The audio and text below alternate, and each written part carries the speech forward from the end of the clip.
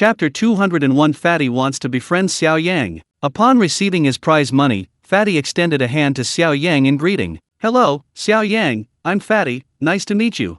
Xiao Yang is currently incredibly famous online. Almost everyone who uses the internet knows Xiao Yang, including Fatty. Although Fatty himself has 20 million followers on the music streaming platform Manhwa, making him a top influencer. Especially in the food-related live streaming category, he has a large and loyal following. However, compared to Xiao Yang, he's insignificant. The only difference is that Xiao Yang hasn't registered a personal account on Manhwa yet. If he did, his follower count would immediately increase exponentially, far surpassing Fatty's. Moreover, Xiao Yang's followers wouldn't be limited to just one niche, they would be very diverse. After all, Xiao Yang possesses a multitude of skills, and each one can amaze people and gain him a large following. Just now, during that brief moment when he was challenging Xiao Yang on the same stage, Fat Brother's account rapidly gained nearly 1 million followers because of Xiao Yang. For Fatty, who hadn't gained any new followers in a long time and was already at the top of his niche, this was incredibly good news. How could Fatty pass up such a great opportunity to get close to Xiao Yang?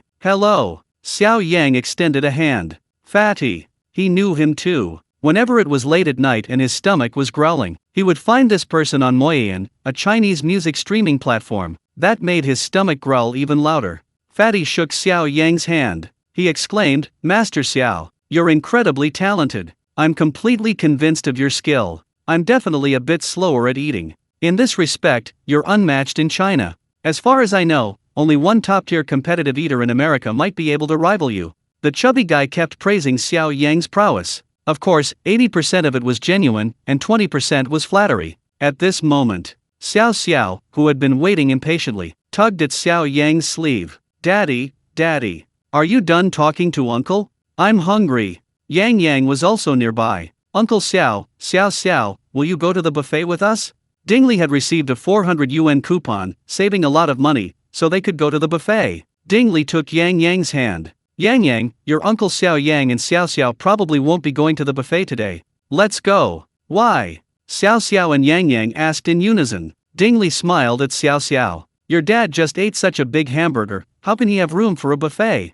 We spent so much money to go in, if we can't eat anything, isn't that a waste?" "Ha!" Xiao sighed resentfully, pouting as she looked at Xiao Yang. They'd already reached the entrance, and she was even participating in a competition, yet they still couldn't get a buffet. Xiao was still a little unhappy. The comments section was filled with, "Poor Xiao, she's been hungry for so long, and still hasn't gotten to eat at the buffet. If it's not worth it, it's not worth it. You should still keep your promise to the child, right? Parents shouldn't break their word." Actually, Dingley could take Xiao inside to eat, and Xiao Yang can wait outside. Upstairs, that makes sense, it's a perfect solution. The viewers in the live stream were offering suggestions to Xiao Yang. The result. Xiao Yang said, "Let's go, together." "What? Together?" Ding Li's eyes widened. "You can still eat this after just finishing such a huge burger." Even the chubby guy next to him was a little confused. Although he could eat a lot, finishing that gigantic burger so quickly still left him only about 50% full. Even he didn't want to go to the buffet today. After all, he always live streams when he goes to buffets. Everyone wants to see him eat. If he can't eat, what's the point? But now Xiao Yang was going. Wanting to build a connection with Xiao Yang, he naturally wanted to go in together. "Let's give it a try." Xiao Yang smiled at Dingley. "After all, we just won the prize money, Xiao should have a good meal." Although he said that, Xiao Yang had a different thought in mind. Back when he was a poor student, he would go into a buffet restaurant hungry all day. He'd go in leaning against the wall, and come out leaning against the wall. He still couldn't eat much. Now that he had this gluttonous ability, he had to make good use of it. 888 per person? Even at 8,888 per person, he could still get his money's worth. Let's go! Xiao and Yang clapped their hands and happily walked towards the buffet restaurant entrance. This buffet restaurant was located in a high-end shopping mall in the city center. Every detail of the restaurant's design was brimming with fashionable elements, from a huge Rolls-Royce themed car to a wall covered in flowers. The night view outside the windows was beautiful. The restaurant was divided into a buffet and an a la carte section. Xiao Yang and his daughter, along with Dingley and his son, and 2 photographers, made a total of 6 people. They found a 3-meter-long table with 8 seats. After they were seated, a beautiful waitress in a cheongsam approached with several elegant menus. She then took out a pen and a small notebook. She glanced at Xiao Yang, and, seeing her idol, flashed a sweet smile. "Hello, Mr. Xiao, what would you like to order?" Xiao Yang opened the menu. Wow! It was indeed a high-end buffet restaurant. The a la carte selection was quite luxurious. There were French Gennardo #1 oysters, 4 large abalones, New Zealand langoustines, Australian Wagyu beef, 9+, and foie gras. A thick stack of menus, quite a lot of items. Dozens of dishes in total, each accompanied by an exquisite picture, very tempting. Just looking at them whetted his appetite. Many of these dishes were things he'd never tried before, and he was determined to eat his fill this time. With this in mind, Xiao Yang asked, "Are all the items on this menu unlimited?" Waitress, "Yes, sir. Our restaurant has a 2-hour dining period. Unlimited within 2 hours." Given the restaurant's pricing, even with high-quality ingredients, a normal person's appetite simply wouldn't get their money's worth. Therefore, there's no limit. Xiao Yang nodded. "Okay. Then 5 of these. 5 of these. This, 5. The waiter paused, taken aback. "Mr. Xiao, are all these 5 servings?" Xiao Yang, I eat quickly, so I ordered a lot to avoid waiting. The waiter's eyes swept over the people at the table. 4 adults and 2 children. Although all 4 adults were men, the amount Xiao Yang ordered, when counted, was almost dozens of dishes. It was still a bit too much. The waiter gently reminded him, "Mr. Xiao, we encourage taking small portions and avoiding food waste. We promote the empty plate policy. If you can't finish, you will be fined according to the amount of leftover food and its price." Chapter 202. Dingley, afraid of losing money with Xiao Yang, ran away with Yang Yang. As a waiter, it's my duty to remind guests not to waste food. This is to avoid guests leaving too much food and causing trouble later. The waiter reminded them again. "Sir, we not only have an ordering area, but there's also a self-service area over there. You can go take a look."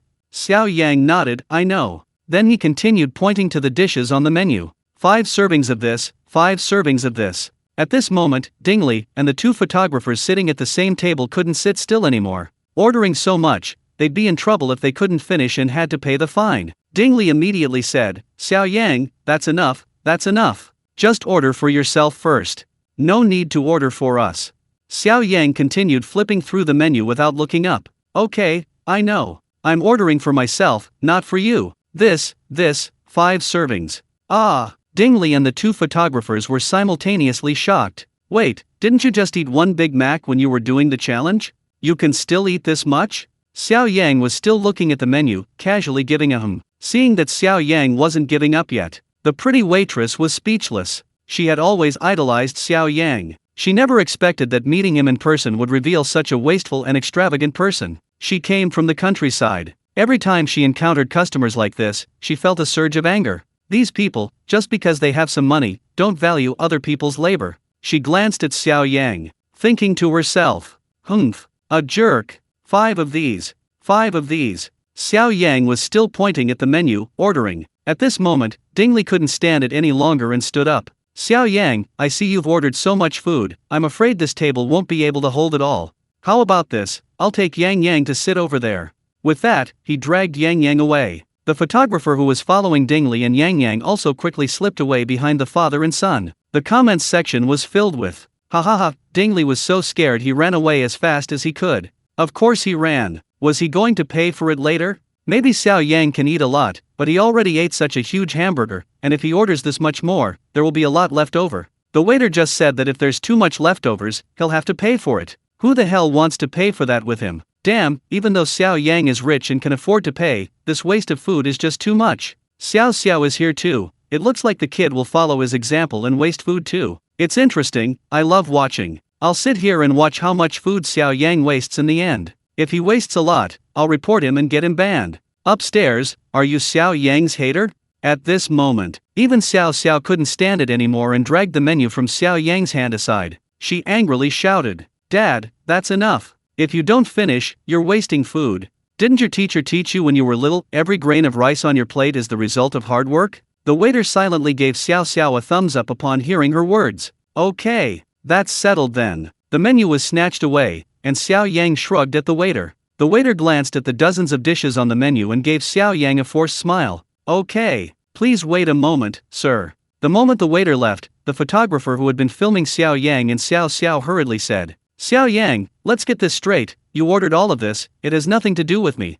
You know, I don't have much money on me, I really can't afford this fine." Xiao Yang interlocked his index finger and thumb, making an OK sign. Here's what you'll do, your food is over there, and mine is over here, let's draw a line. Okay. Hearing Xiao Yang say this, the photographer, who had been tense, finally relaxed. Then he set up the camera in a suitable spot, rubbed his hands together, and said with a beaming smile, "This is my first time eating at such a high-class buffet restaurant. 888 yuan per person, I'm definitely going to eat my money's worth." He was about to head to the food area when Xiao stopped him. "Uncle, don't rush. Do you know the trick to eating at a buffet?" The photographer, "There's a trick to eating at a buffet." Xiao nodded her little head. "Of course. Listen to me first." Hearing Xiao say this, the photographer sat down again. Xiao counted on her fingers. "First step, eat fruit." The photographer, "Why? Doesn't fruit fill you up?" Xiao, "Because fruit decomposes within 30 minutes of being eaten." The photographer, "I see. And then?" Xiao, "Second step, the raw seafood section. That doesn't fill you up. And it decomposes in 2 hours. Third step, eat cooked seafood. Fourth step, then you can eat meat. Fifth step, you can eat some salad to cut through the richness. Rest for a while, and the last step, eat some dessert or shaved ice." The photographer was stunned. "How are you so professional?" Xiao chuckled, shaking the phone in her hand. "I just searched it online. Comments scrolling. These methods are completely useless. Remember one thing, go in leaning against the wall, leave leaning against the wall." I've always wanted to teach the owners of buffet restaurants a lesson, but every time I end up paying for a lesson. Xiao Yang propped his head up with one hand, tapping his fingers on the table with the other, and said casually, "You two go get your food, I'll finish what I ordered first." Audience. Finally realized you ordered too much, huh? Too scared to get your food now? Too late, you'll be crying later. As they waited for their food, the live stream switched scenes. But Professor Deng and Principal Shi, being older, were already furious at Xiao Yang's ordering. Professor Deng slapped the sofa armrest and said, "What did I tell you? Xiao Yang, as a father, hasn't set a good example at all. He doesn't appreciate the fruits of others' labor. Eating at a buffet, his eyes are bigger than his stomach, he wants to order everything. He can't finish it, isn't that a waste of food? Even a child knows the value of every grain, and look at Xiao Yang, he's even worse than a child." Principal Shi, slightly older than Professor Deng and having endured much hardship in his childhood, was particularly moved. "Today's young people have never experienced hardship, never gone hungry. When we were young," Principal Shi went on and on about stories of not being able to afford food as a child. Finally, he concluded, "That's why they don't know how to cherish food. This is outrageous. This kind of person shouldn't be on television as a public figure. Although children receive education at school, learning knowledge and principles, parents should set a good example." At this moment, Su Jiajia, watching the live broadcast, spoke softly. During the competition just now, Xiao Yang's performance was quite surprising. Maybe he really can eat a lot?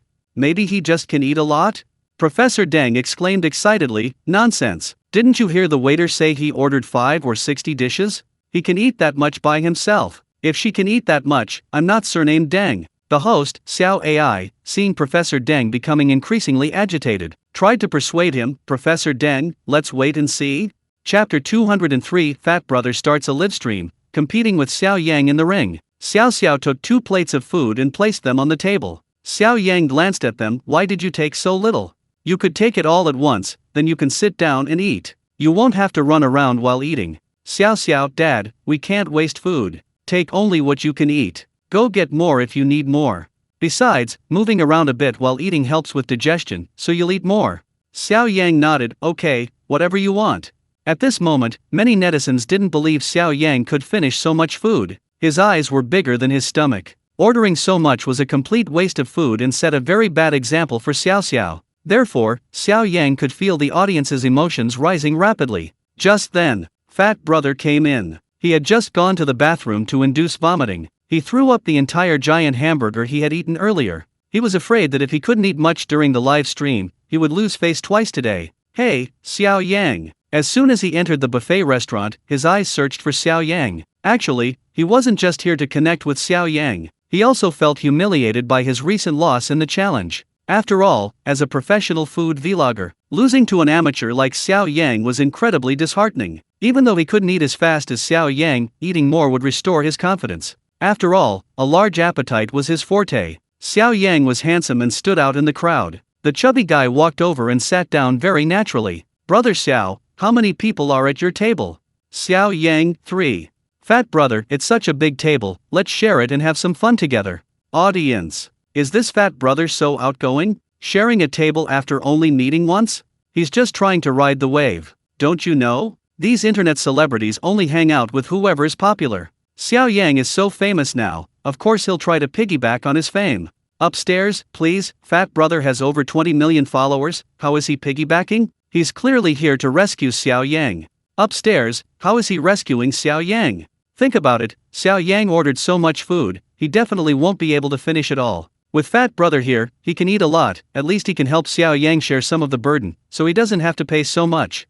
That makes sense. Xiao Yang glanced at fat brother. Besides fat brother himself, there was a person filming and an assistant, ready to live stream. There were 3 of them in total. Actually, this was a long table that seated 8 people, it would have been more than enough for the 3 of them. However, Xiao Yang said, there's enough room to sit. But I'm worried there won't be enough space for all the dishes. The chubby guy was taken aback, thinking it was Xiao Yang's polite refusal. But then, less than half a minute later, I saw one after another. A dozen or so waiters filed out of the kitchen, carrying trays, and headed towards Xiao Yang's table. Soon, the long 8-person table was piled high with 60 or 70 plates. Various kinds of lobster and seafood, as well as oysters and scallops, premium sashimi, and Weijio beef hot pot. The entire table was densely packed with food. When Xiao Yang ordered, everyone just thought it was a lot, but didn't have a concrete idea of what that meant. But when hundreds of plates of food were laid out, filling a large 8-person table, the visual impact was truly shocking. The live stream chat was filled with comments. Holy crap, so much. If Xiao Yang can finish all this, I'll go to the toilet and eat shit. Ahem, buddy, it's mealtime, don't talk so disgustingly. Okay, let's put it another way. If Xiao Yang can finish it all, I'll go run naked in the street. Even Fatty was stunned by the table full of food. Is this all yours? Xiao Yang, Fatty was dumbfounded. As a mukbang streamer, he was a professional. He estimated that the food on those dozens of plates weighed about 10 pounds. Xiao Yang had just eaten such a huge hamburger, and ordered so much food, could he finish it all? His assistant muttered a few words beside him. The chubby guy looked up and shouted to the waiter, "Give me the same thing as this table." What? The waiter exclaimed in surprise. This was a high-end buffet restaurant. Although the average price per person wasn't cheap, their ingredients weren't cheap either. If everyone ate like this, they'd be losing money hand over fist. The waiter quickly informed the manager, afraid the manager would misunderstand and think they were embezzling ingredients. A short while later, the dozens of dishes the chubby guy had ordered arrived at the table next to Xiao Yang's. Although the 2 ate separately, it was like a friendly competition. As the dishes were served, Fatty also restarted his live stream. While Xiao Yang quietly enjoyed his meal, Fatty's side was much noisier. Fatty was energetically shouting into the camera lens. "Dear family, Fatty is back. I'm ashamed of my time challenge just now. I wasn't as fast as Xiao Yang. Please forgive my poor performance. But those who know Fatty well know that I can only eat a lot. I'm definitely lacking in speed. But when it comes to the amount of food I eat, Fatty has never lost to anyone. Today, Fatty was also fortunate enough to meet brother Xiao, and I'm very happy. I ordered the same food as brother Xiao, and I'm eating with him." Although Fatty was much older than Xiao Yang, he still addressed Xiao Yang respectfully as brother Xiao. As he spoke, the video camera panned to a table laden with food. It even caught a glimpse of Xiao Yang's face. Xiao Yang was standing right there. Hearing Fatty's words, he chuckled inwardly. He just lost and was now stubbornly trying to outdo him. This kind of person, wanting to compete and also trying to ride the wave of attention, is truly shameless. But it's alright. He has the system skill, he'll never overeat. But for a normal person, that's impossible. He's afraid some people who didn't manage to ride the wave of attention will be proven wrong. At that moment, Fatty's livestream chat exploded with comments. Holy crap, Fatty's awesome. He ate so much this time.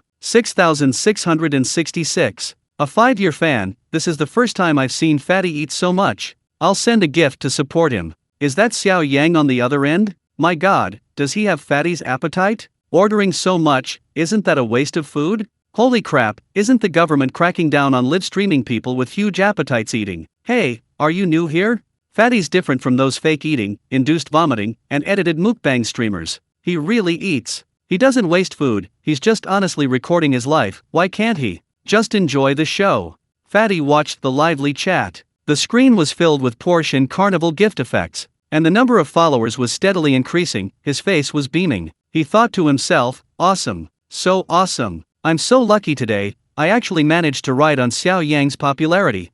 After a brief introduction, Fatty started eating with his head down. Chapter 204. After Xiao Yang finished eating his food, Fatty collapsed. Inside a luxurious villa, Mr. Liu, the owner of the buffet restaurant, answered his ringing phone. The caller was the manager of the buffet restaurant where Xiao Yang and his friends were eating. Manager, boss, 2 big eaters came into the restaurant today. Not only did they just win a big eater challenge, each receiving a prize of 18,888 yuan, then they came in and ordered over 100 plates of our most expensive food. The ingredients in the restaurant are all air freighted imported, they're not cheap, they've eaten way too much, we're probably going to go bankrupt. Do you think we should take any measures? The manager had worked in buffet restaurants for over 10 years and had never encountered anything like this before. Mr. Liu calmly said, did the waiter say that any leftover food would incur a fine based on weight? Manager, yes. Mr. Liu, then that's settled. Do I have to teach you this? Make them pay for whatever's left. If they don't pay, call the police. The manager gave a wry smile. Boss, these 2 aren't normal. They can really eat that much. One of them is Fatty, a top food vlogger. Mr. Liu heard Fatty's name. A surge of joy welled up within him, and he immediately raised his voice. Fatty. The manager, yes. Mr. Liu confirmed again, the top-tier food vlogger with 20 million followers on his magic voice account, Fatty. The manager, yes. Mr. Liu said cheerfully, it's alright, just consider it advertising. Let him eat, give him as much as he wants. What about the other one? The manager, Xiao Yang. Mr. Liu, what? Xiao Yang. When that name popped into Mr. Liu's mind, he immediately began to recall Xiao Yang's various exploits over the past period. If Fatty was just a top-tier internet celebrity, then Xiao Yang was more influential than 10 top-tier internet celebrities, more famous than top-tier celebrities. Trending topics seemed to be owned by Xiao Yang, appearing everywhere he went. Every week, during the few days when the variety show My Dad is a Superhero was filming, Xiao Yang and Xiao Xiao's names are practically constant at the top of the trending topics list. Other celebrities have to pay to get on the trending topics list. Xiao Yang's popularity is all organic. Every time he trends, the number of reposts and comments is undeniable. He's genuinely incredibly famous. Hearing Xiao Yang's name, Mr. Liu wasn't just happy, he was ecstatic. The buffet restaurant industry in Shanghai has developed rapidly in recent years, with fierce competition across low, medium, and high-end options. Although his buffet restaurant has a good location, decor, quality, and food, it's newly opened and needs a lot of promotion. Unexpectedly, this massive influx of traffic came on its own today. Mr. Liu, a seasoned businessman with foresight, immediately made a decision. He immediately gave the order, from now on, no new customers will be allowed in tonight. Let Xiao Yang enjoy his meal. The manager was puzzled. Boss, why is this? As an executor, he didn't dare question his boss's decision, he just had to follow it. However, for their restaurant, which averages 888 yuan per person, refusing entry to customers from now on would be a huge loss. Manager Liu said impatiently, don't you even understand? Go check who Xiao Yang is. If this trends on social media, our restaurant will be famous. That's an effect that millions of dollars in advertising fees can't buy. Manager, okay. Having been lectured, the manager hung up the phone and immediately ordered the staff to temporarily suspend operations, only allowing customers to leave and not take in anymore. Meanwhile, netizens were even busier. They were shuttling back and forth between Xiao Yang's livestream and Fatty's livestream. The chat in Fatty's livestream was overflowing with comments. Holy crap, Fatty has eaten so much already. He really is the #1 mukbang streamer.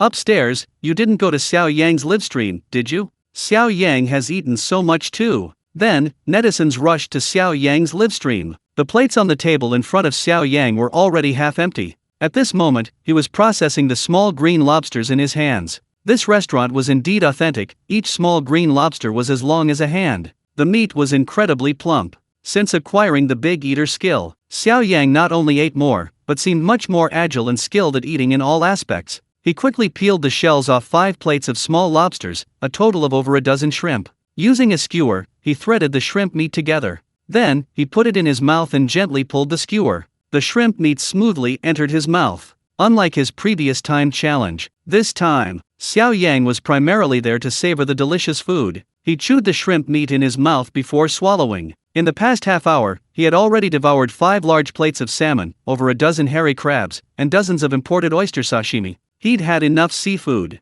Xiao Yang then turned his attention to the Weijiao beef. The waiter brought over a soup pot and a grill. Xiao Yang placed the dozen or so plates of Weijio beef, weighing a good 4 or 5 pounds, into the soup pot while simultaneously grilling the meat. Once cooked, he devoured it all in a whirlwind. The food he had just ordered was rapidly dwindling. Meanwhile, Fatty's eating speed gradually slowed, mainly because the food on the table totaled about 10 pounds. A normal person can only eat about 3 pounds of food at most at a time. Even famous competitive eaters' limit is only a dozen pounds at a time. The once famous Little Days competitive eater set a record by eating 16 pounds of seafood rice in one sitting, but Fatty didn't have that kind of capacity. He had never eaten more than 9 jin, 4.5 catties, of food at once. Today's meal was already pushing him to his limits. 2/3 of the food on the table was already gone. The chubby guy was starting to feel a little bloated and couldn't eat anymore. And to try and eat more, he had barely drunk any liquids. He looked up and saw Xiao Yang holding a glass of red wine, savoring it slowly.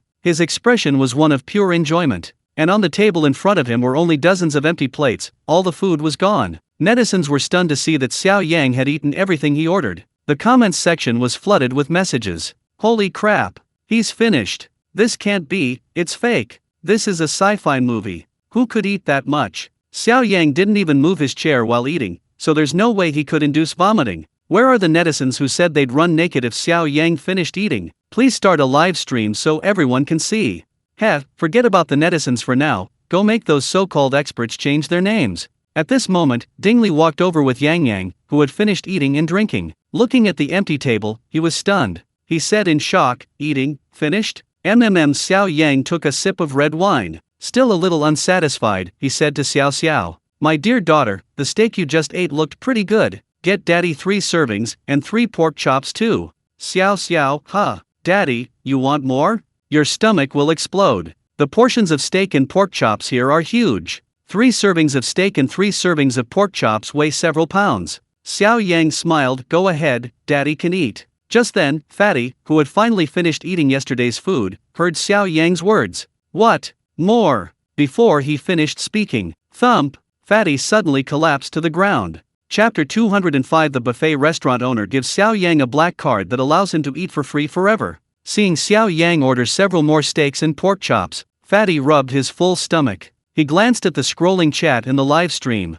Go Fatty, Xiao Yang finished it all. Fatty, Xiao Yang ordered several more pounds of food, hurry up and eat. Fatty, you lost to Xiao Yang in the time challenge, are you going to lose again this time? As a longtime fan, you've disappointed me so much. Looking at the endless stream of comments, even though he was already at his limit, Fatty still stood up, intending to go to the food area to get a few plates of the same food as Xiao Yang. Thump! With a loud thud, he collapsed to the ground, slowly closing his eyes. Ah! His assistant, seeing Fatty collapse and unconscious, screamed in fright and, along with his companions, rushed Fatty to the hospital. After a brief commotion, the buffet restaurant returned to calm. Xiao Yang saw 5 steaks and 5 pork chops that Xiao Xiao had given him on the table. Adhering to the principle of not wasting food and keeping his plate empty, Xiao Yang quickly began eating. At this moment, the live stream chat was filled with comments. Holy crap, Xiao Yang is still eating? He's eaten so much more than Fatty, and the thing is, judging from Xiao Yang's expression, he doesn't even look full.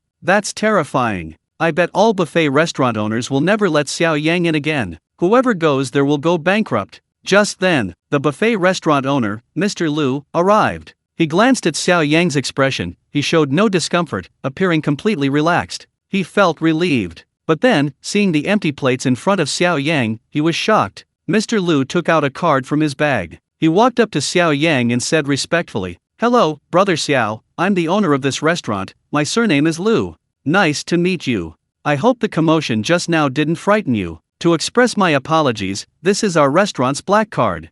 From now on, if you bring this card, you can eat for free at our restaurant. Audience. What? Free? Who said Xiao Yang eats so much that buffet owners have to close their doors tightly when they see him? That's why he's the owner. Xiao Yang eats there often, he brings celebrity influence. Look at those food vloggers, many businesses spend tens or even hundreds of thousands to beg them to eat there.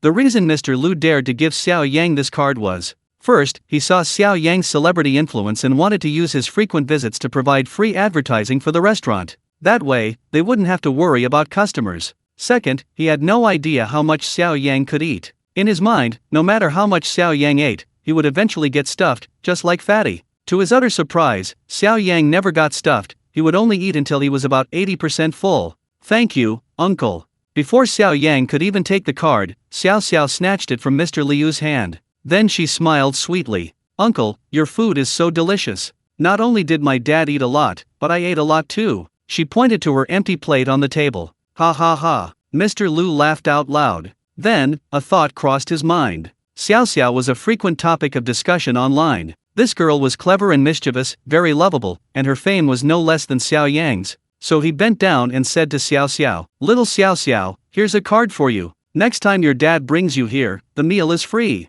As he spoke, he took out another black card from his bag and handed it to Xiao. At this moment, Yang, who was standing nearby, glanced at the two cards in Xiao's hand and said enviously, "Uncle, if I have this card, can I eat here for free? I want this card too." As a businessman, Mr. Liu wasn't giving away cards for charity. It was to gain more returns. He believed that Yang and Dingli didn't have high commercial value and weren't worth his investment. Mr. Liu pretended to pat his pocket. "Excuse me, little Yang, I was in a hurry and didn't have my black card on me. How about I give it to you next time you come? Or you can come with Uncle Xiao Yang and Xiao, and the waiter will give it to you for free." Yang, being just a child, didn't understand the tricks. He happily clapped his hands and said, okay. The comments section was flooded with, "What? Forgot your card? He just doesn't want to give it to you. Yang isn't as famous as Xiao, what a double standard. Ah, I think this boss is smiling and looks quite kind. Maybe he really forgot his card. There's an honest guy upstairs, everyone come and laugh at him."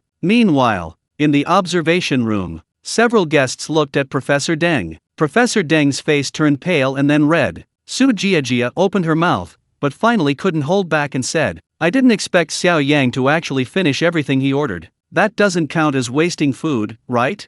You agree, Professor Deng?" Professor Deng was taken aback, touching her face as she spoke. "Yes, since he finished his plate, it doesn't count as wasting food. I didn't expect Xiao Yang to be such a big eater." After saying that, she touched her face again. Then her expression changed, completely ignoring her earlier comment. If Xiao Yang could finish so much food, she wouldn't be surnamed Deng. She continued seriously, "But eating so much isn't good for your health. Look, that fat guy just ate too much and had to be sent to the hospital. Isn't Xiao Yang teaching Xiao to overeat?" On Weibo's trending topics, the popular comments about Xiao Yang wasting food that were just trending have disappeared or been buried among other trending topics, replaced by new trending topics. Hashtag Xiao Yang's lesson for top buffet restaurant owners. Breaking news. Hashtag Xiao Yang wins 18,888 yuan cash with an 8-layer burger in 2 minutes. Breaking news. The comments under the trending topic are even more exciting. "Holy crap, I was there when Xiao Yang ate. I wouldn't have believed it if I hadn't seen it with my own eyes. Why is God so unscientific? He not only gave Xiao Yang such a huge appetite, but also such a great physique. I hate those people who can eat whatever they want and never gain weight. I gained 2 pounds just from drinking water." Not only that, because of Xiao Yang's fame, his huge appetite, and his eating speed, many restaurant owners also saw this massive influx of attention. They all flocked to Xiao Yang's personal Weibo account, inviting him to their restaurants, all free of charge, of course. Many restaurant owners also spent a lot of money to invite Xiao Yang to dine at their establishments. However, Xiao Yang didn't care about this. "Since I used my superpowers, even though I ate it all, nothing was wasted. But there's no need to cultivate a big eater persona, especially since I have many more powerful skills. I can earn more money." Chapter 206. Xiao picked up a stray dog and took it home. The next day, the weekend. This episode's filming was supposed to end there. However, due to overwhelming audience demand, the director spent a large sum of money to add another episode this weekend. Because it was so last minute, there were no other tasks for the next 2 days. They only filmed the daily lives of 4 father-daughter, son, pairs. Early in the morning, Dai Chuan entered Niu's room. "Baby, wake up." Niu, still sleepy, stretched out her 2 chubby little hands. She said sweetly and affectionately, "Daddy, isn't today the weekend? Aren't you going to kindergarten? Why do you have to get up so early?" Dai Chuan stroked Niu's hair. "Baby, Daddy made an appointment with a dance teacher for you today. Shall we go see her?"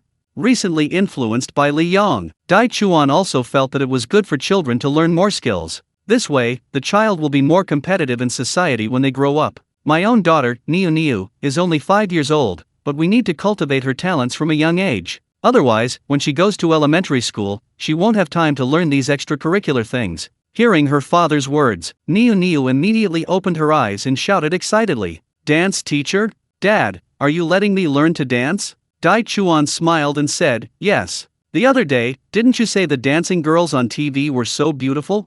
So, Dad made an appointment with a dance teacher for you today. Get up quickly. Yay! Niu jumped up happily upon hearing this. I can dance in a princess dress now. Then, the livestream scene changed. Chow Chow had already gotten up. On his desk was a stack of test papers and books, exactly the same as the one Xiao Yang had soaked. Last night, Chow Chow worked until the wee hours of the morning to finish the test papers he'd left at Xiao Yang's house. Chow Chow, come and eat breakfast. After breakfast, you have your cello lesson. Li Yong called from the dining room. There are no performances today, and no school. Chow Chow will have his usual weekend schedule of extracurricular classes. Saturday morning is cello lesson, afternoon is horseback riding, and evening is piano lesson. Tomorrow, Sunday, there's a math competition class, and in the afternoon is English class. He has to find time to finish the homework assigned by his school teachers, and then he has to do the homework assigned by Li Yong. You could say that during his weekends off. Chow Chow is even busier than on school days. He has absolutely no time to play. After Chow Chow finished breakfast, Li Yong took Chow Chow and left home. The live stream then switched to Xiao Yang's house. At this moment, Xiao Yang was still sleeping. Get up! Get up! Ms. He rushed into the room, turning on the light and opening the curtains in Xiao Yang's bedroom. Mom, let me sleep a little longer.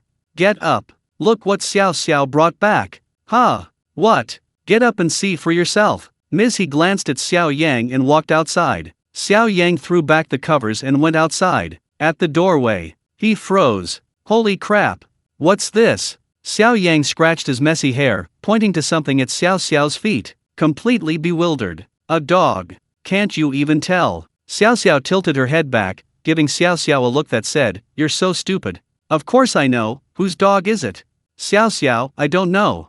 I found it. Found it. Xiao Yang looked at the dog at Xiao's feet. It was about a meter long, very thin, with large, drooping ears. Its belly was creamy white, and its head and back were brown and black. There was a wound on its head, bleeding slightly. Its eyes were filled with confusion and fear. It was filthy. Lying on the ground, trembling, it looked pitiful. You found it. Xiao Yang looked at Xiao and asked again. Xiao put her hands on her hips and looked up at Xiao Yang. I was just skateboarding downstairs when I saw several kids surrounding it, throwing stones at it, bullying it. Xiao Yang, and then? Xiao, then I shouted, don't bully the puppy. Xiao Yang looked Xiao up and down, checking if she was hurt. And then the little boys all scattered. Xiao, how could that be? But I told them that my dad is Xiao Yang, and he eats everything, and I'm going to tell him to eat them all. I even showed them the video of you eating a hamburger yesterday, and they ran away in fright. Xiao Yang, audience, ha ha ha ha. The video of Xiao Yang eating a hamburger was quite scary, it looked like it could eat a child. Xiao Yang, good point, don't say that again. But how do you know this dog doesn't have an owner? Xiao, I waited there for a long time, but no one came looking for it. I even asked the uncles and aunties who own shops around here. None of them recognized this dog. At this moment, Missy said, I just asked several times in the residence group, and indeed no one responded. It's all dirty, it's probably a stray dog. Xiao, Dad, Grandma, can I keep it? Look how pitiful it is. If you put it back, without my protection, some children will bully it. Xiao Yang glanced at Ms. He. After all, this house wasn't his, the owner was his mother. No, Ms. He shook her head firmly. Our family can only keep one animal. Xiao Yang raised an eyebrow and said to Xiao, so, your grandma said, in this house, it's either you or it, or you. You choose. Ms. He snorted. She pulled Xiao to her side, and while Xiao Yang wasn't looking, she shoved him out the door. What I mean is, in this house, it's either you or it, or you. Ms. He gestured back and forth between the dog and Xiao Yang. Audience. Ha ha ha, I'm laughing so hard. For Ms. He, Xiao is her biological child, but Xiao Yang might not be. Xiao Yang, think it over carefully, think it over, think about what Ms. He said. Don't worry, when I brought the dog home, my parents said the same thing, and then I became the same generation as the dog. Oh no, I like Xiao even more now, so kind and full of a sense of justice, what a great kid. Xiao Yang blinked, bewildered. Xiao, nestled in her grandmother's arms, looked towards her father. Dad, you should leave. You can earn money to support yourself, but the dog can't. Audience. Haha, mom doesn't love him, daughter doesn't care for him, Xiao Yang is so pitiful. This little darling is leaking air, she's practically a tattered rag. Xiao Yang gasped, maybe not, you're going to pay for her? Xiao nodded, yeah, I'll take her. Xiao Yang, oh, you have money? Xiao Xiao, I have pocket money. Xiao Yang shrugged, never mind. Let's go to the pet store first, see if the dog is sick, and then see what to do. It looks so dirty, it's not suitable for staying at home. Chapter 207. This dog's breed is called a beagle, and it's an experimental dog. Without a leash, Xiao Yang found a cloth bag, intending to put the dog inside. The moment his hand touched the dog, he could feel its body trembling. He wondered if the dog had been abused before, it was so terrified. Go away, it's filthy. Ms. He waved to the father and daughter. Don't bring it back. They went downstairs. Xiao Yang was taking out his phone, preparing to search for the nearest hospital. Just then, the photographer arrived, surprised to see Xiao Yang. Hey, you're up so early today? Did the sun rise in the west? You and your daughter are out so early? After several shoots, the photographer, Xiao Yang, and Xiao Xiao had become quite familiar with each other. They sometimes joked around. As soon as Xiao Xiao saw the photographer, she excitedly began to recount her heroic deeds that morning. Uncle, I rescued a dog this morning while I was skateboarding downstairs. Now, my dad and I are taking it to the vet. Oh, the photographer lifted the cloth bag and glanced inside. There was a skinny little dog inside, looking quite pitiful. The advantage of following this father and daughter was that interesting things could happen at any time. Unlike the boring stories other photographers had told him, Li Yang and his son Chao Chao were either studying or doing homework. Yang Yang was a mischievous child, always making a fuss. Daishuan and Nayunia were alright, but not much fun either. Xiao Xiao, you're really good, the photographer praised. Just then, Xiao Yang waved to the two of them. Found the vet, let's go. There was a vet about 500 meters from their home, with good reviews. The three of them followed the navigation on foot. A moment later, they saw the hospital. Mingwan Pet Hospital. This is it, Xiao Yang said, pushing open the heavy glass door and walking in. Hello, welcome to Mingwan Pet Hospital. The front door faced the hospital's reception desk. Before Xiao Yang could speak, Xiao Xiao eagerly ran to the reception desk. Standing on tiptoe, she leaned against the desk, looking up at the female doctor standing behind it. Auntie, I found a dog, can you treat it? The female doctor smiled. Sure, little Xiao Xiao, where's your dog? Although Xiao Yang and Xiao Xiao were both wearing masks, this female doctor was a big fan of both of them. She recognized them the moment they entered. Xiao Yang took the dog out of the cloth bag and was surprised to find that the dog looked around and started trembling even more violently. Come here. The female doctor led the three to the examination room. Xiao Yang placed the dog on the examination table as instructed. The female doctor put on disposable rubber gloves and ran her hands over the dog's body. She examined the inside of the dog's two large ears. Auntie, is this dog seriously injured? Xiao Xiao asked anxiously. The female doctor, right now, the bones don't seem to be in any problems. But further examination is needed. However, this dog is a bit special. Xiao Yang, special? What do you mean? The female veterinarian recounted the dog's background. It turned out this breed was called a beagle, because of its medium size, gentle nature, lack of grudges, and high tolerance. Its genes are stable, and its organ structure is very similar to humans. Therefore, it is internationally recognized as the only dog breed used for laboratory experiments. From the moment it was born, it was prepared for various experiments. Its life was either waiting for experiments or being experimented on. It made various sacrifices for the results of scientific research. The female veterinarian flipped up one of the dog's ears and showed it to Xiao Yang. Look, this is its identification number. From birth, it didn't have a name, only this string of codes. And it trembles even more violently when it sees my white coat. It must be reminding it of some bad experiences from the past. Xiao Yang was taken aback. So this dog's background was truly pitiful. It must have suffered a lot in the past. The female doctor continued. Many pharmaceutical and biochemical companies keep a fleet of dogs like these. Many of the drugs we humans consume, including cosmetics, various scientific research findings, academic papers, have used them for experiments. This dog is very lucky. I don't know how it got out of the lab. Basically, only a small percentage of beagles ever leave the lab. At this moment, the audience, upon hearing the dog's backstory, were all deeply moved. The live chat exploded. This is the first time I've heard of lab dogs. They're so pitiful, I'm crying. What are the requirements to be a lab dog? I'm thinking of sending my boss over, he's been baring his teeth at me these past few days.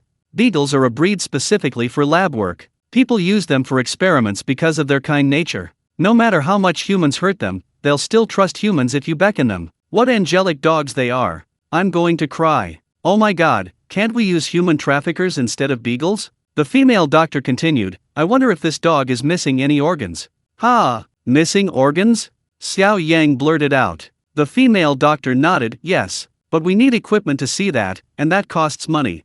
The female doctor was, after all, just an employee. She looked up at Xiao Yang. Xiao was a precocious child. Although she didn't quite understand much of what the female doctor said, she knew that the puppy needed to be saved. Xiao looked at the puppy on the table and stroked its body. The puppy was trembling. Xiao frowned and said to the female doctor, Auntie, please save the puppy. I have money. She took out her bank card from her small backpack and handed it to the doctor. The doctor looked at Xiao Yang. Xiao Yang nodded. The doctor then turned the dog upside down. She placed the dog on the ultrasound table. Throughout the entire procedure, the puppy didn't make a sound except for trembling. Even though it was scared, it didn't resist. Even though the doctor had treated so many pets, her eyes welled up with tears. She pointed to its belly. Look, there's a long scar here.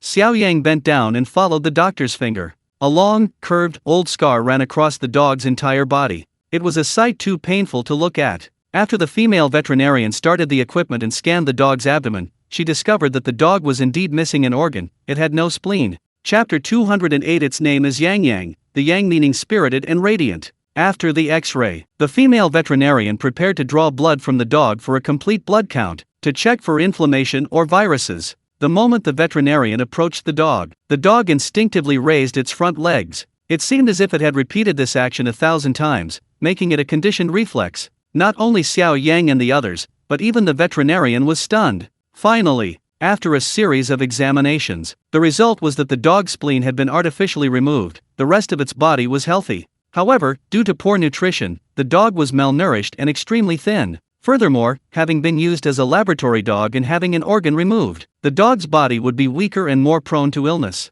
And because of its previous unusual living environment, it lacked the liveliness and cheerfulness of normal dogs and might suffer from some psychological issues. Daddy, it's so pitiful, can we adopt it? Xiao held Xiao Yang's hands and shook them, pleading repeatedly. The comments section was filled with messages. Xiao is such a kind child. She even took out her bank card to save the puppy. Although the puppy is pitiful, it's not good for a child to have a dog at home. It's not only unhygienic, but it also interferes with their studies. You could find a better adopter for the puppy. I'm willing. If Xiao Yang doesn't agree, I'll contact the program team to adopt the dog. Have you ever owned a dog before? The female doctor asked. Xiao Yang and Xiao both shook their heads. The female doctor continued, raising a pet requires a lot of patience and responsibility. Especially with dogs. You need to take it for walks every day, and if it gets sick, you need to take it to the vet for injections and medication. You also need to bathe it, feed it. And this kind of beagle, don't be fooled by how well behaved it seems now. It's actually very mischievous and destructive by nature, has a lot of energy, and barks a lot, which might disturb the neighbors. Perhaps this dog will experience the warmth of a family and revert to its true nature. Will you still be able to keep it and not abandon it? The female doctor was a person who loved animals very much. She talked on and on for a long time. She just wanted the two people who had never owned a pet to think it through. After all, this dog had suffered so much in its early life. She didn't want it to be abandoned again. Before Xiao Yang could speak, Xiao eagerly spoke up. I promise, whether in poverty or wealth, health or sickness, I will never abandon it. Xiao Yang, female doctor, audience? This wording doesn't quite feel right. But Xiao Yang thought about it again. Letting Xiao adopt a pet is fine. Besides, this dog is so pitiful, he can't bear to let it become a stray again. However, he hopes that Xiao can develop a sense of responsibility through raising a pet. He already had a plan in mind. Then, Xiao Yang said to Xiao, my dear daughter, adopting this dog isn't out of the question. But you need to think carefully before you adopt it. Can you be responsible for the dog? Will you pay for the dog's food and treats? Will you take the dog for walks every day? Will you bathe it? The dog is sick, are you going to pay for its treatment? Ha! Xiao was taken aback. I'm paying for everything? Her little miserly nature was on full display again. Dad, aren't you going to give me some? Xiao Yang grinned, heh. Didn't you hear the vet say that these dogs bark a lot and disturb the neighbors? I need to save money to buy a big house. I've paid for the bulk, so you should pay for the smaller portion, right? Xiao thought about it and realized it made sense. But what if it gets sick and I don't have enough allowance? Xiao Yang, you have New Year's money. Xiao, ha. Xiao Yang, if that's still not enough, you can ask me for a loan. Xiao, what's a loan? Female vet. Photographer, you'll get used to it. This is how Xiao Yang tricks his kid. The comments section is scrolling. I think Xiao Yang is just laughing in the CPU. They were going to buy a house anyway, not just for a dog, right? Put a daughter asking her father for a loan and interest. They can finally remove the oxygen tube sooner. No wonder the little darling is so cold. It turns out her father's genes are bad. Xiao Yang spent a long time explaining the loan to Xiao Xiao. Deal. Xiao Xiao made the final decision. Then she happily patted the dog's head. From now on, I'm your mom, I'll take care of you. The cameraman, Xiao Xiao, give the dog a name. The female doctor, this is a male dog, meaning it's a little brother. She managed to convince her father and successfully adopt the dog. This made Xiao Xiao very happy. She smiled sweetly, revealing 2 adorable dimples. I've decided, let's call him Yang Yang. I recently learned a new word, the yang of spirited and radiant. So that he can always be spirited and radiant, happy and carefree. Xiao Yang, good name, Yang Yang. Wait, which Yang is spirited and radiant? The female doctor whispered, it seems to be the Yang in your name. Audience. Ha ha ha, I'm dying of laughter, what a filial daughter. Isn't the Yang of spirited and radiant Xiao Yang? 6666, a top student is a top student. Holy crap, I'm dying of laughter. Xiao Yang said it was a good name, and now he realizes something's wrong. Xiao Yang pretended to be angry and said, Xiao Xiao, this name is no good. Ha ha ha, ha ha ha. The hospital erupted in laughter. Xiao Yang wasn't angry. He hoped Xiao Xiao would have a happy childhood, and that he could be a parent who was like a friend to her. Sometimes, a little joke is good. At this moment, the live stream switched to the observation room. Ha ha ha, ha ha ha. This father and daughter are hilarious. The host, Xiao AI, was also amused. Wei Cheng, do you usually treat your child like a friend, joking around with her? Wei Cheng smiled, not really. Maybe it's because of my parents, they were quite strict with me, so that influence has been passed down to the next generation. I think elders are elders, there's an order of seniority, and younger generations should respect their elders. Right. Wei Cheng is right. Professor Deng said, parents and children don't need to be friends. Parents must have authority over their children to properly discipline them. Otherwise, the children they raise won't understand the difference between elders and juniors, and won't respect them. Look at the video, Xiao Yang and Xiao Xiao have no respect for each other at all. This is a failure of education. I think there's nothing wrong with parents being friends with their children. Su Jiajia, however, was influenced by the atmosphere between Xiao Yang and Xiao Xiao. If parents only criticize or lecture their children, what child would want to confide in such parents? They'd just keep their feelings bottled up inside. Like Xiao Yang, communicate with your child as an equal. Only then will children be willing to confide in their parents, and only then can problems be solved more effectively. Comments scrolling. I treat my child as a friend. Now that my child is in middle school, if they have a crush on a classmate, they'll tell me immediately, and then I'll address the issue accordingly, at least preventing them from going astray. No problem. We parents born in the 80s and 90s are from the 60s and 70s, we used to be very serious and didactic. Now that we're parents, I don't want to become like my parents. I think Xiao Yang did a great job. If a child wants a pet, then have an equal conversation with them. Tell them what they need to contribute, instead of simply suppressing and rejecting them or blindly agreeing and cleaning up their messes.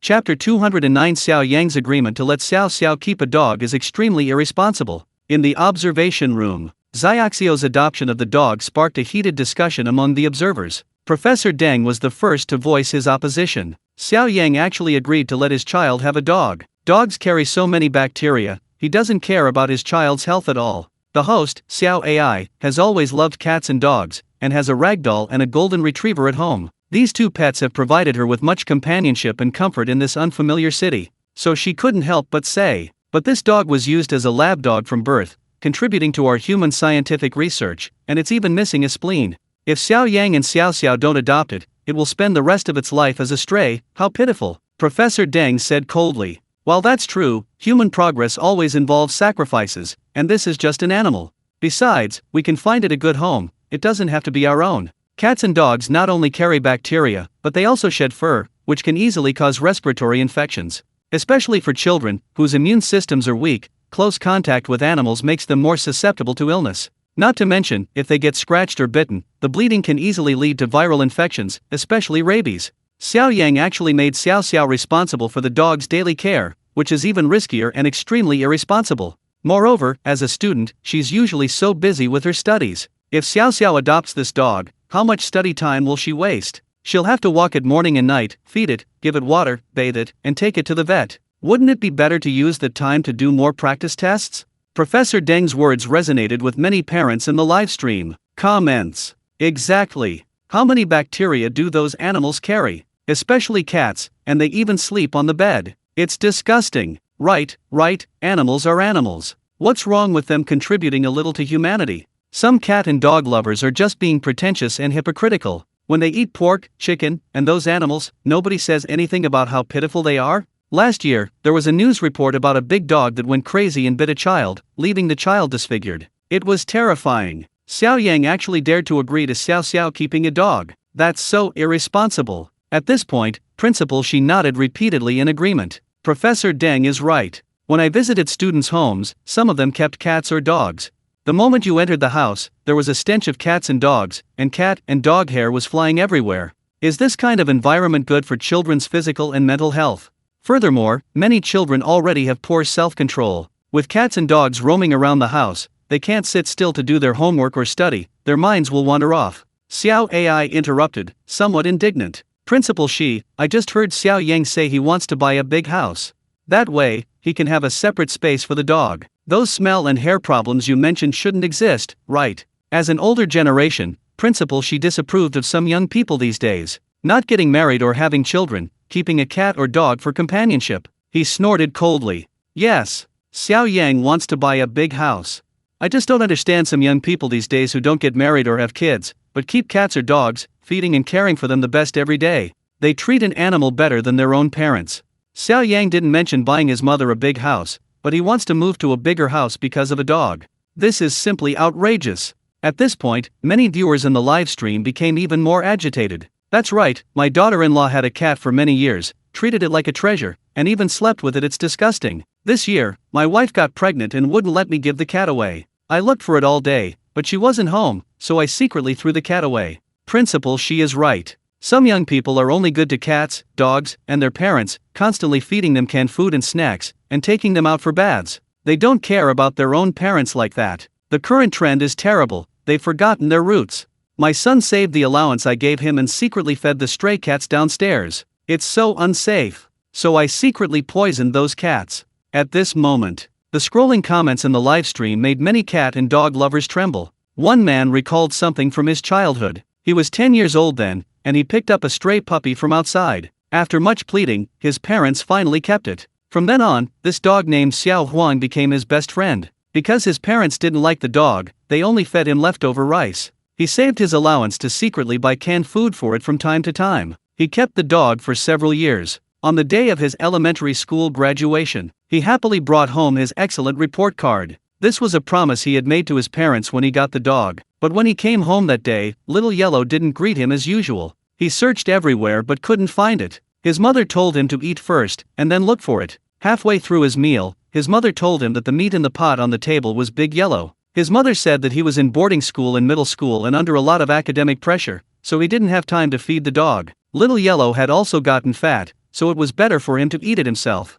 That day, he burst into tears and smashed his bowl. But his parents just laughed and said that he had been eating it quite heartily at first. In the end, it turned into a scolding, calling him unfilial. He dared to defy his parents for a mere animal. His parents had no idea that, in his eyes, Xiao Huang wasn't just an animal, it was his childhood companion. His parents had a bad relationship and argued constantly, making his life at home very oppressive. He would confide in De Huang. De Huang was always very affectionate towards him, wagging its tail. When he cried, it would lick his hand to comfort him. Since that incident, he studied even harder, just so that when he grew up and had the means, he could leave that home, leave his parents. Now, he's in his 30s, living in a first-tier city. He sends his parents money regularly every month, but he's never close to them. Some hurts, once inflicted, can never be erased. They never respected him, they only used their parental authority to oppress him. Otherwise, they wouldn't have done such a thing. In the observation room, Xiao Ai listened to Principal Shi and Professor Deng's words, secretly feeling resentful.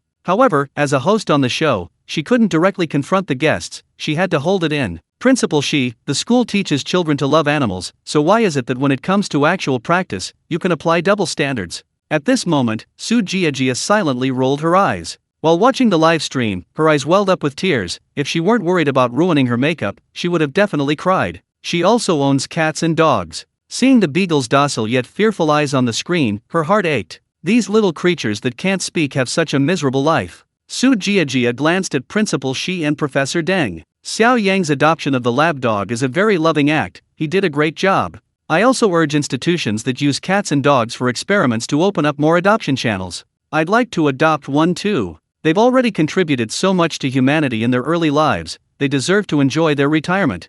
Besides, pets don't carry as many bacteria. Just bathe them regularly, deworm them, and vaccinate them. The air quality in cities is poor now. Bacteria can be found in everything we eat, live in, and use. We can't blame a sick animal for something that can't speak. And whether Xiao can manage her time caring for the dog is something we'll see later. There's no need to jump to conclusions so quickly, is there? Chapter 210 Xiaoxio's credit card was maxed out. Xiao Yang's agreement to let Xiao keep a pet sparked discontent and criticism from many parents in the live stream. Many viewers believe that pets carry a large number of viruses and bacteria and are completely unsuitable for keeping. Xiao Yang's actions were irresponsible towards his child. Meanwhile, at the pet hospital, the system's voice sounded in Xiao Yang's mind. Congratulations, host, you have accumulated 200,000 points of audience emotion value. Congratulations, host, you have received the system reward of God-level acting skill. Audience emotion value reset to 0. Xiao Yang was delighted, this skill was great. He could act anywhere, big or small. He had never paid attention to the entertainment industry and didn't even know where to act. He didn't yet know how to utilize this skill. At this moment, the female veterinarian brought the dog out of the grooming room. The cleaned dog was actually quite good looking. It's all washed. The deworming and vaccinations were just done too. However, this dog has had a very poor upbringing, hasn't been eating well, and is extremely thin and in poor health. I suggest giving it some nutritional supplements and canned food. You can also give it a slightly more nutritious dog food. Xiao Yang nodded, seeing that the dog definitely needed some extra nutrition. Its bones were protruding. How much is it in total? The female veterinarian moved the mouse a few times. She announced the price displayed on the computer. The original price is 1,890 yuan. Upon hearing this, Xiao's mischievous nature immediately surfaced. The smile on her face vanished, and the corners of her mouth that had just turned up immediately drooped. Ah, so expensive. She had the money she earned at the funeral home in her bank account, plus the 500 yuan allowance Xiao Yang gave her every month. But after recently buying a skateboard, paying for Xiao Yang's skateboarding lessons, and buying snacks and toys, there's not much left. Xiao muttered, this time, I'll probably max out my card. She just spent nearly 2,000 yuan, leaving her with no savings. Xiao Yang laughed. What? Giving up so early? It's not too late to quit. Having a pet isn't something you do on a whim. Xiao Yang did this to see Xiao's commitment to having a dog. He'd never owned a dog before, but for Xiao's sake, he was willing to work together to raise one. However, he hoped Xiao would take the lead. This would help her develop a sense of responsibility. But her commitment wasn't that strong. She just wanted a dog to pet occasionally and be a hands-off owner. He would consider not getting the dog and instead carefully select a suitable adopter. Xiao shook her head. No, who said I was giving up? Can't I even grumble a little? Grandma often grumbles while paying too. She turned around, hugged the female doctor's leg, and pleaded, Auntie, can you give me a discount? Look how stingy my dad is, he never gives me any money. Xiao Yang. The female doctor smiled. Of course, no problem, I'm a fan of yours. Besides, the hospital has a policy for stray dogs, offering discounts on examination fees. But it still comes to 1,300 yuan. Xiao, have you thought it through? Owning a pet means owning it for life. Maybe it'll cost even more money later, are you willing? Your dad's right, having a pet isn't something to be done impulsively. Auntie can use the hospital's resources to find it a good adopter. Xiao looked up at Xiao Yang again. Xiao Yang blinked. Why are you looking at me? We just discussed it. I'll provide a big house, giving the dog more space to run around, and also to avoid the dog barking and disturbing the neighbors. But you'll have to be responsible for the dog's daily expenses and vet bills. Of course, Xiao Yang said this just to test Xiaoxio's resolve, not because he really wouldn't help at all. Xiao completely lost hope. It seemed that this old man, Xiao Yang, wouldn't help her. She sighed. Oh dear. This dog has a big gash on its belly, and it's so thin and not very lively. What if other people don't like it? What if other adopters abandon it again, and it gets bullied by other children? It's so timid, always trembling. As a stray dog, it won't get any food. I'll keep it. As she spoke, Xiao gently stroked the dog's head to comfort it. Don't be afraid, I'll take care of you from now on. This scene moved the viewers in the live stream to tears. Wow, that's so touching. A tough guy even shed a tear. Xiao Xiao is so kind. She's usually a little penny pincher, but she spent all her allowance on this dog. She'll still have to spend money on dog food, canned food, and even her New Year's money for vet treatment. This is really tough for a little kid. Condemns Xiao Yang. He didn't even contribute a penny, leaving Xiao Xiao to bear so much cost. I used to think he was reasonable, that he allowed his child to have pocket money, but he's just finding a way to squeeze every last drop out of Xiao Xiao. Upstairs, you can't say that. Spending money on the dog is Xiaoxiao's own choice. She could choose not to have a dog and not have to spend money. Xiao Yang just didn't treat Xiao Xiao like a child, but as an equal, letting her choose where to spend her money. Yeah, Xiao Yang is actually quite good at educating his child. He didn't completely reject his child from having a pet, nor did he completely agree to it. He made his child think things through and pay the price, letting her know that owning a pet isn't easy and that she should be responsible for a life. Xiao Yang has already done a great job. He's even willing to prepare a big house for a dog, giving it space to move around, instead of like other parents who casually abandon, sell, or even kill and eat their children's pets. Amidst the chatter of viewers in the live stream, the three had already left the pet hospital. Xiao Xiao walked ahead, leading the dog. Xiao Yang and the cameraman followed behind. The cameraman asked in a low voice, "Xiao Yang, you really agree to Xiao Xiao getting a dog?" Xiao Yang, yeah. The cameraman, aren't you worried that if Xiao Xiao gets a dog, she'll play with it all day, lose focus, and her studies will suffer? Xiao Yang said speechlessly, when have you ever seen Xiao Xiao study properly? She's a natural at it, even if she doesn't play with dogs, she can do other things. Besides, a lack of concentration has nothing to do with whether or not you have pets, right? When I was in school, my deskmate could play with his own boogers for 2 hours. The photographer, but dogs need to be walked every day, and you have to clean them up. Don't you find that troublesome? Xiao Yang shrugged, so I let Xiao Xiao handle her dog herself. What does that have to do with me? The photographer? Didn't you just say you wanted to cultivate her sense of responsibility? Xiao Yang, if parents are a little lazy, the children will have a heavy sense of responsibility. There's only one person in the family who has to worry, and it certainly can't be me. At this moment, Xiao Yang called out to Xiao Xiao, "My dear daughter, there's a real estate agency over there. Let's go look at some big houses." Chapter 211. Is this dog more important than old Ding's only son? Having transmigrated to this world, he hadn't yet researched its housing prices. Xiao Yang spotted a real estate agency sign across the street. Let's go check it out. The photographer clicked his tongue. Xiao Yang, you're really going to buy a house? Do you know how much houses cost these days? Xiao Yang shrugged, no, so I'm going to find out. The photographer, everyone says you're not good to Xiao Xiao, but you really spoiled her today. Buying a house just to raise a dog for her, 66. Xiao Yang wasn't really buying a house just to raise a dog. He had been considering buying a house all along. After all, as a Chinese person, owning a house was deeply ingrained in his mind, and he was no exception. The house he currently lived in belonged to Ms. He, and the neighborhood was quite old. The water and electricity lines were also aging and frequently malfunctioned. Moreover, as an old neighborhood, security and privacy weren't great. We didn't have the means before, but now we do. The sooner we upgrade, the sooner we can enjoy it. Since we're on the topic today, let's also check out the housing prices. Xiao Yang said to the cameraman beside him, "Don't go in. Having a camera is too conspicuous. The real estate agents might recognize you and try to rip me off." Xiao Yang and Xiao Xiao entered the real estate agency. Then, the live stream switched scenes. Yan Jiang's uncle's house. Today, Yan Jiang's uncle invited Ding Li's family for a meal. A visual overload. A teddy bear was on the ground, barking wildly at Yang Yang. Woof woof, woof woof. Yang Yang, ah, this dog bit me. Wah, daddy, this dog bit me, kill it, kill it. Yang Yang cried and screamed, punching and kicking the dog. If Ding Li hadn't held him back, those punches and kicks would probably have landed on the little dog. At this moment, many parents started typing comments in the live stream chat. See, you absolutely can't keep a dog. It could bite a child in the blink of an eye, it's so dangerous. Look at that dog baring its teeth, an animal is an animal, and some people actually sympathize with it, it's ridiculous. Everyone, don't panic. I don't think Yang Yang was bitten, right? If he really was bitten, would he be yelling like that? The family, who were having a lively meal, suddenly heard Yang Yang crying and the dog barking. He immediately tensed up. Ding Li jumped up and rushed over. He picked up his son Yang Yang and examined him carefully. Son, where did you get bitten? Tell dad quickly. This. Yang Yang pointed to a small scratch on his calf. He had been scratched by the dog's teeth when he kicked it. The dog was still barking. In a fit of anger, Ding Li kicked the dog. You dare bite my son? You've gone too far.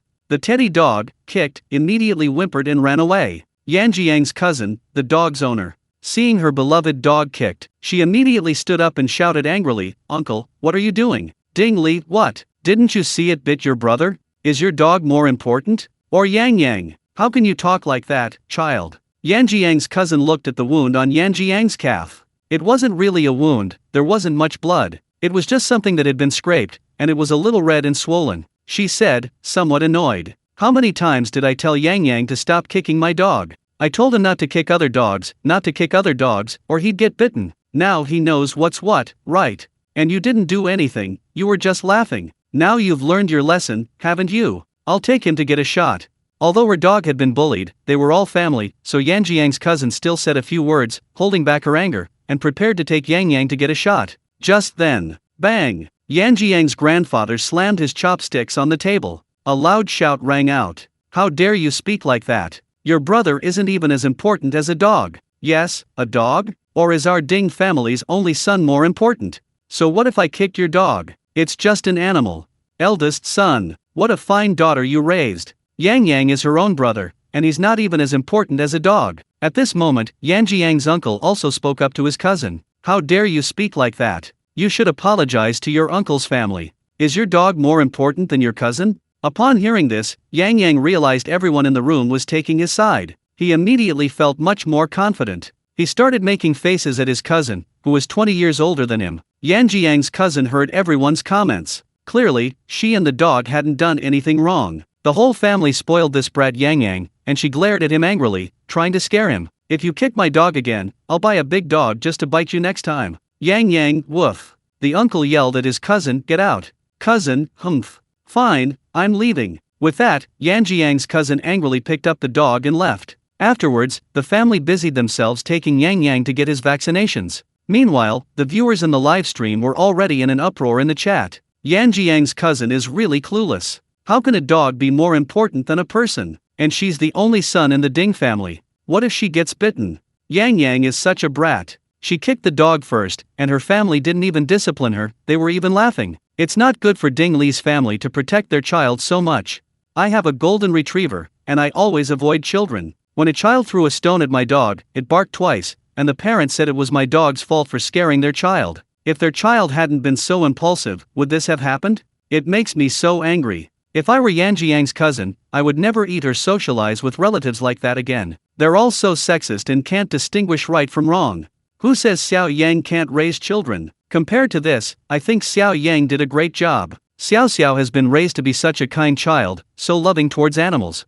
As the farce at Yan Jiang's family ended, the live stream switched back to Xiao Yang and Xiao. The father and daughter had just left a real estate agency. On their way home, Xiao named the puppy Huan again, hoping it would have a happy life from now on. Huan, come on, down the stairs." At this moment, Xiao was patiently teaching a puppy how to go down the stairs. Having grown up in a laboratory, it had never seen the outside world. This puppy seemed unable to even go downstairs. When they encountered stairs, Xiao gently stroked Huan's paws, teaching it how to go down. She even led it to the roadside, watching other passing dogs go down the stairs. Xiao was like a little teacher, very loving and patient. The only thing that bothered her was the issue of money. She sighed to Xiao Yang. "Sigh. Daddy, I'm out of money. Will Huan suffer if it stays with me? How can I earn money again?" Xiao Yang sigh. "I'm short of money too." Chapter 212. Xiao, a director has invited you to have a cameo role. After some research, Xiao Yang realized that housing prices in this world were similar to what he remembered. However, in Shanghai, land was incredibly expensive, with prices skyrocketing. To meet Xiao Yang's needs, he needed a villa with a lawn and garden. It also needed to be close to Xiao's school. Such a house was extremely difficult to find and incredibly expensive. It would cost at least 30 million. Although he had recently uploaded several J-Jo songs to music platforms, his annual income could reach tens of millions. However, this payment wouldn't be received until a year later. It wasn't in his account now. His novel, The Grave Robbers Chronicles, had only been serialized for about 2 weeks. Although he earned up to 100,000 a day, the income from online novels was only settled monthly. As for endorsements and advertising, Xiao Yang hadn't considered it yet. Director Wang had given him a heads up when selecting these ordinary people. Don't do any advertising endorsements during the filming and broadcast of the program.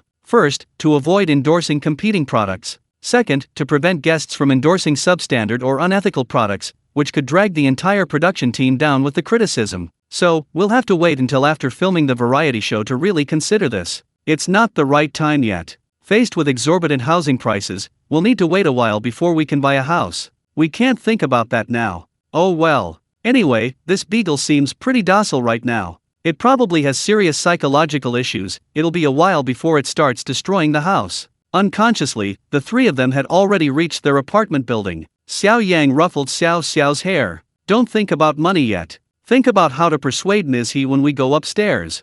Xiao Xiao shrugged. How can we persuade her? Cry, make a scene, threaten suicide. That's how it's portrayed on TV. Xiao Yang, awesome. A dozen minutes later, Ms. He opened the door. Upon seeing the dog on the floor, she immediately frowned. Why did you bring this thing back again? Didn't I say there can only be one animal in the house? Xiao Yang. Upon hearing Ms. He's opening remarks, Xiao Xiao handed the dog leash to Xiao Yang. She immediately ran over and hugged Ms. He's leg. Grandma, Dad just said he's buying a house and moving out. Ms. He's eyes widened. What do you mean? Xiao Xiao, my dad is only staying temporarily, so you can take him in for now. Xiao Yang. No. What happened to the usual crying and threatening suicide? This script isn't right. Audience. Ha ha ha ha. Xiao Xiao's logic is perfect. No wonder she's a top student. Ms. He couldn't believe things had turned out like this. Ha ha ha ha. What a filial son and grandson. Ms. He was completely dumbfounded. Wait, let me think. Ms. He recalled what she had said before they left. There could only be one animal in this house, either Xiao Yang or the dog. Xiao Xiao's words meant Xiao Yang should move out, and the dog should stay? Ms. He immediately waved her hand. That's not what I meant. I meant we can't keep a dog. How many bacteria and viruses does a dog carry? Also, won't the dog disturb your studies? What if your grades drop?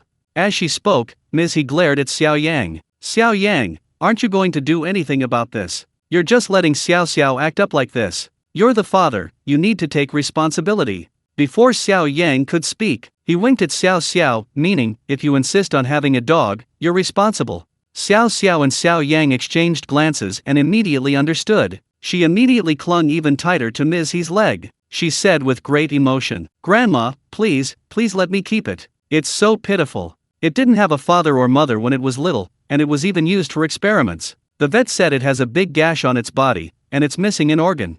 Xiao Xiao recounted the dog's background, though her explanation wasn't very clear due to her young age. Xiao Yang added some details. After all, Ms. He was a kind-hearted older woman. Upon hearing this, she thought about the health supplements she usually took, and perhaps the dog had played a part in it. A little moved, she gradually became less opposed to having a dog. Just then, Xiao Xiao, that little devil, noticed her grandmother's attitude softening. She immediately unleashed her ultimate weapon, bursting into tears. Wah! Grandma, please let me have it. I promise I won't fall behind in my studies, and I promise I'll take good care of the puppy.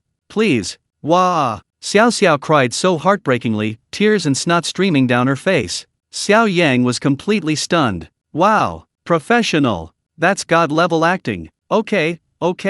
Ms. He waved her hand. I'll accept for now, but there are 3 rules.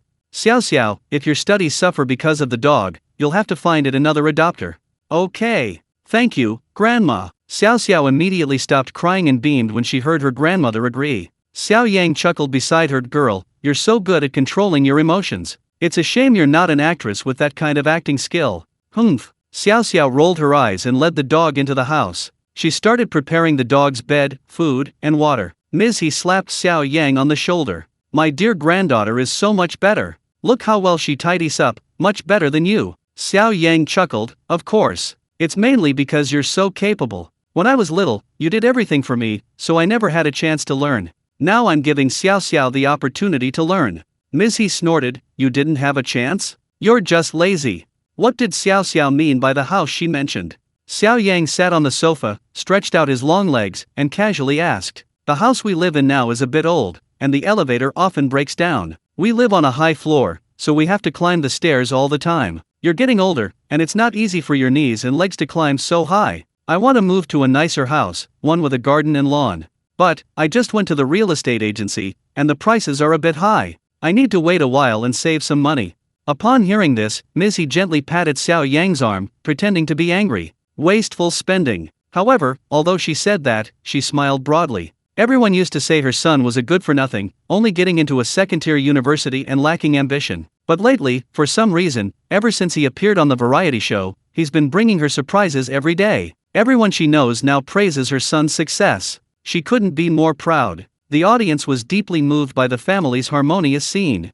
Those old experts were saying Xiao Yang was unfilial, but look, he bought the house for his mother. They're proven wrong, aren't they? Just then, Xiao Yang opened his Weibo and saw a private message. Startled, he immediately shouted towards the balcony. Xiao, a director invited you to have a cameo role, are you going? What? Xiao dropped what she was doing and rushed over from the balcony. What cameo?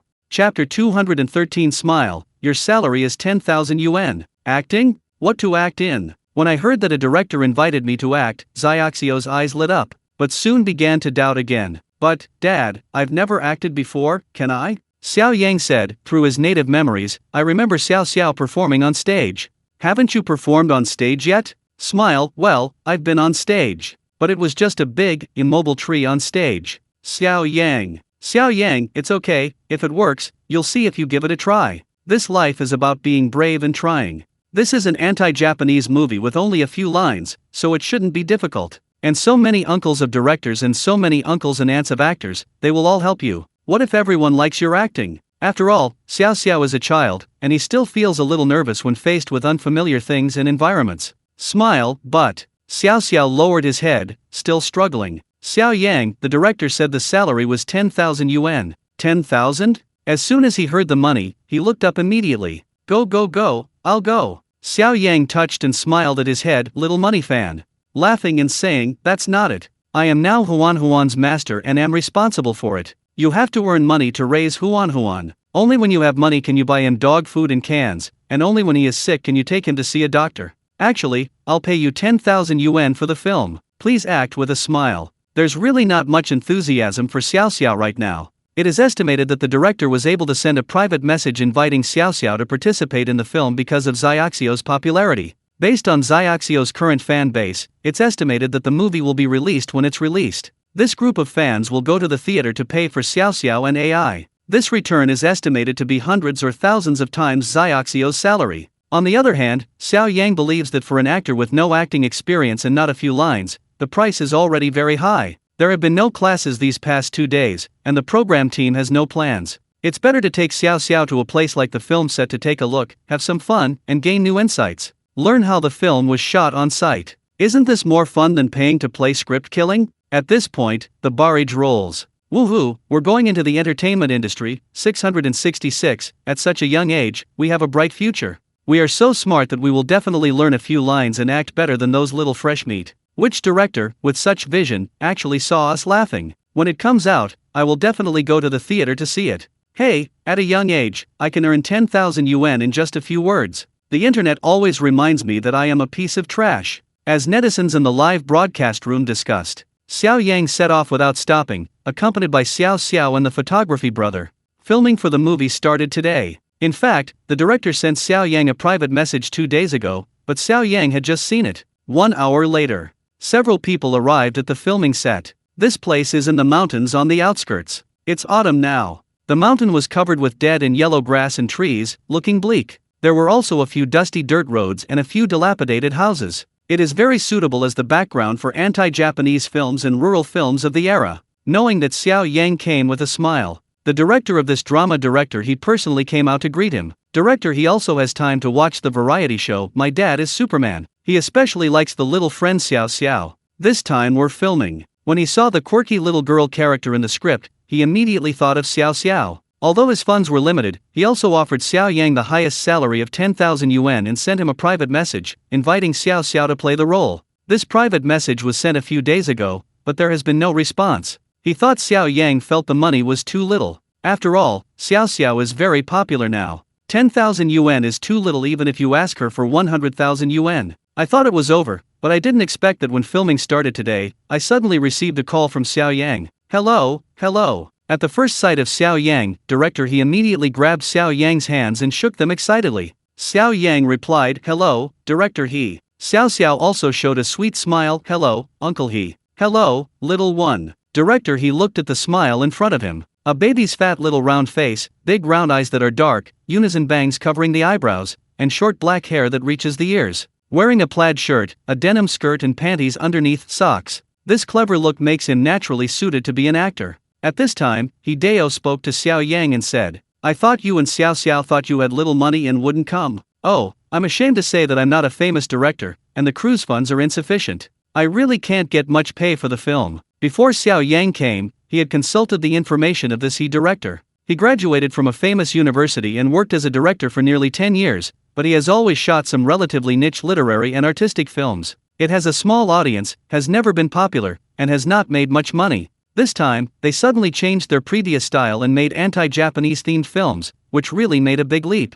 Xiao Yang was also puzzled and said frankly, "Director He, I remember you usually filmed niche and unpopular themes before. Why did they suddenly make an anti-Japanese film this time?" Hideo smiled, "Hey, I'm ashamed to say that, art also requires money." Xiao Yang could hear the subtle meaning behind this. Anti-Japanese themes have a large audience and are relatively profitable. Actually, there's nothing wrong with it. Making money is a breeze. The films shot by director He have received all the positive reviews on Douban. This shows that the director is quite capable. I just don't know how it jumped from niche films to anti-Japanese films. Whether this director can succeed. But this has nothing to do with Xiao Yang. He's just here to bring a smile to the face. At this time, the business was hurried over. "Director He, I'm in a bit of trouble now. What if we can't recruit too many group performers? There are fewer performances in this group, so I'm afraid the filming results won't be very good. Everyone knows that anti-Japanese films must include scenes of the two armies fighting. When it comes to war, it definitely takes a lot of people to capture that kind of momentum. In addition to soldiers, there are also local actors.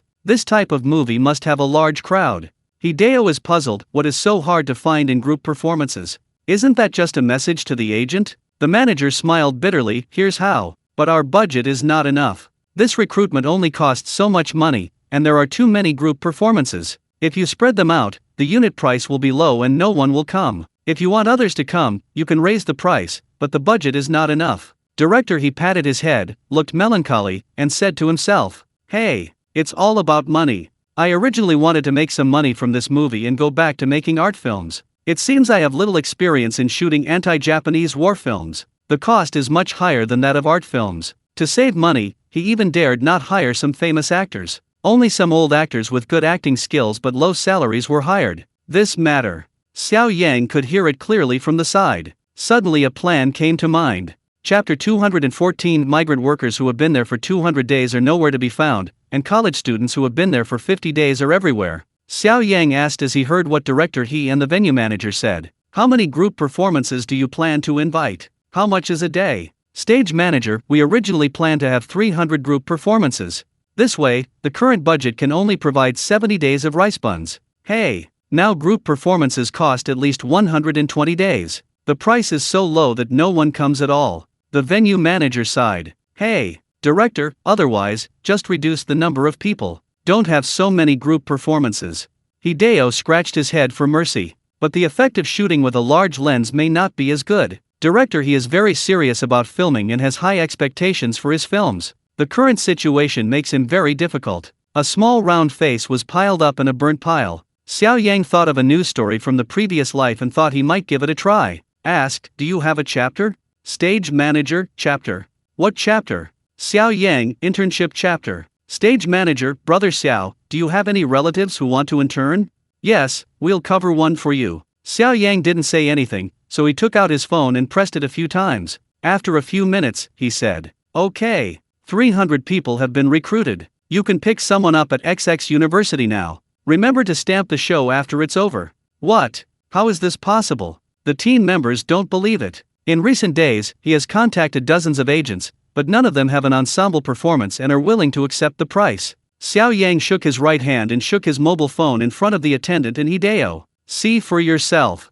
The venue manager half believed and half suspiciously took the phone and slid the green bubbles dialog box. The photography guy on the side also gave a close-up of the subsequent mobile phone screen. The conversation content on this phone then appeared in the live broadcast room. "Xiao Yang Jr., do any of your classmates act as a group actor in the drama? 70/day, rice wrapped, with internship stamp, can bring classmates, recruits 300 people. Junior, wait a moment. Then, less than 5 minutes later, a long screenshot of the chain link was seen. Junior, Senior Xiao Yang, have you received 400 people? Do you still want it? Are there many other students who want to come? They also asked if they could give the crew 300 yuan to play with machine guns. Oh, my Japanese classmate asked if I wanted them, so I could play the little devil. The conversation was quite long, and there was more to it later. He and the venue manager were still a little unconvinced and looked at Xiao Yang in amazement. Xiao Yang smiled. Migrant workers who spend 200 yuan a day can't be found, and college students who spend 50 days a day are just everywhere? Besides, you have an internship stamp, which is a real blow to a senior college student. If you want, there are also categories: Japanese, English, German, and those that save you money on translation. Oh, and you can still recruit medical students. Don't you often film battlefield doctors in your anti-Japanese war films? Audience. Xiao Yang's words also confused many viewers. A brief empty screen appeared in the live broadcast room. At this moment, the barrage rolled wildly. Which, the mole among college students. 200 days of migrant workers are nowhere to be found, 50 days of college students are everywhere. Are college students so cheap now? Xiao Yang is really going too far. Did he just blame the college students for his clear and stupid thinking? Hey, don't say it, Xiao Yang has some sense? Where is the theater address? I want to go play too. Upstairs, how do you talk? How can this acting be fun? Woohoo, what's wrong with this being a game? Immersive script killing, managing meals, giving money, getting a stamp, and being able to take classmates with you, and you're just saying you're excited.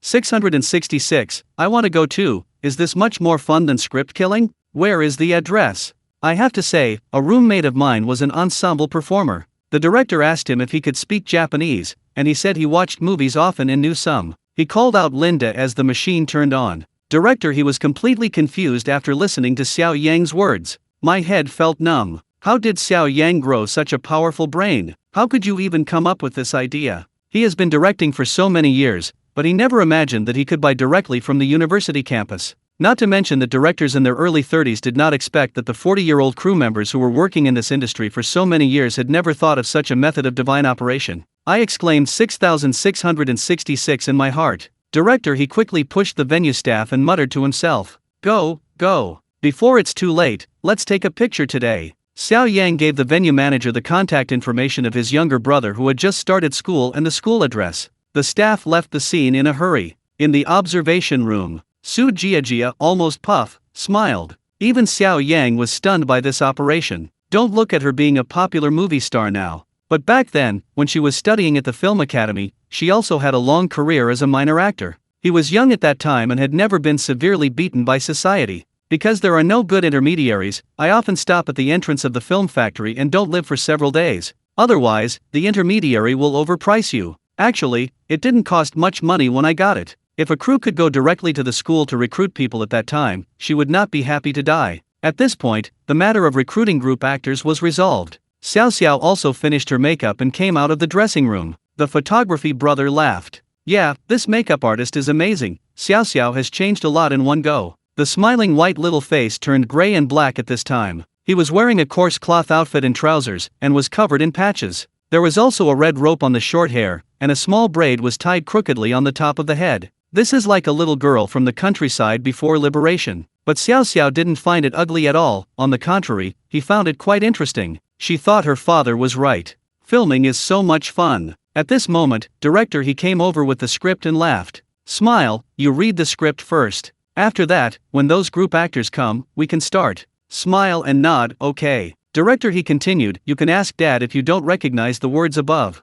Xiao looked up and looked at the director. Uncle, I have never acted before, can you teach me? Director, he patted the smiling little shoulder and said comfortingly. Smile, don't be nervous, it's okay. You've memorized these words first. I'll call a teacher to teach you later, okay. Smile and nod, Hideyaji stood up and said to Xiao Yang. Brother Xiao, I have some other things to do here, I need to get busy first. You told Xiao not to expect too much from yourself, just act like a child. When I'm performing for a while, I'll teach while I'm performing. Xiao Yang nodded, okay. You go to work first.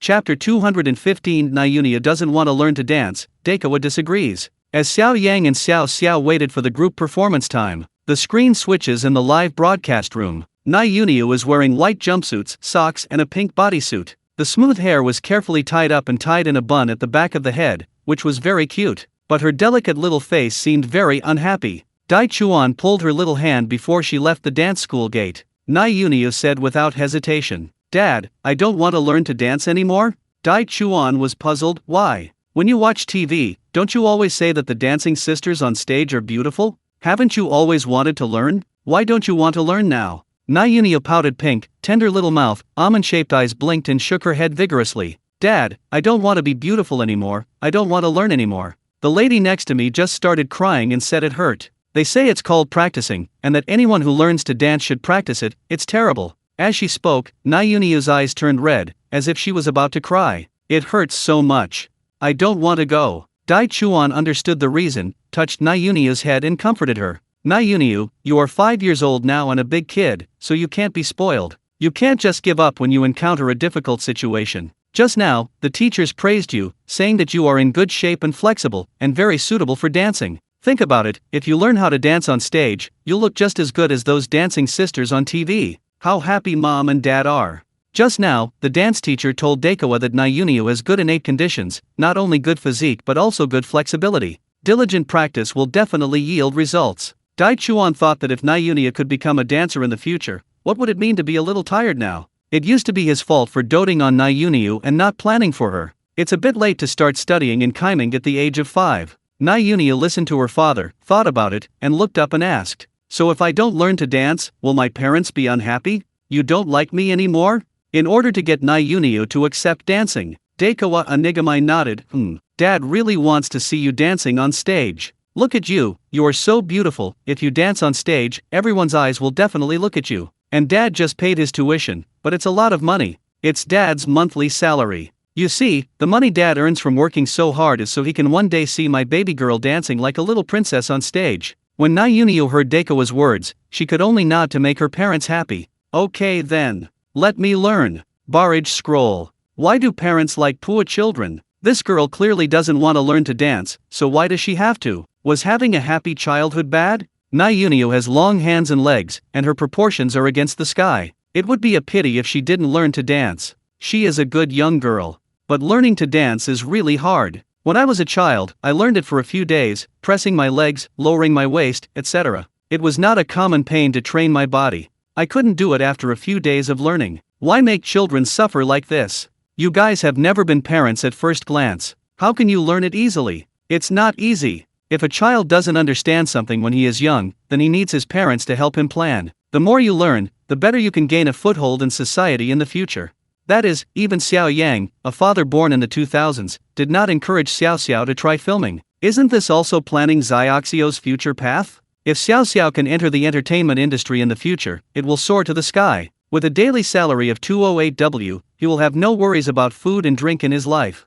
The audience in the live broadcast room was discussing. The scene switches to Xiao Yang and Xiao's side on set again. Several large buses carrying hundreds of college students have arrived at the film set. After a series of changes and makeup changes, with fair skin, fine skin, and tender meat, the youthful and sunny college students have long since changed their appearance. Everything is ready. Director he walked over to Xiao Yang and Xiao. "Brother Xiao, let Xiao play the first scene first. Xiao is a child. After this performance, you can go back early. After all, this place is a mess and the environment is not very good. There will be a war later, some gunfights, some artillery shells. Although it's fake, the sound is loud, so I'm afraid it will scare the children." Director he thought very much about the arrangement with a smile, and Xiao Yang expressed his gratitude. Director he looked at Xiao without memorizing his lines, and just looked around, with many college students playing around her. They waved at each other with a smile. "Smile, you're in the first scene, are you ready?" He smiled and tilted his head back, saying confidently, "Of course." Director he laughed and said, "Can you memorize all the lines?" Smile and nod, Just those few words. It's morning meeting, or should I play a part for you?" Director he checked the time. There was a lot going on in the middle of today, and it was already late. Anyway, he just wanted Xiao to show his face, so he could just memorize the lines. As for whether the performance is good or not, as for children, the requirements don't need to be so high. Director he smiled, "Don't try. Didn't try. It's too late.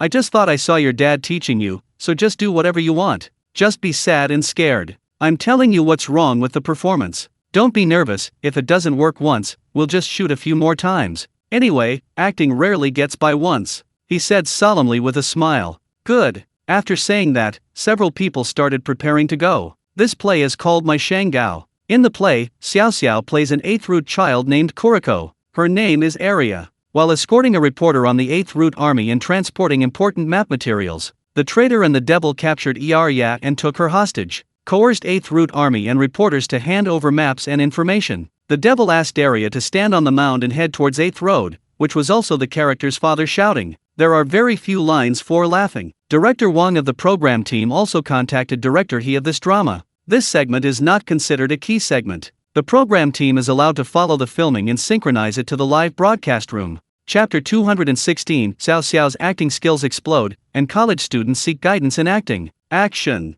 At the command of Director He, a traitor in the middle, holding a clay spear in his hand, shouted at the opposite slope, "Kuriko, who do you see this is?" As she spoke, she tied the 5 flowers together and tied her hands behind her. Xiao, who played the role of Aria, and pushed them onto the dirt slope in front of her. Then he laughed and shouted, crying, just laughing happily off the court. Enter the play in 1 second. His mouth was flat, and his facial features were wrinkled. His eyes narrowed, and he burst into tears in the direction of 8th Root Army. Dada, the devil wants to hand over reporter Dada. Dada is a dialect in northwestern China, which means father. The laughter and crying were hoarse, filled with grievances, fear, and a mixture of emotions. This cry immediately brought the people around it into the atmosphere. The actor playing the traitor next to him, a special actor, has been acting for many years. Look at the smile. They were all stunned. Didn't the director say that the child had never acted? This almost made him miss. But at least he was an old actor, and he quickly realized it. Start acting and yell at the other side. Easy, we are all brothers. If you hand over your things, I will let you go. Then, the camera turns to another actor in the drama, who plays Aria's father, the 8th Root warrior Hezi. He said emotionally, holding up a machine gun, "Phew, you deserve to be my brother too. Traitor." The traitor said with a vulgar look, "Then don't blame me for not being sentimental." Then he took out a torch and placed it in front of Xiao. As the camera moves forward, in the scorching firelight, the ends of smiling hair flew with the air flowing beside the flames. The torch is so close that if you don't pay attention, it will burn Xiao's hair or clothes. Xiao's eyes were so smoked that they closed, and her crying became louder. Da-da, da-da. This crying was very tragic, which made many viewers in the live broadcast room feel very sad and put themselves in the picture. The barrage of comments began to increase, almost all of which were scolding Xiao Yang and the director. This director is really outrageous. For such a small amount of money, he actually made Xiao make such a dangerous scene. Holy crap, crazy, there's such a thing. The torch is so close, what if it burns down? Many viewers have already taken on the role. This dead devil, this dead traitor, is so mean, he laid a hand on such a young child. Don't forget the national humiliation, the little devil is too much of a beast.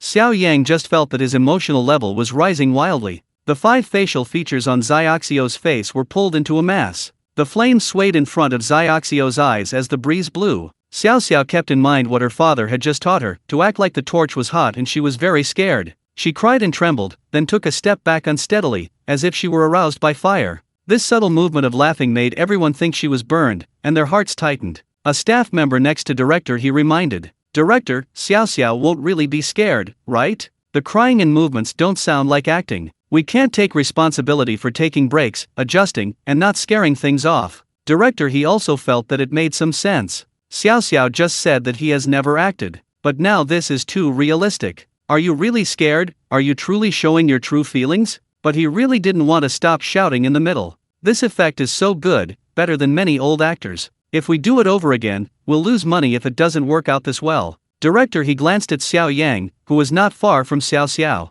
He was holding his chest, watching with great interest. There was no intention to rescue Xiao at all. Hideo was very upset. This father was not afraid of anything happening. What they are afraid of. Continue. The camera is shown to the character's father, Aria. He looked anxious and heartbroken, and shouted, "Arya, Da can't listen to ghosts. Da is the 8th way, do you know?" Then, the camera gave a close-up of the smiling face, laughing and shouting, "No." Then he shut his mouth tightly and stopped crying. Her expression was stubborn, and tears kept falling from her eyes. Holy crap.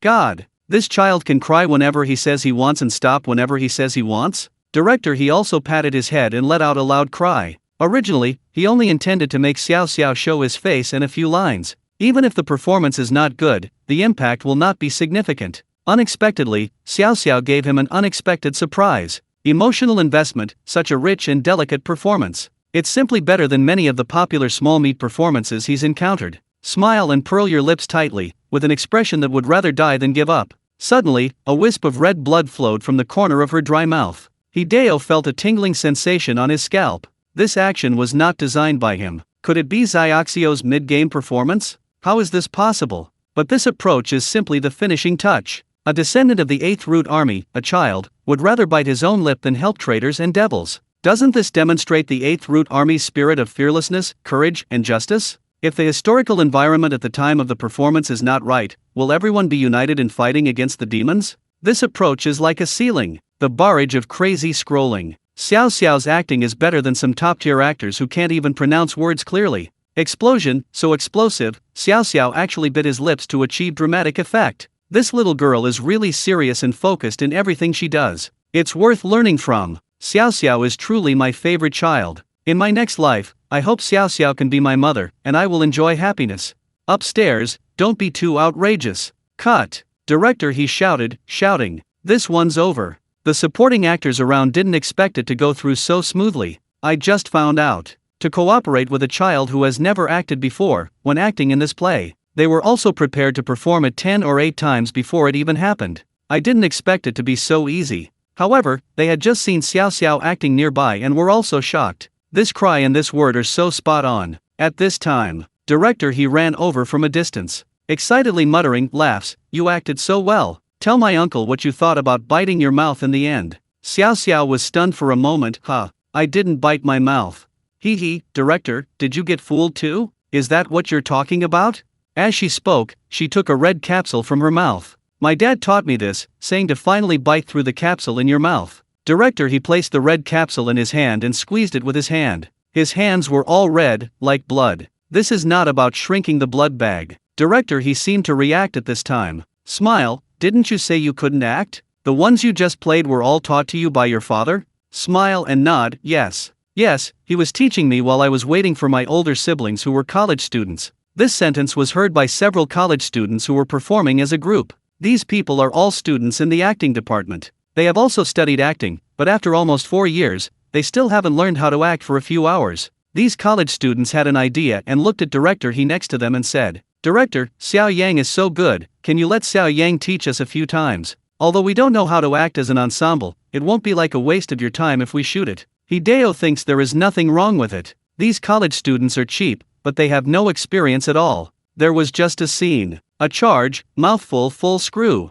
There was also the 8th Root Army, where when they were fighting and charging, all the happy big teeth were outside. There were also actors who had already been bombed to death and even pretended to be dead and got up. We really need to teach first. Director, he said, okay, I'll go find Brother Xiao. Chapter 217. Children before dreamed of becoming scientists, but now they dream of becoming stars. Take advantage of director his free time to find Xiao Yang. The footage from the live broadcast room was transferred to the observation room. The scene where he just laughed surprised the guests in the observation room. At this time, the host Xiao AI was turning his head to ask Su Jiajia. Jiajia, as an old actress in the entertainment industry, what did you think of that scene where she just laughed? Su Jiajia. Although he is not very old, he has been acting for many years and is a well-known hard-working saburo in the industry. When I go to accept awards, I often don't have time to change into a dress and go on stage in costume to accept the award. With her superb acting skills, she has won many awards at home and abroad and is also a recognized actress. Therefore, such superb acting skills also gave her confidence and made her even more daring to speak out.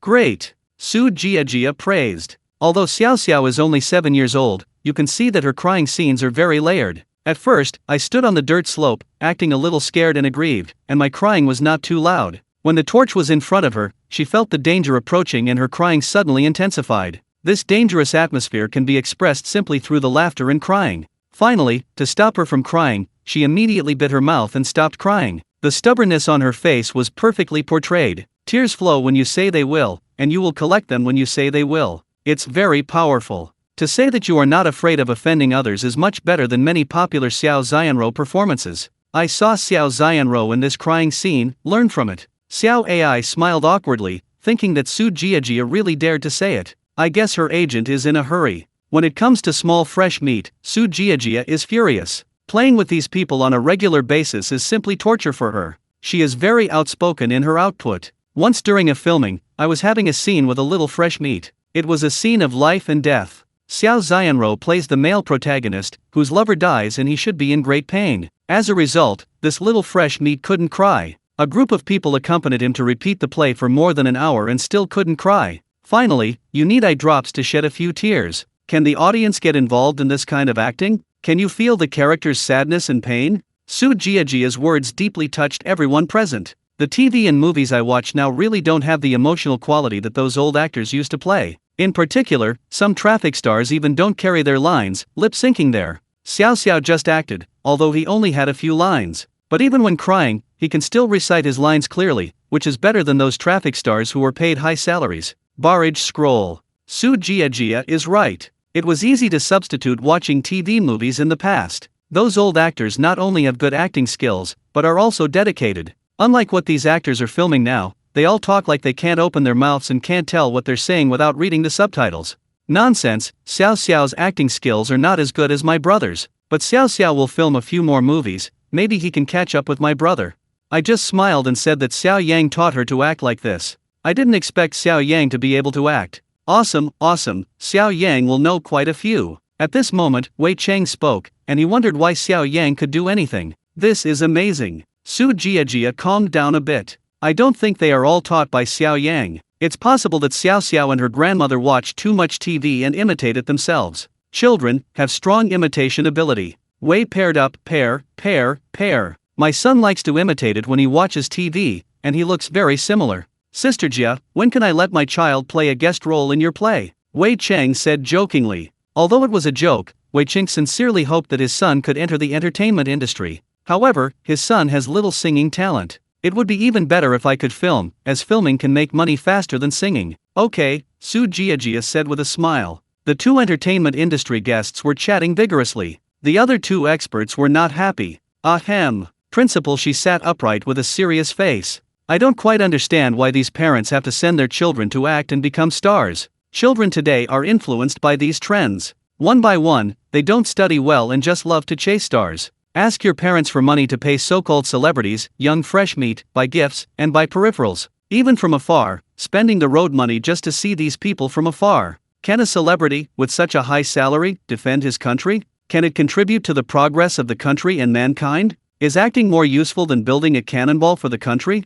Can it be more useful than a doctor saving a life? Xiao is smart and has learned so well. He will have more things to do and more industries to choose from in the future. Why would someone who can be a scientist act? Haven't waited for Su Jiajia to speak yet. Professor Deng was the first to take the lead. That's it. I don't know how Xiao Yang became a father. Good weekend, not studying at home.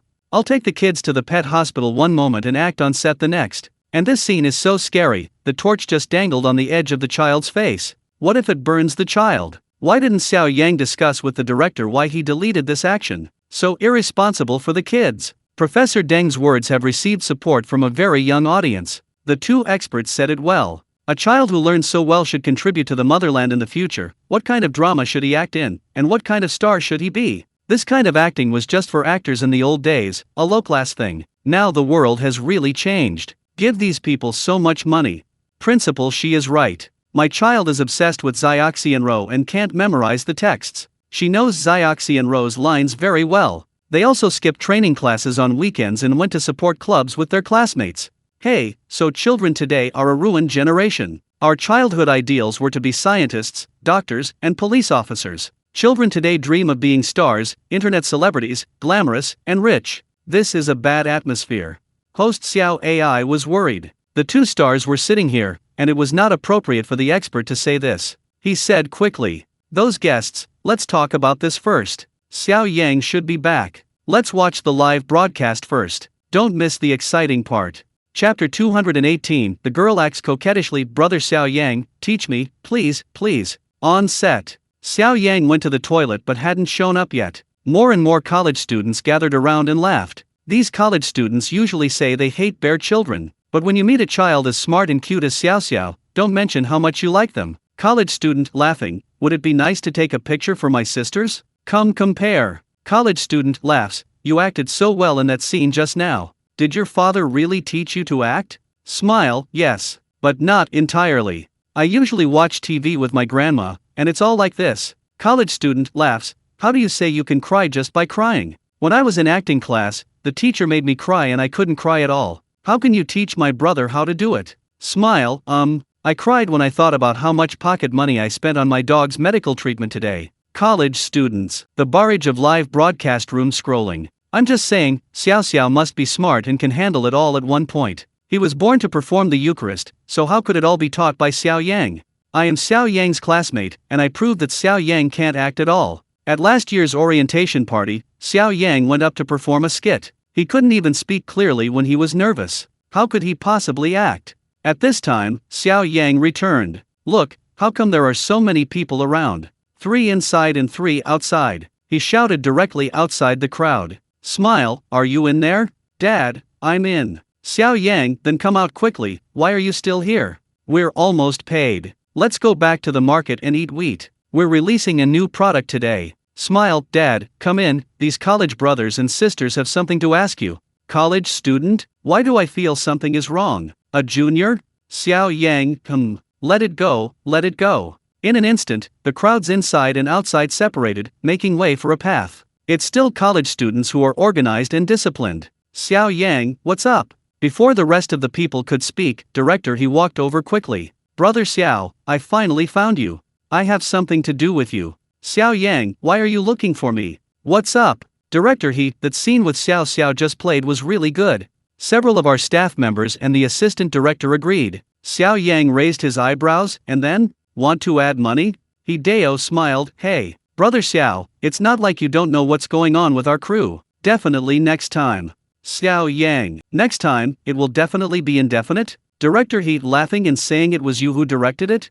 Xiao Yang smiled, as a father, of course the highlights must be left to the children. It's okay, just okay, about right. Director he said, or, would you teach these college students how to perform? Xiao Yang was stunned and thought to himself, no money, and I have to do other work. Director he said in a low voice, hey, Brother Xiao, your method just now is good. Such a small amount of money has attracted so many extras, but you get what you pay for, and these college students have no experience. I just filmed a big scene and didn't listen to the instructions at all. They ran around with big teeth and smiles. This is the anti-Japanese war, how can I be so happy? Xiao Yang spread his hands, is that my fault? Director he waved his hand awkwardly. No, then how can it be? But if you teach Xiao how to act, he can act so well. Please help me, send Buddha to the west, okay. Hideo put his hands together, bowed, and was very devout. Xiao Yang just wanted to say, this is a different price. Suddenly, 2 female college students appeared next to him. Although the face was covered with black and gray, a closer look revealed large eyes and delicate features that made it difficult to conceal the appearance. 2 female college students. One of them grabbed Xiao Yang's arm and started acting coquettishly with the sound of a clip. A female college student, Senior Xiao Yang, we are your fans. We finally met you today. You are more handsome than the live broadcast room in reality. Another female college, that's it, so handsome. A female college student, we saw you recruiting talent, but you can't act. Can you teach us the same way you taught Xiao? Another female college, that's right, Brother Xiao Yang, I just couldn't act and the staff scolded me. Since you taught Xiao so well, you must have acted better, so show us. Just teach us, okay? Please.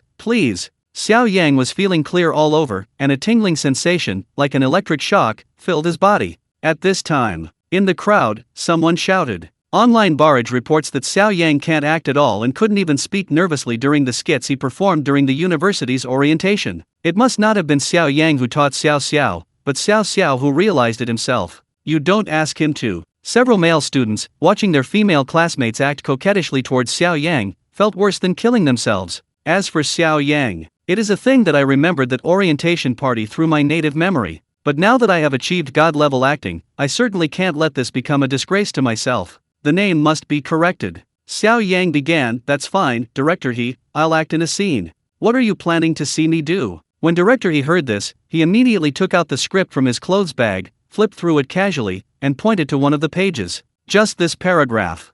Xiao Yang took over the script and said, okay, give me a few minutes, I'll take a look first. Good. This section is about a battle that ended with the 8th Root Army and the Little Devil having only a few warriors left. The bullets and cannons have been completely consumed. The last dozen or so brave warriors of the 8th Root Army, wielding large swords, ran towards the Little Devil. A few minutes later, Xiao Yang returned the script to director He. Okay, let's begin. As he spoke, he grabbed a handful of dirt from the ground and slapped it all over his face. He took off the hat from a male college student's head and put it on his own. Who will give me a big knife? Xiao Yang shouted. Then, the venue staff dropped a prop knife. Xiao Yang climbed onto a small dirt slope, intending to make a dive. Xiao Yang stood on the top of the hillside. He shook his body slightly. The state was adjusted instantly, and the temperament changed suddenly. It doesn't feel like a young person born in the 2000s at all. He became an 8-way warrior who had fought countless battles, bravely marched forward, and killed countless enemies. 3.2.1. Director, he shouted loudly. Xiao Yang frowned tightly and stared ahead, his eyes full of hatred, courage, and perseverance. He said word for word, "Brothers, polish your knives." He then raised a jar of wine and poured it into his mouth. "Take a large knife from your waist and place it across your chest." Puff, a sound. The white wine in his mouth sprayed a large knife on his chest. Wipe.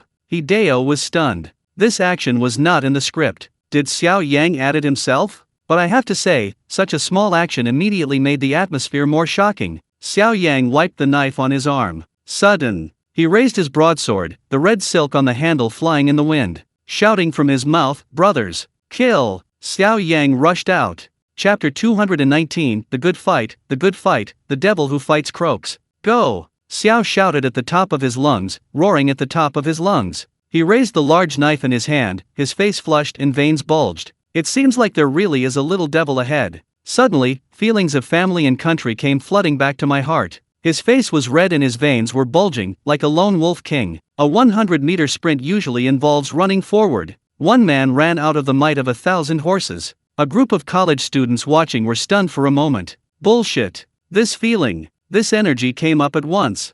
Think about what you just acted in. What does it look like to be an 8th Route Army soldier? There was no feeling of performing Xiao Yangwan's performance at all. The photography brother who was following the photo was also shocked by Xiao Yang's acting skills. It was just a charge. In a movie, it's even a background board. But Xiao Yang gave me a different feeling. He quickly raised the camera and ran with Xiao Yang, afraid of missing such a superb acting performance. Hideo, who was standing by, felt his scalp tingle. It was as if they were actually on the anti-Japanese battlefield. He quickly took out his walkie-talkie. "Hello, camera, come here. Follow Xiao Yang." He himself hurried back to the monitor. Xiao Yang continued running forward. Although this small mound under our feet is not high, the ground is bumpy and very uneven in order to restore the scene of the battlefield. Even when walking, I usually walk with 1 foot deep and 1 foot shallow. Xiao Yang ran forward at a speed of 100 meters, which is conceivable. It's even more difficult to run. But Xiao Yang adapted to the terrain and made adjustments at any time. When encountering a steep slope, one leg straightens and the other leg bends, sliding forward a few meters. When you encounter a dirt hill at a high point, jump forward and jump out 2 meters. Every action is designed with ulterior motives. A group of onlookers from college students occasionally exclaimed in admiration, I almost rolled down this hill just now. Learned, I realized this is how I jumped over it. I just almost fell off a big horse." At this time, Xiao Yang had rushed to the bottom of the slope and saw a puppet prop wearing a devil costume. In normal war scenes, many puppets are prepared on the set, such as gunfights and demolition scenes. Xiao Yang had an idea and decided to add some drama to himself. He leaped with force from both legs to a height of 1 meter, stretched one leg forward, swept his calf, kicked hard, and the puppet fell to the ground. Xiao Yang picked up the large knife in his hand, bit the root of his tooth, faced the enemy, and swung it hard. The blood packet on the puppet. It exploded. Blood straight. Xiao Yang gritted his teeth and swung another knife. Another blood bag ruptured. Blood splattered all over him again. The photography brother kept holding the camera and took a step back. It seemed that Xiao Yang could feel the murderous aura. The live broadcast room was rolling with barrage. Holy crap, love. This is the 8th road to defending my country in my dream. The good fight, the devil croaks. So relieved. 666, my grandfather was an old soldier in the war of resistance against Japanese aggression. Now he is a little old and has dementia. However, he had just watched Xiao Yang's performance and was moved to tears. My mom said Zuzu might have recalled the battlefield. This is the hero of the war of resistance against Japanese aggression in my heart. What are Xioxi and Ro playing nowadays? It is a disgrace to his ancestors. At the same time, director he kept staring at the monitor, looking back and forth at the footage transmitted back from several camera positions. He discovered something amazing. when Xiao Yang had just acted in the charging scene. Although he ran very fast, his figure could appear in several camera positions at the same time. This is running. Many veteran actors have filmed thousands of such scenes, and only those who know a lot about camera shooting can do it. But how did Xiao Yang do it? As far as he knew, it was absolutely impossible for Xiao Yang to film so many war scenes.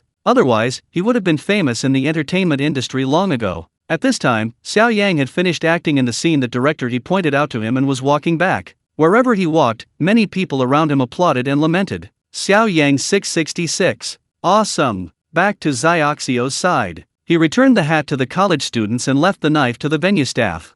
I was preparing to take Xiao home. Xiao Yang, could you show us a villain? Act like a brat. It is unknown who in the crowd shouted, which immediately caused a group of college students to heckle. That's it. The 8th Root Army is performing, but what about us who are playing ghosts? We can't act either, teach us. Yes, teach us. Xiao Yang looked around, surrounded by several male classmates wearing yellow braggart clothes who played the role of little devils. He smiled and said, you guys' temperament and image can just be treated to some performances. Male classmate. Barrage. Ha ha ha, Xiao Yang, you're going too far. Although it's very similar, you shouldn't be so blunt. Ha ha ha, after the performance, you are really a giant panda ordering takeout. The bamboo shoots have arrived home. Don't tell me, these male classmates are not tall. They really look a bit like Japanese pirates. Several male classmates were silenced by criticism. He sat down on the ground in one sitting. Mouth muttered, no more acting, no more acting. I originally wanted to play the role of 8th Root Army, but it's a bit shorter. I can't act like a brat. Director he saw that these college students did not rely on being part of a group performance for food, so it was completely acceptable not to perform. This person who finally came here cannot stop performing. He quickly discussed it with Xiao Yang. Then, before the main film, write a special thank you, Xiao Yang. Xiao Yang thought, that's fine too. Haha, at least one movie. He and Xiao can both appear on screen. Okay, Xiao Yang agreed. In this scene, Xiao Yang plays a runaway ghost. Xiao Yang took a pot lid and hat from a male classmate's head and put it on his own head. The farm manager handed him a bayonet with a gun. Let's begin. Director, he said. Xiao Yang immediately crouched his back slightly, his eyes slightly narrowed. It was only a moment when his temperament completely changed. He doesn't look like Xiao Yang himself at all, much less like the 8th Root hero he just portrayed. He immediately transformed into a treacherous, vulgar, and disgusting little devil.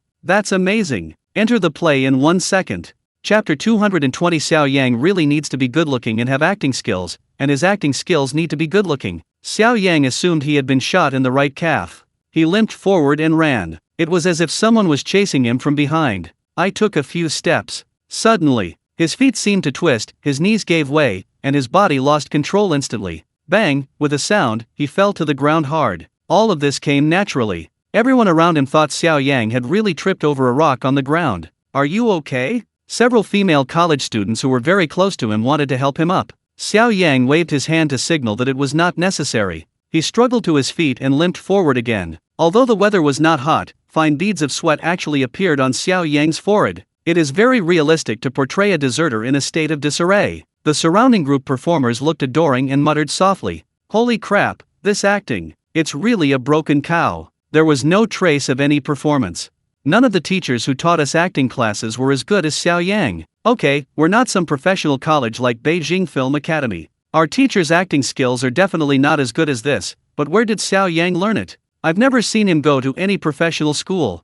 Holy crap, Xiao Yang is good. He can just wear a pot lid and hat and be put into the role. It really feels like fighting on the front line. At the same time, director he called a special actor and asked him to give Xiao Yang a performance. Such a good teaching opportunity should not be taken advantage of. Although the so-called special actors are not the main actors or supporting actors, but he often plays opposite the leading actors, and some of his acting skills are even better than the leading actors. The special actor was assigned by the director. He casually pulled out a large knife from the props beside him. Seeing Xiao Yang's fearful look, he fled in panic. I immediately became part of the character. Imagine yourself as a heroic 8th Root Army, wielding a broadsword and swinging it fiercely at Xiao Yang's back, for a sudden attack. Xiao Yang understood that it seemed that director he had added a scene at the last minute. He took advantage of the situation and continued the performance. As if his body had been really slashed by a large knife, he straightened his back and slowly turned around. His complexion suddenly turned from just rosy to pale, as if he had lost too much blood. Even his lips seemed black and blue. The sweat on his forehead grew more and more dense.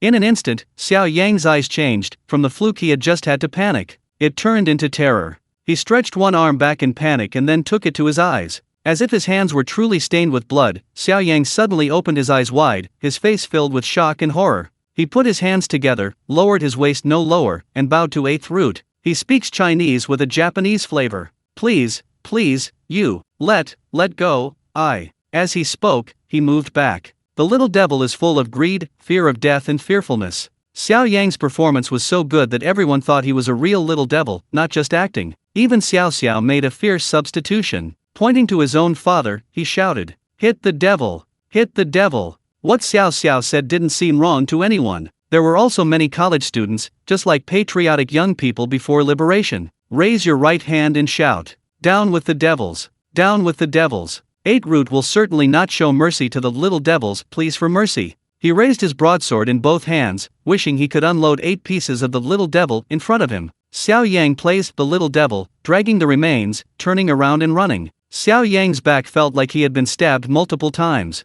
His feet gave out, he lost strength, and lost too much blood, so he fell to the ground. Then he dragged his injured body forward and crawled forward. People around him seemed to actually see a little devil lying in a pool of blood, crawling forward, lingering and panting. 2 minutes later, Xiao Yang stopped moving and tilted his head completely dead. That special actor seemed to be over-interrogating. He even kicked Xiao Yang twice to confirm whether he was really dead. Xiao Yang remained motionless. It took a long time. It was the clear college students around that reacted. Can't he really be dead? Oh my god, this doesn't look fake. I think I saw blood on Xiao Yang's back just now. Oh my god, that knife can't be real, right? Killed.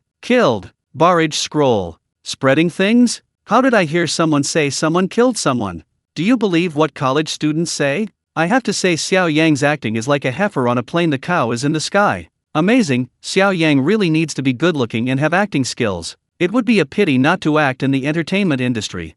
10,000 people have written blood books, begging Xiao Yang to play the leading role. It will be good for my eyes. When Xiao Yang heard this, why were the people around him shouting, killing people? Hurry up and stop pretending to be dead, and stand up. The special actor next to him then came out of the play and reacted. A slap on the head. Oh my god, I just got into the play too deeply. Thinking of it, he kicked Xiao Yang twice and quickly bent down. He clasped his fists in his hands and apologized sincerely. I'm sorry, little brother. You acted so well. I was so into the play just now that I really thought of you as a ghost and kicked you twice. I'm so sorry. Xiao Yang waved his hand, expressing his understanding. Acting is inevitable. Saw Xiao Yang stand up. A group of onlookers all ran over. He exclaimed in admiration at Xiao Yang's acting skills. Senior Xiao, you're so good at acting. With your acting skills, you should stay on campus as a teacher. Senior brother Xiao, I apologize for starting to doubt your words. At this moment, the 2 beautiful female college students who were acting coquettishly towards him squeezed into the crowd. On both sides of Xiao Yang, he said with a voice between them. A female college student, Senior Xiao Yang, you are so handsome and amazing in acting. We love watching it. Another female college, yeah, so handsome and stylish, she was so brave when she played the 8th Root Army. We haven't seen enough. Brother Xiao Yang, can you play me another part? Please. Xiao Yang felt a tightness in his heart. It hasn't gone on and on yet? Are these college students here to pay to watch him act? I can't agree to what was said this time. Xiao Yang shouted to Hideo, settle Xiaoxio's money. We're going back to the city to eat. Starved to death. A treacherous smile appeared on Hideo's round face. Brother Xiao, I asked the staff to buy you some malalao from the city, and you went to eat it with Xiao in the RV. Knowing how much you ate, I bought 5 servings of each. When Xiao Yang heard this, he would climb the 3 treasures hall if he had nothing to do. Hideo, tell me, what else is there? Hideo chuckled. One of our actors who was performing the demolition was injured and can't come today. See if you can help us put on a show? Xiao Yang, explosion scene? Explosion scenes often appear in action movies and war films, but it is also the most dangerous and technically demanding of the play. Experienced masters are required to perform. Hideo looked at Xiao Yang anxiously, waiting for Xiao Yang's answer. Chapter 221 Explosion Scene, Are real guns and live ammunition more fun than real CS? Observation Room. Explosion Scene? Su Jia exclaimed. This attracted several guests around her to look at her. The host, Xiao Ai, asked curiously, Sister Jia, you are a professional in this field, can you tell me? Are the gunfights and bomb explosions we viewers usually see on screen real or special effects? Su Jiajia laughed. There aren't that many special effects, and many scenes are real. It's just that soft explosives are much less destructive than military explosives. However, the type of explosives used also depends on the effect to be presented and whether the director has a strong taste. The host Xiao AI whispered So, filming explosions is still a dangerous thing. Su Jiajia nodded. Something happened while filming the explosion scene. Therefore, when filming close-up scenes of explosion scenes, most of the protagonists will not take the scene themselves. Instead, the director hires professional actors with high salaries. However, Su Jiajia is very dedicated to her work and rarely uses a body double when filming to achieve realistic effects. Even the blasting scenes were performed in person. Because of this fighting spirit, she became a movie queen at a young age. However, in the previous play, her face was almost completely destroyed due to the blaster's mistake. Thinking about it now, I still feel a lingering fear. I just heard that director he asked Xiao Yang to perform a demolition scene. She really thought Hideo was dizzy. Xiao Yang, who had never acted before, was actually allowed to act in a demolition scene. On set, several staff members and veteran actors around the scene spoke up to stop Hideo when he heard that he had asked Xiao Yang to replace the demolition actor. Director you should think carefully. This little brother has never acted before. What if he gets injured? That's it, one less demolition scene, one less, safety is important. I heard everyone's voices. Hideyoshi smiled and quickly explained. Yes. Everyone is right, I was not thinking carefully. I just saw how great the Shaw brothers were in the play and was instantly excited. Xiao Yang never spoke as everyone spoke in tongues. However, Xiao Yang found the explosion scene very interesting. I usually see it in movies and TV and think it's very handsome. As a man, who doesn't want to go to war? He often takes Xiao to play real CS. This real gun and live ammunition is not much more fun than a real CS. Moreover, his system skills gave him god-level acting skills. That district's demolition scene must be out of the question. At this time, Xiao stood beside the RV, a hamburger in his left hand and a chicken drumstick in his right, waving and shouting at Xiao Yang. Dad, the director uncle is so nice. We have a lot of food prepared for us, come and eat it. Xiao Yang smiled and said to director he is short-handed and soft-mouthed. Smile, I'm eating this. Can a dad not help me with this? The explosion scene is fine. I'll pad my stomach first and then have the demolition engineer tell me the details of the explosion location. Exploding point movement? Hideo was stunned. I patted Xiao Yang's arm, and a smile had already spread on his face. Professional. This kind of technical terminology is something that professionals only understand when they hear it. Zing, brother Xiao, go eat first, thank you for your hard work. Only this fee. Hideo stumbled and said sheepishly. Our crew is on a tight budget and can only pay you to blast the actors. Demolitionists are stuntmen and are highly dangerous. Higher than ensemble and special actors. But no matter how high it is, it cannot compare to the salaries of supporting and leading roles. But Xiao Yang didn't care, he waved his hand and said forget it. Of course he didn't take this little money seriously and just helped. By the way, how good is the god-level acting that the system gives him? When Xiao Yang and Xiao finished eating and walked out of the RV, director he is conducting a test explosion. The test explosion is a test before filming the explosion scene. This is a very important task. Generally, demolition scenes are tested at least 3 times before filming begins. The explosives technician must strictly measure the amount of medication and the explosion range, and strictly plan the actors' movements. Ensure that the actors are in a safe area before filming can officially begin to avoid injuries to the actors. First test. The director yelled from the walkie-talkie. Boom! A loud and earth-shattering noise occurred on a hillside not far away. Then you see sparks erupting and black smoke rising, looking like a real battlefield. Although this was just a filming, with very few bombs and ammunition used, far less than a real combat scene, it still made many college students who were meeting this for the first time exclaim in surprise, I'm going, awesome, so handsome. This place is the right one, isn't this more realistic than script killing? There's still money to take. Thanks to Xiao Yang, I found a good place for our brothers. Next time I want to play script killing, I will come to perform in the group. Choose what you want to act in.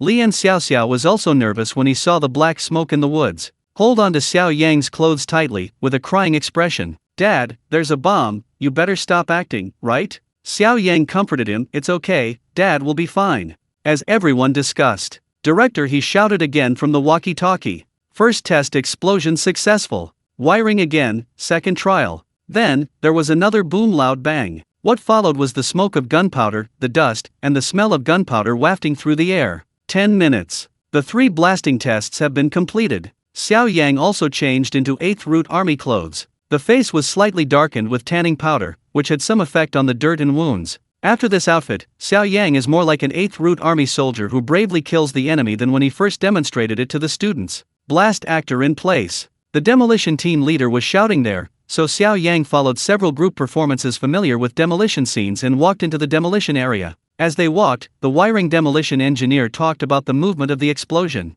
Xiao Yang kept it in mind. The next scene to be filmed has nearly 10 explosive points. If you can't remember them, it is very dangerous to accidentally run onto the explosive points while filming for a while. Xiao Yang, as the only close-up actor in this scene, has even higher requirements. Xiao Yang must communicate deeply with the demolition engineer beforehand to understand the intentions of both parties and build trust. When filming officially begins soon, he needs to escape the moment the demolition engineer presses the demolition start button. They ran away so quickly that the shot couldn't produce any results. But if he runs away too slowly, he will burp and fart easily. Xiao Yang became familiar with positioning and breaking points. At 4 p.m., the demolition scene was ready to take place. All blasting points have been rearranged. The medical team also arrived next to the blasting set to provide timely treatment in case of an accident. Xiao Yang also stood in his position, waiting for the director to call it a day. Chapter 222. Xiao Yang successfully performed the demolition scene, which shocked the script of Wolf Warrior.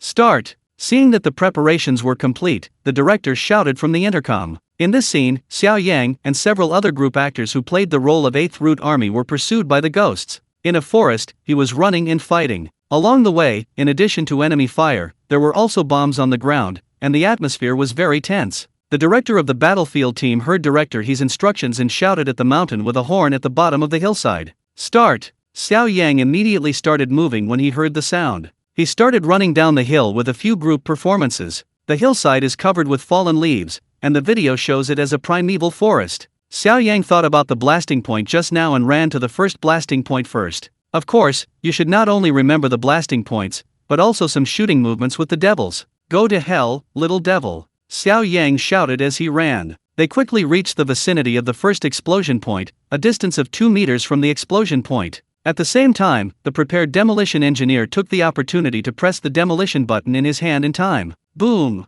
Boom! The prop bomb bang, that had been buried long ago, exploded with a sound. Suddenly, there was very little black smoke, and a strong smell of gunpowder appeared in the air. A tall flame shot up. Xiao Yang immediately felt the burning heat around him. Although it was the first time I faced this scene, it showed the cruelty of war and the race against time. Xiao Yang immediately turned around and ran forward. Then the second and third. As Xiao Yang ran away, the surrounding blasts exploded one after another. Leaves on the ground, mixed with gunpowder, mud, stones, flew all over the sky. Make everyone present's ears even more buzzing. The crew of the program My Dad is Superman and the filming boss usually shoot some variety shows, and they have never seen such a battle. So scared that I only dared to shoot from a distance. At this time, the barrage of comments in the live broadcast room had already exploded. Which? So handsome. Xiao Yang is so handsome. I thought these explosions were special effects, but they really did explode. So dangerous, but the effect must have been good, like a real war. I'll go, when this movie comes out, just for this scene, I'll go to the theater to see it.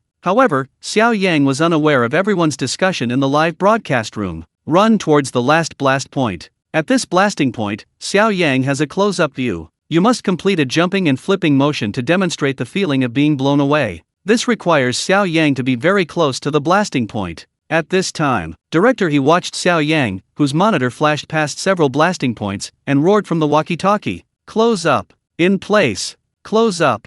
Understand. The camera closest to Xiao Yang immediately approached him. Xiao Yang's movements and facial expressions can be clearly photographed. It's late to say it, it's fast then. Bang. The little devil is getting closer. Xiao Yang bent over and ran quickly, dodging a hail of bullets. We arrived at the last blasting point. The blaster, taking advantage of the opportunity, pressed the blaster button in his hand. Boom! A loud bang. It exploded instantly less than 1 meter away from Xiao Yang, sending mud and rocks flying all around. The flames ignited quickly. Thick black smoke billowed from the ground. Xiao Yang immediately stood up, bent his legs slightly downward, and jumped hard. He showed his skills, jumped 2 meters high, and flew into the air. Then, the head tilted back one after another, looking like a blown-up corpse. At the same time, his face was wrinkled and he was in great pain. Leaves, mud, and sand and gravel all fell as they exploded in mid-air. Bang! Xiao Yang also fell at the foot of the cliff. The so-called cliff is actually a fortress, with a thick air cushion placed underneath to protect Xiao Yang. Of course, this cannot be filmed. In the film, the character played by Xiao Yang died. Barrage. Which? Wonderful and wonderful. Xiao Yang, go act now. It's good for my eyes. This actor's acting skills are amazing. Even Su Jiajia in the observation room silently raised her palms. Sigh, amazing. Amazing. I thought to myself that I must have a chance with Xiao Yang if I have the chance. This is how the opponent's acting skills are so exciting. Click. Perfect. Call it a day. With a roar from director He. This scene actually went through in one go. Hurry up. Go see how Xiao Yang is doing. Several prop crew members were walking down the hillside. Seeing that Xiao Yang had stood up at the foot of the hillside, he quickly shouted, "Brother Xiao, how are you? Is there anything wrong?" "Ha!" Xiao Yang rubbed his ears with his hands. The sound of the explosion was so loud that it made a buzzing sound in his ears. However, this is also normal. It will take a while for it to be fine. In a dozen minutes, Xiao Yang and several staff members came out of the woods. Xiao immediately rushed over from the side. He didn't care about Xiao Yang's dirty body, so he started crying while holding Xiao Yang's thighs. "Woo-hoo, Dad, you're not dead. I just saw on the director's uncle's monitor that you were blown away. Then you fell under the cliff and I thought you were dead. Woo-hoo." Xiao Yang smiled and patted his head. "You see, right, now I'm not your dad, I'm a ghost that has possessed your dad." After a smile, he let go of Xiao Yang's thigh. He rolled his eyes and said, "Cut. I'm 7, not 3, so I don't scare children." At this time, director He also walked over from the monitor. "Haha, Xiao is really worried about you, but are you okay? Do you need to check it out with the doctor over there?" Xiao Yang waved his hand, "No need. I am a doctor and I know my body." Yes. Director He smiled, "I saw on the trending search whether you know Chinese medicine or are a highly skilled miracle doctor. I never expected that Brother Xiao was an all-rounder. Not only is his medical skills good, but his acting skills are also better. That explosion scene just now was perfect. Brother Xiao, I have something to discuss with you. Let's take a step forward." He said that director He glanced at the photography brother. The meaning is obvious, this matter cannot be broadcast live. Director He took Xiao Yang all the way to the RV. After closing the door, he quietly touched and started to get to the point. "Brother Xiao, are you interested in being an actor and making movies?" Xiao Yang, huh. After acquiring systematic skills, Xiao Yang did want a film. After all, the entertainment industry has a daily salary of 208W, which no one envies. However, the time is not yet up. He still has to finish filming this variety show. After all, he wanted to acquire more skills. "But I still have this variety show to record, so I'm afraid there's a bit of a time conflict," Xiao Yang said. Director He, "That's not a problem. I've been getting a good book lately. But I'm not ready to invest in any way yet, and I won't be able to shoot for a while. I just saw Brother Xiao's acting and appearance, and I think he is very suitable to be the leading actor in this drama. So first ask if you're interested?" Xiao Yang was silent for a moment. He proposed to director He that he wanted to read the script. Hideo did not hide his personal feelings, but took out a stack of papers from his clothes and bag as if he was ready. "This is just a rough idea, you can take a look. A patriotic film with lots of fights, gunfights, and explosions. I was a little hesitant at first, but I just saw that blasting scene you performed, and I have a score in my mind. Brother Xiao, you are perfect for me." Xiao Yang thought to himself, "Haha, this old fox, the explosion scene just now gave him a silent test." Xiao Yang opened the script and took a look. I was stunned. Wolf Warrior. Is this show called Wolf Warrior? Xiao Yang roared in his heart. Woohoo. Chapter 223. Xiao, your fee is 10,000 yuan. Acting? Acting what? Xiaoxio's eyes lit up at the mention of a director inviting her to act. But doubts quickly crept in. "But Dad, I've never acted before. Can I do it?" Xiao Yang, recalling Xiaoxio's past stage performances from her original memories, asked. "Didn't you perform on stage before?" Xiao, "Yes, I did. But I played a stationary tree." Xiao Yang, "It's okay. You'll find out if you can do it. Life is about bravely trying new things. It's an anti-Japanese war film. You only have a few lines. It shouldn't be too difficult. Besides, there are so many directors and actors. They'll all help you. What if everyone really likes your acting?" Xiao was still a child, and she was a little nervous facing unfamiliar things and environments. But Xiao lowered her head, still struggling with her decision. Xiao Yang, the director said the pay is 10,000 yuan. 10,000. Xiao immediately looked up upon hearing the word money. "Go away, I'll go." Xiao Yang patted Xiao Xiao's head. Little money grubber. Xiao Xiao said, no, that's not it. I'm Huan Huan's owner now, and I have to be responsible for her.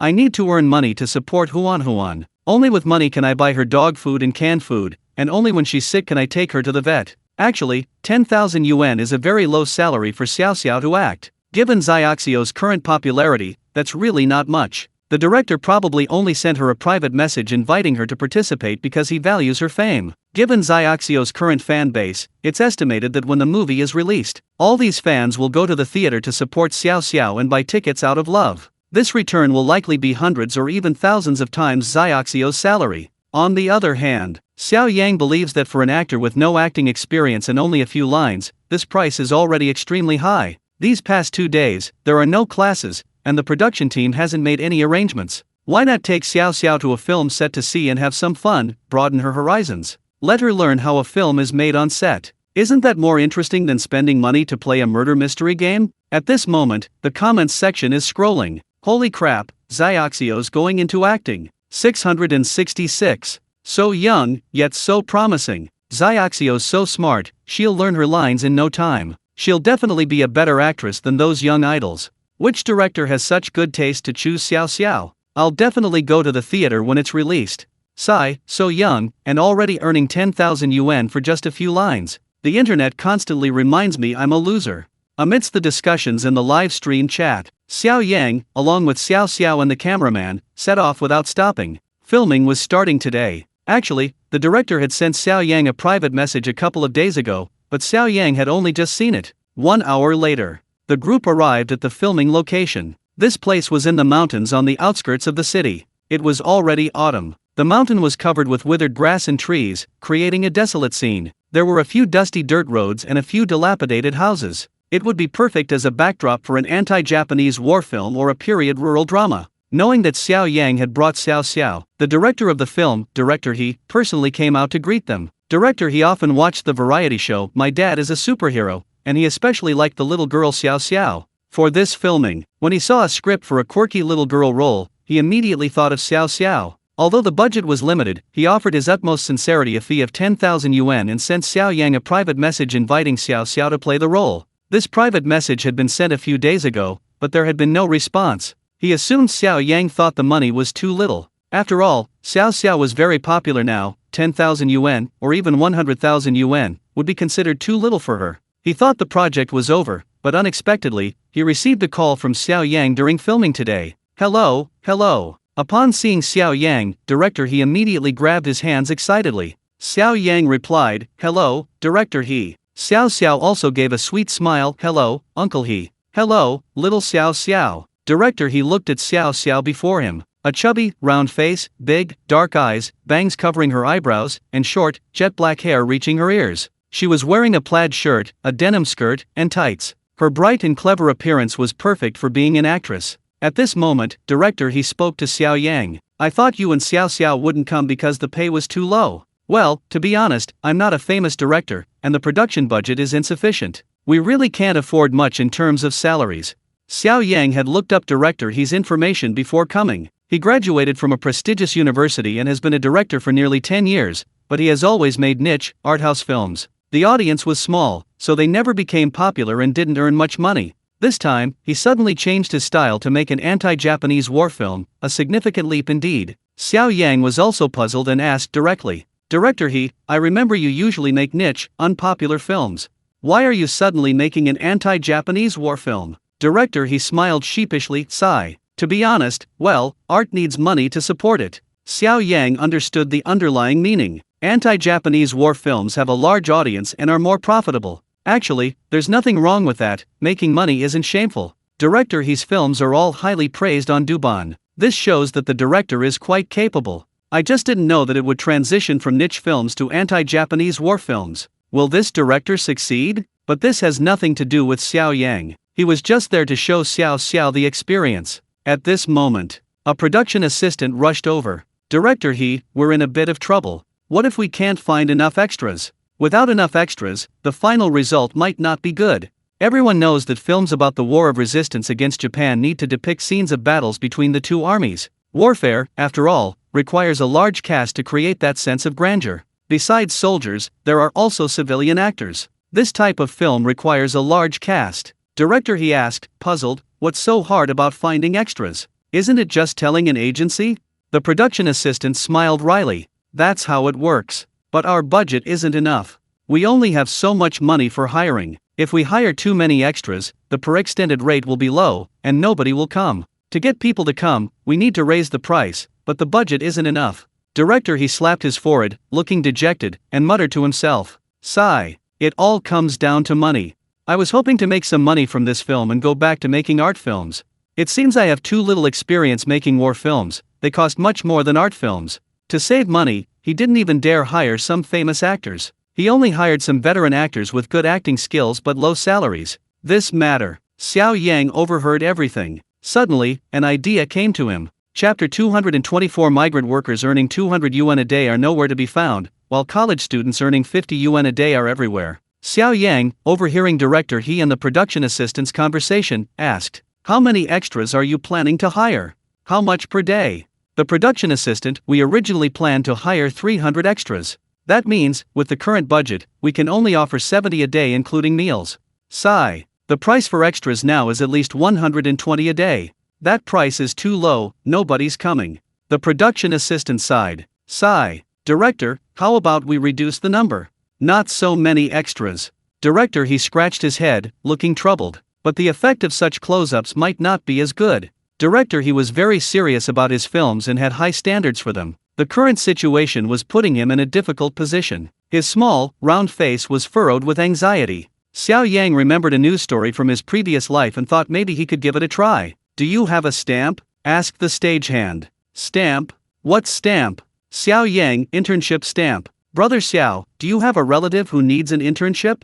Yes, we'll get one for you. Xiao Yang didn't speak, but took out his phone and pressed a few buttons. After a few minutes, he said, all done. 300 people recruited. You can go pick them up at the gate of XX University now. Remember to stamp their names after the performance. What? How is this possible? The production assistant didn't believe it. He'd contacted dozens of agencies in the past few days, but none of them had extras willing to accept this price. Xiao Yang flicked his right hand, showing the phone to the production assistant and director he. See for yourselves. The production assistant took the phone with some skepticism, scrolling through the green bubble chat window. The cameraman next to him also zoomed in on the phone screen. The conversation on the phone then appeared in the live stream. Xiao Yang Jr., do you have any classmates who want to be extras in a film crew? 70 RMB/day, meals included, internship stamp provided, classmates can be brought, 300 people needed. Junior, just a moment. Then, in less than 5 minutes, a long screenshot of the chat list appeared. Junior student, senior Xiao Yang, you've already received 400 people? Do you need more? Quite a few students want to come too. They even asked if we could give the crew 300 yuan so they could play with machine guns. Oh, Japanese majors asked if we wanted them, they could play Japanese soldiers. The conversation was quite long, more follows. Director he and the production assistant were still somewhat incredulous, staring at Xiao Yang in disbelief. Xiao Yang chuckled. You can't find migrant workers for 200 yuan a day, but college students for 50 a day are everywhere, aren't they? Besides, you're even giving them an internship stamp. That's a game changer for senior college students. If you want, you can even categorize them those who speak Japanese, English, German, saving you translation fees. Oh, you can even recruit medical students? Don't you often film battlefield medics in your war films? Audience. Xiao Yang's words left many in the audience bewildered. The live stream screen went blank for a brief moment. At this moment, the chat exploded with comments. Holy crap, a traitor among the college students. You can't find migrant workers earning 200 yuan a day, but college students earning 50 yuan a day are everywhere. Are college students really that cheap now? Xiao Yang is really going too far. Seeing how innocent and naive college students are, he's just targeting them. Hey, you know what I mean, Xiao Yang has a point. Where's the theater? I want to go too. Upstairs, how can you talk like that? How can acting be considered playing around? Holy crap, this isn't playing around. It's an immersive murder mystery game, meals included, money provided, stamps available, you can bring classmates. Doesn't that sound amazing? 666, I want to go too. This is way more fun than murder mystery games. Where's the address? I have to say, one of my roommates was an extra. The director asked him if he knew Japanese, and he said he watched movies often and knew a little. When filming started, he shouted Yamat. Director, he was completely dumbfounded after hearing Xiao Yang's words. A wave of dizziness washed over me. How did Xiao Yang come up with such a brilliant mind? How could he even think of such an idea? Having been a director for so many years, he had never imagined sourcing directly from a university campus. Not only was the director in his early 30s surprised, but even the production assistant in his 40s, who had been in the industry for so long, had never thought of such an ingenious method. He was inwardly exclaiming, "Amazing! Amazing!" Director, he quickly urged the production assistant forward, muttering, "Go, go! Let's shoot one scene today while it's still not too late." Xiao Yang gave the production assistant his younger brother's contact information and school address. The production assistant hurriedly left the set. In the observation room, Su Jiajia almost burst out laughing. Even she was stunned by Xiao Yang's actions. Don't let her current status as a popular movie star fool you. Back when she was studying at film school, she spent a long time as an extra. Back then, she was young and hadn't experienced the harsh realities of life. Without connections in film agencies, she often stood outside film studios for days without work. Otherwise, agencies would drive down her pay exorbitantly. In reality, she didn't earn much money. If a film crew had come directly to her school to recruit, she would have been overjoyed. Now, the extra recruitment issue was resolved. Xiao Xiao, her makeup and styling complete, emerged from the dressing room. The cameraman chuckled. "Wow, this makeup artist is amazing. Xiao Xiao looks completely different." Xiaoxiao's once fair and clean face was now ashen and dark. She wore a coarse cloth outfit and trousers, covered in patches. A red ribbon tied a small braid askew on top of her head. She looked exactly like a country girl from before liberation. But Xiao Xiao didn't find it ugly at all. On the contrary, she thought it was quite interesting. She thought her father was right. Filming was so much fun. Just then, director, he walked over with the script and smiled. "Xiao Xiao, take a look at the script first. We can start filming once the extras arrive." Xiao Xiao nodded, "Okay." Director, he continued, "If you don't recognize the words on this, you can ask your father." Xiao Xiao looked up at the director. "Uncle, I've never acted before, could you teach me?" Director, he patted Xiaoxiao's little shoulder reassuringly. "Xiao Xiao, don't be nervous, it's okay. Memorize these few lines first, and I'll get a teacher to teach you in a bit, okay?" Xiao Xiao nodded, "Okay." Director, he straightened up and said to Xiao Yang, "Brother Xiao, I have some other things to attend to. Tell Xiao Xiao not to be too hard on herself, just do a decent job as a child. I'll teach her as we act." Xiao Yang nodded, "Okay. Go ahead and get busy."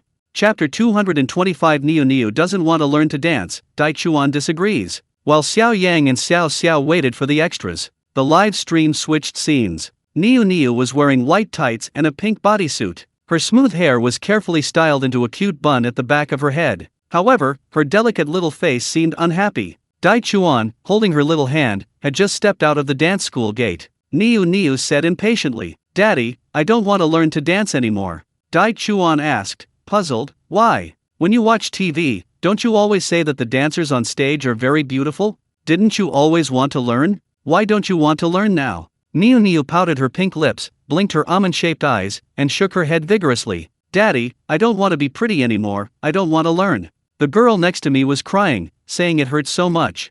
They said this is called practicing, that everyone who learns to dance has to practice, it's so scary. As she spoke, Niu Niu's eyes reddened, looking like she was about to cry. "It hurts so much. I don't want to go." Dai Chuan understood the reason and patted Niu Niu's head to comfort her. "Niu Niu, you're 5 years old now, you're a big girl, you can't be so spoiled. You can't think of giving up just because you encounter a little difficulty.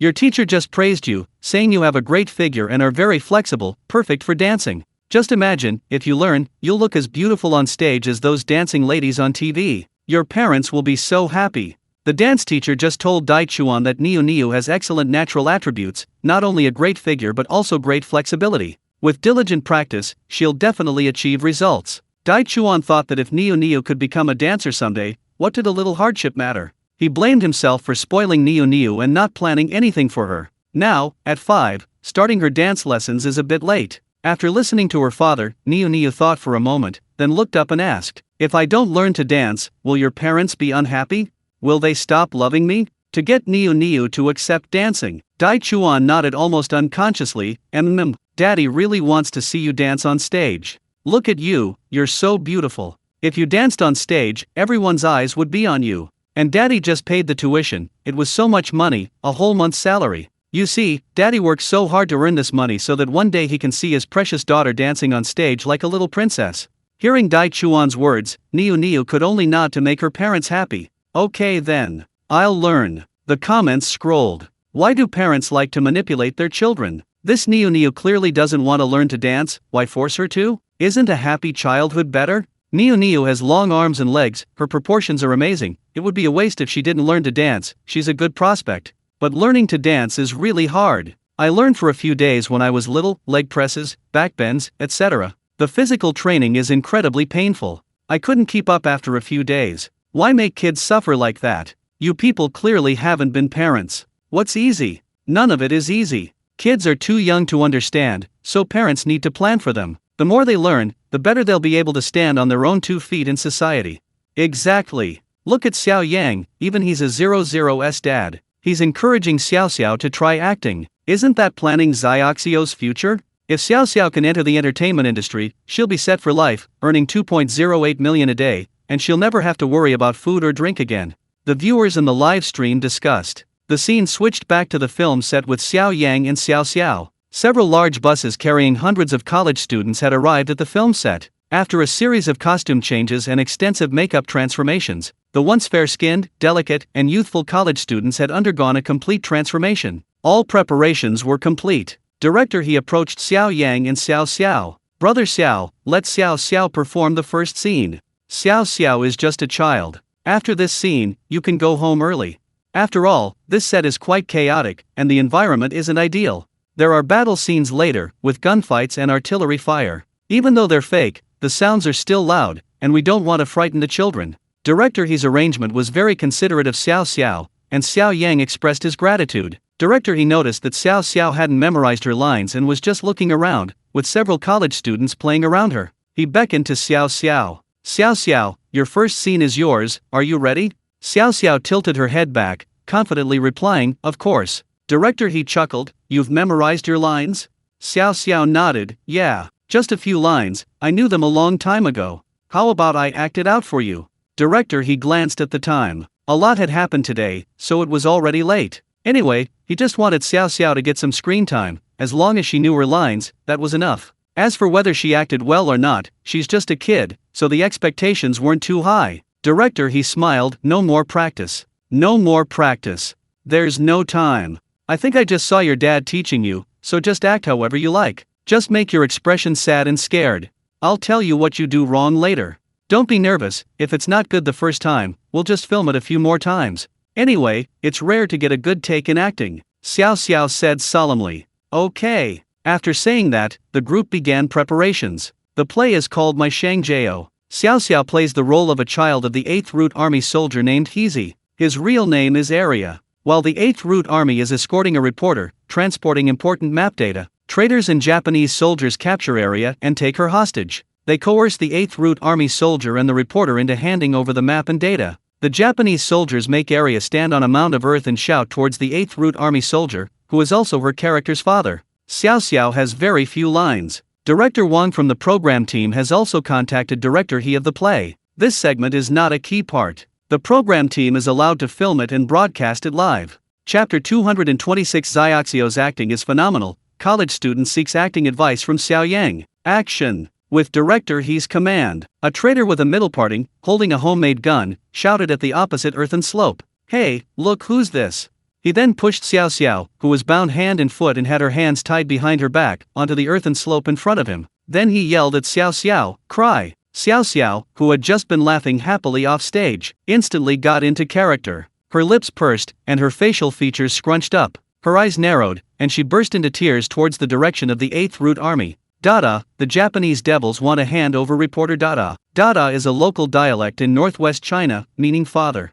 Xiaoxiao's cries were hoarse, filled with grievance, fear, and a mix of other emotions. This cry immediately drew everyone around into the atmosphere. The actor playing the traitor beside him, a featured extra, had been acting for many years. He looked at Xiao Xiao, stunned. Didn't the director say this kid had no acting experience? He almost lost his composure. However, being a veteran actor, he quickly recovered. He started acting, shouting to the other side. Hezi, we're brothers. Hand over the stuff, and I'll release Area. Then, the camera shifted to another actor in the play, playing Area's father, the 8th Route Army soldier Hezi. He held up a machine gun, his voice trembling with emotion. Pa! You dare call yourself my brother? Traitor! The traitor said with a lewd grin, then don't blame me for being merciless. He then took out a torch and placed it in front of Xiao Xiao. As the camera zoomed in the scorching firelight, Xiaoxiu's hair fluttered in the air around the flames. The torch was inches away, a slight misstep could burn Xiaoxiu's hair or clothes. Xiaoxiu's eyes were stung by the smoke, and her cries grew louder. Da da, da da. The cries were incredibly pitiful, causing many viewers in the live stream to feel heartbroken and empathize with her. The live stream chat exploded with comments, almost all of them cursing Xiao Yang and the director. This director is outrageous. With such a small amount of money, he made Xiao Xiao film such a dangerous scene. Damn, is he crazy? There's even a scene like this. The torch is so close, what if it burns Xiao Xiao? Many viewers had already become immersed in the character's emotions. That damned Japanese devil, that damned traitor, so evil. He laid a hand on such a young child. Never forget national humiliation. Those Japanese devils are beasts. Xiao Yang felt his emotions surging wildly. Xiaoxiu's face contorted in agony.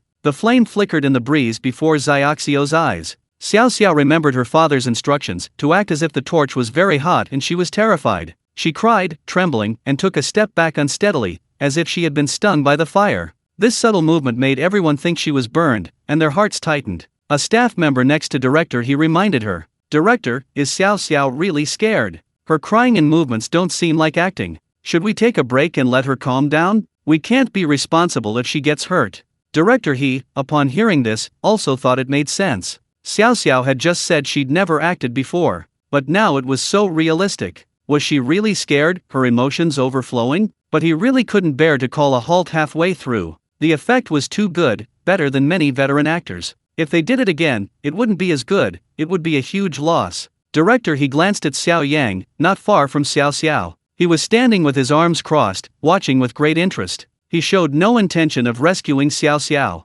Director he steeled himself, if even the father wasn't afraid of danger, what did they have to fear? Continue. The camera focused on Ya's father in the role. His expression was anxious and heartbroken as he shouted, Ya, Da can't listen to the Japanese. Da is a member of the 8th Root Army, understand? Then, the camera zoomed in on Xiaoxiu's face for a close-up. Xiao Xiao called out crisply, I know. Then she shut her mouth tightly, instantly stopping her sobs. Her expression was stubborn, tears still streaming down her face, one by one falling from her eyes. Holy crap!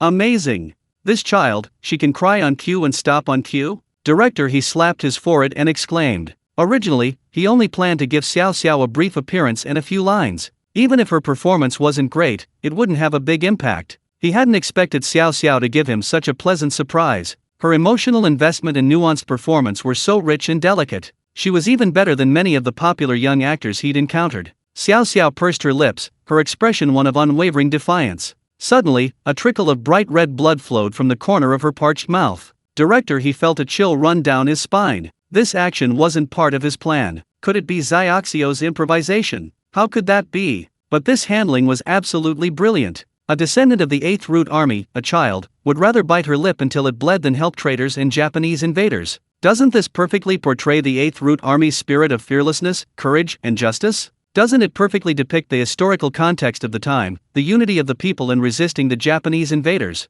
This handling was simply masterful. The comments section was flooded with messages. Xiaoxiu's acting is better than some top celebrities who can't even pronounce their lines properly. Explosive, absolutely explosive. Xiao Xiao even bit her lip until it bled to achieve the dramatic effect. This little girl is so serious and focused on everything she does, I should learn from her. Xiao Xiao truly is my favorite child. I hope she can be my mom in my next life, then I'll be so lucky. Upstairs, don't go too far. Cut. Director he shouted, yelling. That take is a wrap.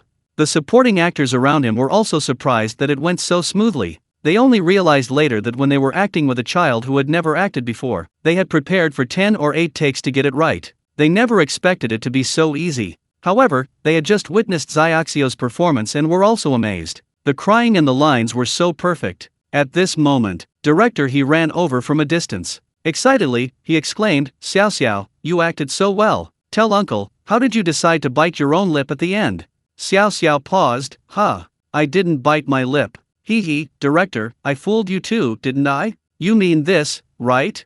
As she spoke, she took a red capsule out of her mouth. My dad taught me this. He said to bite this capsule at the end. Director, he held the red capsule in his hand and squeezed it. His hand was covered in red, like fresh blood. This was a miniature blood pack. Director, he seemed to realize something. Xiao, didn't you say you couldn't act? All that you just did, your dad taught you. Xiao nodded, yes. Yeah, he was teaching me the whole time while we were waiting for the college students.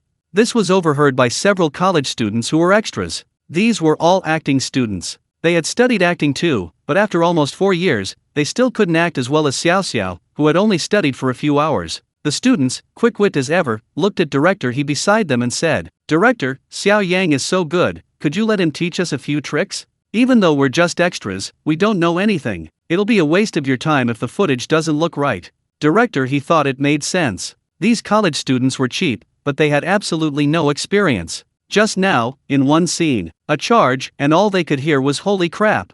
And the actors playing 8th Route Army soldiers, during their charge in battle, were all grinning from ear to ear. And the actor who had supposedly been dead even came back to life. They definitely needed some instruction. Director, he said, alright, I'll go find Brother Xiao. Chapter 227. Children used to dream of becoming scientists, now children dream of becoming stars. While Director he was away looking for Xiao Yang, the live stream switched to the observation room. Xiao's performance had just surprised the guests in the observation room. At this moment, the host, Xiao AI, turned to Su Jia and asked, Sister Jia, as a veteran actress in the entertainment industry, what did you think of Xiao's performance just now? Su Jia. Although not very old, she has been acting for many years and is known in the industry as a workaholic. She often goes on stage in her costume to accept awards, without time to change into a formal gown. With her superb acting skills, she has won numerous awards both domestically and internationally and is a recognized best actress. Therefore, such superb acting skills give her confidence, making her particularly outspoken. Fantastic! Su Jia praised. Although Xiao is only 7 years old, look at her. Her crying scene is so nuanced. At first, standing on the earthen slope, she seemed a little scared and a little wronged. Her crying wasn't very loud. Later, when the torches were in front of her, she sensed danger approaching, and her crying suddenly intensified. Just through Xiao's crying, she conveyed the atmosphere of danger. Finally, when she was told not to cry, she immediately bit her lip to stop. Her stubbornness was portrayed perfectly.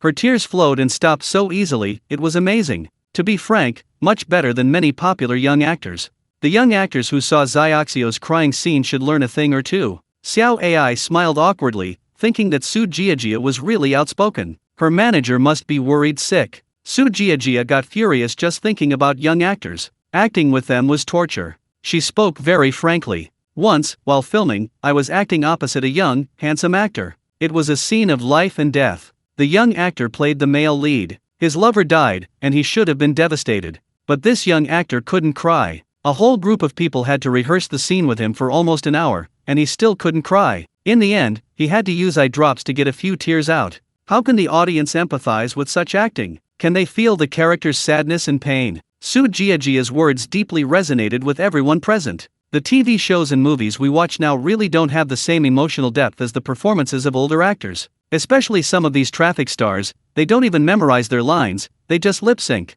Xiao's performance just now, although she only had a few lines, even while crying, she delivered her lines clearly, which is better than those high-paid traffic stars. The comments section is scrolling. Su Jia is right. It was so easy to get immersed in TV shows and movies back then. Those veteran actors were not only good at acting, but also dedicated. Unlike these actors nowadays, they sound like they can't even speak properly. You can't understand what they're saying without subtitles. Nonsense, Xiao's acting is nowhere near as good as my brother's. But if Xiao does a few more shows, maybe she can catch up to him. Xiao just said that Xiao Yang taught her how to act like that. I didn't expect Xiao Yang to be an actor. Amazing, amazing. Xiao Yang knows quite a lot. At this moment, Wei Cheng spoke up, expressing his bewilderment at Xiao Yang's seemingly omnipotent abilities. This is incredible, he thought. Su Jia calmed herself down. I don't think it's all because Xiao Yang taught him. It's possible that Xiao watches too much TV with her grandma and imitates it herself.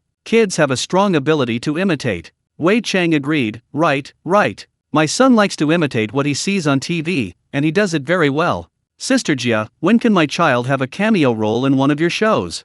Wei Cheng joked. Although it was a joke, Wei Cheng genuinely hoped his son could enter the entertainment industry. However, his son didn't have much talent for singing. Acting would be even better. Acting is much more lucrative than singing. Sure. Su Jiajia smiled. The two entertainment industry guests were having a lively conversation. The other two experts, however, were not so happy. Ahem. Principal, she sat upright, his face serious. I don't quite understand why these parents insist on sending their children to act, to become stars. These days, kids are influenced by this trend. They don't study properly, they just love chasing celebrities. They ask their parents for money to spend on so-called stars and pretty boys, buying them gifts and merchandise. They even travel long distances, spending money on travel expenses, just to catch a glimpse of these people. Stars, earning such high salaries, can they protect the country? Can they contribute to the progress of the nation and humanity? Is acting more useful than building a plane or a cannon for the country? Is it more useful than a doctor saving a life? Xiao Xiao is smart, studies so well, she'll have many more things to do in the future, many more career choices. She could clearly be a scientist, why would she want to act? Before Su Jiajia could speak, Professor Deng interrupted. Exactly. I don't know how Xiao Yang is a father. He shouldn't be at home studying on a perfectly good weekend. One minute he's taking the child to the vet, the next he's on set filming. And this scene was so scary. That torch was just right next to the child's face. What if the child got burned? Why didn't Xiao Yang discuss with the director about cutting that scene? He's so irresponsible towards his child. Professor Deng's words resonated with many older viewers. The two experts are right. A child who studies so well should contribute to the country in the future. Why act in plays or become a star? Actors in the old days were considered low class, but times have changed. They're given so much money now. Principal, she is right. My child is obsessed with young male idols. She can't recite her lessons, but she knows all the lines from those idols by heart. She even skips her weekend tutoring classes to attend fan club events with her classmates. Sigh, that's why today's children are a ruined generation. When we were kids, our ideals were to be scientists, doctors, or police officers. Today's children dream of becoming stars and internet celebrities, glamorous and rich. This trend is terrible. The host, Xiao AI, felt a pang of anxiety. With two celebrities sitting there, it seemed inappropriate for the expert to say such a thing. He quickly said, "Those guests, let's stop here for now. Xiao Yang should be back soon. Let's watch the live stream first, so we don't miss the exciting parts." Chapter 228. The girl's big pout. Brother Xiao Yang, please teach me, please, please. On the film set, Xiao Yang had gone to the restroom and hadn't returned. More and more college students surrounded Xiao Xiao. These college students, though they usually said they hated unruly kids, were all incredibly fond of such a smart and adorable child as Xiao Xiao. College student Xiao Xiao, can we take a group photo? Let's give a thumbs up. College student Xiao Xiao, you acted so well in that scene. Did your dad teach you? Xiao Xiao, yes, but not entirely. Grandma and I watch TV together, and that's how they act. College student Xiao Xiao, how can you cry so easily? When I'm in acting class, the teacher tells me to cry, but I can't cry no matter what I do. Can you teach me how to do it? Xiao Xiao, I thought about how much pocket money I spent on the dog's vet today, and that's why I cried. College student. The live stream chat was buzzing with comments. I knew it. It must be because Xiao Xiao is so smart, she picks things up instantly, she's got a natural talent for acting. How could Xiao Yang have taught her everything? I'm Xiao Yang's classmate. I can vouch for him, he can't act at all. Last year at the freshman welcome party, he went up to perform a skit, and he was so nervous he couldn't even speak properly. How could he possibly act? Just then, Xiao Yang returned. He saw a huge crowd gathered around him, 3 layers deep. He called out from outside the crowd. Xiao Xiao, are you in there? Dad, I'm here. Xiao Yang, then come out quickly. What are you doing here? Hurry up and get the money, we're going back to the city for McDonald's. They have a new product today. Xiao Xiao, Dad, come in. These college students need to talk to you. College students? Something feels off here? Is there a generational gap? Xiao Yang, make way, make way. Instantly, the crowd, layer upon layer, parted to make way. University students are so organized and disciplined. Xiao Yang, what's up? Before the others could speak, director he strode over. Brother Xiao, finally found you. I need to talk to you. Xiao Yang, why is everyone looking for me? What is it? Director He Xiaoxiao's performance in that scene was really good. Several of our staff and the assistant director said it was great. Xiao Yang raised an eyebrow, and then? More money. Director He smiled awkwardly, sigh. Brother Xiao, you know the situation in our crew. Next time, for sure. Xiao Yang, next time, doesn't that mean goodbye forever? Director He Xiao Xiao said you directed her. Xiao Yang chuckled. As a father, of course, he had to save the spotlight for his child. Not bad, about right. Director, he said, how about you teach these college student extras? Xiao Yang was taken aback, thinking to himself, damn it. No extra pay, and he has to do extra work. Director, he said in a low voice. Sigh. Brother Xiao, your method was good, you even managed to recruit so many extras for such a small amount of money. But you get what you pay for, these college students have no experience. We just filmed a big scene, and they're completely disobedient. They're all running around grinning like crazy. This is about the war of resistance against Japan. How can they be so happy? Xiao Yang spread his hands, is it my fault? Director, he waved his hand awkwardly. No, how could it be? But, you've taught Xiao to act, and she's acted so well. Please help her out, even if it's just a last resort. Director, he clasped his hands together and bowed, his attitude very devout. Xiao Yang was about to say, that's a different price. Suddenly, 2 female college students appeared beside him. Although their faces were smeared with black ash, a closer look revealed large eyes, delicate features, and undeniable beauty. 2 female college students. Each grabbed one of Xiao Yang's arms and began to coax him in a coquettish voice. One female college student, Senior Xiao Yang, we're your fans. We finally met you today. You're even more handsome in real life than in your live stream. Another female college student, yeah, so handsome. One female college student, we came here because we saw you recruiting talent, but we can't act. Could you teach us like you taught Xiao? Another female college student, yeah, brother Xiao Yang, I couldn't act just now, and the staff scolded me. Since you taught Xiao so well, you must be even better at acting. Give us a demonstration. Just teach us, please. These words made Xiao Yang feel a surge of pleasure, a tingling sensation, like being electrocuted. At this moment, from the crowd, someone shouted loudly. The online comments say Xiao Yang can't act at all. He was so nervous during his university freshman orientation skit that he couldn't even utter a word. It definitely wasn't Xiao Yang teaching Xiao just now, she figured it out herself. Don't bother asking him. Several male students felt worse than if they were being tortured watching female classmates flirt with Xiao Yang. As for Xiao Yang, he remembered that freshman orientation party through his original memories, there really was such an event, but now that he possessed godlike acting skills, he certainly couldn't let this incident become a disgrace. He had to clear his name. Xiao Yang said, okay then, director I'll act out a scene. You arrange it, what should I act? Director he immediately took out a script from his bag, flipped through it casually, and pointed to a page. This one. Xiao Yang took the script and said, okay, give me a few minutes, I'll take a look first. Okay. This scene depicts a battle where, in the end, only a few soldiers remain on both sides of the 8th Route Army and the Japanese. Ammunition and artillery have been exhausted. These last dozen or so brave 8th Route Army soldiers, wielding broadswords, rush towards the Japanese. A few minutes later, Xiao Yang returns the script to director All done. Let's begin. As he speaks, he grabs a handful of dirt from the ground and smears it haphazardly on his face. He then takes a male college student's hat and puts it on his own head. Who can give me a broadsword? Xiao Yang shouts. Here you go. The stagehand tosses over a prop sword. Xiao Yang climbs a small hill, preparing for a dive. Xiao Yang stands atop the hill. He swayed slightly. Instantly adjusting his posture, his demeanor changed abruptly. He completely shed the image of a young man born in the 2000s. He transformed into a battle-hardened, valiant 8th Route Army soldier, slaying countless enemies. 3, 2, 1. Director he shouted loudly. Xiao Yang frowned, staring ahead, his eyes filled with hatred, courage, and determination. He spoke, word by word. Brothers, sharpen your knives. Then he raised a jar of wine and poured it into his mouth. He drew a large knife from his waist and held it horizontally in front of his chest. Puff!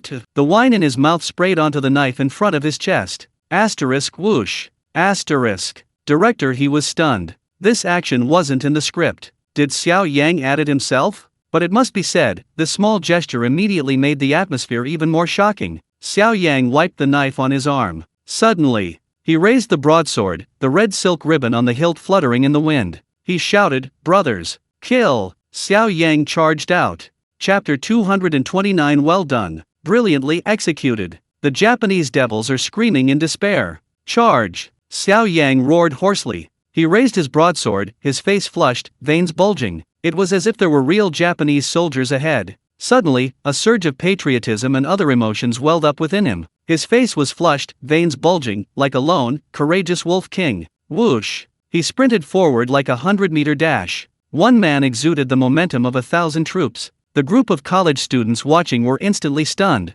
Awesome! That feeling, that energy, it just hit them. Thinking about what they had just acted, they didn't resemble an 8th Route Army soldier at all. They hadn't captured even a fraction of Xiao Yang's feeling. The cameraman filming nearby was also stunned by Xiao Yang's acting. It was just a charge. In a movie, it would even be just background noise. But Xiao Yang brought it all to life. He quickly grabbed his camera and ran after Xiao Yang, afraid of missing such a brilliant performance. Director He, standing nearby, felt a chill run down his spine. It was as if he were truly on the front lines of the war of resistance against Japan. He quickly pulled out his walkie-talkie. Hello, camera, come here. Follow Xiao Yang. He himself hurriedly ran back to the monitor. Xiao Yang continued running forward. The small mound beneath his feet, though not high, was uneven and full of potholes, designed to recreate the battlefield scene. Even walking normally was a struggle, with each step sinking into the deepest part. Running at a 100-meter sprint pace, it was understandably difficult for Xiao Yang,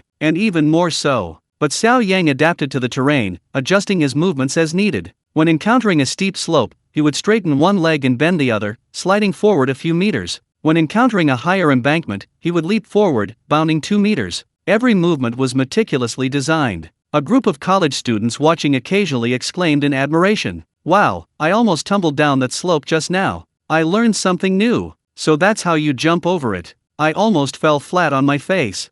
At that moment, Xiao Yang had already reached the bottom of the slope and saw a puppet prop dressed as a Japanese soldier. War scenes usually use many puppets, such as those used in gunfights and explosions. Xiao Yang had a sudden inspiration and decided to add some scenes for himself. He leaped a meter high, his leg slamming into the air. With a powerful sweep of his leg, he kicked the puppet to the ground. Xiao Yang picked up his large knife, gritting his teeth. Facing the enemy, he swung it forcefully. The blood packs on the puppet's body, bang, exploded. Blood spurted out. Xiao Yang, still gritting his teeth, swung the knife again. Bang! Another blood pack burst open. Blood splattered all over him again. The cameraman, who had been holding the camera, took a step back. He seemed to sense the intense killing intent emanating from Xiao Yang. The live stream chat scrolled. "Holy crap, I love it. This is the 8th Route Army I've always dreamed of, the ones protecting our country.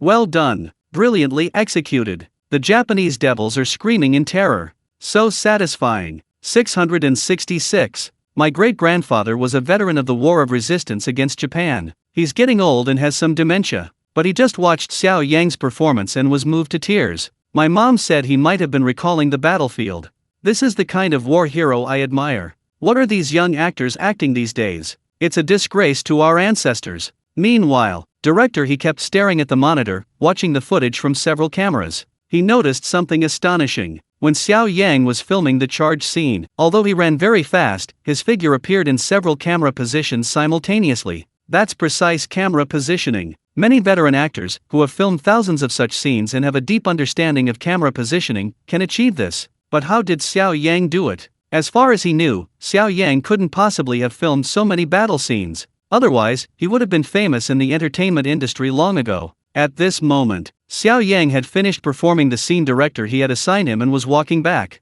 Along with him, many people applauded and exclaimed in admiration. Xiao Yang, 666. Awesome! He returned to Xiao's side. He returned the hat to the college student and tossed the large knife to the stagehand. He was about to lead Xiao home. "Xiao Yang, could you demonstrate another villain for us? Play a Japanese soldier." Someone in the crowd shouted, which immediately sparked a chorus of cheers from the college students. That's right. The 8th Route Army soldiers have played their roles, but what about us playing the Japanese soldiers? We don't know how to act either, teach us. Yeah, teach us. Xiao Yang looked around and saw several male students dressed in drab yellow clothes, playing Japanese soldiers. He chuckled, "With your demeanor and appearance, you can just tone it down a bit." Male students, comments. "Ha, Xiao Yang, you've gone too far. Even though it's similar, don't be so blunt. Ha, tone it down. You're like a panda ordering takeout. The bamboo shoot has arrived. You know what, these male students aren't very tall. They really do look a bit like Japanese pirates." The male students were speechless. They immediately plopped down on the ground. They shouted, "We're not acting anymore. We're not acting anymore. We wanted to play 8th Route Army soldiers, but we're just a bit short. I can't play a Japanese soldier." Director He saw that these college students didn't rely on being extras for a living. they could easily say they wouldn't act. These were people he had painstakingly recruited, he couldn't let them quit. He quickly discussed it with Xiao Yang. I'll include a special thanks section before the main feature, Xiao Yang. Xiao Yang thought, that works too. Haha, at least it's one movie. He and Xiao Xiao will both get screen time. Okay, Xiao Yang agreed. In this scene, Xiao Yang plays a fleeing Japanese soldier. Xiao Yang then took a pot lid hat from a male classmate's head and placed it on his own. A production assistant handed him a bayonet. Let's begin, director, he said. Xiao Yang immediately hunched his back slightly and narrowed his eyes. In just an instant, his demeanor completely changed. He was completely unlike Xiao Yang himself, and even less like the 8th Root Army hero he had just portrayed. He instantly transformed into a cunning, sleazy, and repulsive Japanese soldier. Amazing! He got into character in a second. Chapter 230. Xiao Yang truly has both good looks and acting skills, and both. Xiao Yang imagined he'd been shot in the right calf. He limped forward, as if someone were chasing him. He ran a few steps. Suddenly, his foot twisted, his knee buckled, and he instantly lost control of his body. With a loud thud, he fell heavily to the ground. It all happened so naturally. Everyone around him assumed Xiao Yang had genuinely tripped over a pebble. Are you all right? Several female college students nearby tried to help him up. Xiao Yang waved his hand, indicating he didn't need help. He struggled to his feet and limped forward. Although the weather wasn't hot, fine beads of sweat appeared on Xiao Yang's forehead. He portrayed the disheveled appearance of a deserter incredibly realistically. The surrounding extras looked on with admiration, whispering among themselves, "Holy crap, that acting! Absolutely amazing! Not a trace of acting. Even our acting teachers aren't as good as Xiao Yang. Come on, we're not from a professional film academy like Beijing Film Academy. Our teachers' acting skills definitely can't compare. But where did Xiao Yang learn? I've never seen him go to any professional school. Holy crap, this guy Xiao Yang is amazing. He just wore a bowler hat and he could get into character, making it feel like he was really fighting on the front lines." Meanwhile, director he called over a featured actor, asking him to add some scenes for Xiao Yang. Such a good teaching opportunity, he couldn't resist taking advantage of it. The so-called featured actor wasn't a lead or supporting actor, but they often act opposite the lead actors, and some even surpass them in acting skills. A guest actor receives an assignment from the director. He casually pulls out a large knife from the props nearby. Seeing Xiao Yang's timid and panicked escape, the director immediately immersed himself in the role. He imagined himself as a brave 8th Root Army soldier, wielding a large sword, aiming fiercely at Xiao Yang's back. Regarding the sudden attack, Xiao Yang understood. It seemed director he had added a scene on the spot. He went along with the acting. His body felt as if it had truly been slashed by a large sword, his back straightened, and he slowly turned around. His face instantly changed from rosy to deathly pale, as if he had lost too much blood. Even his lips seemed to turn bluish. The sweat on his forehead increased, becoming more and more profuse. In an instant, Xiao Yang's eyes changed, from a sense of relief and panic, to terror. He frantically stretched one arm behind him, then brought it to his face. As if his hand were truly stained with blood, Xiao Yang's eyes suddenly widened, his face filled with shock and terror. He clasped his hands together, bowed as low as he could, and kowtowed to the 8th Root Army. He spoke in Chinese with a Japanese accent. Please, let me go." As he spoke, he took a step back. He perfectly portrayed the cowardly, timid Japanese soldier. Xiao Yang's acting was so good that everyone believed he was a real Japanese soldier, not an actor. Even Xiao Xiao was completely immersed in the role. Pointing at her own father, she shouted, "Down with the Japanese! Down with the Japanese!" Surprisingly, no one found anything wrong with what Xiao Xiao said. There are also many college students, just like the patriotic youth before liberation. Raise your right hand and shout, "Down with the Japanese devils! Down with the Japanese devils!" Faced with the little Japanese devils' pleas for mercy, the 8th Root Army soldiers, of course, showed no mercy. Raising their broadswords with both hands, they wished they could tear the little Japanese devils before them to pieces. Xiao Yang, playing the little Japanese devil, dragged his mangled body and turned to run. Swish! Swish swish! Xiao Yang's back felt as if it had been stabbed multiple times. His legs buckled, his strength gave way, and he collapsed to the ground from blood loss. Then he dragged his wounded body forward. Those around him seemed to truly see a Japanese soldier lying in a pool of blood. He crawled forward, barely clinging to life. 2 minutes later, Xiao Yang stopped moving, his head lolling to the side, completely dead. The extra seemed too immersed in the role. He even lightly kicked Xiao Yang a couple of times, to confirm if he was truly dead. Xiao Yang remained motionless. A long while passed. The surrounding innocent college students finally reacted. Holy crap, is he really dead? My god, this doesn't look fake. I think I saw blood on Xiao Yang's back just now. Oh my god, could that knife be real? Murder! Murder! The comments scrolled. What the heck? I just heard someone say someone killed someone. You believe what college students say? I have to say, Xiao Yang's acting is like a cow taking off in a plane. It's incredible. Amazing, amazing. Xiao Yang has both looks and acting skills. It's a shame he's not in the entertainment industry. A petition with 10,000 signatures, please, Xiao Yang, play the male lead. It's good for my eyes.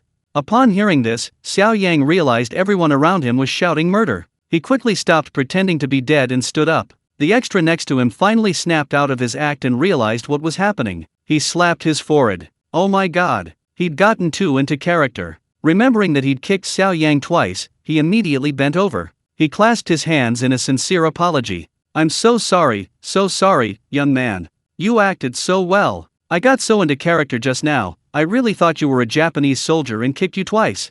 I'm so sorry. Xiao Yang waved his hand, indicating his understanding. It's acting, after all, it's inevitable. Seeing Xiao Yang stand up, a crowd of onlookers all rushed over. They all exclaimed in admiration of Xiao Yang's acting skills. Senior Xiao, your acting was amazing. With acting skills like yours, you should stay at the university as a teacher. Senior Xiao, I apologize for doubting you at first. Just then, two very pretty female college students who had been flirting with him earlier squeezed into the crowd. They flanked Xiao Yang, speaking in hushed tones. One girl, Senior Xiao Yang, your acting is so handsome and amazing. We love watching you. The other girl, yeah, so handsome and stylish, you were so brave when you played the 8th Root Army soldier. We haven't had enough. Brother Xiao Yang, could you act out another scene for me? Please. Xiao Yang's heart tightened. Is this never going to end? Are these college students here to pay to watch him act? This time, he absolutely couldn't agree. Xiao Yang yelled at Director He, settle Xiaoxio's bill. We need to go back to the city to eat. Starving. A sly smile appeared on Director He's round face. Brother Xiao, I had my staff buy you McDonald's from the city. It's in the RV, you and Xiao can eat there. Knowing you eat a lot, I bought you 5 of everything. Xiao Yang, hearing this, thought, no one comes here without a reason. Director He, what else is there?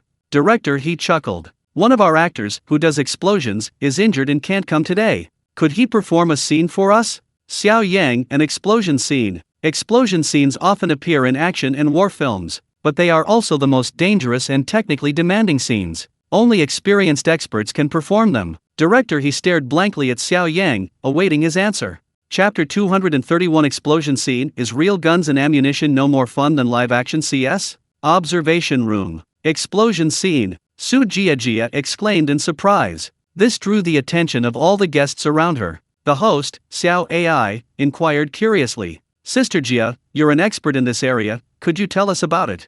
Are those gunfights and bomb explosions we viewers usually see on screen real or special effects? Su Jia smiled and said, there aren't that many special effects. Many scenes are real. It's just that soft explosives are much less destructive than military explosives. However, the type of explosive used depends on the desired effect and the director's taste. The host, Xiao Ai, let out a soft ah. So, filming explosion scenes is still a very dangerous thing. Su Jia nodded. Because accidents have happened while filming explosion scenes. Therefore, when filming close-up explosion scenes, most of the lead actors don't perform the explosions themselves. Instead, the director hires professional actors at high salaries. However, Su Jia was incredibly dedicated, rarely using a stunt double to achieve realistic effects during filming. She even performed her own pyrotechnic scenes. It was this dedication that earned her a Best Actress award at a young age. However, in her last film, a pyrotechnics technician's mistake nearly disfigured her face. Thinking back on it now, she still felt lingering fear.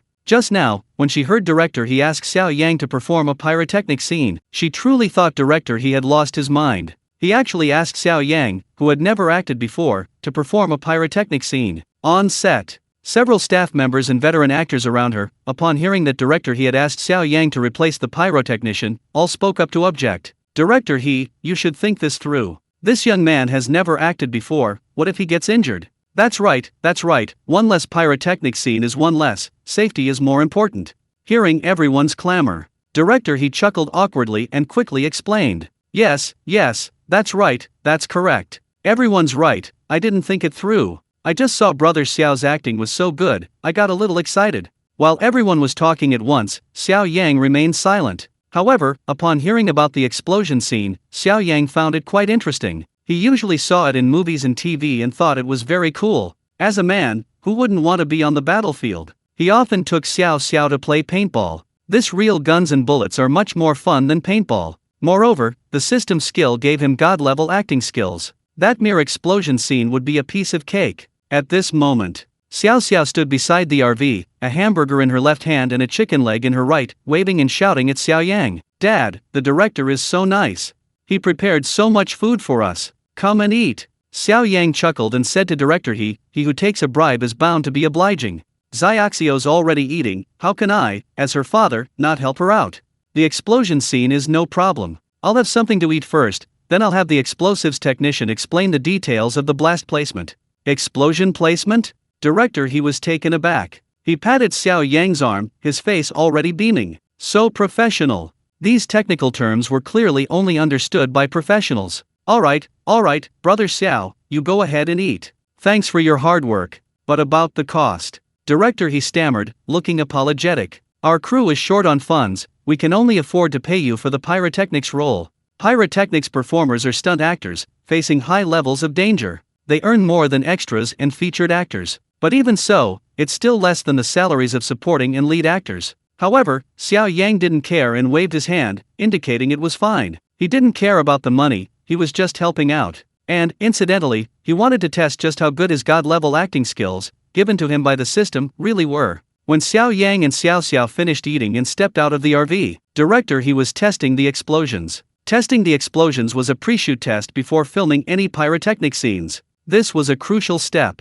Generally, pyrotechnic scenes are tested at least 3 times before filming begins. The explosives technician had to meticulously measure the amount of explosives used and the blast radius, and carefully plan the actors' movements. Filming could only begin after ensuring the actors were in a safe area to prevent injury. First test explosion. The director shouted into the walkie-talkie. Boom! A deafening explosion erupted from the nearby hillside. Followed by sparks and billowing black smoke, it looked like a real battlefield. Although this was just filming, using very few bombs and ammunition, far less realistic than a real combat scene, it still elicited gasps of amazement from many college students witnessing such a scene for the first time. Wow, awesome. So cool. We came to the right place. This is more realistic than a murder mystery game, and we get paid. Thanks to Xiao Yang for finding us such a great spot. Next time we want to play a murder mystery game, we'll come here as extras. We can choose what we want to play. Even Xiao felt a surge of tension upon seeing the black smoke rising from the woods. Clutching Xiao Yang's clothes, she looked like she was about to cry. Dad, there's a bomb. You shouldn't act anymore, right?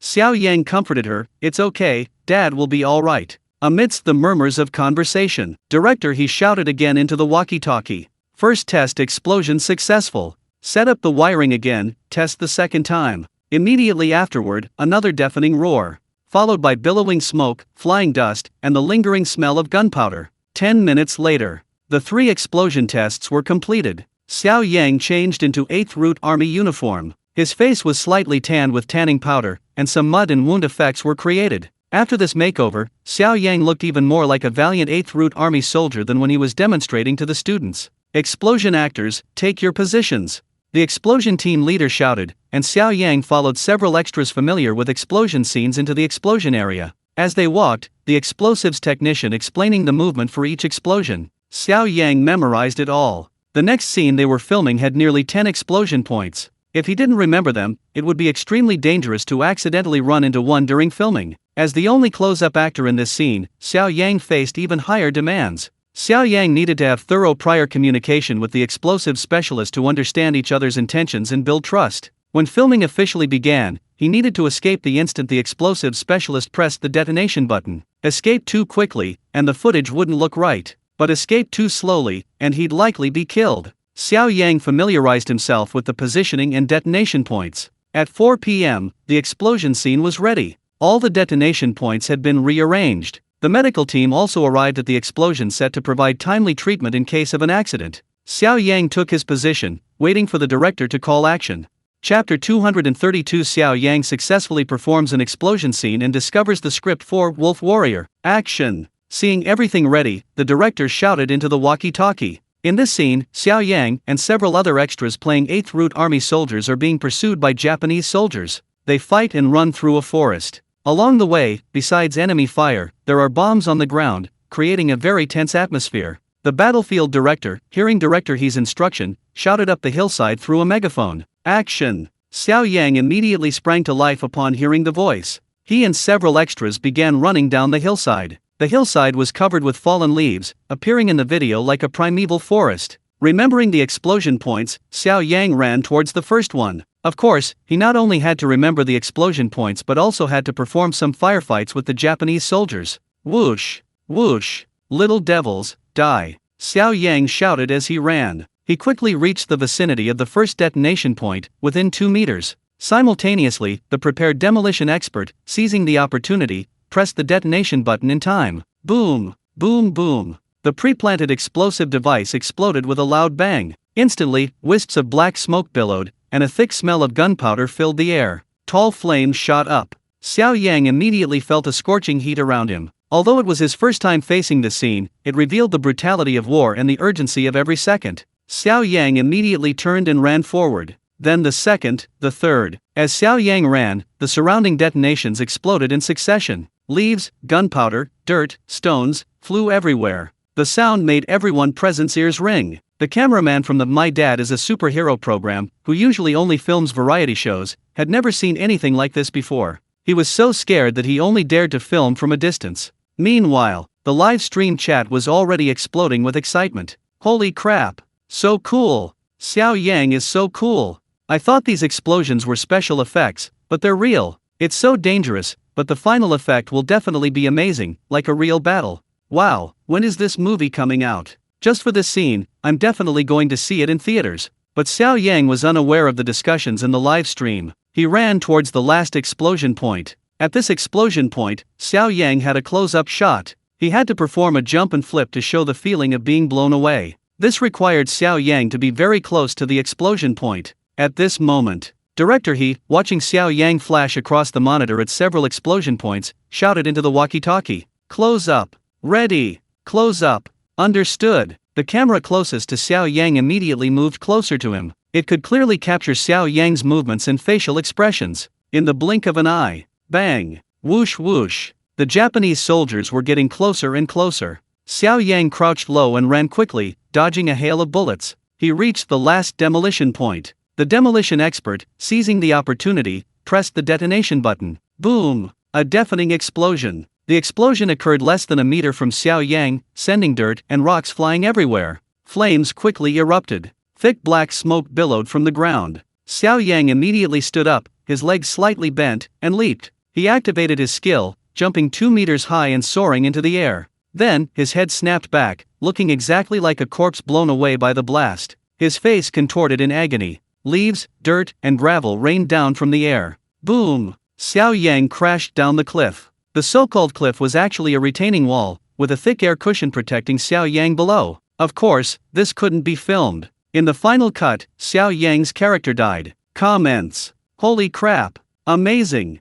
Xiao Yang, go act already. It's good for my eyes. This acting is better than many actors, absolutely amazing. Even Su Jiajia in the observation room silently applauded. She exclaimed, "Amazing! Amazing!" She thought to herself, I must act with Xiao Yang sometime. Such evenly matched acting is so satisfying. Cut. Perfect. That's a wrap.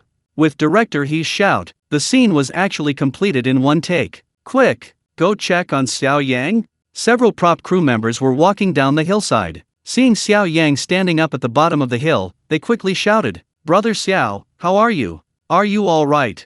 Ha! Xiao Yang rubbed his ears. The explosion had been so loud that his ears were ringing, but this was normal. It would get better in a while. A dozen minutes later, Xiao Yang and several staff members emerged from the woods. Xiao immediately rushed over. Ignoring Xiao Yang's dirty clothes, she hugged his leg and started crying. "Wah, Daddy, you're not dead. I saw it on the director's monitor just now. You were blown up. Then you fell to the bottom of the cliff. I thought you were dead. Wah." Xiao Yang smiled and patted Xiao's head. "What you saw was right. I'm not your dad now. I'm a ghost possessing your dad." Upon hearing this, Xiao let go of Xiao Yang's leg. He rolled his eyes and said, "TCH. I'm 7 years old, not 3. Don't scare the kid. Just then, director he walked over from in front of the monitor. Haha, Xiao, I was really worried about you. But are you alright? Should we have the doctor over there check you out? Xiao Yang waved his hand, no need. I am a doctor, I know my own body. Right. Director he smiled, I saw on the trending topics that you know traditional Chinese medicine, and you're a highly skilled doctor. I never expected Brother Xiao to be such a multi-talented person. Not only are your medical skills excellent, but your acting is even better. That explosion scene just now was perfect. Brother Xiao, I have something I'd like to discuss with you. Let's talk in private. As he spoke, director he glanced at the cameraman. The meaning was clear, this couldn't be broadcast live. Director he led Xiao Yang all the way to the RV. Only after closing the door did he quietly begin to get to the point. Brother Xiao, would you be interested in becoming an actor and making movies? Xiao Yang, Having acquired the system skill, Xiao Yang did consider acting. After all, who wouldn't envy a daily salary of 2.08 million in the entertainment industry? However, it's not the right time yet. He still needs to finish filming this variety show. After all, he wants to acquire more skills. But I still have this variety show to film, so there might be a time conflict, Xiao Yang said. Director that's not a problem. We recently got a good script. However, the investment and other aspects aren't ready yet, so filming can't start anytime soon. But after seeing Brother Xiao's acting skills and appearance, I think he's very suitable to be the male lead in this drama. So, let me ask if you're interested first? Xiao Yang hesitated for a moment. He then expressed his desire to see the script to Director he. Director he, unprepared, pulled a stack of papers from his bag. This is just a rough draft, you can take a look. It's a patriotic film, with lots of fight scenes, gunfights, and explosions. At first, I was a little hesitant, but after seeing your explosion scene, I'm confident. Brother Xiao, you're perfect for it. Xiao Yang thought to himself, had this old fox, that explosion scene was a silent test for me. Xiao Yang opened the script. He was stunned. Wolf Warrior. The film's title is Wolf Warrior. Xiao Yang roared inwardly, holy crap. Chapter 233, No salary, just profit sharing. Wolf Warrior is adapted from a real border war between China and a foreign country. It tells the story of Leng Feng, who, after disobeying orders and being discharged from the army, joins the elite special forces unit, Wolf Warrior Squadron. He embarks on a bloody battle. In his previous life, Xiao Yang had already seen this film released, and he even spent a few dozen yuan to buy a ticket. He had to admit, the fight scenes, the special effects, the production were truly amazing. It was totally worth the ticket price. The whole viewing experience was thrilling, especially the line, those who offend China, though far away, will be punished. It still echoed in his mind. This film was a success in every aspect, and it also ushered in the era of Chinese blockbusters. It won multiple awards. Xiao Yang quickly flipped through the script. That's right. It's the Wolf Warrior from his previous life, but not the movie with the same name. But what he didn't understand was why, in this world, the script was actually in Director He's hands. They hadn't even found a male lead yet. He remembered that in his previous life, Wu Jing had directed and starred in his own film. He had even spent some time in the military for it. However, that film was a huge success, making Wu Jing a top actor and director in the Chinese film industry. And he made a fortune. Xiao Yang thought to himself. This was indeed a huge opportunity. If he were to act in this film and successfully land the lead role, he could also potentially make a fortune. Moreover, he believed in the godlike acting skills the system had given him. His performance wouldn't be any worse than Wu Jing's. He had just searched on his phone, and this world didn't have Jay Zhou, nor even Wu Jing. No wonder the entertainment industry was so far behind. Xiao Yang returned the script to Director He. How is it? Director He looked at Xiao Yang expectantly. Xiao Yang planned to ask more questions. After all, the success of a film can't be judged solely on the actors and their acting skills. Especially for an action blockbuster like this, the production team and special effects can't be lacking either. I think this script is good. It promotes patriotism and heroism. However, Director He, I have a thought. Go ahead. Xiao Yang, I wonder what your plans are for the special effects in this film. I see a lot of hand-to-hand combat, and there are also gunfights and car chases. It looks like a blockbuster. I know you come from a background in niche art films, so you have experience in this area. Originally, a director didn't need to tell an actor these things. After all, in the entertainment industry, a director's status is higher than an actor's. But Director He really wanted to win Xiao Yang over and was happy to say a few more words. Brother Xiao, you don't need to worry about this. I have a senior brother who's the best in the country at this, he's already agreed. Sigh. To be honest, those young male celebrities in the entertainment industry these days, especially the currently popular ones, simply don't have the rugged charm of the male lead in this script. They're all so delicate and frail, more feminine than women. Besides, you just read the script, there are many fight scenes. These days, male actors can only act in romance-themed urban movies. I'm really struggling to find a tough guy actor for this kind of military-themed role. I was actually worried about casting. But when I just saw you act, especially that explosion scene, it perfectly matched my idea of the male lead. What do you think, brother Xiao? Hearing director he say this, Xiao Yang stopped beating around the bush. He said directly, as long as it doesn't interfere with my variety show filming, it's fine. There's another issue, the salary? Xiao Yang stroked his chin, quietly looking at director he. Although he already had an idea in mind, he wanted to see the director's quote first. The salary. At the mention of money, director he hesitated, embarrassed. Brother Xiao, you're incredibly popular right now. And with your acting skills, I should be able to offer you the same salary as top stars in the entertainment industry. However, I haven't secured enough investment yet, so I can't guarantee you a salary. Upon hearing this, Xiao Yang understood that director he wasn't having an easy time securing investment. In this world, much like his previous life, military-themed films weren't popular before Wolf Warrior was released. People didn't like watching patriotic films either. It was all those soap operas and romance films that sold well. Since that's the case, then let's show the people of this world what patriotism is. What a soldier is. Xiao Yang remembered that Wolf Warrior 1 was released in 2015, and its box office was 550 million yuan. Wolf Warrior 2 and Wolf Warrior 3 followed, with even higher box office returns. Xiao Yang said, I don't want a salary, I want a share of the profits. Ha! Director he was stunned. Profit sharing? Yes, I want 2% of the film's future profits. 2% of the profits? Yes, Xiao Yang said. Actually, although it was a good script, no one knew for sure if the film would be a box office hit. It was essentially a gamble. If it didn't make money, Xiao Yang would have acted for nothing. But if it did, Xiao Yang could potentially reap even greater profits. But Xiao Yang believed he could gamble correctly. And he was even more concerned about the future profits of Wolf Warrior. Okay, I agree. Director he happily shook Xiao Yang's hand. He was deeply grateful for Xiao Yang's trust. After their conversation, they got out of the RV. The cinematographer and Xiao had been waiting outside. Xiao Yang reappeared on the screen. Su Jiajia sat in the observation room, her hands tightly clasped together. Humph. He had originally wanted to invite Xiao Yang to film a scene with him, but director he beat him to it. Xiao Yang finally came out, watching the sunset in the distance. Xiao had been on set for so long, it was time for her to go home. Xiao, this is your pay for today. A staff member handed Xiao cash.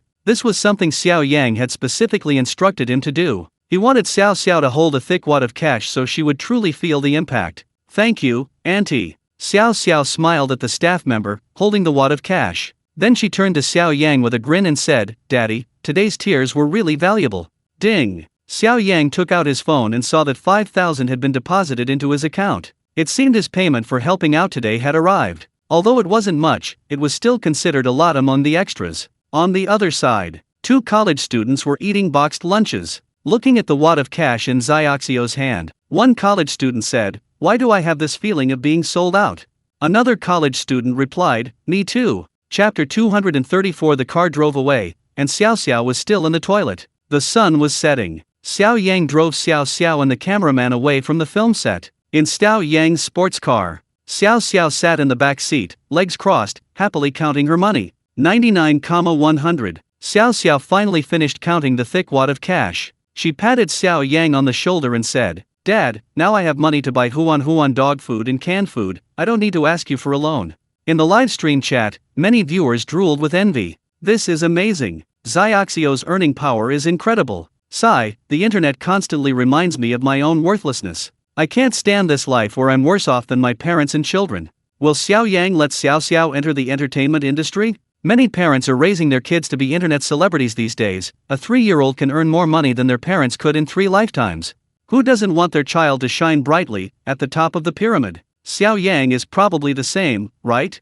Director Wang glanced at the comments in the live stream. He quickly contacted the photographer who was filming Xiao Yang and Xiao so he could ask the questions. Then, the cameraman in the car, following Director Wang's instructions, spoke up. Xiao, how did you feel about filming today? Xiao, it was fun. Cameraman, do you want to continue acting and become a little star? Xiao Xiao thought for a moment, turned to look at the cameraman, and said, I don't want to be a star. Cameraman, why? Being a star is glamorous, isn't it? You can earn a lot of money and buy lots of things. Many kids want to be stars but can't. Xiao Xiao pouted, but acting as a star is also dangerous. Daddy was just blown up. Xiao Yang, I was acting. Xiao Xiao, being a celebrity means you can't just go out and play freely. I have to wear a mask and hat every time I go out now. It's so troublesome. Besides, I already have something I want to do when I grow up. The cameraman, what do you want to be when you grow up? Xiao Xiao, I want to be a veterinarian. The cameraman, a veterinarian? Isn't that a veterinarian? The cameraman was a little confused. In his view, although veterinarians are doctors, they still treat animals. Xiao Xiao's grades are so good, she's so excellent in every way. She should definitely want to do a better job. The cameraman was stunned, muttering, Xiao Xiao, you're so good at studying, you'll definitely find a good job if you get into a good university. Being a veterinarian isn't respectable, you should go to a good hospital to treat people, that's respectable. Xiao Xiao muttered upon hearing this. I felt really sad seeing Huan sick today. I thought to myself, if I were a veterinarian, I could cure it. Dogs feel pain when they're sick too. Xiao Yang, overhearing this, chuckled. Being a veterinarian is great. They're all doctors, so there are no medical disputes or conflicts. At most, they'll remove a stray dog's testicles, and it'll come barking a few times a day. But there are no patients wielding knives, so it's safe. Besides, every profession has its experts, you can do what you love. The photographer paused, looking at Xiao Yang. You actually support it? Xiao Yang, of course I support it. Why are you being so prejudiced? Everyone thinks that jobs where you sit in an air-conditioned office are more prestigious than those of construction workers. But what's the reality? These days, office programmers don't earn as much as construction workers, and they don't have to work overtime. And they don't have to work 996 or 007 every day, and they don't get yelled at by their bosses all the time. Then, Xiao Yang glanced at Xiao Xiao and said, My dear daughter, Dad doesn't need you to be outstanding or have a job that everyone thinks is respectable. Life is for yourself, as long as you're happy. The comments section is filled with, haha, Xiao Yang is right. I'm a programmer, earning just over 10,000 yuan a month. I work 996 every day, sometimes even all night to meet project deadlines. If I make a small mistake, my boss yells at me. My house is being renovated recently. The plumber who did the electrical work only earns 500 yuan a day. If he makes a mistake, my wife and I are too embarrassed to yell at him, afraid he'll get angry and quit. And he doesn't even work overtime, he can rest whenever he wants. Tell me, what's wrong with this job?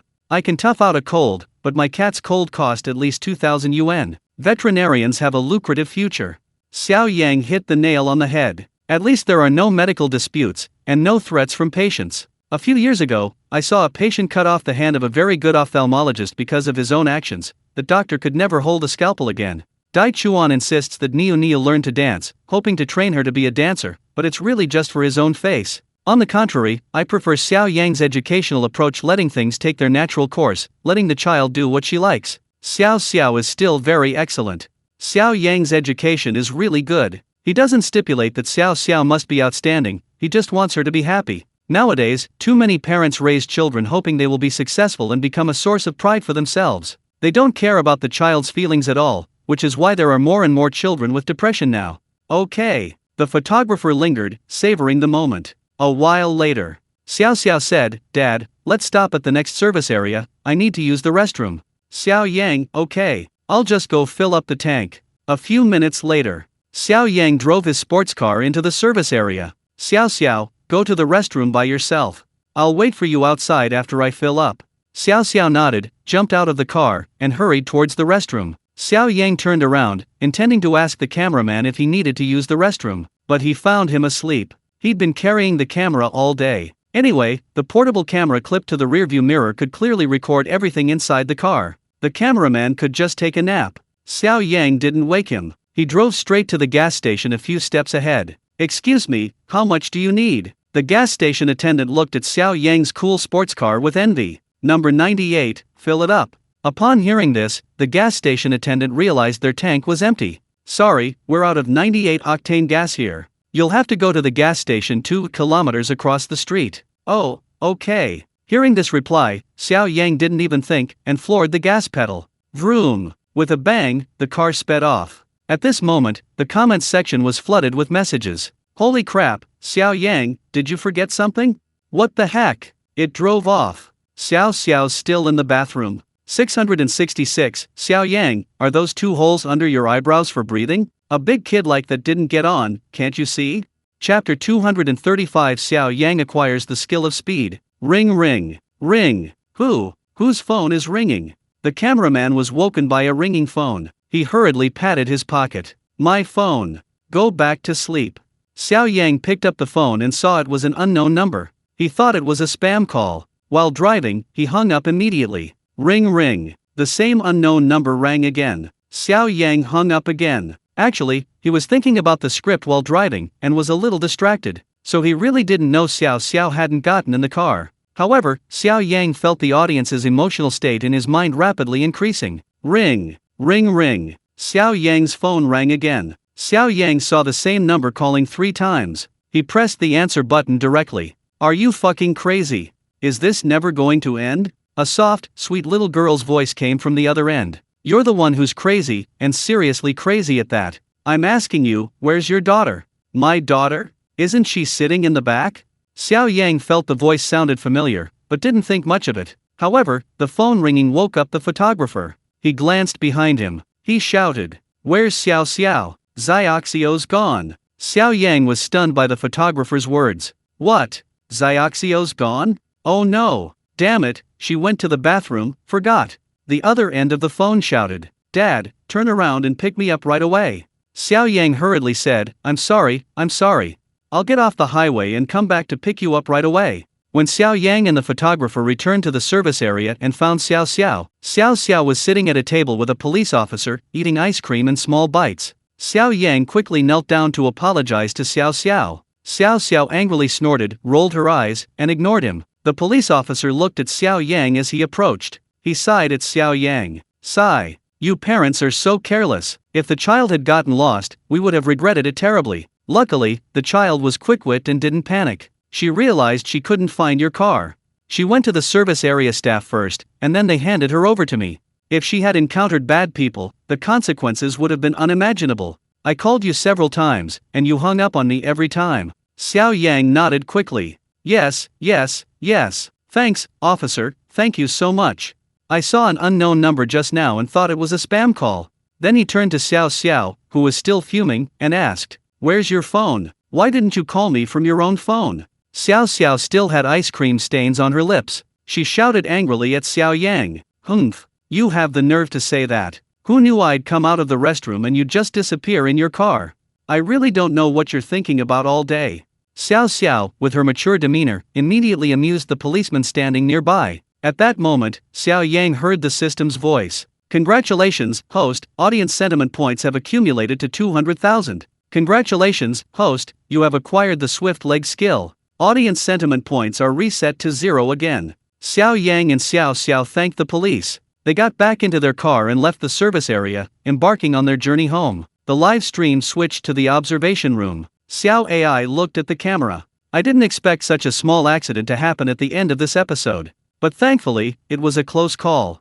A close call? Professor Deng's voice rose a notch. That's lucky. Look at those children trafficked by human traffickers, aren't they all victims of careless parents? They just let their children slip by for a second and they're gone. If this child had really disappeared, if something had happened, it would have been too late. That's why I say children, no matter how old, should never be out of their parents' sight, they must be watched at all times. Humph. I really don't know how parents these days can be so careless, letting their children go out alone. This Xiao Yang, he actually forgot about his child at a service area and drove off. That's so unreliable. I really don't know what kind of father he is. Professor Deng's scathing criticism resonated with many parents in the live stream. Exactly. Xiao Yang just doesn't take care of the kids properly. If my husband ever forgot about the child outside, I'd argue with him for 3 days and 3 nights. If I dared to leave the child on the highway, Grandpa would definitely come with his halberd, Grandma with her cane, Grandma with her rolling pin, and Grandpa with his sword, rushing day and night to beat me, this unfilial son. Actually, this happened to me when I was a child, also at a highway service area. I came out of the restroom, and my dad's car was gone. But I wasn't as quick-witted as Xiao. I didn't know how to find the staff, so I just squatted by the roadside crying. Luckily, a kind uncle passed by, saw me crying, and asked what was wrong. In the end, he helped me contact my dad. At this moment, Xiao AI looked at Wei Cheng, the only young father with a child present.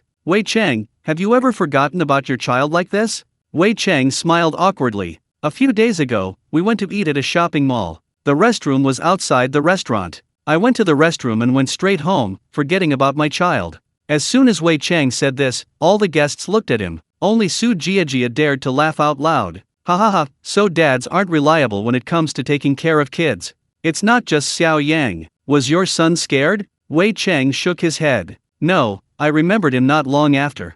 I went back to find him, and he was still eating heartily. Wei Cheng smiled and continued. But after watching the live stream just now, I think Xiao Xiao has been well educated. She knew to contact the staff when there was a problem, instead of being scared and crying. And she remembered Xiao Yang's phone number, so she could contact her parents immediately. Many children don't remember their parents' phone numbers these days. It seems the parents have taught their child this at home. That's why Xiao Xiao was so calm and collected. Comments scrolling. Yes, Wei Cheng is right. Compared to the experts saying to keep children within sight, teaching children how to respond in such emergencies is more important. No one can guarantee that parents won't make mistakes. That's right. Parents are human too, and they inevitably make mistakes. It's also important for children to have the ability to protect themselves in unfamiliar environments and dangerous situations. Parents can't watch over their children forever. Finally, host Xiao AI noticed the time was almost up. She gave a brief summary. After this accident, we also want to remind parents. Before driving in a service area, make sure everyone in the car is on board. That concludes this episode of My Dad is a Superhero.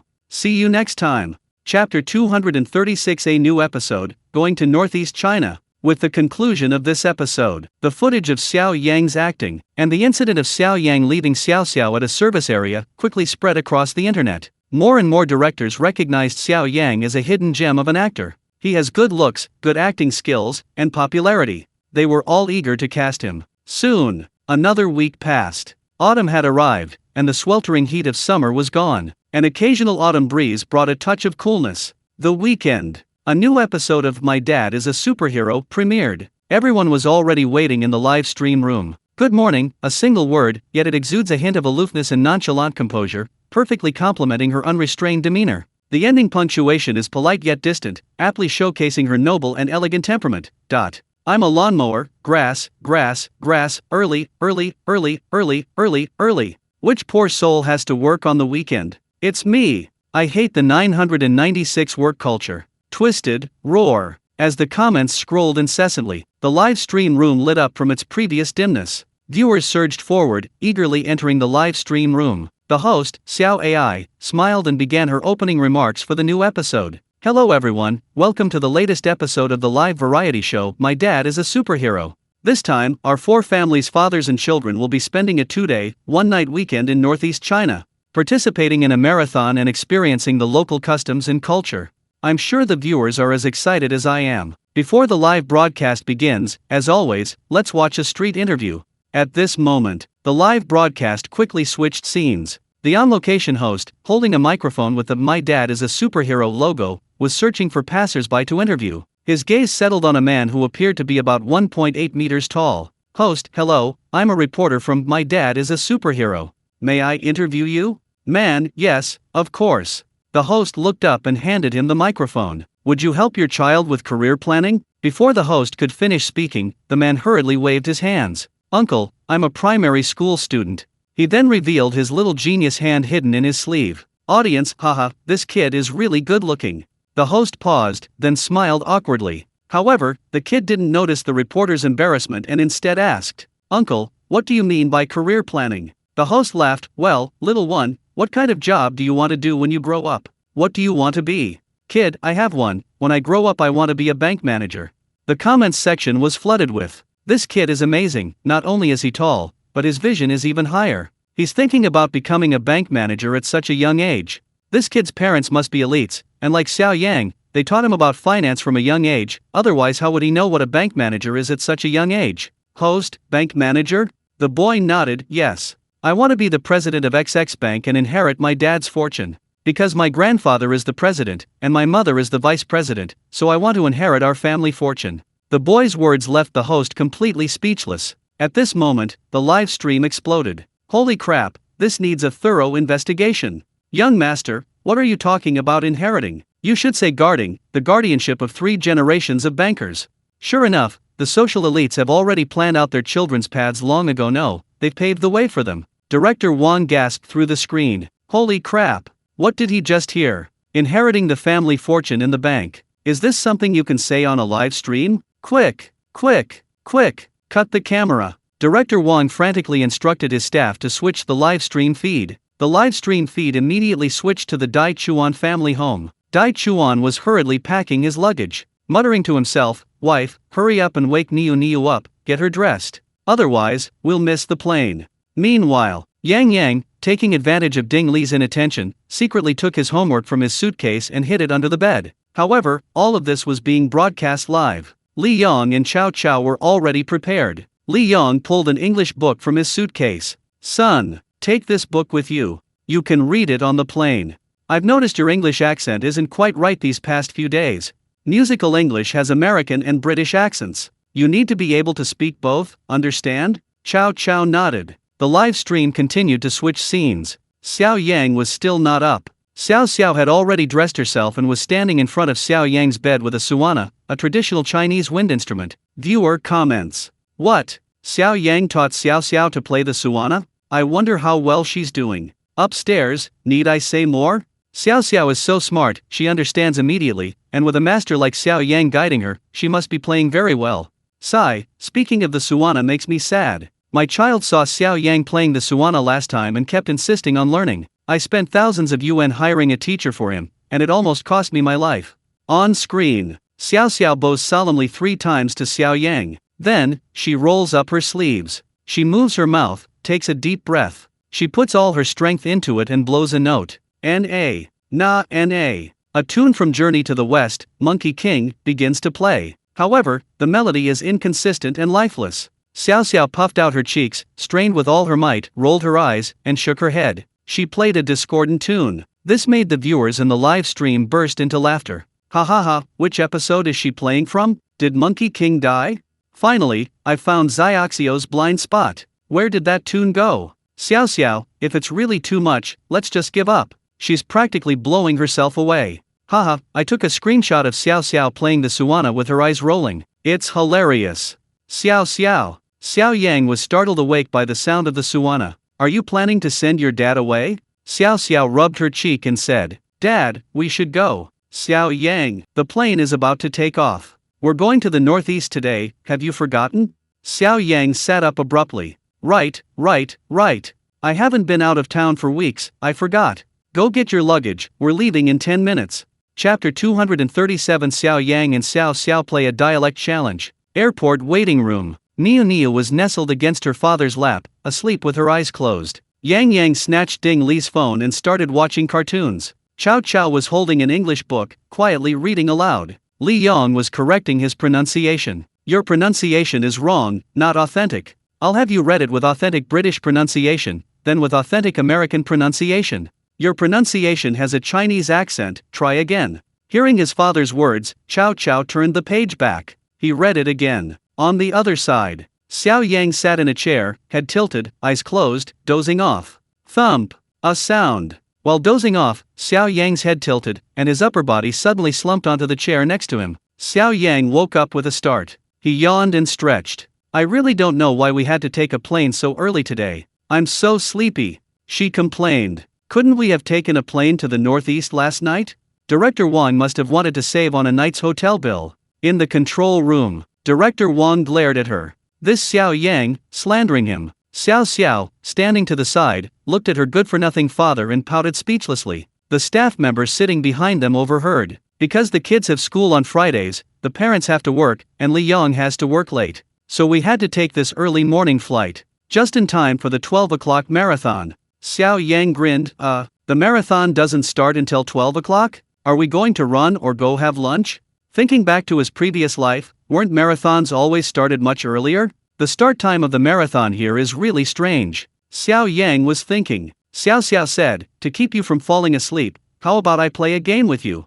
Xiao Yang glanced at Xiao Xiao with a cold, listless expression. What game? Xiao Xiao, the one we've been playing lately, the dialect challenge. Xiao Yang paused for 2 seconds. Play what? No, I want to keep sleeping. Xiao Xiao shook Xiao Yang's arm, making a fuss. Play. Besides, in public, if you sleep here, your drool will be photographed, it'll be so embarrassing. Xiao Yang froze. Drool? You're talking nonsense. Xiao Yang shook his hand. If you don't believe me, ask the photographer. Xiao turned and pointed to the photographer standing nearby. The photographer chuckled. He nodded at Xiao Yang. Xiao Yang, after processing that wonderful scene, Xiao Yang spoke again. Okay, I'll play with you for a while, then I'll sleep after I get on the plane. But if you lose, you have to take your hand out. Xiao nodded and said, but be gentle this time, don't hit too hard. Otherwise, I'll start crying here, and you'll be the one who loses face.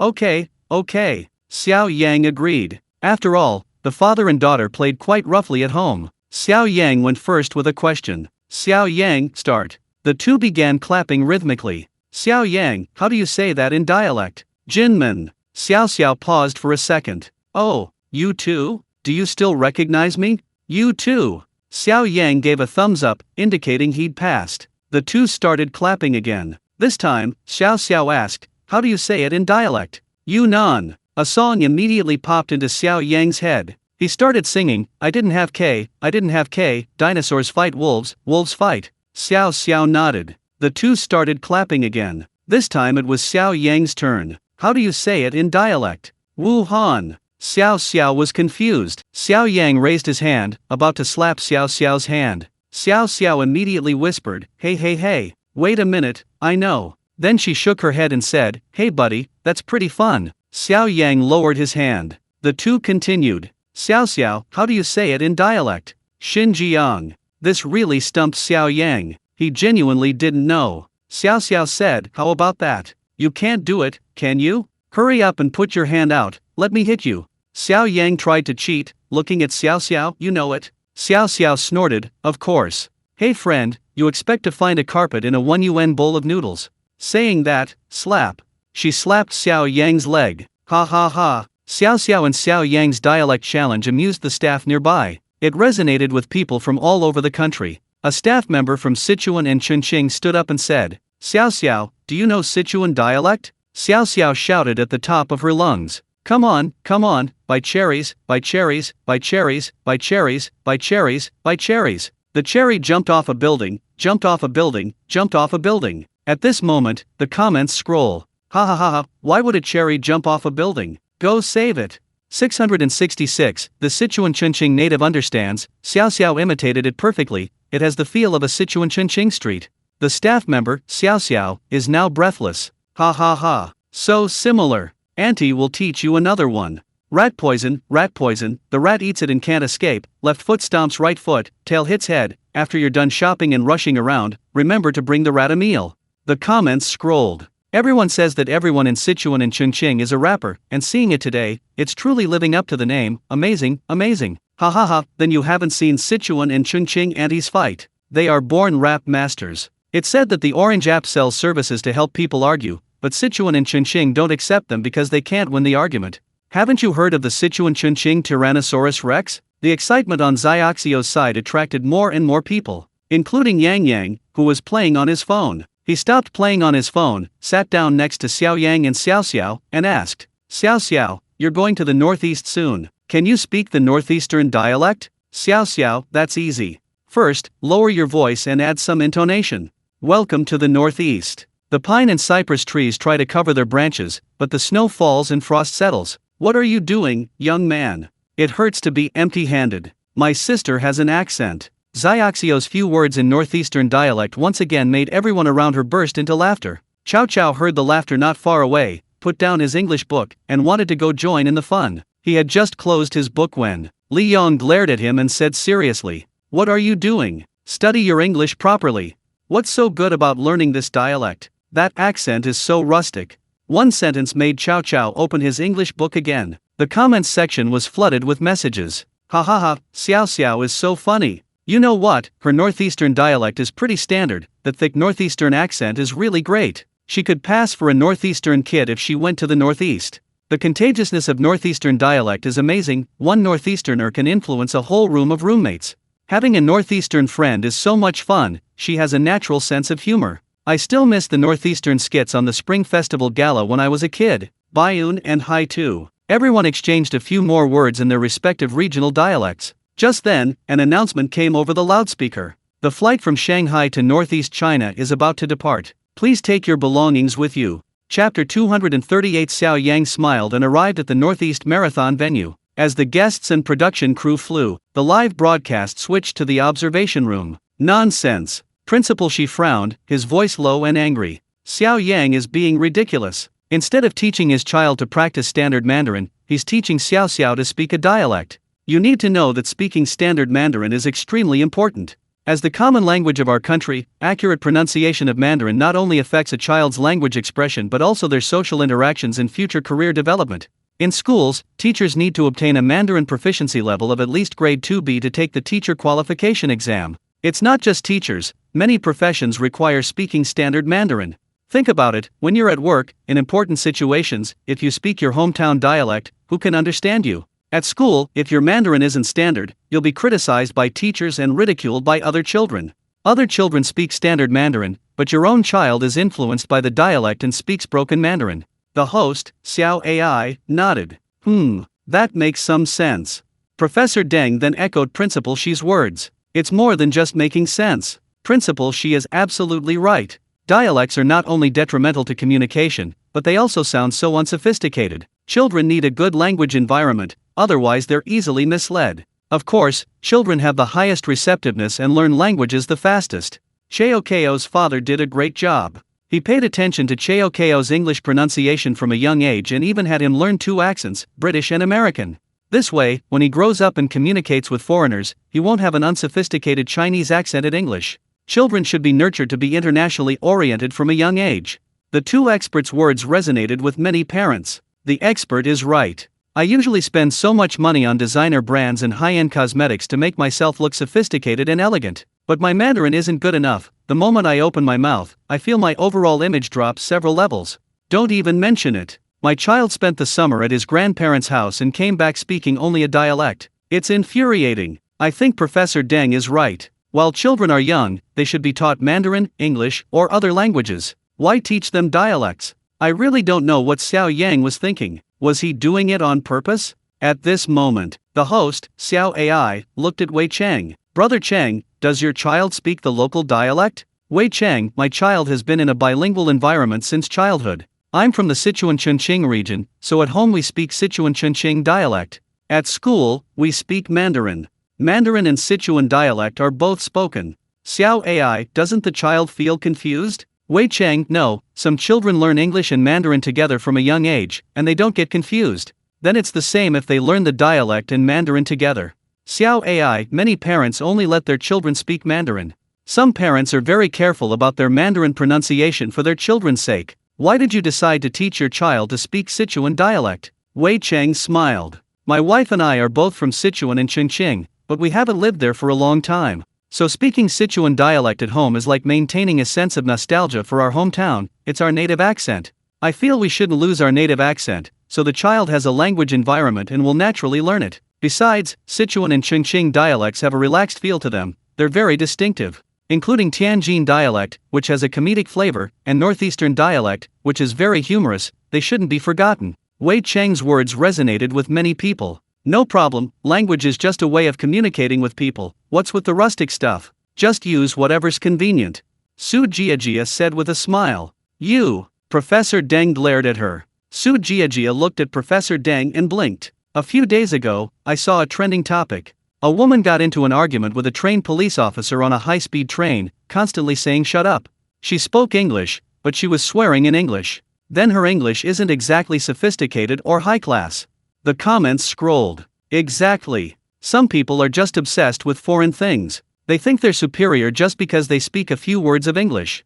Jia is right. Language is just a communication tool. It's not about being sophisticated or high-class. The country encourages everyone to learn Mandarin for easier communication, not to lose their native dialect. I support Xiao Yang teaching his children to speak their dialect. These days, few children can speak their dialect when they go abroad. This is about cultural confidence, historical inheritance, and emotional bonds. Hearing a familiar accent in a foreign place is like seeing family. Xiao Yang and Xiao Xiao were unaware of this on the plane. A small dialect challenge before boarding a flight sparked a huge discussion. It quickly became a trending topic on Weibo. Hashtag should children learn local dialects? A debate hashtag. The debate is raging online. Over 2 hours later, the guests' plane landed in northeast China. Northeast China is located in the northernmost part of the country. The temperature is naturally a few degrees colder than in Shanghai. Upon disembarking, the production crew took the group directly to the marathon course. The marathon originated in Greece, commemorating a famous swift soldier, and later developed into a popular competitive sport. Professional athletes and amateur sports enthusiasts can participate together. It's a long-distance running event, 42.195 kilometers in total. However, there are also half marathons and quarter marathons. Prizes are awarded to the top finishers. However, this time, among the guests were several children: Xiao Xiao, Niuniu, Chao Chao, and Yang Yang. They were all too young to register for the full or half marathon. However, the program team wanted the children to experience the spirit and atmosphere of a marathon, so they signed several families up for a fun run of the full 5 kilometers marathon. Xiao Yang and Xiao Xiao were wearing matching outfits. They were both wearing sweatpants and pink tracksuits, with sneakers on their feet. Having slept for 2 hours on the plane, Xiao Yang was now full of energy and vitality, but a little hungry. Because he slept, he missed the in-flight meal. I got off the plane and was immediately brought here. Even college student special forces soldiers shouldn't be treated like this. I'm hungry. Do you have any food? Xiao Yang asked Xiao Xiao. Xiao Xiao shrugged, no. At that moment, a staff member was handing out name tags to several guests. This is your race tag, Xiao Xiao. This is your race tag, Xiao Yang. Xiao Yang asked, do you have any food on you? The staff member hesitated for a moment. No, but I heard there are aid stations inside the marathon. Why don't you go in and eat later? Chapter 239, complete the marathon and receive a reward of 200 yuan. For fathers with their children were waiting for the race to begin. It was everyone's first time participating in a marathon. This marathon was divided into 3 levels: a half marathon, 21.0975 kilometers, a 10 km fun run, and a 5 km fun run. The course wound around the city landscape, along the river, and past a wetland park. A performance was taking place on a stage near the waiting area. Yangko dance, square dancing, Urinswan. Several children were watching with great interest. Just then, the on-site host, A Heng, reappeared. Long time no see, fathers and children. Seeing an old acquaintance, the children greeted A Heng warmly. Hello, uncle. A Heng smiled and said, it's great to see you all again. Before the race starts, I need to talk about today's task. Task? Isn't this marathon a task? Dingley muttered under his breath. Dingley, a father born in the 1970s, works a regular job and then comes home to cook. He rarely exercises and has never participated in a marathon. If his father is like this, then his son Yang Yang, who is quite chubby, is even less inclined to exercise. The boy dislikes sports even more. Li Yang, on the other hand, spends most of his time working overtime in the office. Aside from playing golf with clients, he almost never runs. A Heng explained. The marathon is certainly one of today's tasks. Of course, there are other tasks as well. Dads and children, please hand over your cash and mobile phones. The guests handed their phones and cash to the production crew for safekeeping. Then, the staff gave each of the 4 fathers 100 yuan and a mobile phone from a certain brand. A Heng continued. The production team has prepared a cell phone for each family, along with 100 yuan for today's activities. This money covers your dinner tonight and your accommodation. 100 yuan isn't enough. 100 yuan isn't even enough for a meal for the 2 of us. Where are we going to stay? Under a bridge. What's the production team up with now? A Heng had barely finished speaking when the guests started making a ruckus. The comments section was flooded with, holy crap, the production team is ruthless. 100 yuan, another self-reliance trick. Prices are pretty low in northeast China, but 100 yuan isn't enough for both a grown man and a child to eat and stay in. But the fathers can work, like last time. Xiao Yang's lips curled into a smile. It seems Director Wan gave them a few weeks off. He probably thought they were too idle and gave them something to do again. Thinking back to the previous 2 weeks of the show, working away from home, not eating or sleeping well, the faces of the 4 fathers immediately fell. Seeing the lack of enthusiasm from the 4 groups of guests, A Heng, noticing everyone's excessive excitement, he clapped his hands and shouted, listen to me, there's more, I haven't finished yet. Although the starting capital is only 100 yuan. But, today our theme is the spirit of marathon sports. So, as long as the father and child complete the 5 kilometers fun run, the production team will award an additional 200 yuan in cash as activity funds. If any dads or kids are good runners and finish in the top 10 of the fun run, they'll receive a 200 yuan prize from the marathon organizers. The fun run isn't a professional race, so the prize money is small. Hearing this, the dads breathed a sigh of relief. Running 5 kilometers, with persistence and effort, is achievable. 300 yuan a day should be enough if they're careful with their spending. Heng continued. Of course, if you want better food and accommodation, you can work harder and find odd jobs. Heng finished speaking and gave a thumbs up. Go for it. Good luck everyone. As soon as host Heng finished speaking, Li Yong patted Chow Chow on the back. Son, go for it. We must finish the race and win first place. Let's try to get 400 yuan in cash, that'll be enough for our expenses. Ding Li squatted down and said seriously to Yang Yang, Son, I know you don't usually like exercising, but you can't let me down today, let's cheer each other on. Let's not talk about 400, let's just finish the race and get 200. Beside them, Niu was still wearing her little dress. She tugged at Dai Chuan's clothes and said, Dad, I don't want to run. Dad, I can't run. Dai Chuan was also in a dilemma. After all, Niu was only 5 years old, and it was a bit unrealistic for a 5-year-old to run 5 kilometers. Dai Chuan went to the program team to discuss it. The program team agreed that if Dai Chuan carried Niu and ran 5 kilometers, he would also receive a 200 yuan reward from the program team. At this time, Xiao Yang guided Xiao to do some warm-up exercises. He then pulled Xiao along, looking at the oddly dressed runners in the crowd. Every marathon, there are always some enthusiasts dressed in outlandish costumes, looking like they're cosplaying. Xiao, look, the journey to the West cast. Over there, the landlady. That one's interesting too, dressed like a chimney. Xiao Yang pointed as he spoke. Xiao didn't notice, but the photographer behind her clearly captured the people in the direction Xiao Yang was pointing. The comments section was filled with, haha, all the other dads are cheering for their kids, but Xiao Yang is just looking around. I bet they won't get any money for running, only 100 yuan. How will Xiao Yang and Xiao manage? Don't worry, even if Xiao Yang and Xiao don't finish the race, Xiao Yang has so many skills. He can easily make money by busking on Central Street. Xiao sighed, looking at her father's curious expression. Dad, stop looking, listen to me. The staff lady just said there are 8 stations with snacks inside the stadium. Weren't you already hungry? Go eat something later, don't faint while running. Xiao Yang nodded impatiently, okay, because he wasn't worried at all. Although he was hungry, but now he possessed various skills rewarded by the system, and his physical condition was excellent, he wouldn't faint from running because he was hungry. The comments section was scrolling. Xiao is so sensible, she's worried sick about her 3-year-old dad. But Xiao makes a good point. Xiao Yang didn't eat breakfast and was dragged straight to the long run. If he expends too much energy midway, he could easily faint from low blood sugar.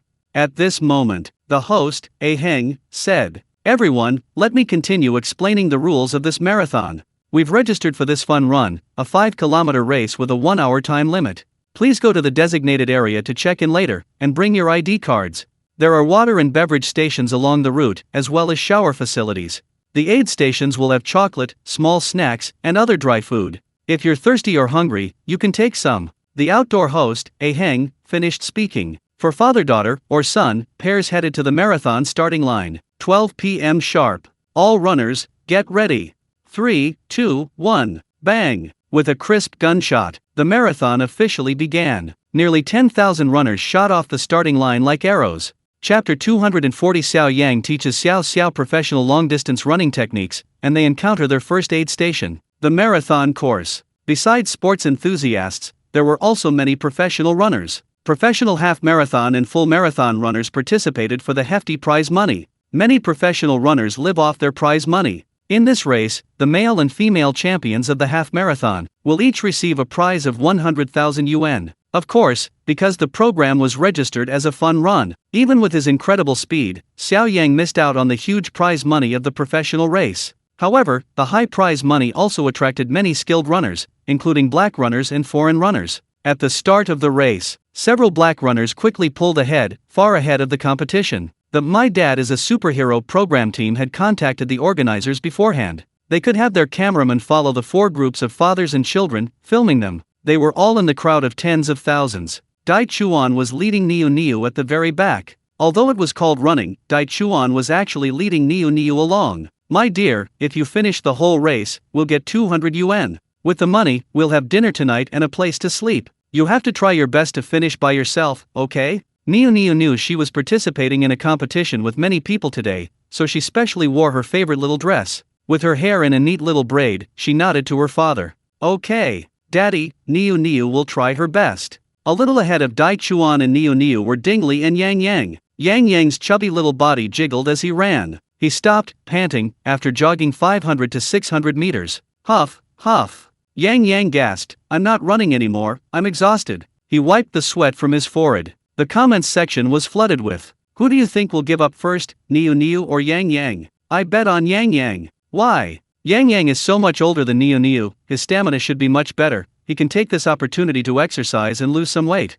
Niu can't run anymore, but Dai Chuan can carry her for a while, maybe she'll keep going because of the 200 yuan allowance from the production team. But Yang Yang is the first brat, and he's so fat, if he starts slacking off, he won't run anymore, and Dingli can't carry him. Li Yong patiently advised, watching Yang Yang start to give up. Son, we have to persevere. If you don't finish this race, we won't get the 200 yuan from the production team. You want to go hungry like last time? Yang Yang was taken aback. Thinking back to the previous episodes, how he was so hungry in the restaurant that he had to steal leftovers from customers and even sleep next to the kitchen. He felt a chill run down his spine. He started running again. Comments. Haha, experience counts, Dingli has a way. Looks like Yang Yang suffered a bit working at the restaurant last time. Chow Chow, Li Yong, Xiao, and Xiao Yang were running side by side. Whenever it was a competition, Li Yong always hoped his son would come in first. At this moment, he was reciting this next to Chow Chow. Son, run faster, run faster.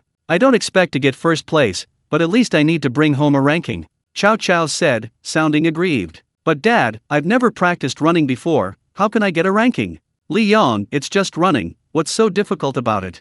Everyone can run, isn't it innate? What do you need to learn? This isn't like playing ball or riding a horse, where you need technique. You need to have the mindset of always striving for first place in every competition. Why are you already feeling fearful at the very beginning? Audience comments. Li Yong is always like this, always making Chow Chow get first place, isn't that too tiring? Haha, running is just about having legs? Not everyone can be a running athlete? How many years does it take our country to train one running champion? Haha. On the other side, the camera lens was pointed at Xiao and Xiao Yang. Xiao Yang looked at Xiaoxio's running posture. He shook his head. Xiaoxio's running form was very casual, just as Li Yong had said, simply striding in one direction. It was fine for short runs for fun, but maintaining an incorrect running posture for a long distance like 5 kilometers would easily injure her body, especially her joints. Xiao Yang had acquired the system's flying leg skill, which wasn't just about running fast. He also possessed a top-notch, professional theory of running posture in his mind. Perfect, teaching her while running would come in handy later. Xiao, pay attention to your running posture. Incorrect posture will injure your body. Lean forward, look straight ahead, lean your whole body slightly forward. Also, your arms are wrong, don't swing them left and right, swing them back and forth. Relax your shoulders, let them hang naturally, don't shrug, otherwise you'll get tired after a while. And your breathing is wrong, 3 steps inhale, 3 steps exhale. Short steps, land on the balls of your feet first.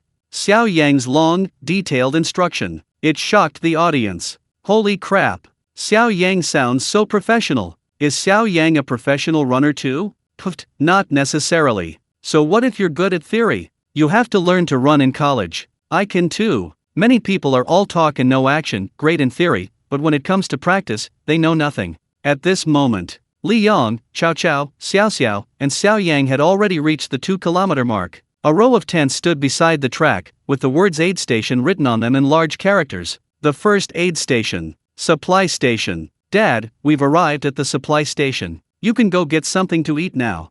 Xiao turned around, only to find Xiao Yang was already gone. Upon closer inspection, Xiao Yang had already squeezed into the crowd at the supply station. Holy crap. Pretty plentiful. Electrolyte water, orange juice, cookies, popcorn chicken, mini fries, chocolate. Small boxes filled with treats piled up all over the table. Let anyone grab whatever they want. Xiao Yang grabbed a mini fries, opened the lid, and stuffed it into his mouth. These fries were fried so crispy and delicious. He finished the fries in a few bites, then picked up a box of popcorn chicken and stuffed it into his mouth. 5 minutes later, Xiao Yang still showed no sign of leaving. Even Yang Yang and Dingli from behind caught up. Xiao was already impatient. She grabbed Xiao Yang's arm and said angrily, "Dad, you've eaten enough. We came here to run, not to eat."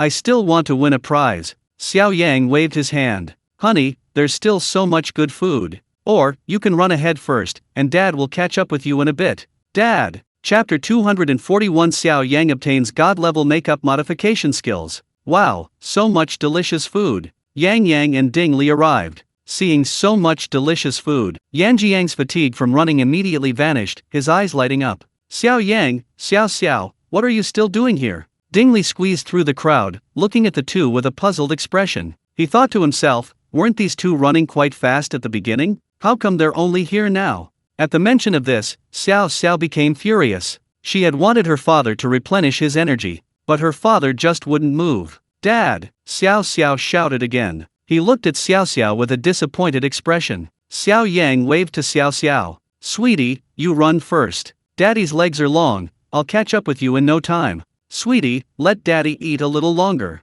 Crunch, crunch. Xiao Yang ate with relish. Anyway, Xiao was a child, and she wasn't a fast runner. He didn't expect her to place. She wasn't a professional athlete, just participating and experiencing the atmosphere was enough. If she finished the race, she'd get 200 yuan. Afterwards, she could think of a way to earn some money herself. Xiao thought her father's words made sense. I'll run ahead, Dad will catch up soon. Xiao turned and walked away. Behind her, Xiao Yang's voice rang out. Xiao, watch your running form. The live chat scrolled. Holy crap, Xiao Yang went too far. Xiaoxio's first marathon, and he's letting her run alone while he eats. Wow, when I run a marathon with my child, I'm always there to cheer him on and encourage him. This is the first time I've seen a dad like Xiao Yang, eating at the aid station while his child races alone. I've finally found something in common with Xiao Yang, anytime, anywhere, super detective, seriously eating.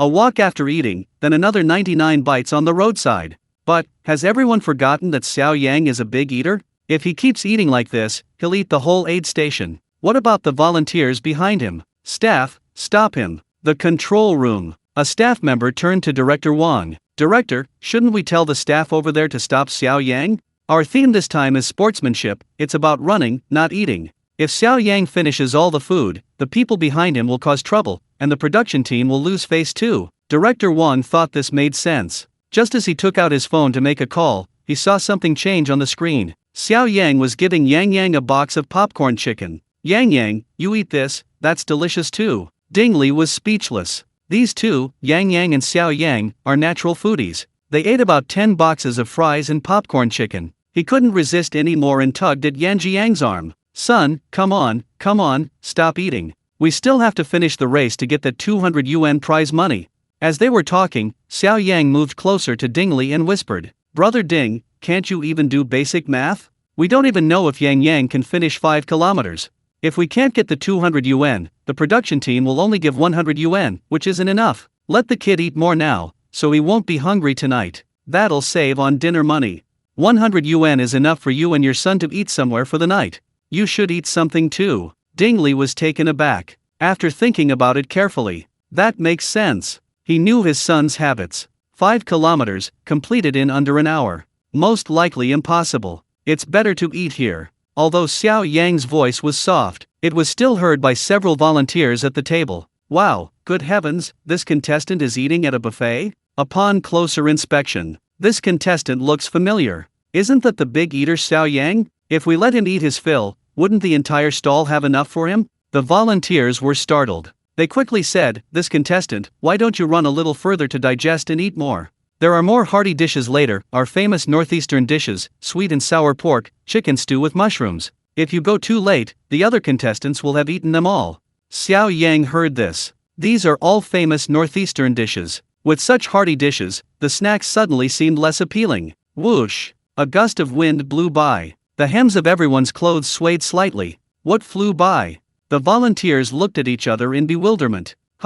Where's Uncle Xiao Yang? Yang was still holding a French fry. He had planned to go to the supply station ahead with Uncle Xiao Yang for a nice meal. In the blink of an eye, Uncle Xiao Yang had vanished before his eyes. The cameraman was also stunned. His subject was gone. He muttered, damn, where's Xiao Yang? He had just been holding the camera when he only saw a figure that seemed to teleport. The cameraman immediately contacted Director Wang. Director Wang, Xiao Yang is missing. Have the drone look for him. Director Wang stared dumbfounded at the screen. Xiao Yang had run over 500 meters in less than 40 seconds. No need to look anymore, I saw him. Then, Director Wang hung up the phone and gave instructions. Xiao Li switched to drone footage. At this moment, not only Director Wang, the entire crew in the control room, who could see the whole scene, were stunned. Holy crap, that's too fast. What does it mean to run over 500 meters in less than 40 seconds? The world record for the 100-meter sprint is 9.58 seconds.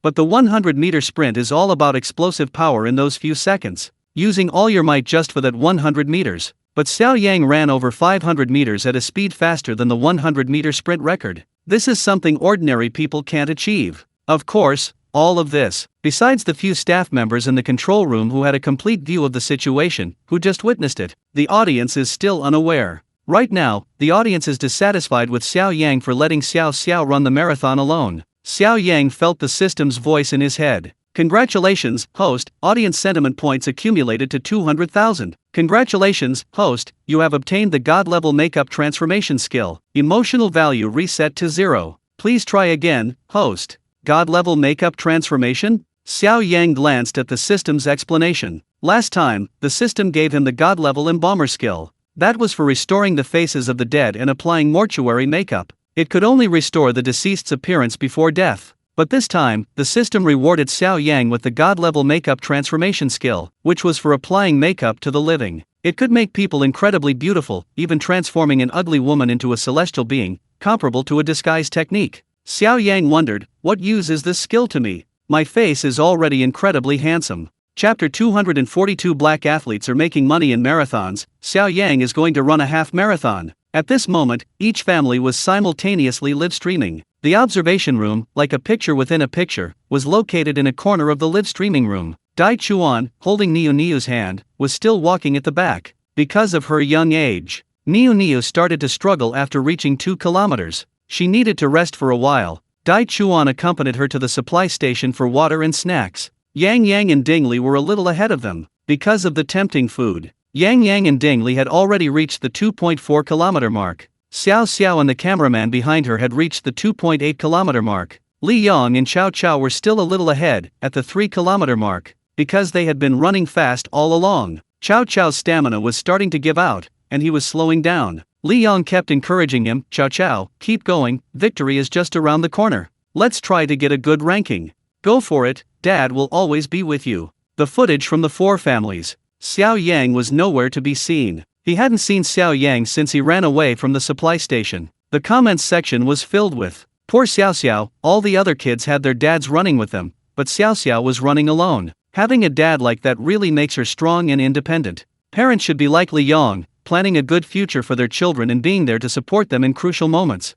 A while later, the cameraman finally caught up with Xiao Yang at the 3-kilometer supply station. At this supply station, several iron plates were laid out on the table, filled with large chicken frames, savory pancakes, and large red sausages. Next to them was a large pot, and a cook was frying meatballs, filling the air with a delicious aroma. Xiao Yang reappeared on the screen. He was eating, his mouth covered in grease. He held a large chicken frame in one hand and a savory pancake in the other. Professor Deng, watching from the observation room, was furious. The program arranged for 4 groups of fathers and children to participate in a marathon in northeast China. It's supposed to strengthen parent-child relationships, improve physical fitness, cultivate self-confidence, and build courage to face challenges. Xiao Yang isn't participating in a sports competition, all he cares about is eating. He doesn't act like a father at all. What if the child can't handle such a long running distance?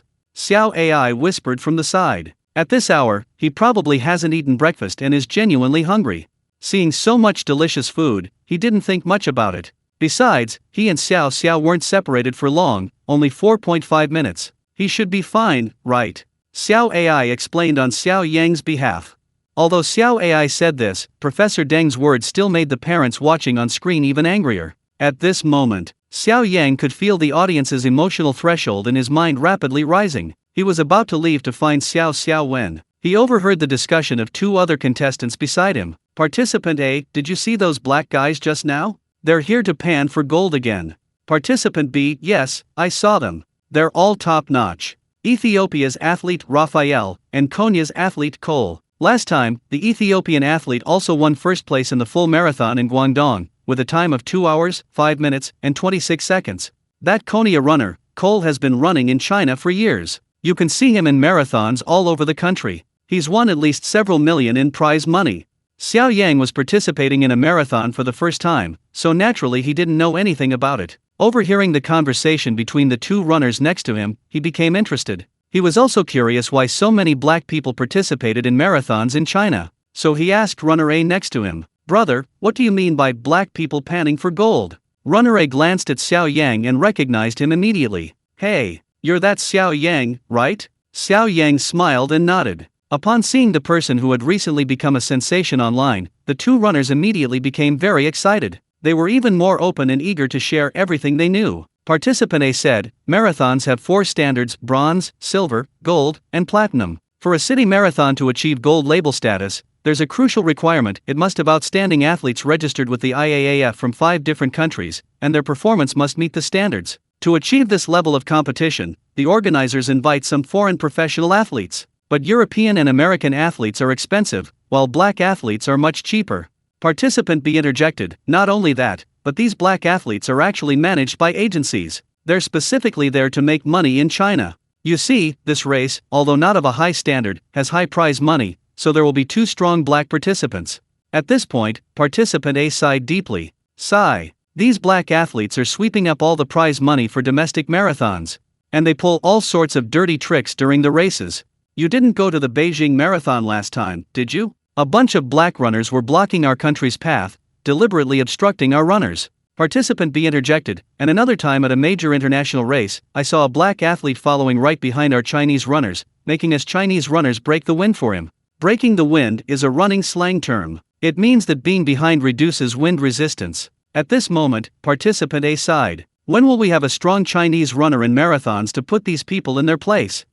These black runners not only win prize money in our country, but they also insult our country's runners. They say Asians can't run." Participant B said, "Sigh, there's nothing we can do, their genes are what they are." Their conversation was simultaneously broadcast to the live stream. It caused a huge reaction from the audience. "Wow, I thought a marathon was just a running race. I didn't realize there was so much more to it. I've run marathons, and I have to say, black people have such long, thin legs, and their overall physical fitness is excellent. They definitely have a natural advantage. The top finishers in a marathon usually take all the prize money." Yes, last time I ran a marathon, an old man standing by the roadside shouted at me, "I overtook that black guy in front of me. Was it because I didn't want to? It's because I'm not good enough." Face palm. I hope China can also produce 1 or 2 sprinters, just like in track and field, to dampen the arrogance of other countries. This is clearly something to promote national fitness. Why is it being handled like targeted poverty alleviation? They're even helping them build confidence. Xiao Yang listened to the two men's words and had only this one feeling: these foreigners come to China to make money, and then they criticize Chinese athletes. What's the difference between this and eating from a bowl and then cursing the cook? Since the system gave him the fastest leg skill, let's give it a try. So, he took out his phone and dialed Director Wang's number. "Director Wang, could you please find someone to look after Xiao? I'm going to run a half marathon." "What?" Chapter 243. A novice runs a half marathon, risking his life. Xiao Yang ignores advice and starts running. Xiao Yang hung up the phone. Ignoring Director Wang's objections, he still intended to do things his own way. The 2 other runners had also heard Xiao Yang's impromptu decision to run a half marathon. "Runner B, have you ever participated in a marathon before?" Xiao Yang, first time. Upon hearing that it was Xiao Yang's first marathon, the 2 runners were taken aback. "Runner A, do you usually do long-distance running training?" Xiao Yang honestly said no. Upon hearing that Xiao Yang, a complete novice, had suddenly decided to run a half marathon, the 2 runners immediately came to stop him. Participant B spoke up, "Xiao Yang, you shouldn't run the half marathon. For someone like you who's never run a marathon before, it's too dangerous to run a half marathon on your first try." Participant A echoed, "Exactly. Although a half marathon doesn't seem as long as a full marathon, and you won't experience exhaustion or the hitting the wall phenomenon after 30 kilometers, but accidents are often most common in half marathons. Many people don't train much and think running 21 kilometers is easy. Once you start, the atmosphere builds up, you get hyped up, and your passion doesn't cool down, it's easy to suddenly die." Participant B, "That's right, and you don't have any gear. What if you get injured later?" The 2 unfamiliar participants earnestly advised Xiao Yang. Xiao Yang knew they meant well. For an ordinary person, challenging their limits by running a half marathon is indeed very dangerous. But he has a system. It's a piece of cake. At this moment, their conversation was transmitted to the livestream via the audio recording system. The chat was flooded with comments. What the heck? Is Xiao Yang crazy? Instead of running with Xiao Xiao, he insists on doing something like running a half marathon on a whim. So self-centered. Heh, is this just to attract attention? Dude, you're already famous enough. There's no need. If he can't finish halfway, he won't attract attention, he'll just embarrass himself. Damn, is this some kind of publicity stunt by the production team? In the control room, Director Wang saw the viewers' comments and smiled wryly. Publicity stunt? Heh. He was also firmly against Xiao Yang running the half marathon, although he had just seen Xiao Yang sprint 500 meters in 40 seconds. He was also greatly shocked by that speed, but a half marathon is a long-distance run, completely different from a sprint. At this moment, Xiao Yang thanked the two runners, but he immediately dashed out of the aid station. Xiao Yang was now at the 3-kilometer mark. However, 15 minutes had already passed since the start of the race. He was now far behind the two black runners. Raphael, a runner capable of finishing a marathon in 2 hours and 5 minutes. While not breaking the world record, he was already at the level of an international champion. 15 minutes. Xiao Yang used his pace to estimate Raphael's current position. Pace refers to the time a professional marathon runner takes to run 1 kilometer. Xiao Yang calculated that Raphael should be around the 5-kilometer mark on the track. The other black competitor was probably in a similar situation. After all, the difference between top runners can be as small as 0.01 seconds. At this moment, Xiao Yang was 2 kilometers behind them. To catch up with the black athletes, he would need to be almost twice as fast as them. This was practically unrealistic for an average person, but he had the flying leg skill rewarded by the system. Xiao Yang adjusted his breathing. He didn't sprint like he had in the previous 500-meter race. Instead, he changed his running strategy. Sprinters focus on explosive power, while long-distance runners focus on endurance. Xiao Yang had the system's cheat code. His physical abilities could switch freely between sprinting and long-distance running. He leaned slightly forward, his shoulders relaxed, and his arms swung slightly with minimal movement. He landed on his entire palms, quickly transitioning to landing on the balls of his feet. As a professional marathon runner, whether a beginner or an international champion, it takes extensive, professional, and systematic training to find one's optimal pace and comfortable running posture. Xiao Yang, however, adjusted to his comfortable posture in just 2 or 3 minutes. Combined with his powerful strength, his entire body's power seemed to be twisted into a single rope, flowing through every movement. It looked the same as everyone else's running, but there was much more to it than meets the eye. Each stride he took was significantly longer than others. Other marathon runners tend to start slowly, conserving their energy for a final sprint. Xiao Yang, however, with his exceptional cardiovascular endurance and extraordinary stamina,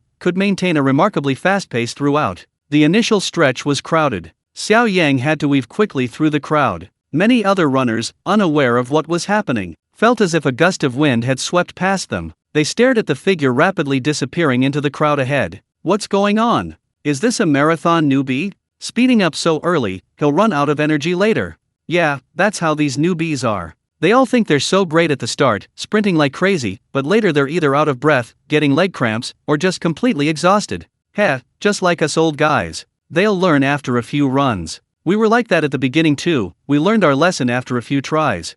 Hey, running so fast, does he think it's a sprint? Lots of people die from overexertion like that, he's risking his life.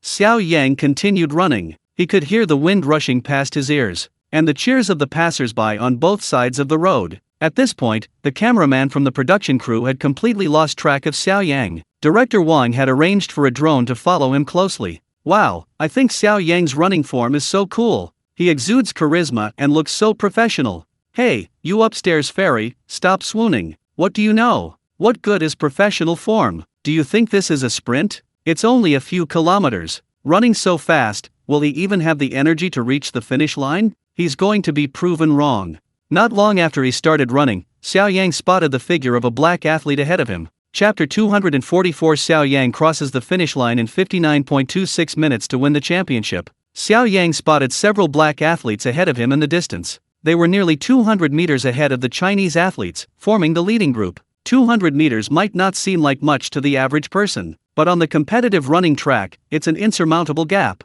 It's almost a brutal crushing victory. At this moment, Reaching the 20-kilometer mark, only 1.0975 kilometers remained to the finish line. Cole and Raphael had begun to gradually increase their speed. They had left the surrounding black athletes behind, widening the gap. These two were the most likely contenders for the championship, although it was highly probable that these two would take the top 2 spots in the marathon. But as athletes, everyone wanted to win and claim the highest prize money. The two were secretly competing, neither giving an inch, locked in a fierce battle. Meanwhile, Xiao Yang had already overtaken all the Chinese athletes ahead of him. He was only about 150 meters away from the two black athletes. He began to gradually increase his speed. That speed wasn't his limit. His limit was far from being reached. Xiao Yang's posture, stride, and rhythm didn't change much. However, his stride length was larger, each step covering several tens of centimeters more. His stride frequency was faster, the alternation between his legs becoming increasingly frequent. To the naked eye, it seemed as if his feet hadn't even touched the ground before they were lifted again. Like a deer running across the prairie. Taking large strides, he leaped forward. Xiao Yang's appearance stunned even the organizers. No one knew where this Chinese athlete had come from. At first, no one noticed him. He seemed to have descended from the sky. He was actually closely chasing the leading black athletes, and getting closer and closer, closer and closer. Xiao Yang caught up with the runner in just 18 seconds, a distance of 150 meters. How is this possible? What does that even mean? The world record for the 100-meter sprint is 9.58 seconds, and Xiao Yang, having already run 20 kilometers in the marathon, caught up with the black runner at that speed. This is simply beyond the capabilities of ordinary people. The key is that there are still over 800 meters left. Can he keep going until the end? At this moment, a staff member from the organizer said, "This runner doesn't seem to have registered for the half marathon, but rather the fun run. This doesn't comply with the rules." The organizer's manager said, "Did he use any other means of transportation along the way? Or did he run it himself?" Staff member, "He ran it himself the whole time." The organizer's manager, "Let's see again. Let's see how fast he can run." Marathons in this world aren't regulated that strictly, and fun run participants have timing chips. The organizers had a strong feeling this race would be incredibly exciting. No Chinese person had ever overtaken a black person in a marathon before, and Xiao Yang's speed gave everyone that hope. At this moment, Xiao Yang had caught up with Raphael and Cole, and was now neck and neck with them. He even waved to them. Two black athletes were fiercely competing, locked in a close battle. They were momentarily stunned when Xiao Yang waved at them. They looked at each other, completely bewildered. Xiao Yang waved back, a smile on his face, and easily overtook them. A gasp erupted from both the arena and the crowd. "Holy crap! Awesome! Awesome!" A Chinese athlete actually caught up with a black athlete. The Chinese have stood up. Not only the bystanders at the arena, but also the viewers in the live stream were incredibly excited. When Xiao Yang overtook Raphael and Cole, the live stream screen exploded with comments, layer upon layer, so much so that the screen was almost invisible without clearing the view. "Holy crap! Xiao Yang is awesome! Xiao Yang is awesome! Xiao Yang, you are my eternal god." These aren't just ordinary black athletes, these are Raphael and Cole, top-tier black athletes. Xiao Yang actually surpassed them. Only a few hundred meters left, go. The championship is yours. More and more viewers flooded into the live stream, all waiting for Xiao Yang to win. Instantly, the number of viewers in the "My Dad is a Superhero" live stream reached another peak. Director Wang was completely unprepared. He immediately arranged for staff to add servers and expand communication routes. At such a crucial moment, the network absolutely cannot crash. If the server crashes, he'll be cursed by the viewers for life. Marathon track. Xiao Yang began to lead the race, becoming the leader of the pack. The organizers' host focused all their attention on Xiao Yang. Holding the microphone, he shouted excitedly, "This suddenly appearing Chinese athlete has truly shocked us. He's accelerating." He caught up with the veteran Ethiopian athlete Raphael and even overtook Konya's athlete, Cole. He overtook him. He overtook them. After overtaking the two veteran black athletes, he didn't tire or slow down. He's still sprinting with all his might towards the finish line. Two black athletes are close behind. This time, it seems Xiao Yang has left the two veteran black athletes behind. They probably won't be able to overtake him again. The last 500 meters. Let's all look forward to Xiao Yang winning. Just when everyone thought Xiao Yang had it in the bag, a volunteer from the roadside suddenly rushed out, holding a Chinese national flag. He blocked Xiao Yang's path. Xiao Yang was running very fast and almost couldn't stop in time to hit him. Xiao Yang didn't know the true intentions of the volunteer blocking his path. Was it to demonstrate patriotism, or to disrupt his race? You see, In a marathon, athletes become increasingly fatigued as the race progresses. They reach their physical limits. Even the slightest interference can have a significant impact, and handing over a national flag should ideally be done after the race is over. The volunteer didn't flinch and tried to hand Xiao Yang the flag. And in that instant, Raphael, whom Xiao Yang had just overtaken, was once again on par with him, even slightly ahead. The outcome of the race became increasingly uncertain. At this moment, the host gave an awkward laugh and said, "It seems that Xiao Yang's overtaking of the black athlete has stirred up patriotic feelings among many spectators. 250 meters. Who will be the champion?" The host's words had barely left his lips. Xiao Yang grabbed the national flag from a volunteer's hand and bypassed him. He accelerated again. Xiao Yang exerted all his strength in his final sprint. He had transformed into a cheetah. His speed was like a lightning bolt cutting through the sky. Raphael, who had just been neck and neck with Xiao Yang, was instantly left behind. The host's loud shout echoed in the air. "Awesome! Incredible! I never expected Xiao Yang's final acceleration and burst of speed to be this fast." He left Raphael behind in an instant. Last 100 meters. Last 50 meters. 30 meters. Finish line crossed. Holy crap! Xiao Yang is awesome. Time, 59.46 minutes. After chapter 245, who dares to say the Chinese people are bad at long-distance running? What does 59.46 minutes in a half marathon mean? The men's world record for a half marathon is 58 minutes and 1 second. The Chinese men's half marathon record is 1 hour, 1 minute, and 57 seconds. Xiao Yang's half marathon not only surpassed that of Ethiopian runner Raphael and Konya runner Cole, but also set a new Chinese men's half marathon record. The onlookers were thrilled, clapping their hands. The applause was deafening, lingering in the air for a long time. The surrounding crowd and passers-by, whether marathon enthusiasts or not, regardless of their interest in running, stopped in their tracks, gazing at the Chinese flag in Xiao Yang's hand, their eyes filled with deep emotion. Many even had tears in their eyes. In the control room of the My Dad is a Superhero program, the moment Xiao Yang crossed the finish line to win, Director Wang raised his right fist and waved it into the air. He let out a low growl. "Yay! Xiao Yang! Awesome!" In the control room, several staff members, just as excited as Director Wang, jumped up from their chairs almost simultaneously, shouting in unison,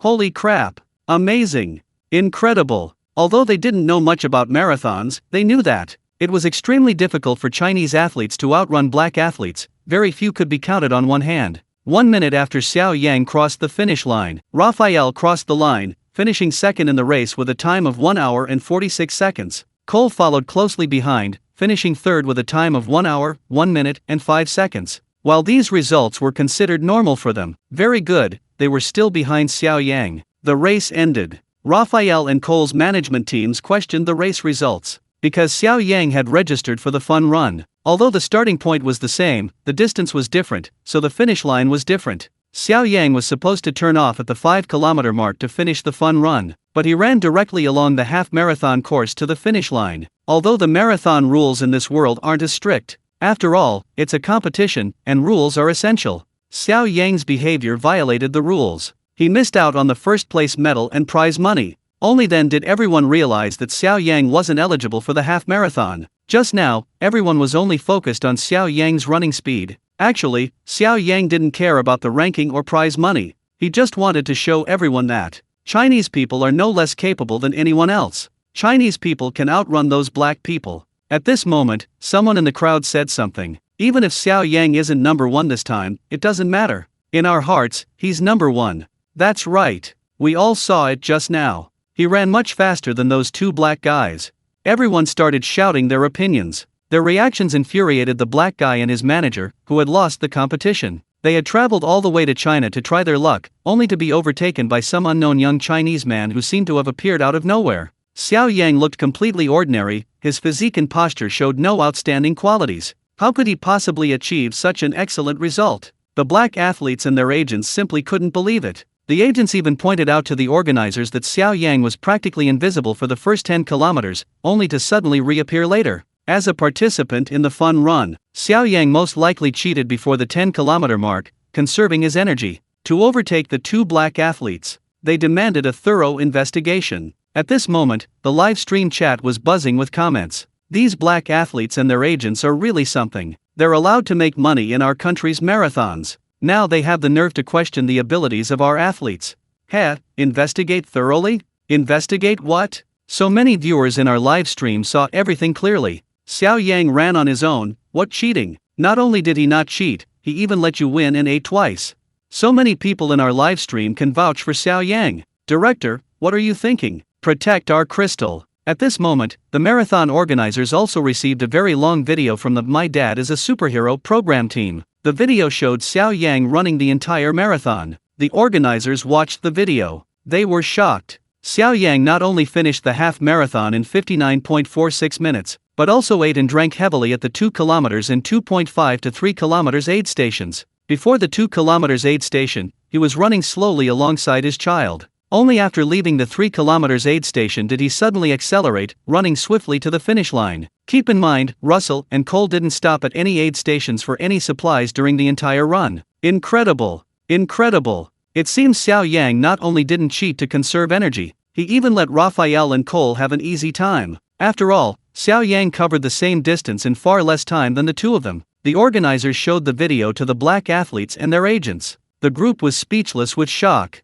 The black athlete's mouth gaped open, revealing his gleaming white teeth. The organizers also displayed the video on the public screens at the venue. Simultaneously, the program team released Xiao Yang's running video online. The video quickly spread online. It soon swept across the entire internet. Everyone was shocked. Holy crap, the second half of this video got me so excited, and the first half made my mouth water. No wonder it's you, Xiao Yang. You managed to finish the buffet and still beat the black athletes. I figured it out. Xiao Yang decided to run the half marathon after hearing two other runners say that black people come to China to make money and that Chinese people aren't good runners. He wanted to show those black people the real strength of us Chinese, right? Awesome. I don't like people who just freeload, but someone like Xiao Yang, with his ability, is putting those foreigners' arrogance to their test. I can accept that. The organizers, having learned the whole story, looked at Xiao Yang. Although Xiao Yang was undoubtedly the fastest, rules are rules, especially in competitive sports.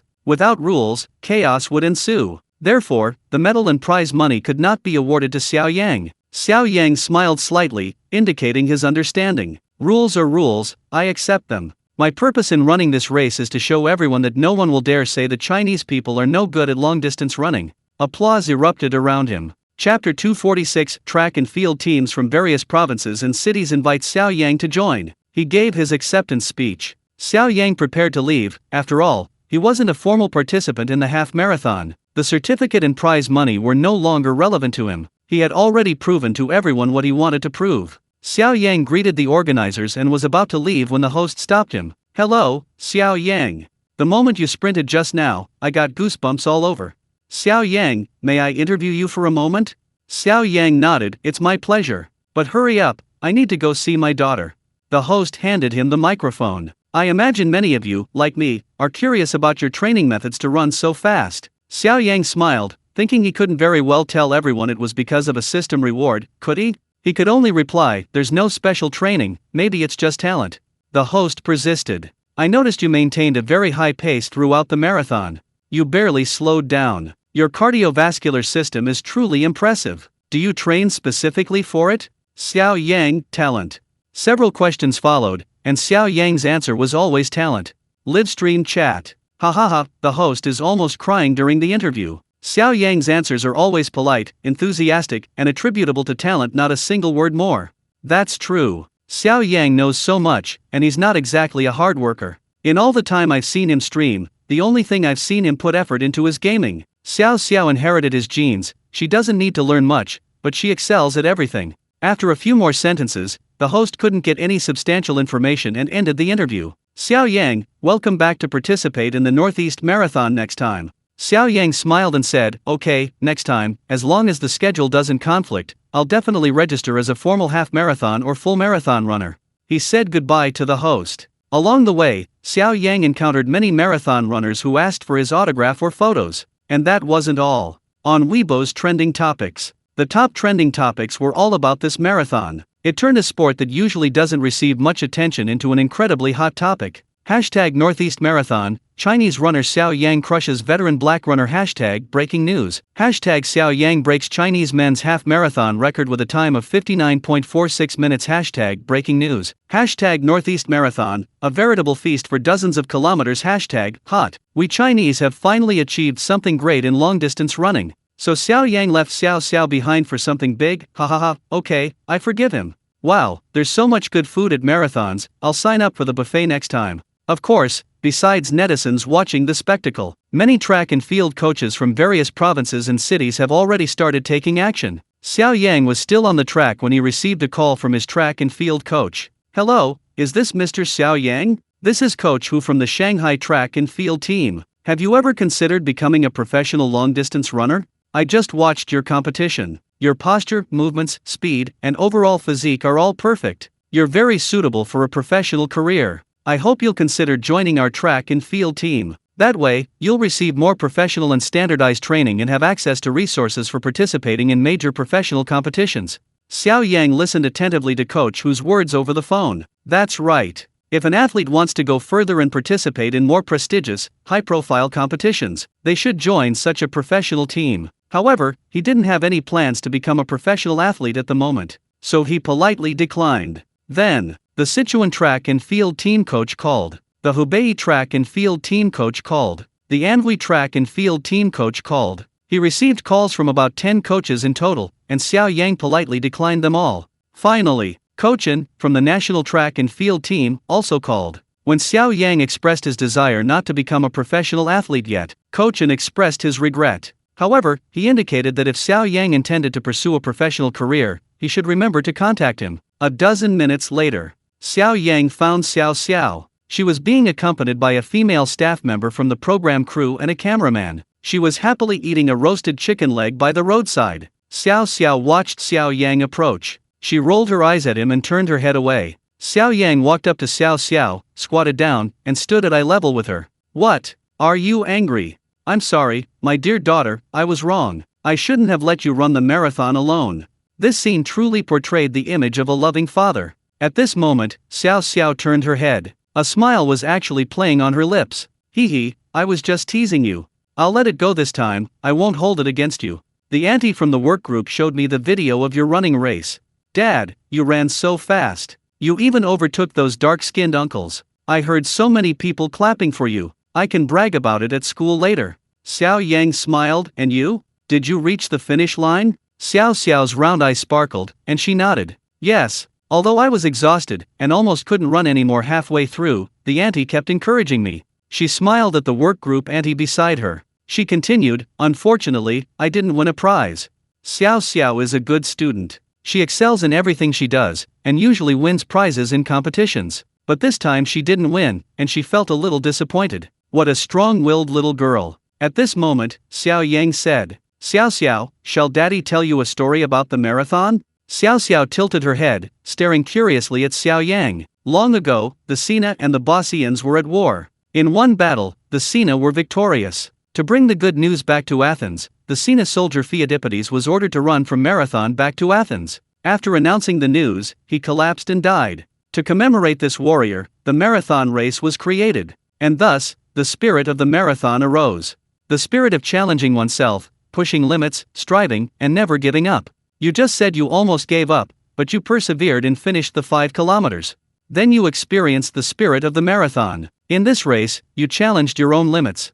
Even without a place, you still won. Xiao Yang's words made Xiao Xiao nod thoughtfully. Dad, I understand. When you say won, you mean I competed against myself. I'd never run 5 kilometers before, but this time I did. Xiao Yang smiled and gave a thumbs up. At this moment, the comments section started scrolling. Xiao Yang is very good at comforting Xiao Xiao, and he's also very good at educating her. Not every race will be first place, but compared to your past self, surpassing your own limits is enough. Xiao Yang is right. A marathon is not just a race, but a journey of challenging oneself. I've learned something. I want to participate in a marathon next time. Chapter 247. Xiao Yang and Xiao Xiao ride in an unlicensed taxi and sing Northeasterners are all living Leifangs. Xiao Yang flicked 3 bright red 100 yuan bills in his hand. This was the activity allowance given to him and his daughter by the production team. 100 yuan, plus a 200 yuan bonus for completing the 5-kilometer marathon. After the marathon, the production team arranged for 4 groups of guests to use their allowances to explore this unfamiliar city. Xiao Yang thought to himself that he had seen online that Shanghai had its own currency, and supposedly, Northeast China had its own currency. 300 yuan, if they were careful with it, should be enough for a dinner and accommodation for him and his daughter. They could just enjoy themselves this afternoon. My dear daughter, where do we go next? Xiao Yang asked, looking at Xiao Xiao. Where do we go? Xiao Xiao mumbled, thinking for a moment. At this moment, the cameraman pulled out a brightly colored brochure. Here, take a look. A little old man on the street just handed me this flyer. See where you want to go. Xiao Xiao took the flyer from the photographer, glanced at it, and pointed to a picture. Here. This building looks so pretty, so dreamy. Xiao Yang glanced over. Xiao Xiao was pointing to the Hagia Sophia. She was definitely a little girl, she loved dreamy places. Okay, let's go then. Xiao Yang said, leading Xiao Xiao to the roadside. Before they could hail a taxi, a black private car stopped in front of them. The driver rolled down the passenger window, and a middle-aged woman with curly hair asked, "Where are you going?" Before Xiao Yang could answer, Xiao Xiao leaned over and shouted, "To the cathedral." The older woman, the Hagia Sophia. Xiao Xiao nodded, yes, I think so. It has green domes, it's so beautiful. The older woman said, "Get in the car, we're going there anyway, it's on our way." The photographer glanced down at the driver, a burly man in his 40s. He looked intimidating. He whispered something in Xiao Yang's ear. "Don't get in, this is clearly an unlicensed taxi, you'll definitely get ripped off." The photographer's words were heard by the older woman in the passenger seat. She immediately said, "Get in, don't worry, it's free." Xiao Xiao looked up at Xiao Yang. "Let's go," Xiao Yang said. "It's quite a distance to Hagia Sophia from here. It's only 300 yuan a day, every little bit helps. The money saved on transportation can be used for an extra dish tonight." Xiao Yang opened the back door, got in first, and then pulled Xiao Xiao in. The cameraman hesitated for a long time before finally getting in. The live stream chat was filled with comments. "Holy crap, Xiao Yang just got in like that. Isn't he afraid of being a kidnapper? Damn, that scared me to death. Strangers plus loud talking plus freebies, isn't that a death sentence? Be careful he doesn't get dragged into a corner and have his kidneys chopped off." Xiao Yang isn't afraid of death himself, but why did he drag my Xiao Xiao along? This dad is so unreliable, taking his child to do something so dangerous. Ahem, you southerners don't make such a fuss. This is standard practice in Northeast China. The driver was just being kind, don't overthink it. Sitting in the car, Xiao Yang felt the audience's emotions rising rapidly. At this moment, the woman in the front seat asked, "Where are you from?" Xiao Yang, Shanghai. Woman, "Oh, you're here for the marathon?" Xiao Yang, "Yes, we just finished." Woman, that's strange. We saw a lot of people from out of town on the roadside, and we offered them a ride. They just wouldn't get in the car, I really don't know why. Xiao Yang laughed. Ha ha ha. Brother, sister, to southerners, what you just did sounds like getting in the car would mean having your nose covered with a handkerchief and then being pinched in the kidneys. Xiao Yang's words left the driver and the woman in the passenger seat completely bewildered. They burped for a while before finally speaking. "Oh my god, aren't you talking about human traffickers? Don't worry, there are no such people in Northeast China. Let me put it this way, in Northeast China, 110 isn't for arresting human traffickers, it's for preventing them from being beaten to death. But why aren't you afraid?" The photographer, standing nearby, also wondered, "Yeah, why did you get on the bus so calmly?" Xiao Yang is usually a very cautious person, and he even educates Xiao Xiao about safety precautions. He teaches her not to be scammed. This time, he's being so reckless for a few dozen yuan in fare, it's not like him. The photographer found it very strange. Xiao Yang grinned. Because Northeasterners are all living lifengs. After saying that, he started singing to himself. Old John drove to the northeast, crashed. The driver who caused the accident acted like a hooligan and ran away. Thanks to a Northeasterner, he was taken to the hospital and got 5 stitches, he's all better now. Everyone in our area is from the Northeast. Our area's specialty is Korean ginseng. Everyone in our area is a living lifeng. Quiwa, bring out the sauerkraut. Clap clap clap. Good, good, good. After Xiao Yang finished singing, the older woman in the passenger seat kept clapping and cheering. Xiao Xiao also laughed nonstop while listening to the song. "Dad, did you make this up yourself? It's so good. Our area, it's Northeastern dialect." The driver's hands were on the steering wheel, unable to clap, he just kept laughing. Ha ha ha. "Wow, young man, you sing so well. That's just how we Northeasterners are, there's nothing we can do about it." Young man, exchange contact information with this lady later. If you're done shopping and can't find a place to eat, just tell this lady, come to our house for dinner. Auntie will cook you the most authentic northeastern homestyle dishes. Okay, thank you, brother and sister. Although he might not actually go, Xiao Yang still added green bubble to his contact list with the lady. The comments section is scrolling. 666. Xiao Yang not only got a free ride, but also solved his dinner problem. He's so lucky. It's not luck, it's that Xiao Yang understands us Northeasterners. Would anyone else dare to get on his ride? There's no way around it, we Northeasterners are just so warm-hearted, we always want to help people, no matter where we are. Wow, I haven't heard this song in ages. When it first came out, I was only a teenager, and now I'm in my 40s. Tears well up in my eyes. Chapter 248. Under the Hagia Sophia, Xiao Xiao wants to take princess photos. Meanwhile, the other groups weren't as lucky as Xiao Xiao and Xiao Yang. When Xiao Xiao was running the marathon, he ran too fast for the first few kilometers, and his running posture was incorrect. By the 4-kilometer mark, he was already exhausted, his calves were cramping, and he couldn't finish. In the end, the father and son only received 100 yuan as activity funds. Therefore, the father and son decided to earn some money first. The two had already taken the subway to Central Street. There were many people and tourists here, so there were more opportunities to make money. At this time, Li Yong saw a job posting outside a Western restaurant, hiring a pianist. Working hours, 5 p.m. to 6 p.m. Salary negotiable. Li Yong led Xiao Xiao inside and asked, "Hello, is your manager here?" At this moment, the manager turned his head, looked Li Yong up and down, and seeing that he was well-dressed, assumed he was a customer. "I'm the manager, what can I do for you?" Li Yong, "Hello, manager, have you hired a pianist yet?" Manager, "Not yet." Li Yong got straight to the point. "Hello, manager, we're doing a parent-child program event.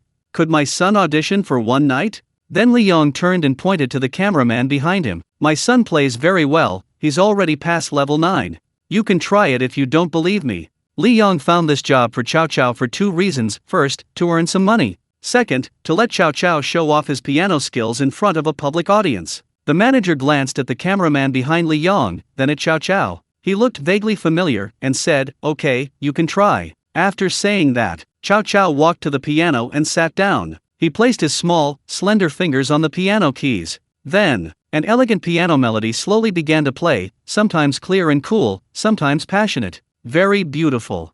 The comments section was filled with, "Amazing! Xiao Xiao is only 7 years old and has already reached level 9. Li Yong has really done a good job training him, the piano playing is so beautiful. Haha, although my Xiao Xiao's athletic ability is average, his musical talent is top-notch. This piano playing has even captivated this old lady."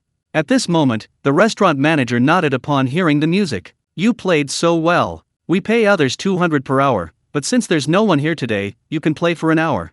Li Yong and Xiao Xiao agreed with smiles. After all, with the 200 yuan, it would be enough for their accommodation and dinner that night. Meanwhile, Dai Chuan and Niu Niu also failed to complete the 5 kilometers fun run. They only had 100 yuan in activity funds. However, his previous work experience had left him with a lingering fear, so he decided to be frugal. Dai Chuan found a guesthouse online for under 100 yuan. Although it wasn't in a commercial area, at least he had a place to stay. The remaining 10-odd yuan was enough to fill their stomachs. He was taking Niu Niu on the bus to their accommodation. Yang wasn't supposed to run the full 5 kilometers. But there were all sorts of delicious food along the way, so he ate as he ran. They reached the finish line of the fun run in the last few minutes before closing time. They ultimately received 300 yuan in activity funds. They were on their way to the Northeast Zoo to see the giant tigers with Xiao Yang and his father. Several other families were watching a live stream. Many viewers were clamoring. They wanted to see if Xiao Yang and Xiao Xiao had arrived safely. Everyone was quite worried about their safety. The live stream switched scenes. Xiao Yang and Xiao Xiao had just gotten out of the car. The older woman in the passenger seat was still waving at them. "Children, if you didn't find anything good to eat tonight, come to my house." Okay. After a warm farewell, a building resembling a European castle stood before Xiao Yang and Xiao Xiao. The roof was a green semicircle with a full, rounded curve. A golden cross atop it reached into the sky, gleaming in the setting sun. Below the green roof were red brick walls. Worn with the marks of time, they exuded an antique charm. The red bricks and green roofs, the striking contrast creating a unique visual aesthetic, are both majestic and charming. Wow! So beautiful! Xiao Xiao looked up at the magnificent building before her, exclaiming in amazement. The photographer, also holding his camera, stepped back a few paces to give this historic landmark a shot. Not only those directly facing the building were impressed. Even the viewers in the live stream, watching through the camera lens, were captivated by the architecture. Xiao Yang looked up at the cross on the roof and murmured to himself, "The Hagia Sophia, built in 1907, is in the Byzantine style, but the main dome and bell tower also have the traditional tent roof and onion dome shapes of China. The main entrance is topped with a bell tower, and the 7 bronze bells represent the 7 musical notes." As Xiao Yang spoke, Xiao Xiao looked up at her father beside her. "Dad, you're so amazing. You know everything. Like a tour guide." "Of course," Xiao Yang boasted. "What isn't amazing about your dad?" Just then, a rather tall auntie walked over with a laminated advertising photo album. "Little one, want to take a picture?" Xiao Yang waved her hand. "Grandma, no need. My dad has a phone, he can take pictures of me." The auntie held the album forward. "The pictures your dad takes with his phone are different from mine. Look, here we do makeup and change clothes for you. You'll look like a little princess, so pretty.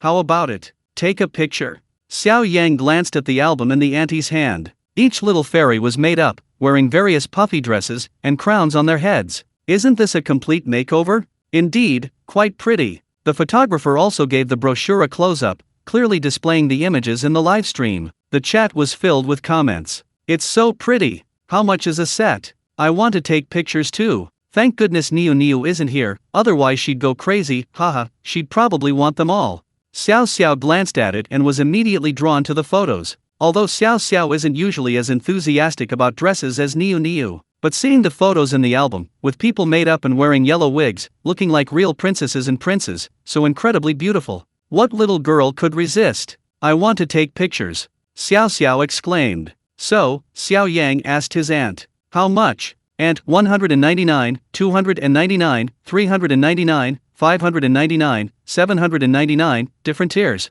The price varies depending on the costumes, makeup artist, and the number of photos. Xiao Yang frowned upon hearing the prices. He said to Xiao Xiao, "Honey, we don't have enough money. Even the cheapest one is 199. Xiao Xiao was unhappy that her father wouldn't let her take pictures. She muttered softly, "But I really want to take pictures. The blue sky and white clouds, plus the church, a set of princess photos, just thinking about it was beautiful." The comments scrolled. "Take her picture. Xiao Yang has so many skills, he could easily earn that much by busking on the street, he's just lazy." Exactly, Chow Chow even found work paying 200 yuan an hour, why can't Xiao Yang? He's just lazy. Take the picture of the child, it's a rare opportunity, she'll instantly transform into a princess. Xiao Yang felt the audience's emotional value in the system rise again. The rising emotional value made Xiao Yang think, didn't he just acquire a god-level makeup skill? He could do his own makeup, that way he could save money. Besides, his phone photography skills weren't bad either. He could take dozens of pictures of Xiao Xiao with his phone, edit them, and save money again. So, he said to Xiao Xiao, "Daddy has a great idea, it'll definitely fulfill your wish." Chapter 249 The 4 Great Evil Arts of Asia. Head transplantation isn't that simple. Illustrations guaranteed. What idea? Xiao Xiao stared at Xiao Yang with her round eyes. "Xiao Yang, you'll find out in a bit. How about it? Are you going to take the photos or not?" The aunt urged from the side, holding a brochure. "This little girl is so pretty, she'll look even better after the makeover. Just like a real princess." Xiao Yang glanced at the church square. "Auntie, there aren't any shops in this square, where are you going to do the makeover?" The auntie, hearing there was hope, chuckled and pointed ahead. "It's in the shopping mall up ahead. Our shop is in that mall, not far. Just follow me." Xiao Yang understood, this auntie was probably there to solicit customers in the square and then take them to the photo studio. "Okay," Xiao Yang replied. Then the group followed the auntie forward. After walking for a few minutes, they arrived at a shopping mall. The 3rd floor. The first floor sells women's accessories and clothing. The second floor is mostly filled with shops offering travel photography, portrait photography, and dramatic makeovers. They're packed tightly together, the competition is fierce. Afterwards, Xiao Yang and Xiao Xiao followed their aunt into the largest shop in the main street. Upon entering, the aunt handed Xiao Yang and Xiao Xiao over to a young woman in her early 30s who owned the shop and then left. Because Xiao Yang and Xiao Xiao were wearing masks, the female shop owner didn't recognize them and asked enthusiastically, "Who's taking photos?" Xiao Yang pointed to Xiao Xiao. The female shop owner looked down and saw that the customer was a little girl of about 7 or 8 years old. She immediately grinned. "Oh my god, this little girl is so pretty. We have lots of pretty dresses here. Go pick one out yourself, and auntie will have someone do your makeup. This section is 299, that section is 399, and that section. Xiao Yang immediately realized this was different from what the aunt had said. 299 and up? That's not enough money. He immediately asked, don't you also have sets for 199? The female shop owner smiled, the 199 sets are only for adults, not for children. As she spoke, the female shop owner looked Xiao Yang up and down. Xiao Yang was wearing a trendy pink t-shirt, cargo pants, and trendy shoes. He was also wearing a baseball cap. He looked like he was under 20, young and fashionable. The female shop owner asked, are you siblings? Would you like a sibling photo shoot? A photo shoot for two is even cheaper, starting at 499. Before Xiao Yang could speak, Xiao exclaimed, Auntie, this is my dad. Dad. The shop owner paused, glancing at Xiao Yang. She thought it was a pity he married so young. But then she thought, a dad bringing his daughter for a photo shoot, isn't that being a doting father? This kind of dad is more willing to spend money, so her smile widened even more. Oh my, such a young dad. He's so good to his daughter. Then I recommend this 799 package. Not only are there many outfits, but the cosmetics are all high-end brands, good for the child's skin. How about it? This kind of talk usually works every time. The shop owner was waiting for Xiao Yang to scan the code and pay. Do you rent clothes here? Xiao Yang asked. Rent clothes? What do you mean? The shop owner paused, taken aback. Xiao Yang got straight to the point. I just need to rent one of your outfits, a wig, and borrow some of your cosmetics. I'll do my own makeup and take the photos myself. As for the price, I'd like it to be low. The female shop owner was taken aback. How can that be? We're all artisans here, making a living with our skills. We don't offer that kind of service. As she spoke, the female shop owner glanced at Xiao Yang again. And do you even know how to do makeup? Do you know how to take photos? You're quite the young dad. You wear trendy brands and dress so well, but you won't spend money on your child. The parents who come to our shop want the best for their kids. They want to take 10 or 8 photos of them. But you won't even take one. This girl is so pretty, isn't she? She finally got to travel, saw the Hagia Sophia, and wanted to take a picture. You'll end up with a terrible makeup look and bad photos. Won't that hurt her feelings? The female shop owner thought the customer was just stingy and unwilling to spend money on her child. She kept nagging. She wanted to win back a father's heart and close the sale. Xiao Yang felt no guilt and naturally didn't bother to argue. But then, smiling, he got impatient, put his hands on his hips, and said loudly, Auntie, please don't talk about my dad. We just don't have any money today. It's not that dad doesn't want to spend money on me. Hearing Xiaoxiu's assertive defense of her father, Xiao Yang's smile widened even under his mask. Let's go, this place isn't renting, let's look at other places. He then led Xiao away from the store. The live stream chat was filled with comments. Hahaha, Xiao is so great, her thinking is so clear. She knows dad doesn't have money, not that he won't take her picture. She didn't cry and throw a tantrum like other kids. Although this lady's words were unpleasant, I think she has a point. It's not easy for her to come all this way. What if she makes Xiao look ugly in the makeup and the picture turns out badly? The child would be so disappointed. Does Xiao Yang even know how to do makeup?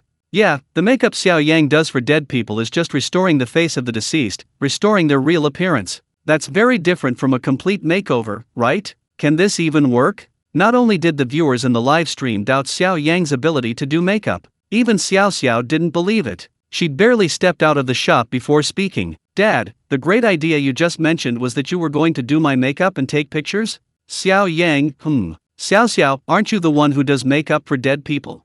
Xiao Yang, I can do makeup for living people too. Xiao, but I've seen you do makeup for dead people, and it didn't look nearly as good as the makeup artist in the shop. Xiao Yang snorted. I watched the makeup artists do makeup for customers in the shop. It's not difficult at all. It's very simple, don't worry, Dad will definitely be able to do it. The photographer muttered quietly from behind. Are you sure it's simple? I watched those women, they all looked like they had new heads under the makeup artist's hands. Is that simple? I plan to bring my wife next time, see if I can get a new wife. Xiao nodded vigorously. Dad, don't lie to me. You can't even comb my hair or braid it, how can you do makeup? Xiao Yang patted his chest confidently. Don't worry, with the 4 great Asian sorceries, even if makeup isn't enough, your dad has photo editing software. A head transplant is easy, right? Guaranteed results. The 3 of them walked to a slightly off-the-beaten-path shop on this floor of the mall. Several shops had signs that read travel photography, portrait photography, makeup, clothing rental. Xiao Yang pointed, come on, let's take a look. Isn't there a clothing rental place here? Chapter 250 Big Brother, are you married? If you are, I'll give you cash. This was a smaller shop than the previous one. The racks on both sides were densely packed with various European-style classic dresses. Only a man in his 30s sat inside, scrolling through his phone, noticing a customer walk in. He glanced up. The makeup artist and photographer are out. We can't shoot now, let's go somewhere else. Xiao Yang said, I saw your sign says rooms for rent, how much? The male shop owner said, 30 yuan an hour. Choose your clothes over there. Xiao Yang asked, do you have any for children? The shop owner pointed to another rack, the children's clothes are over there. Xiao Yang gestured with his chin at Xiao Xiao, go and choose for yourself, see if there's anything you like. Xiao Xiao walked over and rummaged through the pile of clothes hanging there. After a while, she picked out a long blue dress, adorned with sparkling rhinestones and glitter, shimmering brightly. This one. Xiao Xiao handed the dress to Xiao Yang. The shopkeeper glanced at the dress Xiao Xiao had chosen. It has rhinestones, 40 yuan an hour.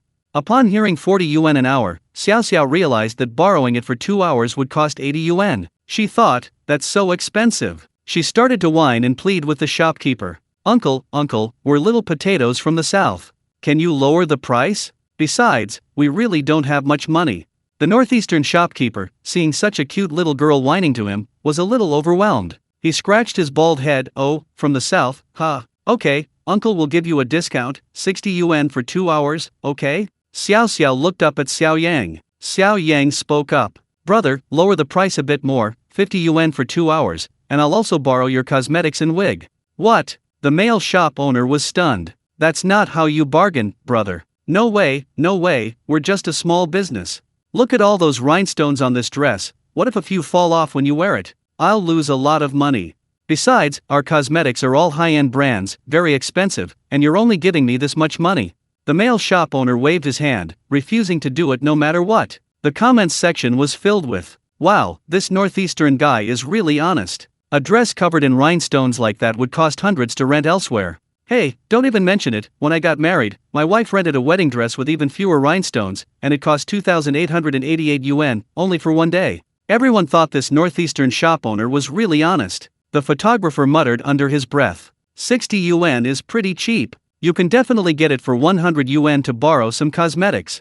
It'll get dark soon, and the photos taken with your phone won't look good. Hurry up. Xiao Yang nodded, indicating she understood. But thinking that saving a few dozen yuan would mean more food that night, or a nicer place to stay, she decided to try harder. She turned to the shop owner and said, Brother, are you married? The male shop owner was taken aback, completely confused. He didn't understand what being married had to do with renting a dress. Yes, I am. So what? I'll give you cash for the wedding. 50 yuan, is that okay? Cash. The male shop owner's eyes lit up. Xiao Yang glanced at the QR code for payment. He hesitated for a moment. Then, Xiao Yang confidently said, yeah. Just as everyone was wondering, the male boss actually spoke up, his tone cheerful. Okay, all right. The comments section was flooded with, holy crap, that's it? Why? What does it mean to give cash for a wedding? Can any expert explain this to me? Upstairs, you obviously aren't married. What does it mean? It means this guy has a fortune.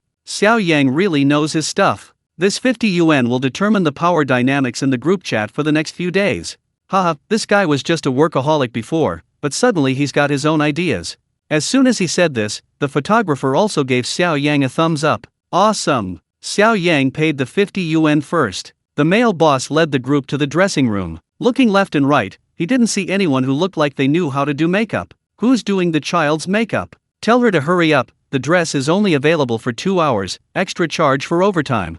I'll do it. Xiao Yang said, sitting down on the makeup artist's special stool. He patted the chair next to him. Xiao, come sit here.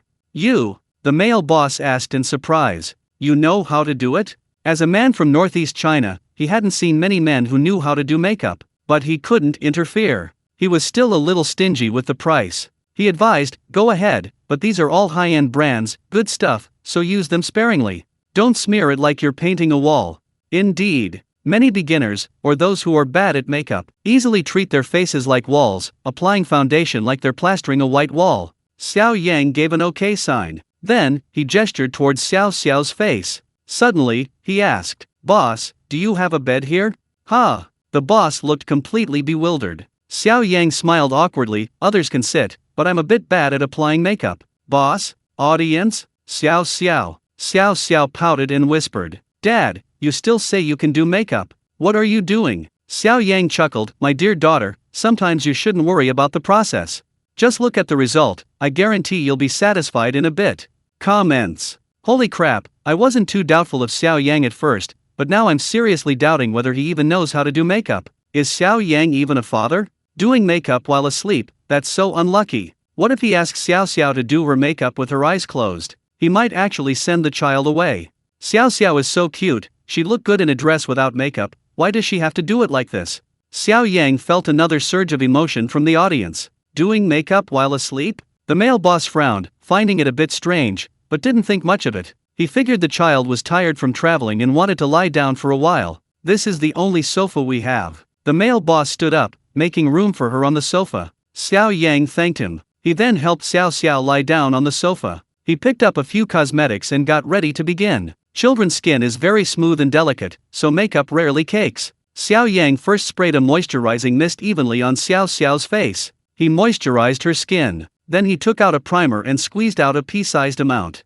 He skillfully dotted it on Xiao Xiao's face and quickly blended it with a makeup brush. Next, he chose a foundation. From several foundations, he selected the one most suitable for Xiao Xiao's skin tone and squeezed out a pea-sized amount. He dotted it on Xiao Xiao's face. He used a foundation brush to pick up a tiny bit and applied it thinly to Xiao Xiao's face. The makeup wasn't finished yet, but many female viewers in the live stream were already surprised. Wow, dude, you're really good at this. Chapter 251. Many top makeup artists are men, don't be sexist in the profession. Xiao Yang chose a suitable foundation brush. He picked up a thin, sheet-like object from the vanity. He placed a drop of foundation, about the size of a soybean, on it, one dark and one light drop. The male shopkeeper beside him chuckled. Oh my god, brother, I just told you not to waste it, not to use half a bottle of my foundation. But you're being too frugal.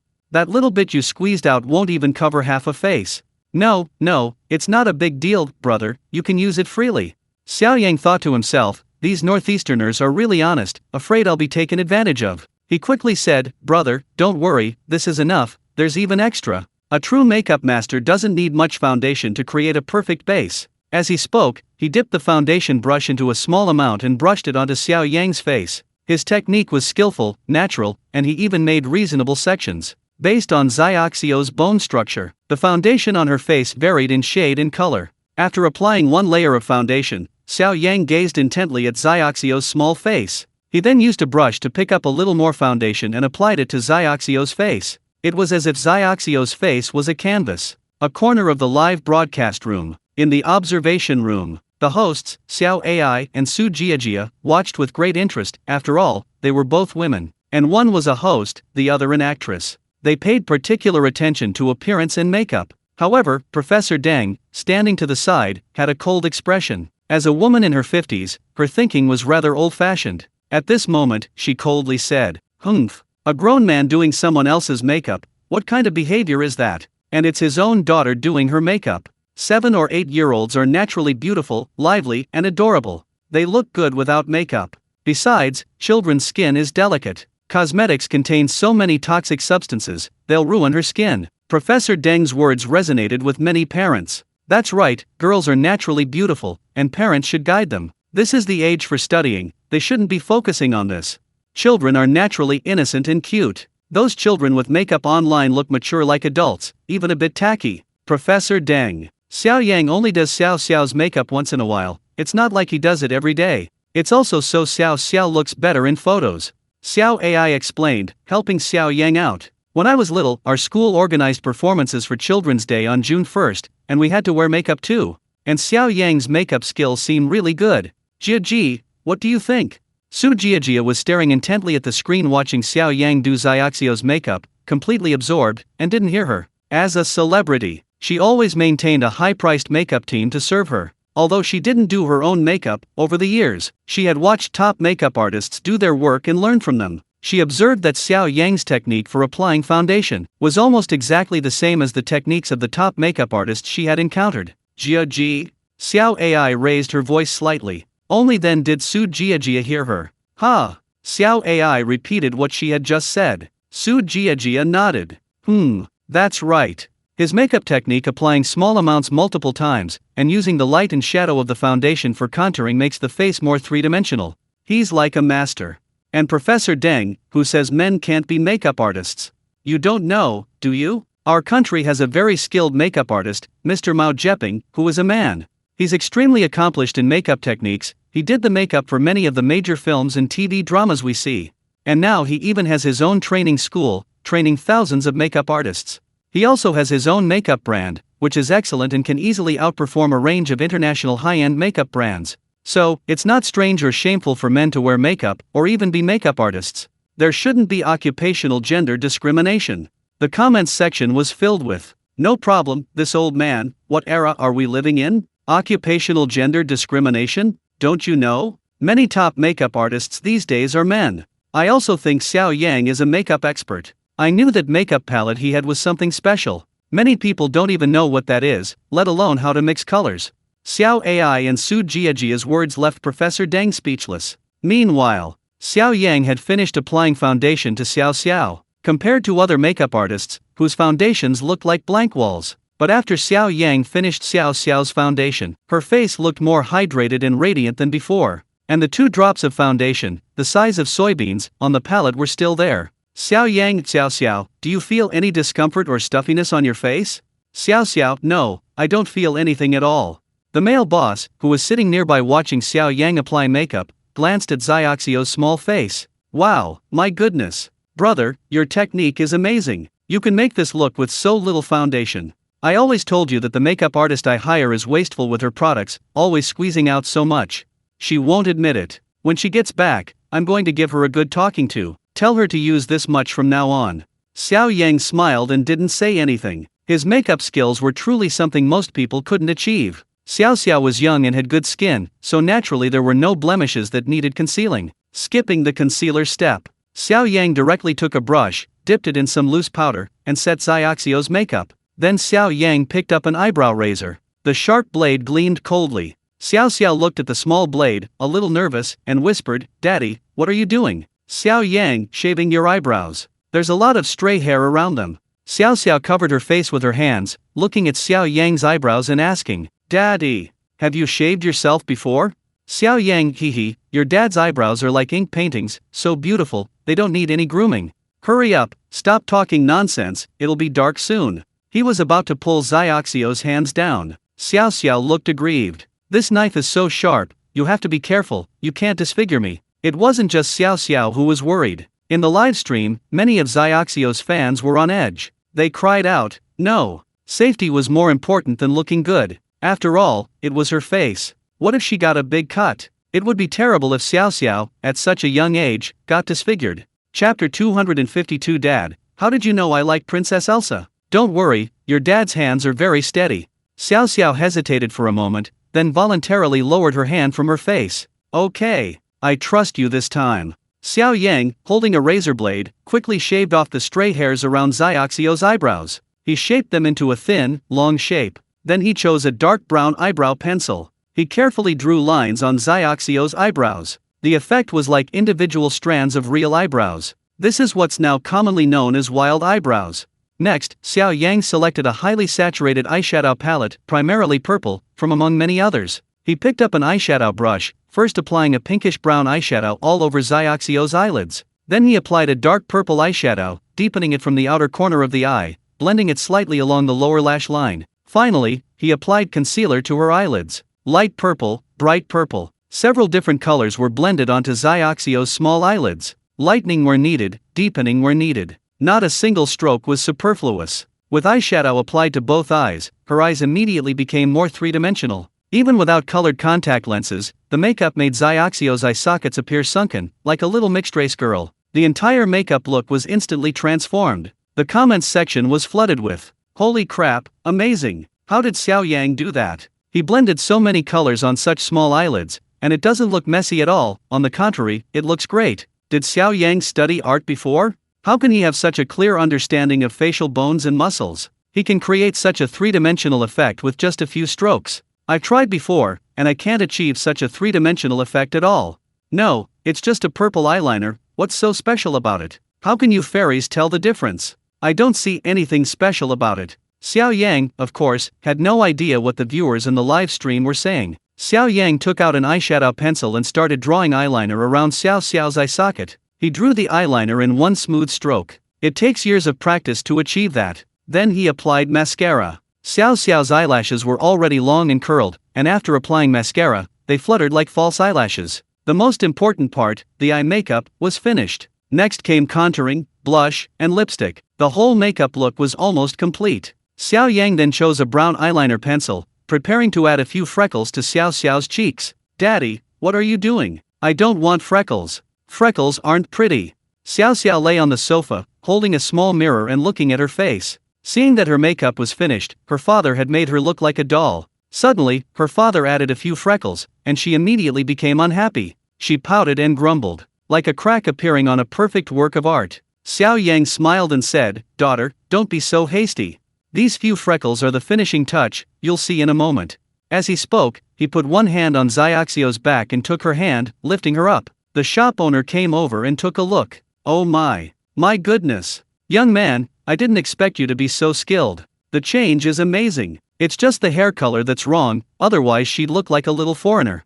It looks so good." Xiao Yang nudged Xiao Xiao's back. "Go on, go change your clothes." "Boss, where are your wigs?" "Well, go choose one yourself." He pointed to a wall displaying wigs of various colors. However, almost all of these wigs were for adults, there weren't any for children. Xiao Yang remembered that he'd spotted a wig shop on the first floor when he went upstairs. He'd try his luck. Xiao Yang said goodbye to the photographer and hurried downstairs. When he came back upstairs, he was carrying a plastic bag. By then, Xiao Xiao had changed into her dress. A sky blue long dress. The dress was adorned with sparkling rhinestones and sequins, looking very high-end, complementing Xiao Xiao's makeup. Just like a real princess. The audience showered her with praise. Xiao Xiao herself was also very satisfied, completely unexpected that her father had such a hidden talent. She kept looking at herself in the mirror, admiring her beauty. The live stream chat was filled with comments. "Ha ha ha, I thought only Niu was vain, I didn't expect Xiao Xiao to be vain too. Little girls are born to love beautiful things, there's no way around it, it's their nature. I have to say, Xiao Yang's makeup skills are truly top-notch, it's like a head transplant, I even want to send my head over and have Xiao Yang do my makeup. But don't you guys find it strange? After watching so many live streams, I've never thought Xiao Yang was effeminate. How come his makeup skills are so amazing? He must have put in a lot of effort. Could it be that he's a cross-dressing master behind our backs?" This comment caused quite a stir. Many people were excited. Xiao Yang? A cross-dressing master? The thought alone is exciting. At this moment, Xiao Yang has no idea that he has become the cross-dressing master in the eyes of the audience. He is currently performing the final step. Xiao Xiao, sit down. Just one last step, hairstyling. Hairstyling. Xiao Xiao and the photographer exclaimed in unison. It was as if they'd heard something unbelievable. Everyone had seen Niu's coke-shaped hairstyle at kindergarten, and Xiao Yang's own non-mainstream hairstyle. "Daddy, it's already very good. Don't make things worse." Xiao Xiao thought to herself, "Isn't the reason I cut my hair short because Daddy can't braid it?" Xiao Yang, of course, understood what Xiao Xiao was thinking. He couldn't do it before. But the skill the system rewarded him with included all makeup and styling, so hairstyling was naturally a piece of cake. "My dear daughter, Daddy can make you look so beautiful, you should have confidence in Daddy. At worst, if it's not done well, we can just take it off in a bit. Give it a try, I guarantee you'll be satisfied." Xiao Xiao said doubtfully, "Really?" Xiao Yang nodded. Okay, although Xiao Xiao was reluctant, she still gave her father the chance. Xiao Yang first combed all of Xiaoxio's hair back and put a net over her head. He used clips to clip away any excess hair. He took a champagne-colored wig from the plastic bag he had just brought back and put it on Xiaoxio's head, securing it in place. Next, he divided the long wig into several sections. His hands flew across the wig, working rapidly. Soon, a long braid was complete. All done. Xiao Yang secured the braid at the end with a hair tie. The makeover was finished. Xiao Yang then took a blue magic wand from the plastic bag and handed it to Xiao Xiao. "My dear daughter, get up and take a look." Xiao Xiao looked at herself in the mirror, her mouth agape in surprise. At this moment, the live stream chat exploded. "Wow, Princess Elsa. Exactly the same Princess Elsa from the cartoon. I can't tell the difference. Oh no, if my daughter sees this, I'm doomed. She has to be exactly the same. I can't do that. Holy crap, bro, awesome. You've done something many dads can't." Just now, many male viewers couldn't even tell how good Xiao Yang's makeup skills were. But what these male viewers saw stunned them. Many of these male viewers were fathers themselves, with daughters at home. They were intimately familiar with Princess Elsa. It had to be said that Xiao Yang was a spitting image of Elsa. Xiao exclaimed in surprise, "Daddy, how did you know I like Princess Elsa?" Xiao Yang raised an eyebrow.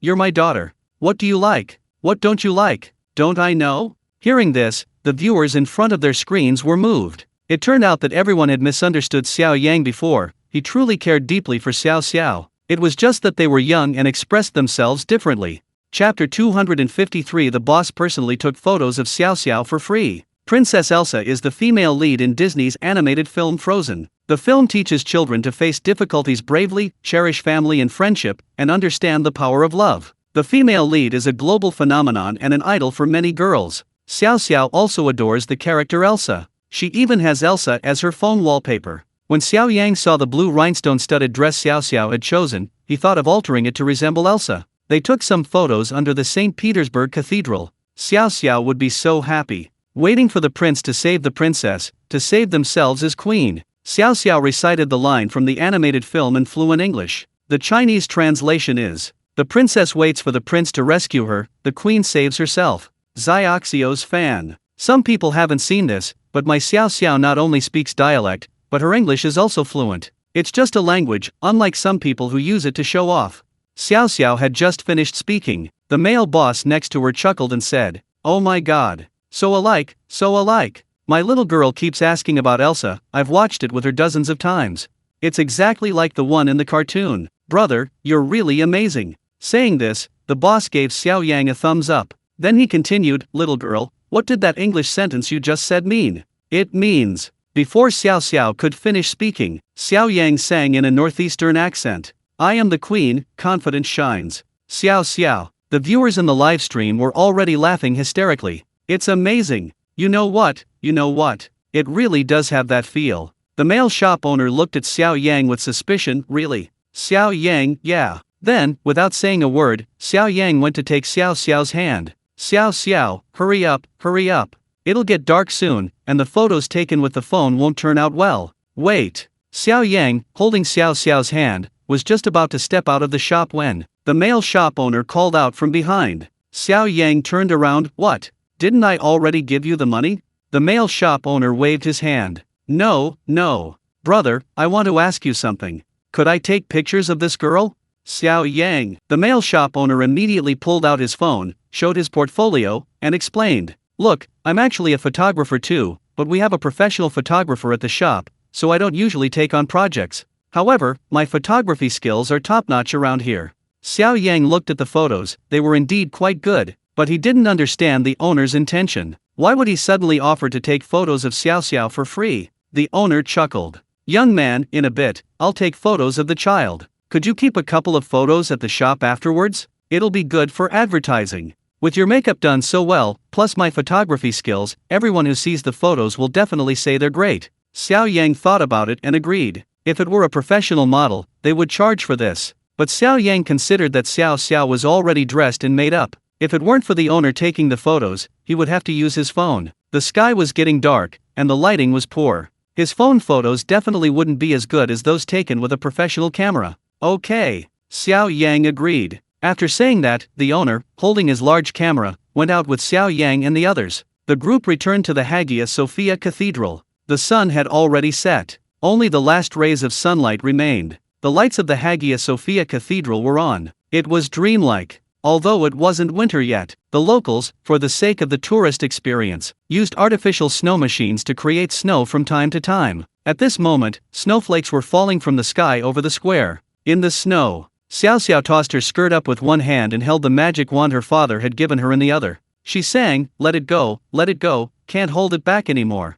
The male boss held up a huge camera and filmed Xiao with a series of click shots. He kept saying, "Good, yes, just like that. Great, yes." Xiao Yang, wearing a hat and mask, watched Xiao with his hands in his pockets. In the control room, the hosts, Xiao Ai and Su Jiajia, were incredibly envious of this scene. Women of any age dream of being princesses. At the same time, Su Jiajia was secretly amazed. Having worked with all sorts of top makeup artists in the entertainment industry for so many years, she had never encountered a makeup artist as skilled as Xiao Yang. If Xiao Yang were to pursue a career as a makeup artist, she was confident those female celebrities in the entertainment industry would definitely fight tooth and nail to get Xiao Yang, no matter the cost. Of course, that includes herself. The comments section is flooded with, "Holy crap, this is like a cartoon character come to life. Xiao Yang, can I call you dad and you can change my name to princess too? Hey, how old are you to call me dad? I'm 18 this year. Saint Sophia Cathedral Square." Xiao Xiao was already surrounded by layers of people. Some people who were originally taking pictures in the square were also attracted by Xiao Xiao. She wore the same sky blue dress, had champagne gold braided hair, and had a face almost identical to the one in the animated film. If Xiao Xiao weren't still a child, with her height and frame shrunk to a fraction of the animated version, everyone would definitely think that Princess Elsa had really stepped out of the animation. Because Xiao Xiao's makeup was not only good, but her poses were also very natural and not stiff at all. So the photo shoot went smoothly. Not long after, the shop owner had taken hundreds of photos of Xiao Xiao from every angle. Then he handed the camera to Xiao Yang. "Hey bro, take a look, what do you think?" Xiao Yang pressed the buttons on the camera, every single one was great. Xiao Xiao would probably be very satisfied. "Great, bro, get it fixed soon." Shopkeeper, of course, but there's not much to fix. She's beautiful, her makeup is great, and her poses are perfect. Just adjust the colors and lighting, it'll be quick.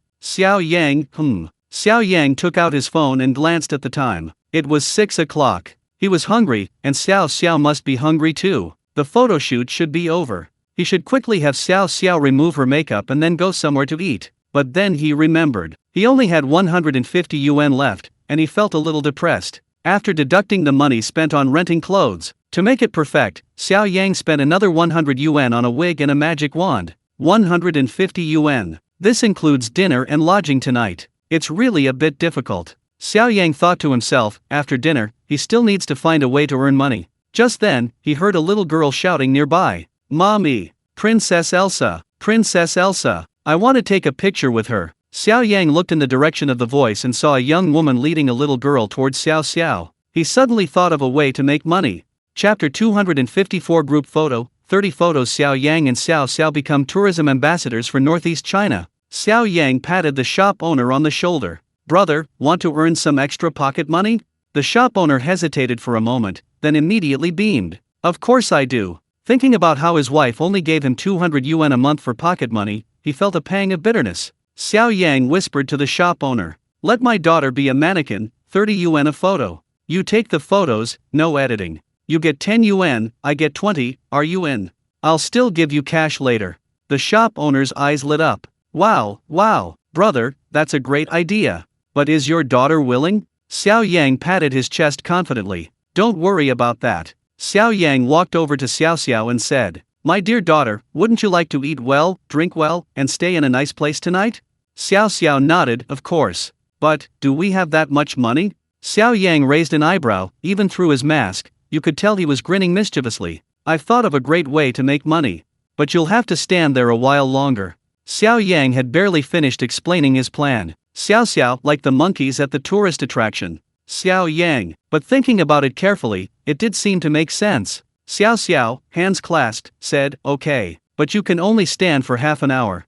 Xiao Yang nodded quickly. Soon, a long line formed of people wanting to take photos with Xiao Xiao. Although Xiao Yang explained that it would cost 30 yuan per photo, people still kept coming. However, these people weren't there because she was Xiao Xiao, but because she looked so much like Princess Elsa, especially some little girls, who couldn't even walk past her. Xiao Yang stood aside, showing his payment QR code. He quickly made a fortune. Comments scrolling. "Wow, Xiao Yang's got a money-grubbing streak, hasn't he? He charges for photos? 30 yuan a photo, that's a bit expensive. I feel like Xiao Yang's going too far, treating the kids like money-making tools while he pockets the cash. Upstairs, you're being too sensitive." Xiao Yang was just trying to make sure Xiao Xiao had a good meal and a nice place to stay that night, and Xiao Xiao agreed. All that money just went to Xiao Xiao, it wasn't him squandering it. Whose fault is it? Blame the production team. Exactly. Didn't you all think it was elegant when Chow Chow played the piano at the restaurant to earn money? It's the kids who are making money. Can you stop with the double standards? 30 yuan a photo is expensive. Please. A photo with a celebrity costs thousands or even tens of thousands. Xiao Xiao isn't a celebrity, but she's more famous than many celebrities right now, and 30 yuan a photo is considered expensive? Xiao Yang collected the money. He sensed the audience's emotional level rising considerably. He smiled. Actually, the money he earned from the photos was negligible compared to his current net worth. Normally, he would never have done this. But he only had 150 yuan on him, and he had no money for the night. He had to analyze the situation carefully. 30 minutes. He took photos of 20 people in total. Xiao Yang received 900 yuan. After deducting the 300 yuan owed to the male owner of the photo studio, he had 600 yuan left. Adding the 150 yuan he had on hand, he had 750 yuan. That was enough for him and Xiaoxiao's expenses for the night. The photo shoot ended. Xiao walked over, letting out a long sigh of relief. Finally finished taking pictures. Dad, let's go eat quickly. What should we eat later? Xiao Yang hadn't done any research on this. Before he could even think of anything, the male owner spoke up. Young man, didn't you say you were looking for a place to stay? Then let's go to a bathhouse. You should really experience the bathhouse culture of Northeast China. They can take care of food, a scrub, and even find a place to stay overnight. Xiao Yang's eyes lit up. He had long heard that the scrubs in Northeast China were incredibly relaxing. The 750 yuan in his hand was definitely worth experiencing. The comments section was filled with, "Holy crap, a Northeast bathhouse. This handsome guy finally got to go once." It was truly an eye-opener. Oh my god, Xiao Yang is going to broaden my horizons again. I've always heard of bathhouses in Northeast China, but I've never seen one. After saying that, the group returned to the mall they had just left. They needed to change their clothes and remove their makeup. The owner walked in front. Xiao Yang, holding Xiao's hand, and the photographer followed behind. They had just taken the escalator to the second floor. A woman suddenly blocked Xiao Yang in Xiao's path. Xiao Yang looked closely. Ha! Isn't this the owner of the first photography studio they went to? The one who absolutely refused to rent him clothes. Ma'am, why are you blocking my way? Ma'am, the woman exclaimed, looking at Xiao Yang. Am I that old? Xiao Yang remained silent. What do you think? The proprietress didn't dwell on the question and cut to the chase. A lot of customers just told me there's an Elsa princess in the square. Oh, it's you guys. The proprietress looked closer and smiled. So alike, so very alike. My daughter shows it to me every day. She looked up at Xiao Yang and asked with a grin, "Young man, could your daughter make a pattern for some clothes for my shop?" Xiao Yang, proprietress, hey, young man, let me be honest with you. The promotional photos we use to attract customers are mostly provided by clothing manufacturers. They're all pretty much the same. Could your daughter model for me in my shop? She can wear whatever she wants. I'll even pay you. How about 500 yuan a set? Xiao Yang chuckled inwardly. You ignored me back then, but now we can't afford to be near you. Before Xiao Yang could speak, Xiao interjected. Daddy, I don't want to take pictures anymore. Besides, my face is all stiff from smiling. I'm hungry, let's go eat. Xiao Yang patted Xiaoxiao's head and smiled. Okay. Then he said to the proprietress, sorry, we're not short of money now. With that, he took Xiaoxiao's hand and turned to leave. Meanwhile, Xiaoxiao's Elsa look had already topped the trending searches. She was voted the best Elsa princess by netizens. The director of the Northeast Culture and Tourism Bureau also saw clips from the program My Dad is a Superhero online. He sensed the immense popularity of Xiao and Xiao Yang. To promote tourism in Northeast China and attract more tourists, he struck while the iron was hot. He immediately contacted the program team, who then contacted Xiao Yang. He hoped to officially appoint Xiao Yang and Xiao as tourism ambassadors for Northeast China, and to have a series of promotional photos taken at major tourist attractions in Northeast China. But that's a story for later. At this time, Xiao Yang had already taken Xiao, who had removed her makeup, to a bathhouse. Chapter 255 Dai Chuan gave all his money to Neo to buy beef noodles, while he himself went hungry. On the way to the bathhouse, Xiao Yang asked, My dear daughter, are you tired? Xiao rubbed her sore calves. Yeah, a little. She ran 5 kilometers at noon, and stood for so long while taking photos, let alone a child. Even an adult who doesn't exercise regularly would struggle with this stamina. At this moment, many parents in the live stream were complaining about Xiao Yang. I'm speechless at Xiao Yang. He actually entrusted the task of making money to a 7-year-old. Look how tired the child is. No, isn't that double standard? Li Yong made Chao play the piano to make money for the child, so why don't you criticize Li Yong? However, Xiao quickly added, although it's tiring, I think it's worth it. I can earn money to go to the bathhouse. And so many people like my Elsa costume, it's a win-win situation. This feels amazing. Xiao Yang, listening to Xiao Xiao's words, was putting his phone in his pocket. Okay, let's go. We'll have a good time at the bathhouse later.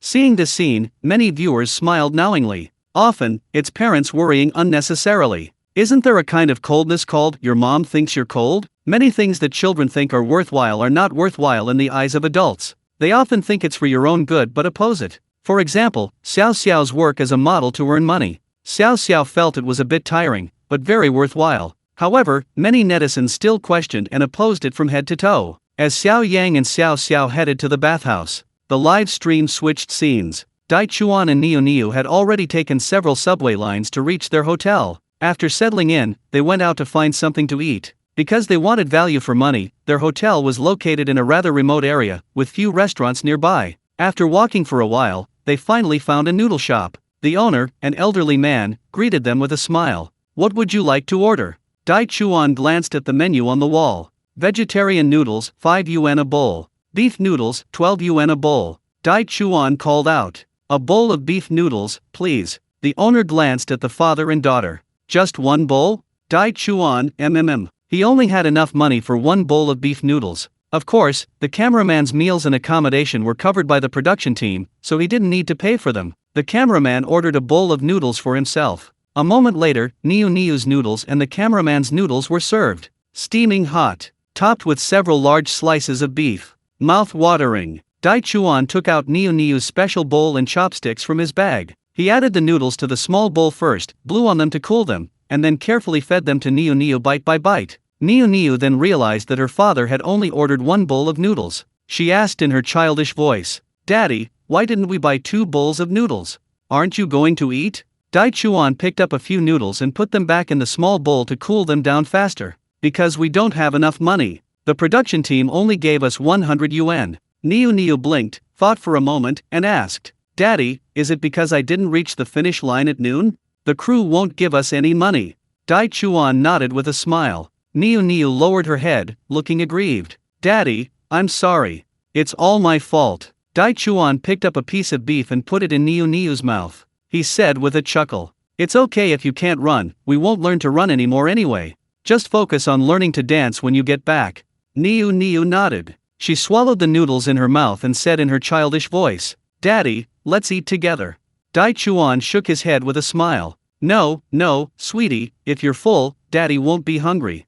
Daddy ate lots of snacks while running at noon, I'm not hungry. Just as he finished speaking, Dai Chuan's stomach rumbled. Niu Niu looked at her father's stomach. Dai Chuan said awkwardly, "Sweetie, eat quickly. If you finish eating early, we can go back to sleep early." The viewers in the live stream were moved by this touching scene of father and daughter. Dai Chuan is such a good father, a good man. Where can you find such a attentive and patient father these days? So touching. Only older parents can make such sacrifices. Young parents today really need to learn from him. I don't understand. They clearly have 12 yuan, why not order 2 bowls of vegetarian noodles? That way everyone can eat. Upstairs, you obviously haven't become a parent yet. What parent doesn't want the best for their child? Vegetarian noodles definitely aren't as nutritious as beef noodles. So Dai Chuan would rather go hungry for a meal than let Niu Niu not eat something good. Seriously? Is that necessary? Niu Niu doesn't necessarily need those few slices of beef. But it's bad for Dai Chuan's stomach to go hungry. Isn't this just self-pity? Actually, it's all the director's fault. This task is really unfriendly to Niu Niu and Dai Chuan. How can Niu Niu, who's so young, run 5 kilometers? Director's room. Director Wang was taken aback when he saw the comments. To provoke a barrage of criticism from the viewers, he immediately switched the live stream to show Ding Li and his son Yang Yang. The two had already returned from the tiger enclosure. We found an authentic northeastern-style barbecue restaurant downstairs from the hotel. On the table in front of the father and son were beef skewers, lamb skewers, chicken frames, lamb kidneys, silkworm pupae. Several plates were filled to the brim. Large chunks of meat were skewered on iron skewers, brightly colored, slightly charred and glistening with oil, each skewer still steaming hot. Viewers in front of the screen could almost smell the aroma, their mouths watering just watching. Wow, as a southerner, I'm so envious. The meat on those skewers is huge. It looks so satisfying. You're right, southerner upstairs. The skewers left on the ground after eating in northeast China have more meat than a skewer of meat on a southern grill. Yang Yang held 2 sizzling, oily pieces of meat in each hand. He stuffed his mouth full, using both hands. So delicious. Every bite is bursting with juice. Dad, this is even better than your barbecue. This place is great. Ding Li looked at Yang Yang with loving eyes and smiled. Eat slowly, don't choke. Nobody's going to take it from you. He patted Yang Jiang's head and said proudly, Yang Yang, you were amazing today. If it weren't for you today, we wouldn't have gotten the 200 yuan reward. And we wouldn't be able to eat so many delicious kebabs now. Yang Yang ate while saying, why do you say it's all thanks to me? I didn't do anything. Ding Li, good boy, you were amazing today. You actually ran 5 kilometers. I didn't expect that. Great job. Remember, next time you want a reward, you have to work hard yourself. Yang Yang nodded, seemingly understanding. Next time, if there's as much delicious food ahead of me at lunchtime, I can run that far too. This sentence made the audience in front of the screen burst into laughter and teasing. I thought Yang Yang was a beginner, but he's a pro. I might not even be able to run 5 kilometers. Ha ha ha, Yang Yang ran so far today. He must have burned a lot. He needs to replenish himself and eat more.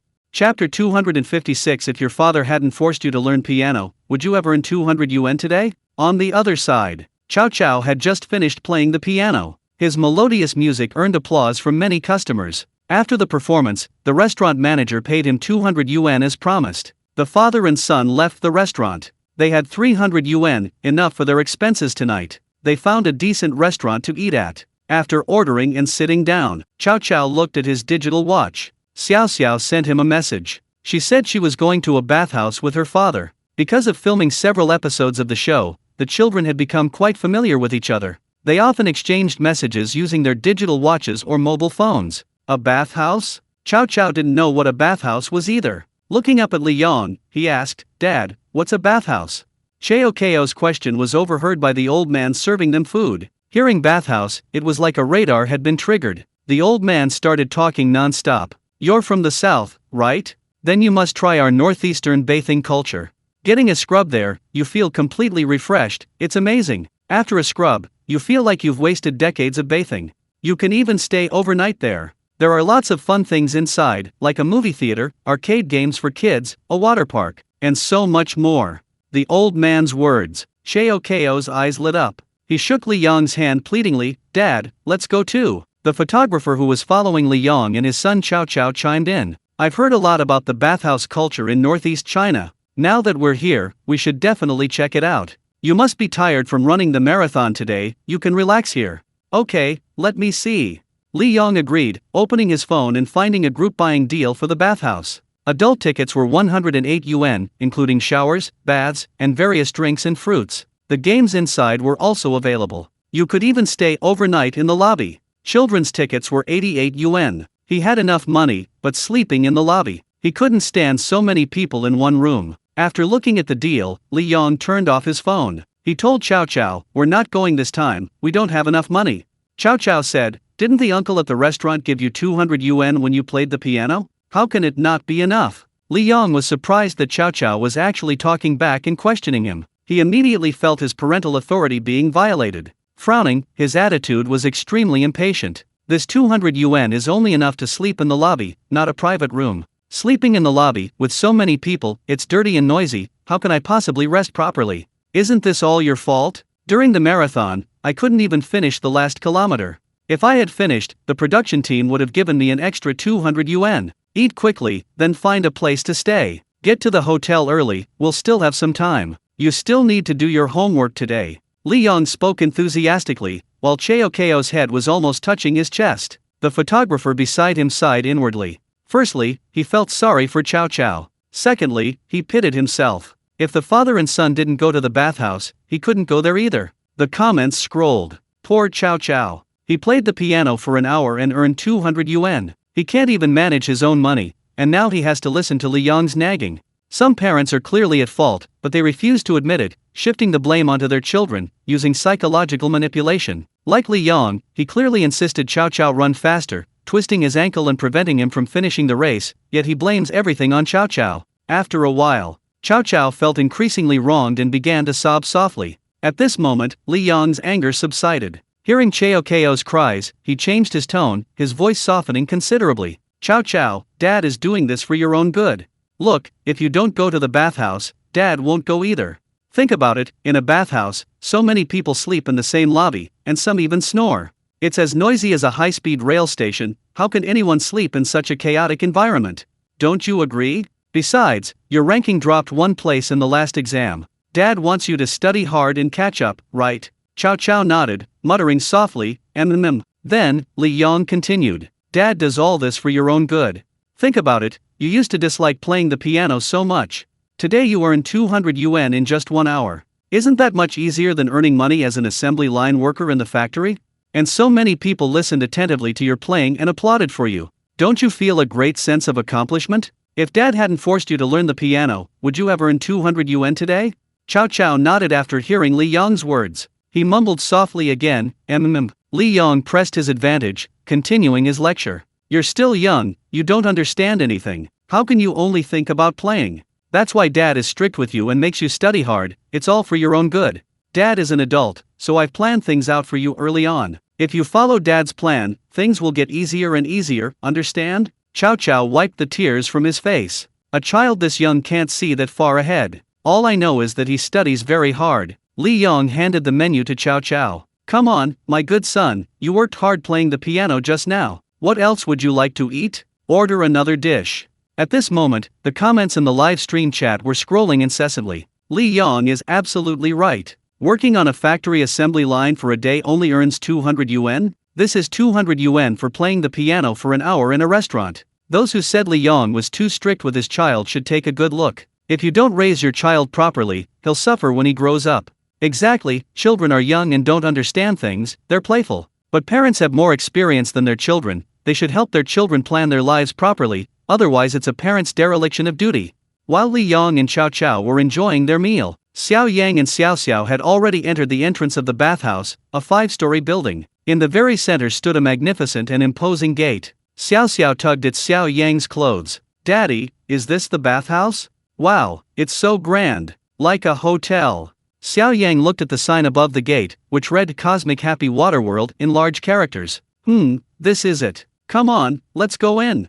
Chapter 257. Xiao Yang and Xiao Xiao enter a northeast bathhouse, like Grandma Lu visiting the Grand View Garden. Xiao Yang, holding Xiao Xiao's hand, strode into the bathhouse. If the 5-story building at the entrance was somewhat unbelievable, the interior was even more overwhelming, like country bumpkins entering a grand palace. They were speechless with astonishment. The dark brown marble floors gleamed, bright as mirrors. The lobby had a soaring ceiling, with a huge crystal chandelier hanging from the top, exuding luxury. On the 2 classical spiral staircases, guests in bathrobes hurried to and fro. They seemed to be having a great time. Xiao Xiao stared at the scene before her. Dad, is this really a bathhouse? She asked blankly. It looks like a 5-star hotel. Xiao Yang pointed to a group of people dressed in matching bathrobes just a step away. You dress like this in a 5-star hotel? Let's go check out the floor plan over there.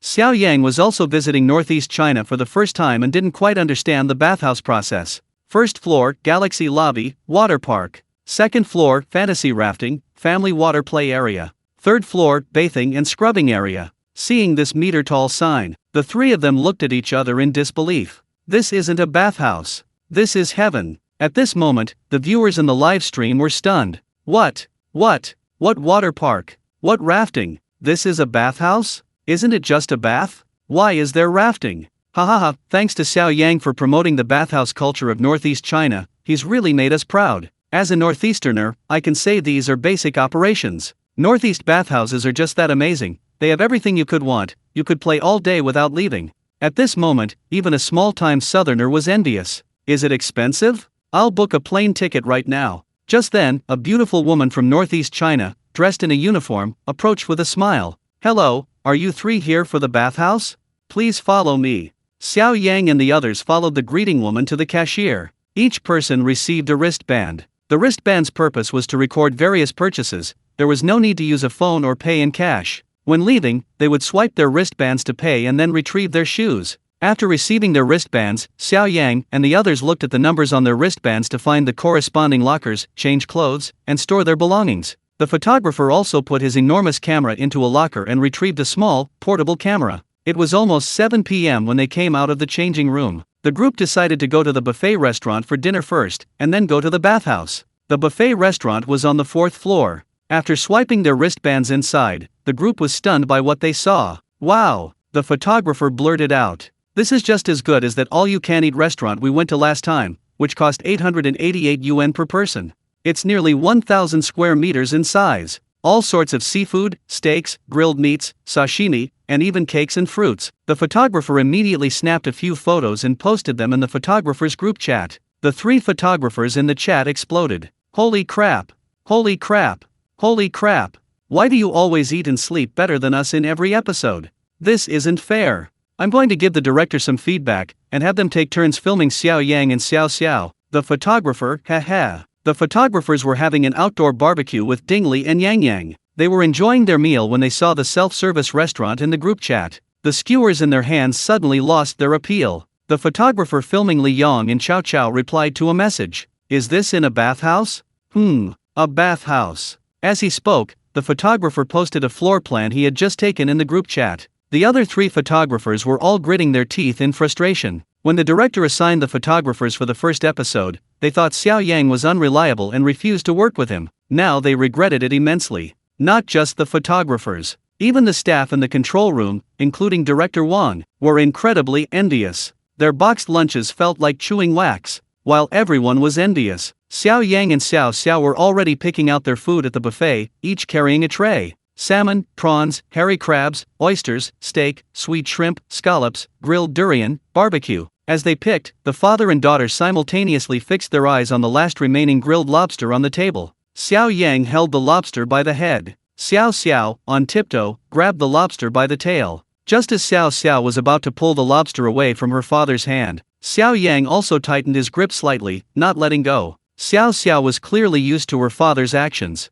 She planned to use affection to rouse her dad. She tilted her head up, blinking her eyes. Her chubby little face looked adorable, feigning a pitiful expression. Dad, I want to eat this lobster, let go. Everyone thought Xiao Yang would give Xiao Xiao the good thing, the one his child wanted to eat. Unexpectedly, Xiao Yang wouldn't budge an inch, and actually pulled the lobster from Xiao Xiao's hand with force. No, I'm the dad, I eat first. Xiao Xiao's cheeks puffed out in anger. Other parents let their kids eat first. Xiao Yang raised his head, unyielding. Those are other parents. Your parent is me. This one bite won't make me poor, nor will it make you rich, so what's wrong with letting me eat first? Xiao Xiao, I'm a child, I eat first. Xiao Yang, I'll die before you, so I eat first. Xiao Xiao, audience? Is this how a father should say things? How did this father and daughter almost get into a fight over a lobster? What kind of ridiculous scene is this? Even the photographer couldn't stand it anymore and was about to try and dissuade her. When Xiao Xiao said confidently, the money for coming to the bathhouse was what I earned as a model, so I'll eat first. Xiao Yang, okay. Here. Xiao Yang thought Xiaoxio's words made sense. Looking at her with a sense of obligation, he put the lobster he had already grabbed onto Xiaoxio's plate. A smug smile appeared on Xiaoxio's lips. At this moment, the audience in front of the screen was already laughing hysterically at the interaction between Xiao Yang and his daughter Xiao Xiao. Ha ha ha, no problem, whoever earns the money gets to enjoy it first. This father and daughter are so cute. I've realized that Xiao Yang is like that. Outsiders can't bully my daughter, but I can bully her all I want. Of course, for every viewer who approves of Xiao Yang, there's one who doesn't. Sigh, this Gen Z dad still only thinks of himself. He always eats the best food first. Look at the neighbor, Dai Chuan would rather go hungry himself at night so his daughter can eat nutritious food. Everything for the child. Young parents these days don't understand. And Xiao Xiao has been taught to disrespect her elders completely. She should eat her own money first. Why doesn't she think about how much money and effort her parents spent raising her? What an ingrate. Xiao Yang felt the audience's emotional threshold had risen considerably. Chapter 258. Dad ate the fish head, but left the chopped chili peppers on top for me. The cameraman glanced at his phone. Director Wang had sent him a message. My dad is a superhero is, after all, a parent-child reality show. Faced with two fathers, Dai Chuan and Xiao Yang, and their drastically different approaches, it was natural to discuss it. Dai Chuan's behavior was easy to understand. After all, in China, there are many Chinese parents like him who always want the best for their children. They'd rather go hungry themselves than let their children suffer. No one else can suffer, but their child can. However, a father like Xiao Yang, who fights with his child for food, is truly rare. At this moment, Xiao Yang, Xiao Xiao, and the cameraman, having collected their food, returned to the dining area. The cameraman casually brought up Director Wang's question. Xiao Yang, other parents give all the good food and nutritious things to their children. Why are you fighting with your child for food? Xiao Yang understood the cameraman's question. In the past, his parents were like most Chinese parents. They gave him everything they thought was good. They also placed high hopes on him. If he didn't meet their expectations, his parents felt that everything they had done had been in vain. This put a lot of pressure on him. So, in this life, he met Xiao Xiao. He felt fortunate to be her father. He hoped to provide Xiao Xiao with a democratic and relaxed living environment. Xiao Yang finished his shrimp. After organizing his thoughts, he answered the photographer's question. You mean giving the child the best of everything, hoping she studies hard and strives to revitalize the family? The photographer nodded, yes, something like that. After all, he did the same for his own children at home. Xiao Yang smiled. Everyone wants to eat good food, that's only natural. I don't need to suppress my own feelings, wrong myself, and then give it to Xiao Xiao. Repeatedly emphasizing my good intentions, telling Xiao Xiao that everything is for her good. It's just eating, what's the big deal if she eats a little more or a little less? You're even bringing up moral blackmail? That's so hypocritical, it puts pressure on Xiao Xiao. The photographer nodded thoughtfully. Xiao Yang thought for a moment, then continued. The safety instructions on the plane all say that in the event of a crash, first put on your own oxygen mask, then help the elderly and children around you. Only when you're happy can others be happy. Who wants their family to look like they're constantly burdened by misery? Xiao Yang's words resonated with many viewers. The live chat was flooded with comments. I have to say, Xiao Yang's perspective is really great. Many parents' expressions seem touching, but they're really hypocritical. Expressing your true self is actually very important. Xiao Yang is absolutely right. If parents aren't happy themselves, they certainly can't share happiness with their children. Their own anxiety will inevitably bring anxiety to their children as well. I really envy parents like Xiao Yang. He never uses the excuse that because I'm a parent, you should respect me and listen to me to demand things of his children. My family is different. I'm a girl, and because my father favored boys over girls, I dropped out of school after junior high and started working early. But the money I earned, besides necessary living expenses, had to be given to my parents. If I didn't, they would use the excuse of raising me to accuse me of being unfilial and put pressure on me. Xiao Yang had just finished speaking. Xiao Xiao chimed in, dissatisfied. Uncle, I'll tell you a secret. My dad loves eating fish heads. He always fights for the fish heads. Hearing Xiao Xiao's words, the viewers in the live stream were stunned. Xiao Yang also fights with his child for fish heads? Was his previous statement fake? A persona. It must be a persona. Many parents began to have doubts. Xiao Yang made it sound so good, but he still ate the fish head and gave the belly to the child. The cameraman was also a little surprised. Oh, then dad was doing it for your own good, leaving you the best part, the belly. But Xiao Xiao shook her head. There's no belly. Dad ate the fish head and left the chopped chili peppers for me.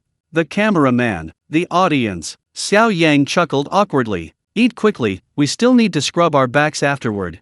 The audience. Ha ha ha, chopped chili pepper fish head. I thought Xiao Yang had a change of heart. I didn't expect such a big chunk. In the observation room, the host, Xiao AI, heard what Xiao Yang said. She was deeply moved. Her parents were typical Chinese parents. They gave her the best of everything in the house. It was like eating a fish. Her mother only ate the head, leaving the rest of the fish for her. Even though she couldn't eat the entire fish, her mother still only ate the head, leaving the rest for him. Even though he expressed a desire to be an equal with his mother, to have a dialogue that wasn't just a mother-child conversation, his mother still rejected his wishes, saying that a mother is a mother, and a child is a child. This put a lot of pressure on her. Even for everything she did that didn't meet her mother's expectations, her mother would say, I've given you the best of everything, what more do you want? Even now, when faced with pressure to get married, her mother still says things like, I've fed and clothed you well since you were little, everything was for you. If you don't get married, I'll lose face among our relatives and friends, I'll be unfilial. Xiao AI watched the live stream, smiling enviously. She envied her for having such an open-minded parent. At the same time, she secretly made a decision. When she got married and had children, she would definitely seek advice from Xiao Yang on parenting. While the viewers in the live stream were pondering Xiao Yang's words, Xiao Yang and Xiao Xiao had already finished eating. Satisfied with their meal, they headed towards the bathhouse and scrubbing area. This was the highlight of the day. Xiao Xiao was already a big girl and couldn't sneak into the men's bath area. So Xiao Yang found a childcare service at the bathhouse and looked after Xiao Xiao. He and the cameraman went up to the third floor. Just as they reached the entrance, they heard a staff member calling out, change clothes inside, those getting scrubbing should turn left after exiting. Turn right after exiting the sauna. Cell phones are not allowed in the bathing area. Then he glanced at the portable video camera in the cameraman's hand and frowned slightly. Hello, customer. Please put this camera away. Xiao Yang waved at the camera lens. See you later, everyone. I'll report back on my bathing experience later. The live stream chat was filled with comments. Didn't you say you'd show us the bathing culture of Northeast China? Why aren't we seeing it yet? Xiao Yang, are you impotent? Is there some indescribable flaw that you're embarrassed to show us? A petition with thousands of signatures, please watch the bathhouse live stream. Xiao Yang glanced at the comments. What? They're saying I'm impotent. I'm a standard 180 centimeters, 18 kilograms. Chapter 259 Xiao Xiao demonstrates the steps of scrubbing a body, and Xiao Yang acquires a new skill. More than an hour later, Xiao Yang and Xiao Xiao reappeared in the live stream. Seeing the father and daughter return, the chat exploded with comments. They're back. They're back? Little Southern Potato, want to know what it's like to get a body scrub in Northeast China? They say men get scrubs on 2 sides, women on 4, is that true? Hurry up, show us. The first time I got a body scrub in Northeast China, the scrubber spread my butt open and scrubbed my bottom. My brain shrunk. At this moment, Xiao Yang and Xiao Xiao found a rest area and sat down on the floor. They were eating fruit and drinking beverages. Xiao Yang had just finished his scrub and felt completely limp. His soul felt like it wasn't his own, he was in a completely blank state. Xiao Xiao, meanwhile, was eating fruit, and opened the live stream of the show My Dad is a Superhero. She glanced at the comments in the chat. She turned to Xiao Yang beside her and said, Dad, the uncles and aunties in the live stream are asking you about your bathing experience.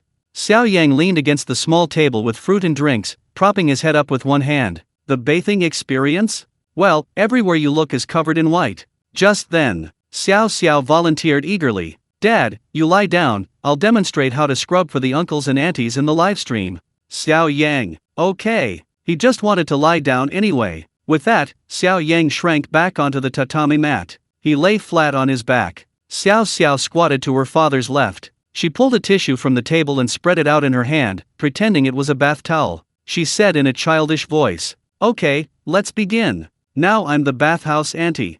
First step, scrubbing away the dirt. After saying that, she lifted Xiao Yang's left arm, and said in a northeastern auntie accent, Come on, kid, raise your hand. Xiao Yang cooperated and raised his left hand. Xiao Xiao held a tissue and imitated the auntie's scrubbing motion. She rubbed Xiao Yang's left arm up and down. While rubbing, she muttered, Yes, rub the armpits. Rub the elbows. Come on, kid, raise your right hand.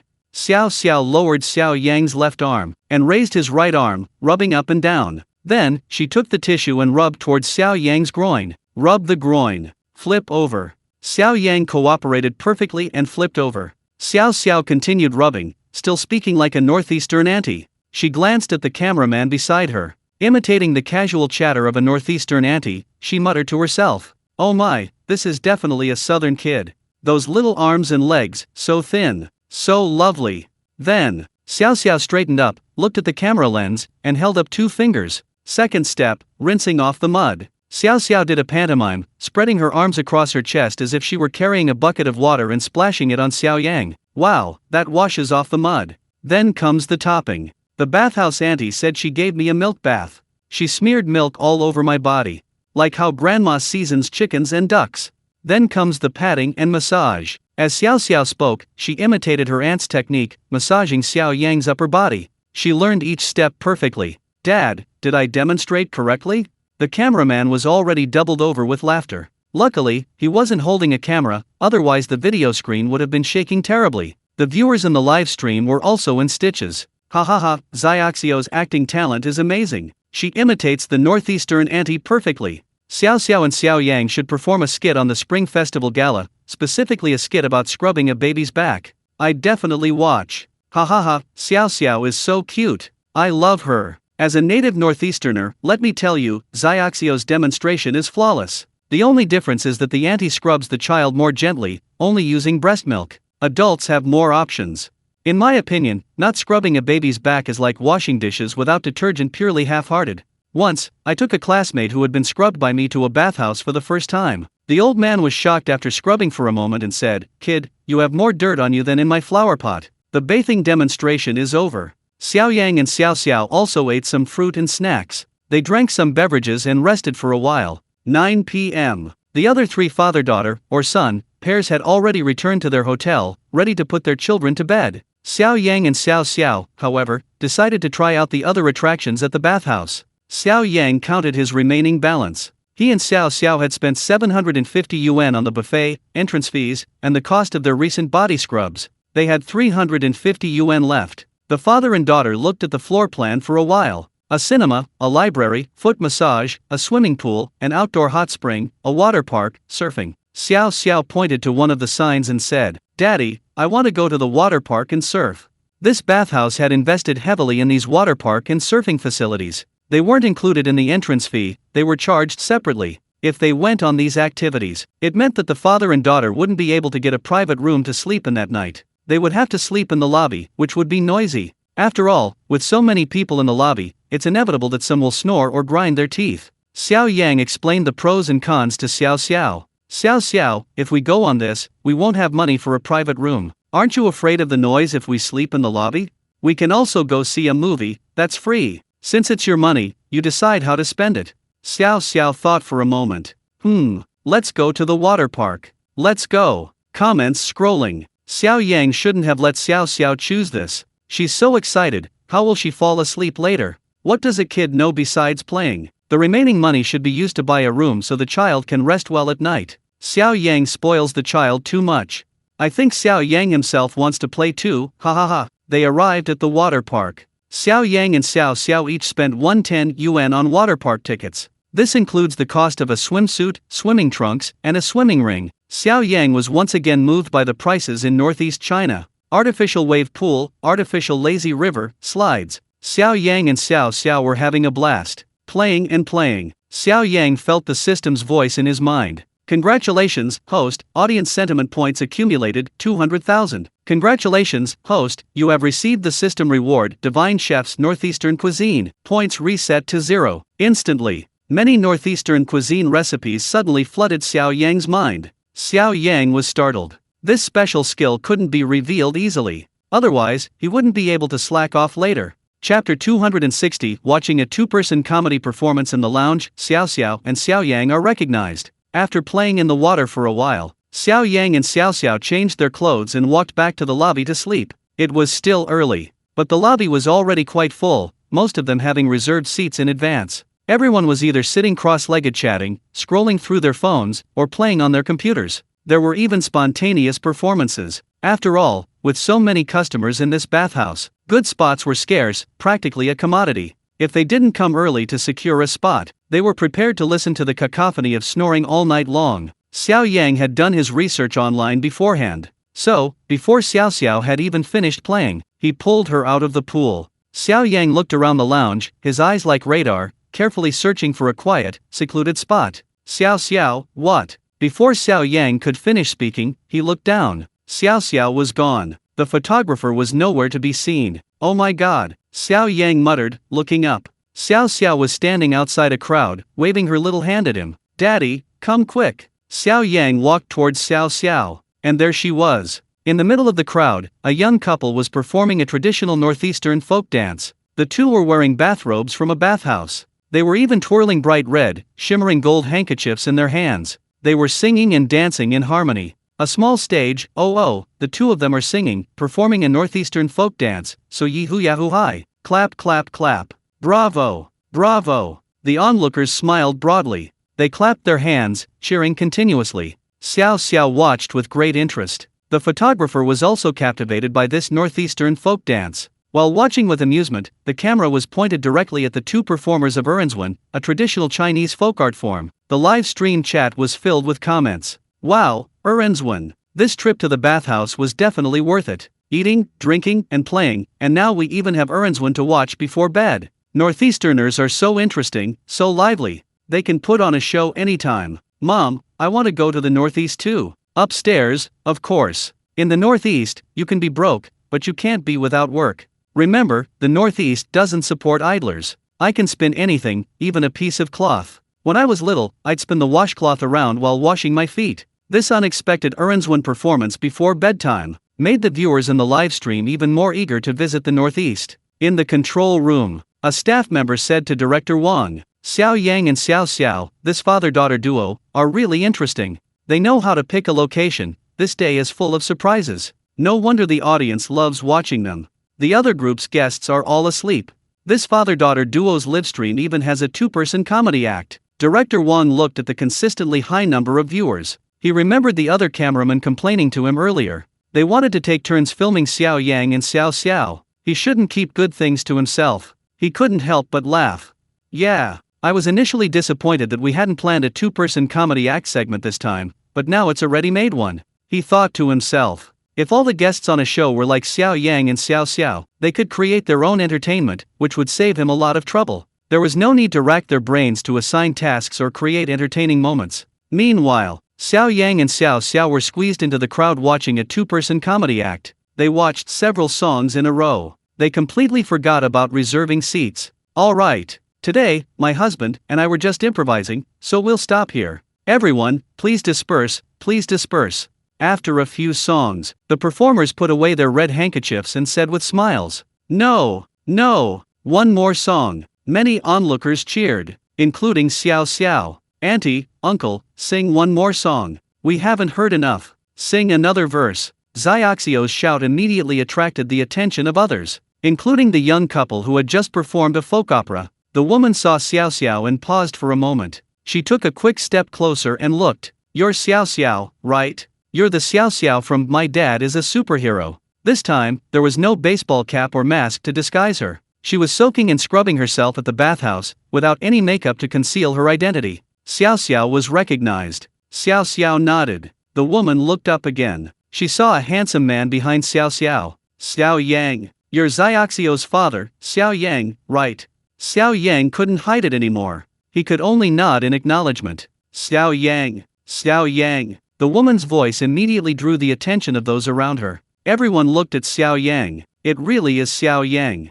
It really is Xiao Yang. Wow, he's even more handsome in person than on screen. He's so fair-skinned. Is he naturally fair-skinned or did he get that fair skin from the bath? Xiao Yang was puzzled. He and Xiao Xiao had been in there for several hours. How come they only got recognized now? Was he not famous enough? Was it because they took off their clothes that people couldn't recognize them? Amidst the commotion, many people started surrounding Xiao Xiao and Xiao Yang, wanting to take photos with them. The comments section was flooded with, "Ha ha ha, you guys actually dared to take a photo with Xiao Yang. Be careful, if that old fox Xiao Yang says something, he'll give me 30 Vs. A bathhouse, taking photos dressed like that, don't be so outrageous. I just want to ask, will there be another event like this next time? I want one too." At this moment, in the noisy crowd, someone shouted, "Xiao Yang, you know so many things, could you perform a song for us?" This shout immediately excited the surrounding people. Yes, perform a song for us. Brother Xiao Yang, could I see you live?" Xiao Yang thought to himself. That day, along the way, everyone he met from northeast China was so warm, generous, honest, and forthright. Many people even offered him and Xiao Xiao help. As a southerner, he certainly couldn't let them down. Performing a show to give back to his fellow northeasterners was the right thing to do. However, he didn't bring his face-changing equipment, nor could he perform a fire-breathing or pig-slaughtering act in the rest area. He didn't bring his suwana either. After thinking it over, he decided to sing a song. That was the most convenient. At this time, after singing, everyone could rest early. It wouldn't delay anything. A group of people eagerly awaited Xiao Yang's reply. Xiao Yang smiled and said, "Okay, then I'll sing a song." Sing a song? Everyone had long since worn out the few songs Xiao Yang had uploaded to the music platform, but hearing Xiao Yang sing live was still a rare treat. After all, Xiao Yang had never held a live concert, and almost no one had ever heard him sing live. "Okay, can you sing Drifting? I want to hear Rice Fragrance." Everyone wanted to hear different songs. Xiao Yang raised his hand, signaling everyone to be quiet. "In Northeast China, I'll sing a new song. A Northeast rap." Chapter 261 Xiao Yang sings Northeast rap at the bathhouse. Northeast rap? When did we in Northeast China start having rap? What's rap? The people around were buzzing with discussion. This world is far behind in terms of entertainment. Although there has been considerable cultural invasion, however, rap hasn't yet become as popular in the Chinese-speaking world as it did in the previous life. It hasn't swept across the country, even appearing on CCTV. In this world, many people unfamiliar with music don't even know what rap is. Rappers are still active in their own small circles, entertaining themselves, usually in small bars. commonly known as underground culture. The comments scrolled. I thought Xiao Yang was going to sing some popular songs again, but I didn't expect him to rap. I once heard it in a small bar. What kind of stuff was that? A bunch of rabble. Xiao Yang actually likes this kind of music. Disappointing. Isn't rap what those spirited young men sing? Isn't it street culture from America? What's so good about it? At this moment, it was already late at night. Wei Cheng had long since left the makeshift observation room and returned to the hotel arranged by the production team. But nothing happened. He was still watching the live stream of My Dad is a Superhero on his tablet. When he heard Xiao Yang say he was going to rap, he was taken aback. Rap? As a musician, he certainly knew what rap was. He'd heard it before. He'd even been to some underground bars abroad and heard live performances by foreign rap artists. But these songs always carried a sense of violence and anger, some even bordering on criminal. To bring such songs onto the stage, even to sing them on a parent-child variety show, wasn't that too inappropriate? What if there were any offensive lyrics? Xiao Yang's career would collapse. Wouldn't that be digging his own grave? Not only would he suffer, the show would definitely be criticized by the authorities. Wei Cheng's idea was also director Wang's idea. He was nervously staring at the monitor screen. At the bathhouse, everyone was excited when they heard Xiao Yang was going to sing. Among them was a man from northeast China. He actually pulled out a microphone with built-in sound effects and handed it to Xiao Yang. Here you go. Young man, use this to sing. This one has a loud voice and accompaniment. Xiao Yang took the pink microphone from the man and turned it on. Instantly, the microphone in his hand shimmered with colorful lights. Hello, hello. Xiao Yang, I'm fortunate to be in northeast China today. Then I'll perform a northeast rap song for everyone, Wild Wolf Disco. This song, in his previous life, was a famous song by the northeast rapper Lao Ju. It became a nationwide hit as soon as it left the city. Because the song was catchy and addictive, easy to sing along to, Xiao Yang learned it instantly. He could even perfectly imitate 80 to 90% of his uncle's northeastern accent in the song. Now, with the divine singing ability rewarded by the system, singing this song was a piece of cake, and he sang with great relish. At this moment, Xiao Yang raised the microphone and took a deep breath. He switched the language mode to northeastern dialect. Xiao Yang's voice rang out. Hey, don't call, how do I make a phone call? There's no signal here. I can't hear what you're saying, even if I tell you. A few lines of intro. They stunned everyone in the audience from northeast China. My God, is Xiao Yang really not from northeast China? How come his accent is so authentic? It's a perfect northeastern accent. A few lines of lyrics instantly bridged the gap between Xiao Yang and the crowd. Then, the intro ended. Xiao Yang instantly switched to broken, heavily accented Cantonese. The flower in my heart. I want to take you home. That late-night bar. A few short lines depicted a scene of a man dancing in a disco. Wow, even Xiao Yang's a cappella is so good, it's like he has built-in sound effects. My God, these lines are so catchy, and he sings so well, he could create his own reverb even without accompaniment. The people around him whispered among themselves. In an instant, Xiao Yang immediately switched from his broken, plastic Cantonese to a thick northeastern accent and started rapping. This is the best of times. This is the most beloved era. Big slicked back hair and a pager. 007 on the dance floor. The first generation of northeastern rappers. Then, Xiao Yang suddenly started swaying. The song reached its climax. Xiao Yang freed his left hand and sang while drawing circles. Come to the left, draw a dragon with me. Draw a rainbow on your right. Let's go! Unconsciously, the group of people around him, they all started moving to the catchy melody of Xiao Yang's song. They were chanting and gesturing. Come to the left, draw a dragon with me. Draw a rainbow on your right. Not only the people in the audience were swaying to Xiao Yang's rhythm, many people turned on their phone flashlights, creating halos around their ears. Meanwhile, the live stream chat was flooded with comments. Wow, this song is addictive. Interesting, great. This is so energetic, is this rap? Upstairs, you're right, I bet on Xiao Yang's. While some liked it, others didn't. My God, what kind of song is this? It's so corny, nowhere near as good as the one Xiao Yang released online. This is rap? It has no deeper meaning at all, just a pop song. At this moment, Wei Cheng smiled slightly at his tablet. As a fellow singer, he couldn't help but consider Xiao Yang a competitor. Xiao Yang's previous releases, such as Rice Fragrance, Drifting, and All the Way North, were all exceptional songs. Even for months, they remained at the top of the music charts. However, hearing Xiao Yang's rap today, although there wasn't anything overly offensive, but it wasn't very good. Looks like he's run out of ideas. Wei Cheng smiled, but unconsciously started singing. Come to the left, let's draw a dragon together. Draw a rainbow on your right. This song is a bit catchy. It's really addictive. Director Wang stared at the monitor. A weight was finally lifted from his shoulders. The lyrics didn't contain any offensive words. As for whether the song was good or not, well, it's a family variety show, not a music show. He just wanted to find some time to ask, why is this song called Northeastern Rap? This is related to something happening in Northeast China. Meanwhile, a trending topic topped the charts on the Yazian platform late at night. Hashtag Xiao Yang performs his new song Wild Wolf Disco live at a bathhouse in Northeast China. Hashtag how catchy is Wild Wolf Disco? Hashtag. Many netizens left comments under the trending topic. OMG, this song is so catchy. The first time, I thought, what is this? Is it just a joke? The second time, it's kind of interesting, fun. The third time, come on, draw a rainbow. Oh right, draw a dragon here too. Hey rainbow, draw a dragon. Hey, draw a dragon. Why does Xiao Yang's northeastern accent sound so real? He must have practiced a lot indoors. Is this song corny? And why does Xiao Yang say it's northeastern rap? What does it have to do with Northeast China?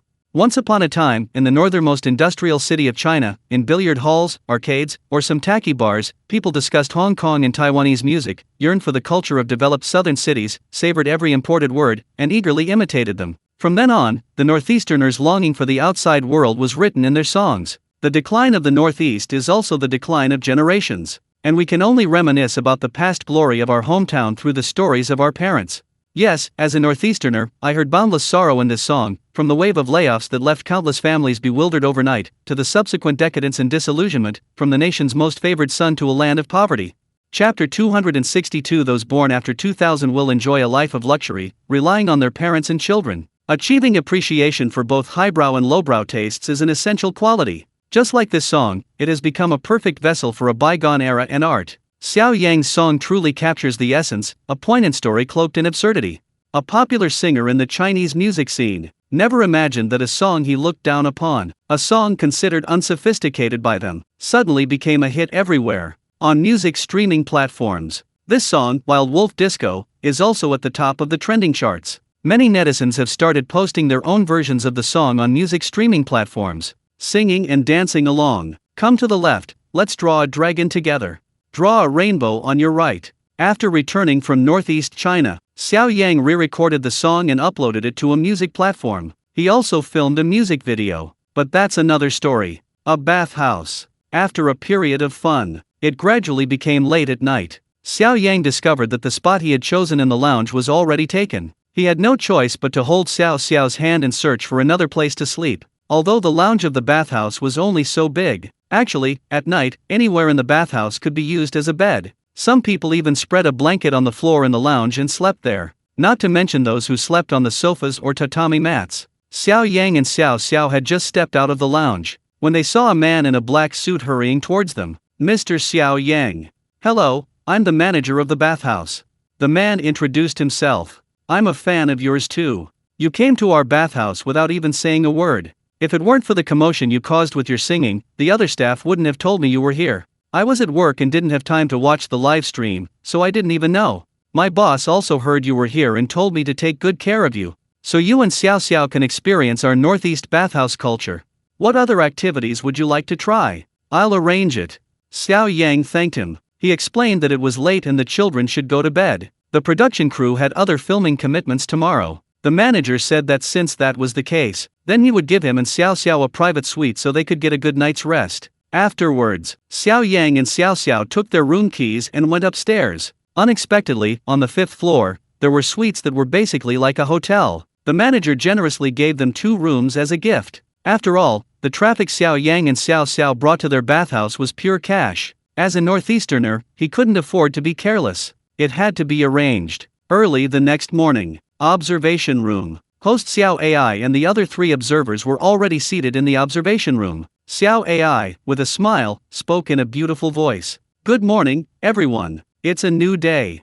Yesterday, we followed the fathers and children of Group 4 and learned a lot about the people and things in Northeast China. We saw Siberian tigers, Central Street, St. Sophia Cathedral. We also experienced the bathhouse culture of Northeast China with Xiao Yang and Xiao Xiao. We felt the sincerity and warmth of the people of Northeast China. Today, our father and child are still in northeast China. What challenges and difficulties will they face this time? Who will they meet and what will they experience on the streets and alleys of northeast China? Please continue watching our live broadcast. As the opening remarks ended, Dai Chuan and his daughter Niu Niu appeared on screen. The two were already in the car the production crew had brought to pick them up. Dai Chuan's stomach was growling loudly. A staff member in the car handed him a bag of bread and milk, saying, "Brother, you've worked hard. I was starving last night. Eat this first, to tide you over." Dai Chuan waved his hand and said softly, "Wait a minute."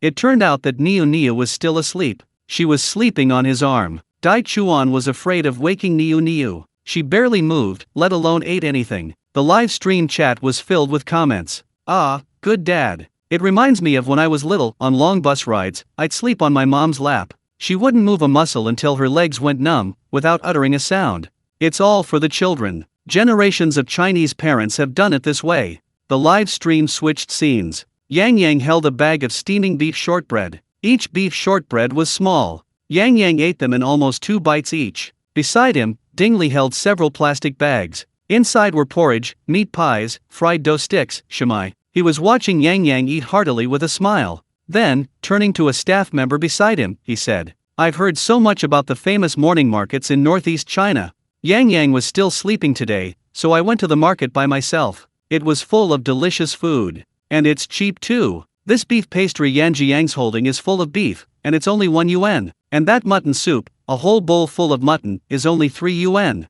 The live stream chat was filled with comments. "How much? This beef pastry is only 1 yuan. That's so cheap. Do you Northeasterners have your own currency? My desire to go to Northeast China has reached its peak right now. I'm planning to rent a place there and travel around at my leisure." A Northeasterner tells you, "The morning market is great, but it's only open from 5 a.m. to 8 a.m. Then, the live stream switched scenes. Inside the car, Xiao Yang pulled his hat down to block the light. He hadn't woken up properly that morning. The swaying of the car made it easier to fall asleep. He leaned back in the car, eyes closed, half asleep. Xiao sat beside him. She held a large pile of plastic bags, all filled with food. She was eating a large meat pie. While eating, she muttered, "Dad, I asked you to go to the morning market with me, but you wouldn't go. Yesterday, that bathhouse lady told me the morning markets in northeast China are delicious and cheap. I only spent 20 yuan to buy so much food. Dad, wake up, eat something. These are some of the best things my photographer uncle and I thought were delicious, so we bought them for you. Dad, get up and eat breakfast. Grandma said I should supervise you eating breakfast. She said if you don't eat, you'll die quickly." The viewers in the live stream were speechless. Haha, Xiao really worries herself sick over her dad. She even has to supervise him eating breakfast like a mother hen. Sure enough, the post-00s generation knows how to enjoy life. They're dependent on their parents and their children, never letting themselves suffer. Look at Ding Li next door. As they spoke, several families arrived at their first destination for the day, the farmer's market. Chapter 263, New Mission. 4 children enter a northeastern vegetable market alone. 4 cars parked at the entrance to the market. The fathers and children got out one by one. Heng, the on-location host for the program, had been waiting for them for some time. "Good morning, fathers and children. Did you all sleep well last night?" Great. Except for Chow, the other 3 children jumped and skipped, eager to answer. The 4 fathers, however, seemed a little listless. They had run a marathon yesterday and spent so much time strolling the streets of northeast China in the afternoon, and they had gotten up early this morning. They were all a bit tired. Only the children had boundless energy. A 5-minute recharge, and they were energetic all day. Even if they were exhausted yesterday, a good night's sleep and they were instantly recharged, full of enthusiasm. At this moment, Heng clapped his hands. "Kids, please be quiet. Now, let me tell you about today's new task." Heng pointed behind him. "As you can see, we've arrived at the northeast market. Today's task, of course, involves buying groceries and cooking. Yesterday, at the marathon's banquet, we ate quite a few northeast dishes. Chicken stew with mushrooms, sweet and sour pork, braised pork slices, northeast-style cold noodles, iron pot stew, northeast-style stewed vermicelli. Was it delicious?" Except for Chow, who was busy running and didn't get to eat, the other 3 children immediately shouted, "Delicious." Heng smiled and said, "Great. Today, our task requires the fathers and children to work together. The children will go to the market to buy ingredients on their own. The 4 fathers will then use these ingredients to cook an authentic northeastern Chinese dish. The final dish will be tasted and scored by 10 passersby from Northeast China and 2 Northeastern chefs. The winning family will receive 1,000 yuan for our next family activity.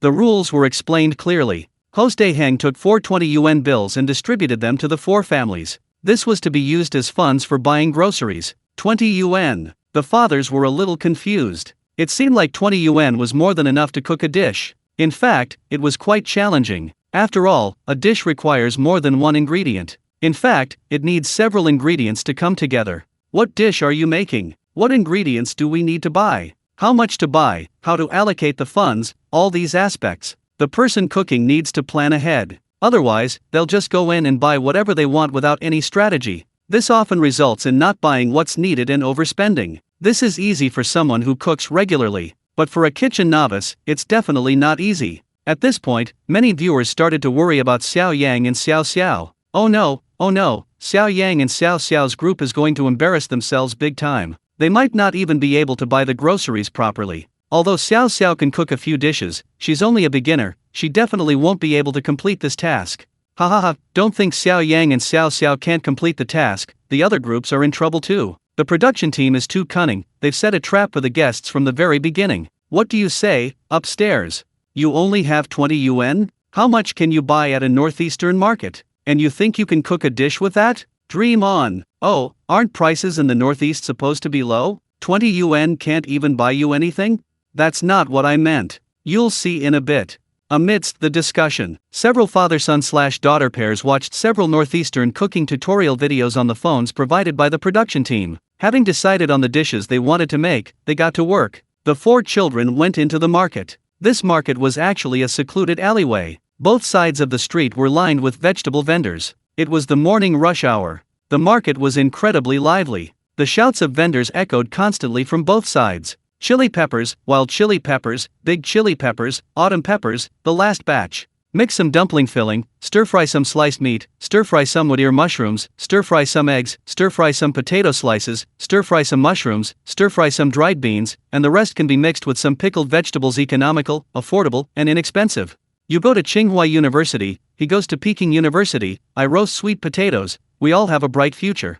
6 yuan for a big, thrashing carp, 5 yuan for a big, belly-up big carp, 3 yuan for a carp that's lifeless. Comments scrolling. My goodness, this Northeast market is hilarious. Jokes everywhere. Suddenly remembered a celebrity saying something, and I realized I don't have an accent either. Xiao Xiao was the last child to enter the market. Walking into the market, not far away, she saw Chow Chow. He was standing in front of a fish stall by the roadside, looking at the fish on the ground. Xiao Xiao stepped forward and patted Chow Chow on the shoulder. You want to buy fish? Chow Chow shook his head. No, I'm just listening to what's coming over the loudspeaker.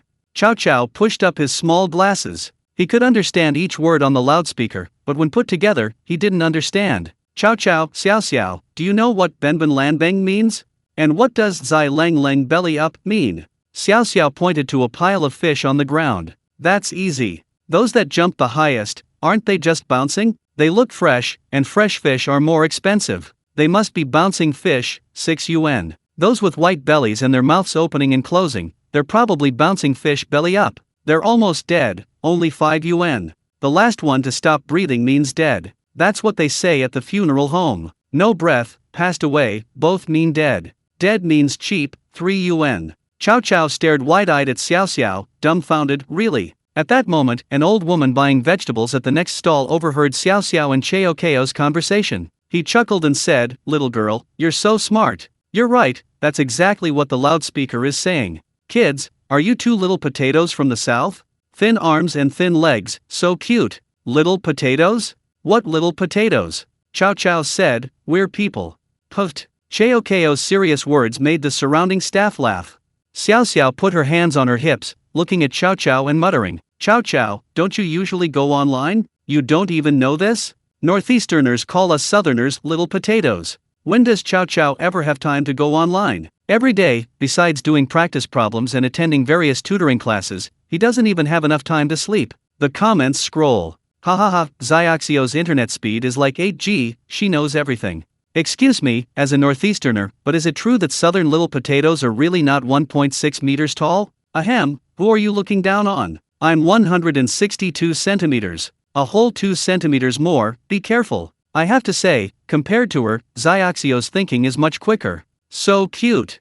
Chapter 264 North-South Differences. Xiao Xiao and Xiaoxiao's grocery shopping trip goes wrong. Xiao Xiao, can you come grocery shopping with me? Xiao Xiao asked, tugging at Xiaoxiao's sleeve. His eyes, behind his glasses, were full of pleading. Dad said we're making braised pork belly with green beans. But after I came in, I don't remember what green beans look like. Xiao Xiao was different from Xiao Xiao. He usually spent all his time doing homework and studying. He'd never been to a market before. Just 2 months ago, when filming a TV show, he'd sold vegetables at the market twice. But he didn't recognize many of the vegetables. Xiao Xiao grew up with her grandmother and often went to the market with her. Now that she's in school, she sometimes goes to the supermarket or market with her grandmother on weekends. Recognizing vegetables isn't difficult for her. She raised her little face and patted her chest confidently. Leave it to me, it's just grocery shopping. Xiao Xiao decided to help Xiao Xiao buy the vegetables first, then go buy some herself. After saying that, Xiao Xiao took Xiaoxiao's hand and, like an older sister, strolled through the market.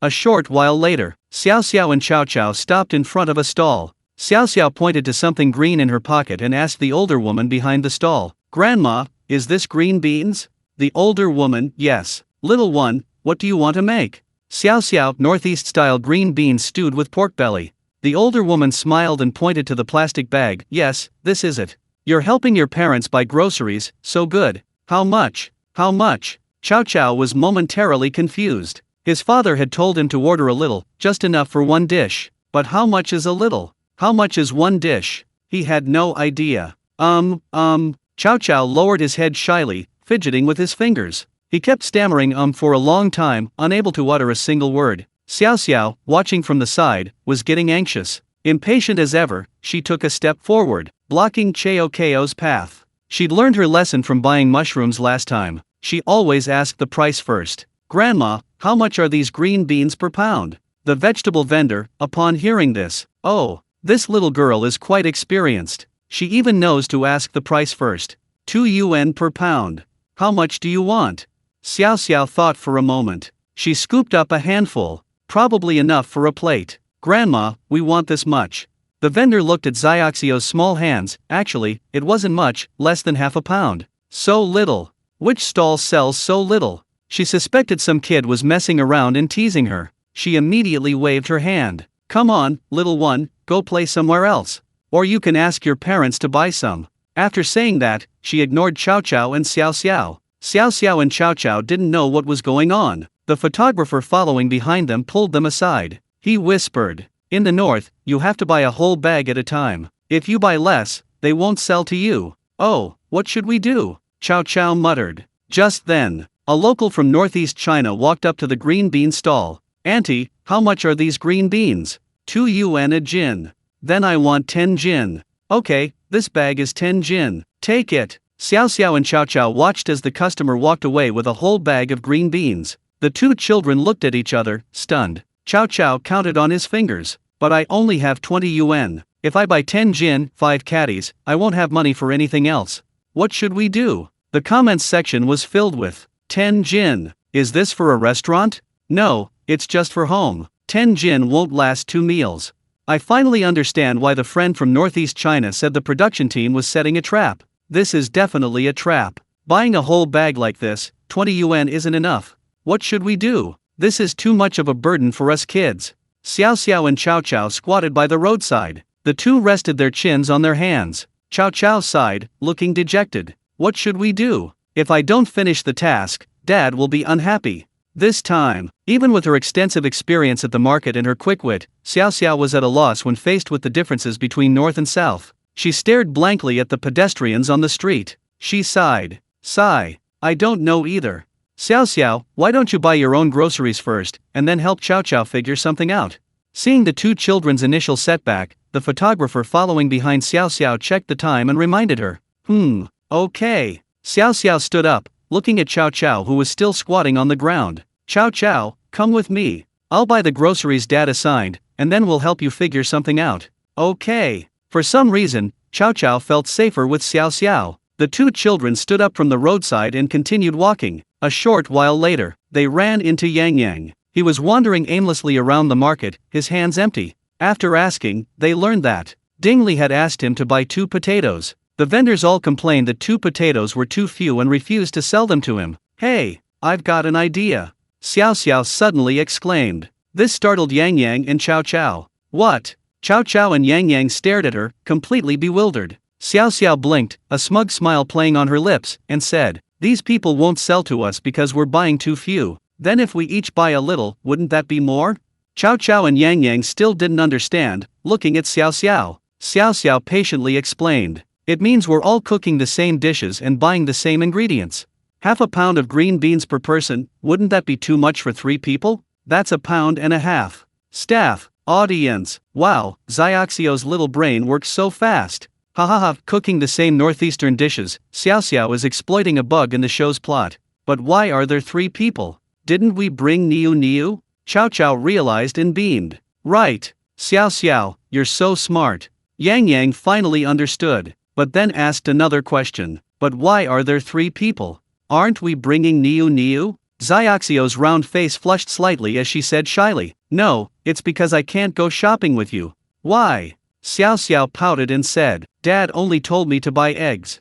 You know, my dad can't cook. He probably just wanted to fry some eggs for me to participate before coming to the market." Xiao Yang's task for Xiao was to buy 10 eggs, nothing else. When Xiao asked him what northeastern dish he was going to make, Xiao Yang kept it a secret, only saying it was a northeastern dish that almost no one in northeast China had ever eaten. Chapter 265 Xiao Yang is going to recreate the famous northeastern dish, deep-fried ice jelly. Xiao, Yang, and Chao found Niu at the market again. Sure enough, Niu hadn't bought anything, her hands were empty. Niu was only 5 years old. Letting her buy groceries independently was indeed a bit difficult. Before setting off, Dai Chuan wrote her a note. He wrote down the ingredients and quantities he needed on the note: 2 potatoes, 3 green peppers, and 2 eggplants. Dai Chuan planned to make 3 treasures of the earth, a dish of potatoes, green peppers, and eggplant. This way, they wouldn't need to buy meat. It also made things a little easier for Niu.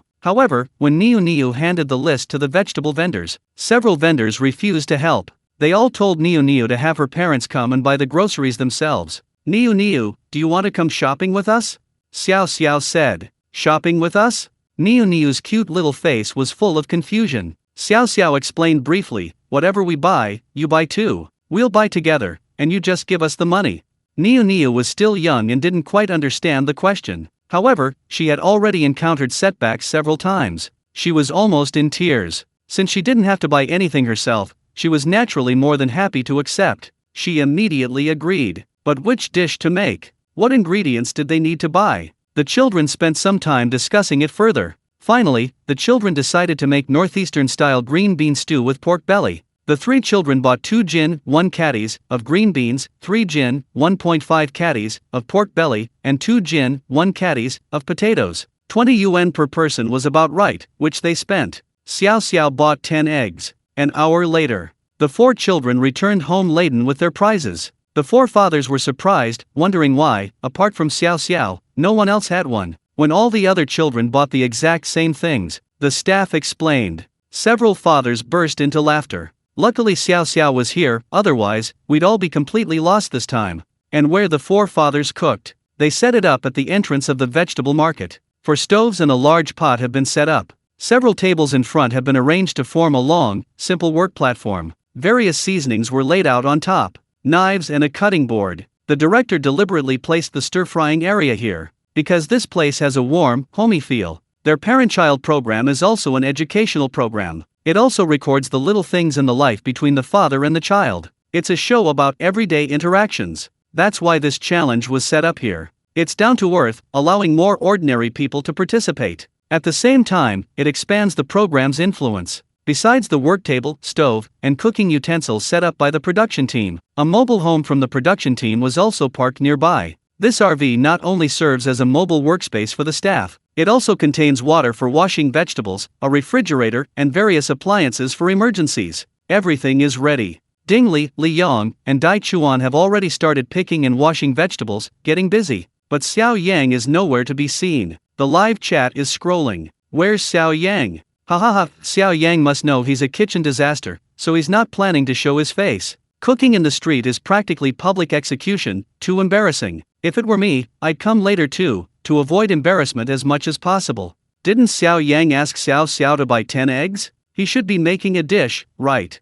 Haha, I bet Xiao Yang is just planning to boil them. Even with 10 eggs, at least one should turn out well. Amidst the murmurs of conversation, the other three fathers had already started chopping vegetables. At the very beginning of the program, Li Yong was also a father who couldn't cook, but he was extremely competitive. He felt that falling behind in some area would be embarrassing in front of the whole nation. He had spent the last month or two at home secretly practicing his cooking skills. Now, he rolled up his shirt sleeves and began preparing the ingredients with surprising skill. He was just as good as Ding Li and Dai Chuan. A man should be looked at with new eyes after 3 days' absence. Li Yong's cooking skills seemed to have improved by leaps and bounds. I thought Ding Li and Dai Chuan would win this task. Now it looks like Li Yong has a chance too. I envy Chow Chow for having such a dad. Although he's a bit strict with his studies, Li Yong truly loves his child. He corrects problems immediately when he notices them, and he's become so skilled at cooking in just a month or two. The other dads had been cooking for quite a while.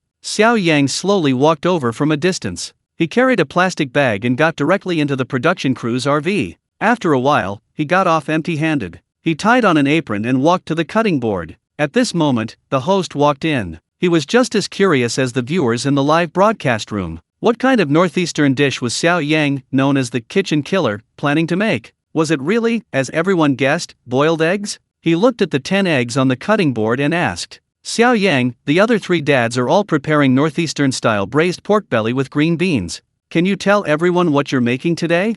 Why can't I tell you? Xiao Yang smiled slightly at the camera. Today I'm planning to make a famous northeastern dish, fried icicles. Fried icicles are actually a scene from an old TV series called Crossing the Guangdong. Old Zhu, an outsider, opened a restaurant in northeast China. On his opening day, some locals came to cause trouble. They demanded that Old Zhu make fried icicles. If he couldn't make them, they would take down his signboard. When Xiao Yang saw this scene as a child, he was very curious. What do fried icicles taste like? Later, he asked his mother to imitate how she made them in the TV series. His mother tapped his forehead and said he was crazy. The ice in the oil would melt when heated, and the melted ice would turn into water, and then come into contact with the hot oil. Won't the kitchen be blown up? Making this dish? Are you kidding me? From that moment on, this dish has been on Xiao Yang's mind ever since. When the system rewarded him with god-level northeastern culinary skills, he began to carefully search his memory for a recipe for this dish. Sure enough,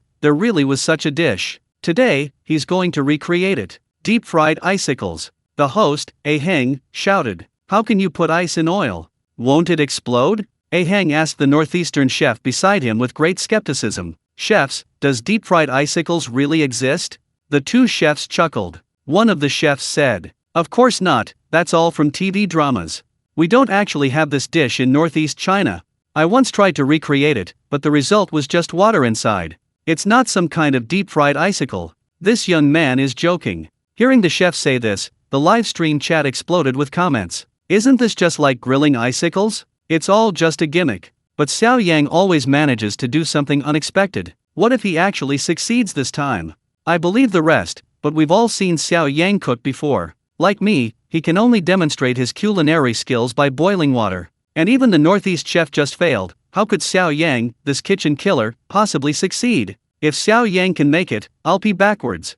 Chapter 266. Everyone is looking forward to Xiao Yang's embarrassing moment of blowing up the kitchen. The program's observation room. Are you kidding me? Deep-fried icicles. What kind of dish is this? Isn't this just trying to grab attention? Professor Deng said angrily. Anyone with common sense knows that oil explodes when it comes into contact with water. Just hearing the name, you know it's impossible. Isn't this the same as pouring a huge ladle of ice water into a pot of hot oil? The power is equivalent to a bomb. There are still some children here. Xiao Yang is so irresponsible. Hearing Professor Deng's words, Principal Shi, standing nearby, also looked displeased. These young people nowadays really have no bottom line when it comes to grabbing attention. Even professional chefs haven't succeeded at making this dish, and Xiao Yang, someone who's never cooked before, actually dared to try it. Isn't this setting a bad example for the children? Su Jiajia stared at the screen, frowning. Although this dish was indeed very impractical to make. However, subconsciously, she always felt that Xiao Yang could make this dish.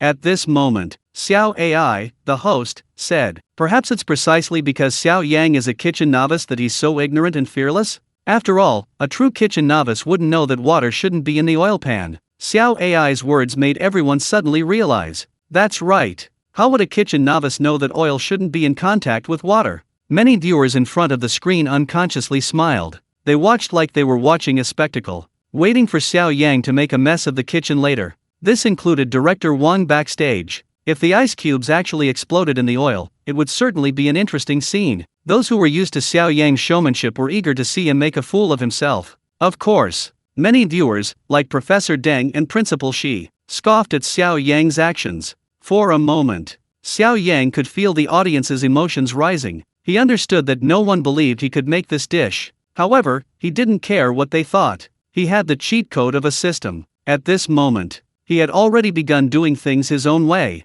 He chose a large bowl, took 3 eggs from a plastic bag, and gently tapped them on the rim of the bowl. A whole eggshell quickly cracked, revealing cracks. Xiao Yang separated the eggshell with both hands. A whole egg yolk flowed into the bowl. The cameraman gave the egg in the bowl a close-up shot. The yolk was perfectly intact, a round, bright orange yellow with clearly defined edges. There wasn't a single sign of it spreading. The surrounding egg white was crystal clear. The viewers in the live stream were stunned. Holy crap!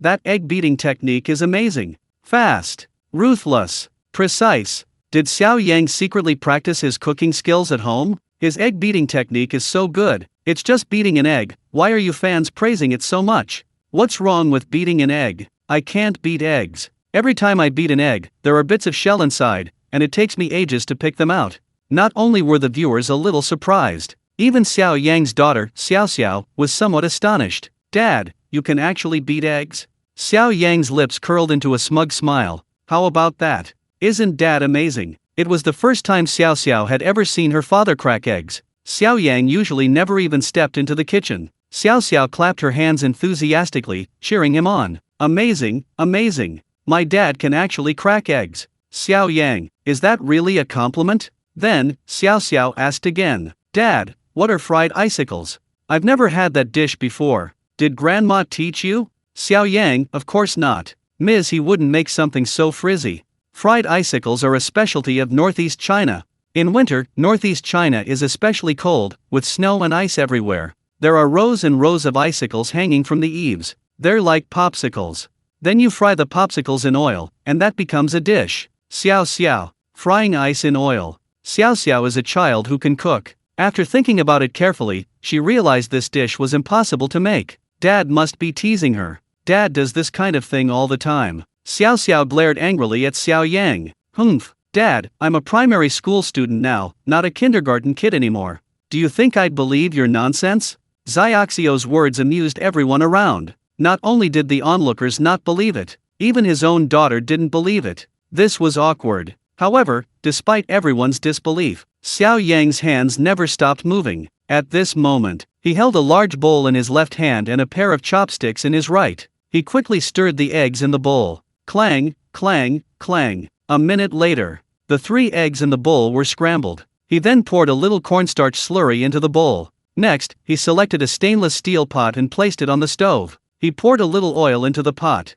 Once the oil in the pot was hot and steaming, he turned the heat down to the lowest setting. Xiao Yang held a large strainer in his right hand. He scooped a spoonful of egg mixture from a bowl and poured it into the pot. With his left hand holding the handle, he quickly lifted the large pot. Only the very tip of the strainer touched the bottom of the pot, transferring a small amount of heat. Xiao Yang gripped the handle with his left hand and rapidly shook his wrist. The egg mixture at the bottom of the pot swirled clockwise with the shaking of the pot. The egg mixture, passing through the warm pot, quickly solidified. It became a golden brown omelette. In just half a minute, a large omelette was formed in the pot. Xiao Yang gave a jerky flick of his arm and tossed the pot away. The egg pancake soared through the air in the pan, landing perfectly on the prepared plate. Perfect. Xiao Yang's movements were fluid and flawless. The entire process was perfect. The audience was stunned. Was this really the Xiao Yang they knew? Was this really the Xiao Yang that Xiao Xiao said always caused trouble in the kitchen? His egg pancake making skills were those of a seasoned chef.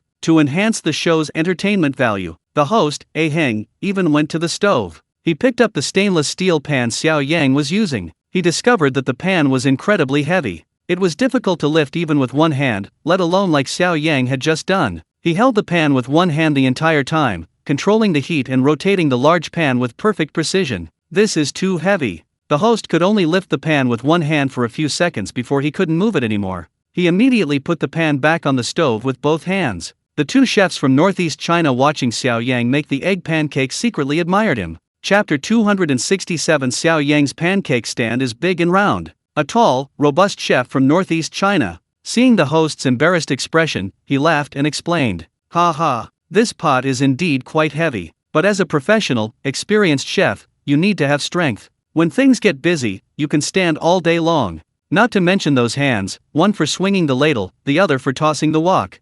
That arm strength is top-notch." As he spoke, he rolled up his sleeves, showing off his biceps. The definition in his arms would make even a seasoned weightlifter envious. The other chef looked at the egg pancakes Xiao Yang had prepared on his plate. A satisfied smile played on his lips. Professional chefs cook differently from ordinary people at home. Tossing the wok is an essential skill. You have to pay close attention to the heat. The heat is crucial to a dish's quality. Too much heat and it's subpar, too little and it's overcooked. If you're not careful, a dish will either be undercooked or overcooked. The perfect texture that diners enjoy is the result of chefs practicing day and night, constantly refining their techniques. However, I see this young man's handling of the heat is excellent. Although it's just a simple scrambled egg, it shows remarkable skill. This omelette is thin, evenly colored, and has a pale yellow sheen. Not a single burnt spot.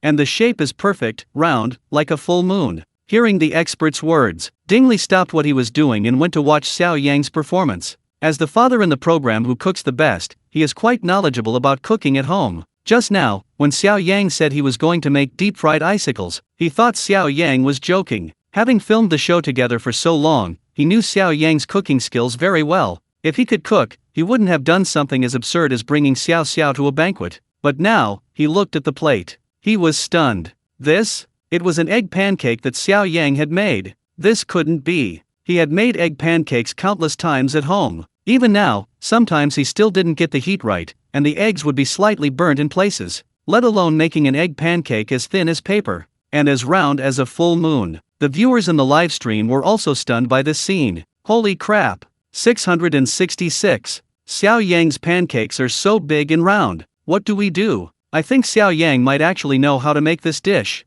I'm starting to believe him. Bro, let's look again. Even if Xiao Yang can draw a picture of a pancake, it doesn't mean he can make ice cream. Two top chefs from northeast China couldn't make it, and Xiao Yang can? That's wishful thinking. Amidst everyone's amazement, Xiao Yang quickly made 3 egg pancakes. Then, he took out 3 popsicles he had put in the RV's refrigerator beforehand and explained, "It's summer now, and there are no icicles, so I used popsicles instead. They're all ice anyway." The surrounding onlookers cheered. Thank goodness they're popsicles. If it were real icicles, you dare to make it, but we wouldn't dare eat it. Ha ha ha, that's right. Those icicles on the eaves aren't all dust and bird droppings. Would you get diarrhea if you ate that?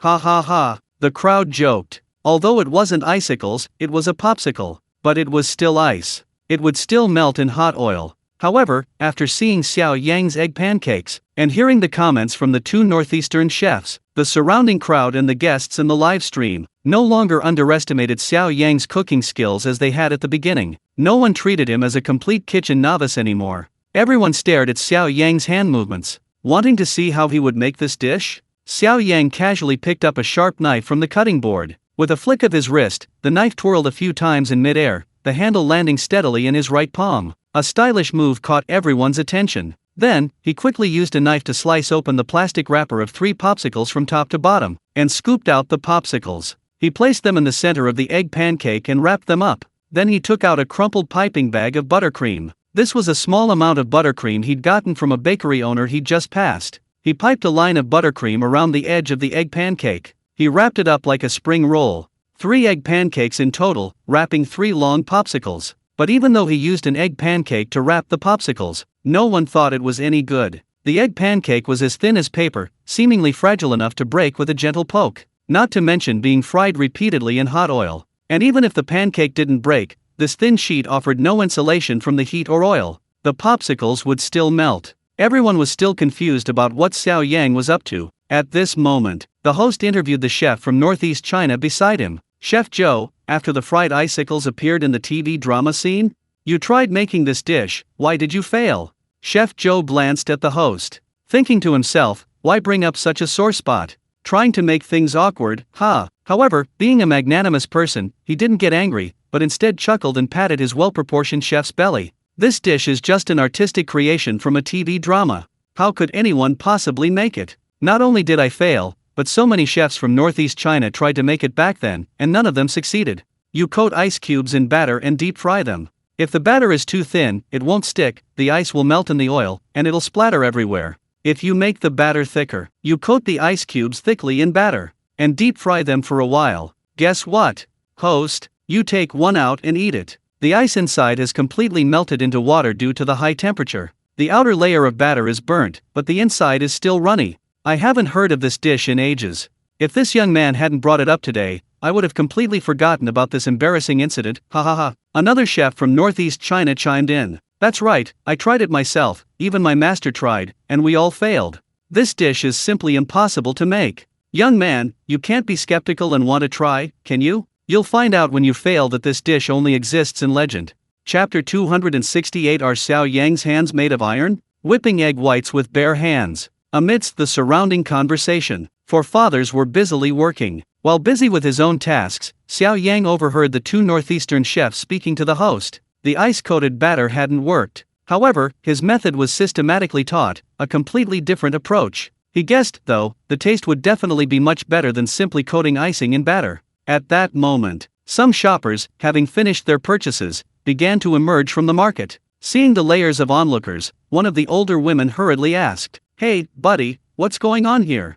Looks like a live variety show recording. The guests are learning to cook northeastern Chinese food. What's so interesting about that? Go home and cook. It's almost noon, aren't you going to eat soon?" The old man, oh my god, the other three people's green bean and pork belly stew isn't very appealing. Guess what that young man on the far right is making? What is he making? Isn't it just northeastern food? There's no northeastern dish I can't cook, the old woman boasted. As a seasoned family chef, her skills had been certified by 3 generations of her family. They were top-notch. Hee, the northeastern old man grinned. Hey young lady, that guy's making fried icicles, can you make them? Wow, fried icicles. How could you possibly make that? That guy's really exaggerating. Old man, I think he's just bragging too, but I'm watching. I want to see if he can actually make them. Oh my god, brother, now that you mention it, I want to see too. Excuse me. Make way for me. Saying this, the old woman also stopped, becoming part of the crowd. And so it went.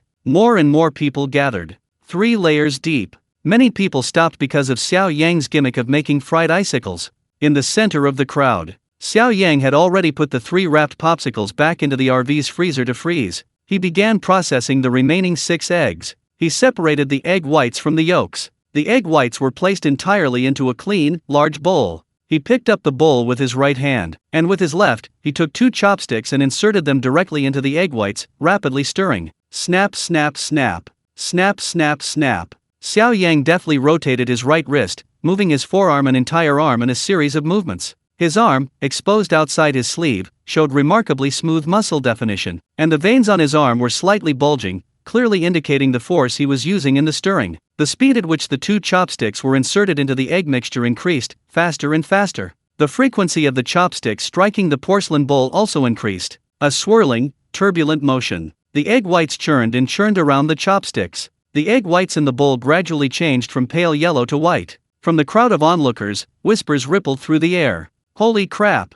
What's that young man doing? Cracking eggs. He's not planning to whip the egg mixture by hand, is he? That's impossible. Amidst gasps of astonishment and skepticism from the crowd, Xiao Yang's right hand moved incessantly, as if it weren't human. It was more like a powerful electric mixer. The egg mixture in the bowl, initially a transparent pale yellow, gradually turned whitish, then slowly began to foam with fine white foam. Then it gradually solidified. It had a creamy texture. Everyone was shocked. The live stream chat exploded. Holy crap! Ruthless! Is that even a hand? Manually whipping egg whites. Incredible! I'm a baker, and I'm completely blown away by this. I've never seen anyone whip egg whites or cream by hand. It's always done by machine, and even machines take at least 10 minutes. How come Xiao Yang's speed is faster than a machine? I know that. Once I was making pastries for my kids, and we didn't have an electric mixer, so I tried whipping them by hand. Guess what? Hey, I whipped for a full 20 minutes. My arm was broken, and my palms were blistered, but the egg whites, they were still egg whites. Not a single change. If it weren't for the live stream, I definitely wouldn't believe anyone could whip egg whites by hand.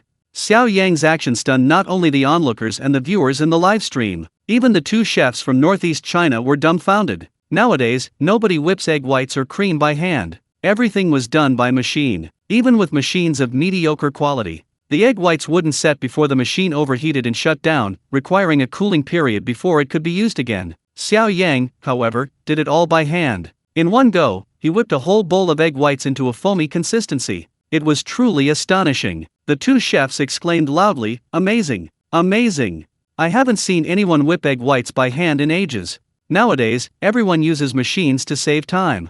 This requires not only skill but also strength. Young people these days can't handle the hardship. Xiao Yang laughed. Who likes hardship? I don't have a machine here, do I? As he spoke, Xiao Yang tossed chopsticks into the whipped egg whites. The two chopsticks stood upright. Set. Whipping it to this point meant the egg whites were whipped to the perfect consistency. 10 minutes. That's even faster than a machine whipping egg whites. Next, Xiao Yang added some flour and potato starch to the whipped egg whites. A pair of chopsticks stirred it again. The egg whites became increasingly glossy and white, truly as white as snow. Seeing this, although everyone didn't understand how Xiao Yang was going to make this dish, they were increasingly convinced that Xiao Yang could truly replicate the fried iced scallops dish. At this moment, the other three fathers were also working diligently. The dish was already being stir-fried. Xiao Yang then called out to everyone, "All right. Preparations are complete. The last step, fry the iced scallops. The last step, and the most crucial step. Success or failure hinges on this." All the preliminary work Xiao Yang had done was impressive, but everyone still had a lingering worry, and finally, they put the ice cubes into the hot oil. What would happen? In the control room, Director Wang, like everyone else, stared intently at the monitor. He was also directing the on-site staff to pay attention to safety. They were clearing the crowd to the back, especially the 4 children. Be careful of the ice water melting and causing an explosion. After all, for a program director, the program's effect was important, but safety was even more important. At this moment, Xiao Yang had already taken the rock-hard popsicles out of the freezer again. He dipped them into the freshly whipped egg white batter and spun them around. Each popsicle, coated in egg white batter, became a white cylinder. They really did look a bit like snow-white icicles. Xiao Yang finished preparing the 3 popsicles, and then, holding his bare hand over the surface of the large pot of oil that had just been heated, tested the oil temperature. Perfect. It was time to toss the popsicles into the hot oil. Everyone took a step back, afraid of getting burned by the splattering, but they couldn't resist watching. Sizzle, sizzle, sizzle, sizzle. The popsicles went into the hot oil. Chapter 269 Deep-fried icicles, pure white, carrying the fragrance of earth and grass. Sizzle, sizzle, sizzle, sizzle, sizzle, sizzle. The egg foam sizzled rapidly upon contact with the hot oil in the pan. Fine bubbles appeared around it. The situation everyone feared didn't occur at all. The egg foam and the ice wrapped in the egg crepe remained intact. It didn't melt in the pan. The oil in the pan didn't splatter everywhere. The onlookers surged forward to watch closely. 1, 2, 3. 3 icicles, coated in egg foam, floated and tumbled in the hot oil. 2 minutes later, Xiao Yang grabbed a large strainer in one hand and a large ladle in the other. The strainer scooped the 3 icicles from the oil. The ladle ladled hot oil from the pan and poured it over the icicles. Once, twice, 3 times. The frying time, the amount of oil poured on. These are all subject to extremely strict standards. A slight miscalculation can ruin everything. The optimal texture won't be achieved. However, Xiao Yang knew all of this. Everyone stared intently. The icicles in Xiao Yang's hand. They were on high alert at all times. They were afraid that in the blink of an eye, the icicles would break free from their layers of outer shell and disappear into the hot oil, splashing them all over. The outermost layer of egg batter gradually expanded, like a soft cotton ball. The egg batter didn't leak. The icicles inside didn't even show. While this young man didn't actually succeed, did he? The onlookers watched, exchanging a few comments here and there. The viewers in the live stream also widened their eyes. Afraid of missing a crucial moment, they watched intently. The comments section was flooded with, "Holy crap! This dish really exists. This is truly eye-opening. I'm going to try making this dish later." Upstairs, forget it. Even if your eyes can see it, what if your hands can't? That would be a disaster. What if you fry yourself? Just then, Xiao Yang checked the time. He placed the 3 fried icicles from the strainer onto a plate. All done. The two chefs from northeast China stared wide-eyed. This is done? The two men were incredulous. They never expected it. A famous northeast dish they'd been cooking for decades, and they still hadn't been able to perfect it. This young man from out of town actually made it like that. One of the chefs, looking at the 3 snow-white fried icicles on the plate, exclaimed loudly, "Hey, this looks even more like icicles from the eaves in winter than they do in TV dramas." In TV dramas, icicles coated in batter and fried have a golden brown surface. But Xiao Yang's are snow-white, much closer in color and shape. The chef swallowed hard and pointed to the food on the plate. "Young man, is it ready? Can we eat it now? You'd better eat it quickly, or the ice inside will melt and the taste will be terrible." Hearing the chef say this, the people around immediately started cheering. Yeah, hurry up and choose 10 passersby to eat it, or it won't taste good when the ice melts. Choose me. Immediately, 20 to 30 people in the surrounding crowd raised their hands. Everyone wanted to try the legendary deep-fried icicles to see what they tasted like. Xiao also rushed out from the side, tugging at Xiao Yang's clothes. Daddy, I want some too." Normally, Xiao would absolutely refuse to eat Xiao Yang's cooking. She would reject it regardless of its appearance, aroma, or taste. But today, the dish Xiao Yang made, whether it was the inner layer of egg skin or the snow-white egg batter on the outside, it looked incredibly appetizing, so delicious. At this moment, Xiao Yang took a large spoon. He poured a spoonful of white sugar into the hot oil pan. Wait, everyone, please be patient, just a little bit more." "Just a little bit more? What else do you need to do?" the host asked from the side. Xiao Yang deep-fried icicles. The icicles in TV dramas drip from the eaves. Those eaves must smell of dirt and ash. This is essential. "Ha!" everyone gasped. They started chattering. "Young man, this is fine, you don't need to actually sprinkle dirt and ash on it, you don't need to make it so realistic." Exactly, even if you dared to sprinkle it, we wouldn't dare eat it. "It's fine as it is, hurry up and share some with us." Xiao Yang smiled. "Don't misunderstand, you'll see in a moment."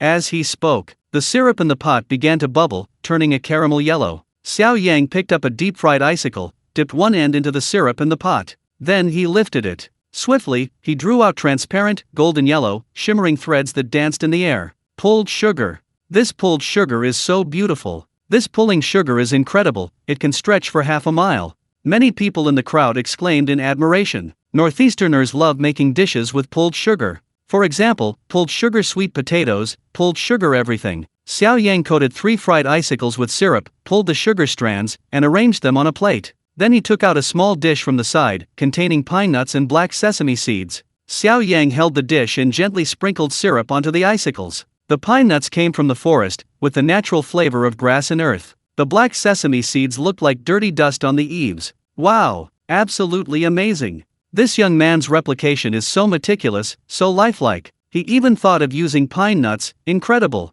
"Now, can we eat it?" Seeing Xiao Yang straighten up, Hang asked impatiently. They'd waited so long, watched with such curiosity. Finally, the fried icicles were finished. The exterior looked perfect, but what was inside? Nobody knew. The final step. Will it be ice or melted water after cutting it open? It was a mystery. Everyone was eager to find out. It was almost noon. However, the crowd hadn't dwindled, in fact, it had grown larger. Even if they couldn't taste a single bite of the fried icicles, everyone was still eagerly anticipating this dish that no one had been able to make in over a decade. Will it be a success today? Chapter 270. Why is Northeastern Chinese cuisine not included among the 8 major cuisines? Because of wild game. Everyone eagerly awaited. Just then, Xiao Yang smiled and said, "Well, it's done now. Time is limited, so I won't do any more decorations." As he spoke, Xiao Yang picked up a fried icicle and placed it on the cutting board. He then casually picked up a knife, preparing to cut it into pieces. Everyone was shocked. What if the ice inside melts? Wouldn't it just be water? If he cut it, all the icy water inside would flow out. "Wait!" a chef shouted. But before he could stop him, crack, crack, crack, crack. Xiao Yang looked confident. With swift, decisive strokes, the knife fell. He quickly cut the icicle into several pieces. The ice inside remained rock hard. Not a drop had melted. Everyone crowded around to take a look. Wow! It worked! It actually worked! This TV series has been airing for at least a decade. No one from Northeast China has ever made it. And today, a young man from out of town actually did it. The comments section is flooded with, "Holy crap! Xiao Yang is amazing! He actually made it! deep-fried icicles, and the ice didn't melt at all. His skill is incredible. When I was a kid, I watched the TV series Crossing the Guangdong, and I've remembered that scene with the deep-fried icicles ever since.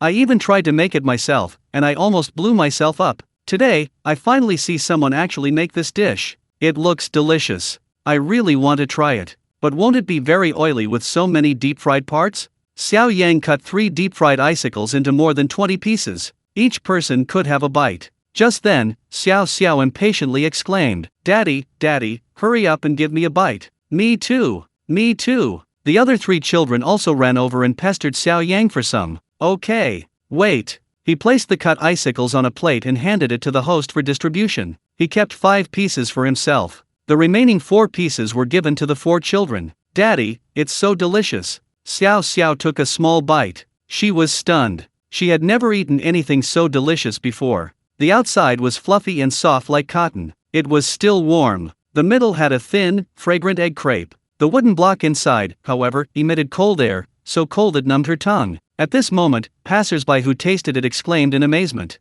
"Delicious! Delicious! So much fried food, yet not a drop of oiliness.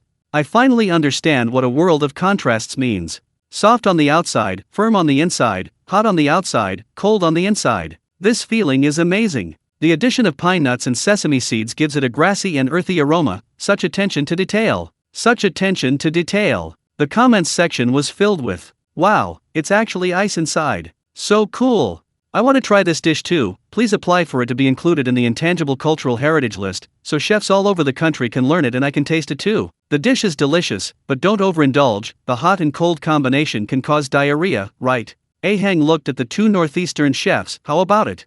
The 2 chefs. Chef Joe, ha ha ha. "I've been cooking northeastern cuisine for decades, and I'm fairly well known in the northeastern culinary world. I never imagined deep-fried icicles could be prepared like this. Young man, you're amazing. You've truly grasped the essence of northeastern cuisine." The host, Aheng, paused, stunned. "The essence? Chef Joe, what do you mean?" Chef Joe pointed to the remaining outermost layer of the icicle in his hand. "Look, this outer layer is so soft and fluffy. Actually, it's a royal dish, made using the method of snow-smoked red bean paste. Unless, snow-smoked red bean paste is filled with red bean paste, not ice."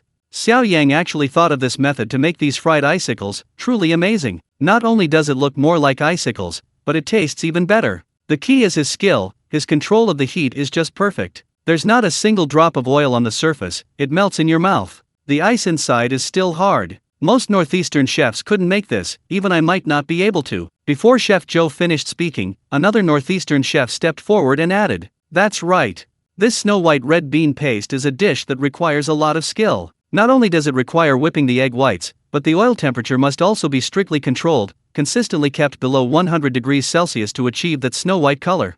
Many chefs from northeast China don't make this dish anymore. It's too time-consuming and troublesome. Younger chefs especially can't make it because they can't do it well. They often make it too oily, making it greasy. Or they don't control the heat properly, resulting in a yellowish color that doesn't look appealing." Xiao Yang's fried icicles are absolutely amazing, both in shape and taste. After hearing what the 2 northeast chefs said, everyone now knew even more how amazing Xiao Yang's dish was. At this moment, the other 3 Fathers northeastern-style braised pork belly with green beans were also ready. Ding Li's was the most successful. The aroma of the green beans was irresistible, the potatoes melted in your mouth, soft and tender. The pork belly was also incredibly fragrant. One bite was enough to elicit praise. The program team selected 10 ordinary people and 2 northeastern chefs. They tasted the northeastern dishes prepared by the 4 fathers. While the other 3 Fathers braised pork belly with green beans and potatoes was also quite good, it still paled in comparison to Xiao Yang's fried icicles. After all, Xiao Yang's fried icicles far surpassed the others not only in terms of difficulty but also in taste. The winner this time was undoubtedly Xiao Yang. The live stream chat was filled with comments. "Xiao Yang is truly an excellent dad, capable in both domestic and professional settings, a good earner and a great parent. I anticipated the beginning, but not the end. Xiao Yang actually won. I remember one guy said at the beginning that if Xiao Yang could successfully make fried icicles, he would drink his own urine. Bro, you should keep your word." The final winner was announced. Not only were the viewers in the live stream surprised, numerous staff members were also surprised. Director Wang, who had initially wanted to see Xiao Yang embarrass himself, had been standing in front of the monitor, swallowing hard. On site, as the challenge was about to end. The host, A Heng, received a prompt from director Wang and asked the two chefs from Northeast China a question. Chefs, we have a question from a viewer in the live stream. As we all know, China has 8 major cuisines: Sichuan, Shandong, Cantonese, Jiangsu, Zhejiang, Fujian, Hunan, and Anhui. Why isn't there a northeastern cuisine? The two chefs smiled. There was a long history behind this. However, they kept the question a secret, and simultaneously glanced at Xiao Yang. Young brother Xiao Yang can actually make a dish like deep-fried icicles. I wonder if young brother Xiao Yang knows about it, they said in unison. Everyone looked at Xiao Yang. Xiao also blinked at Xiao Yang. Dad, do you know? Of course I know that, he thought.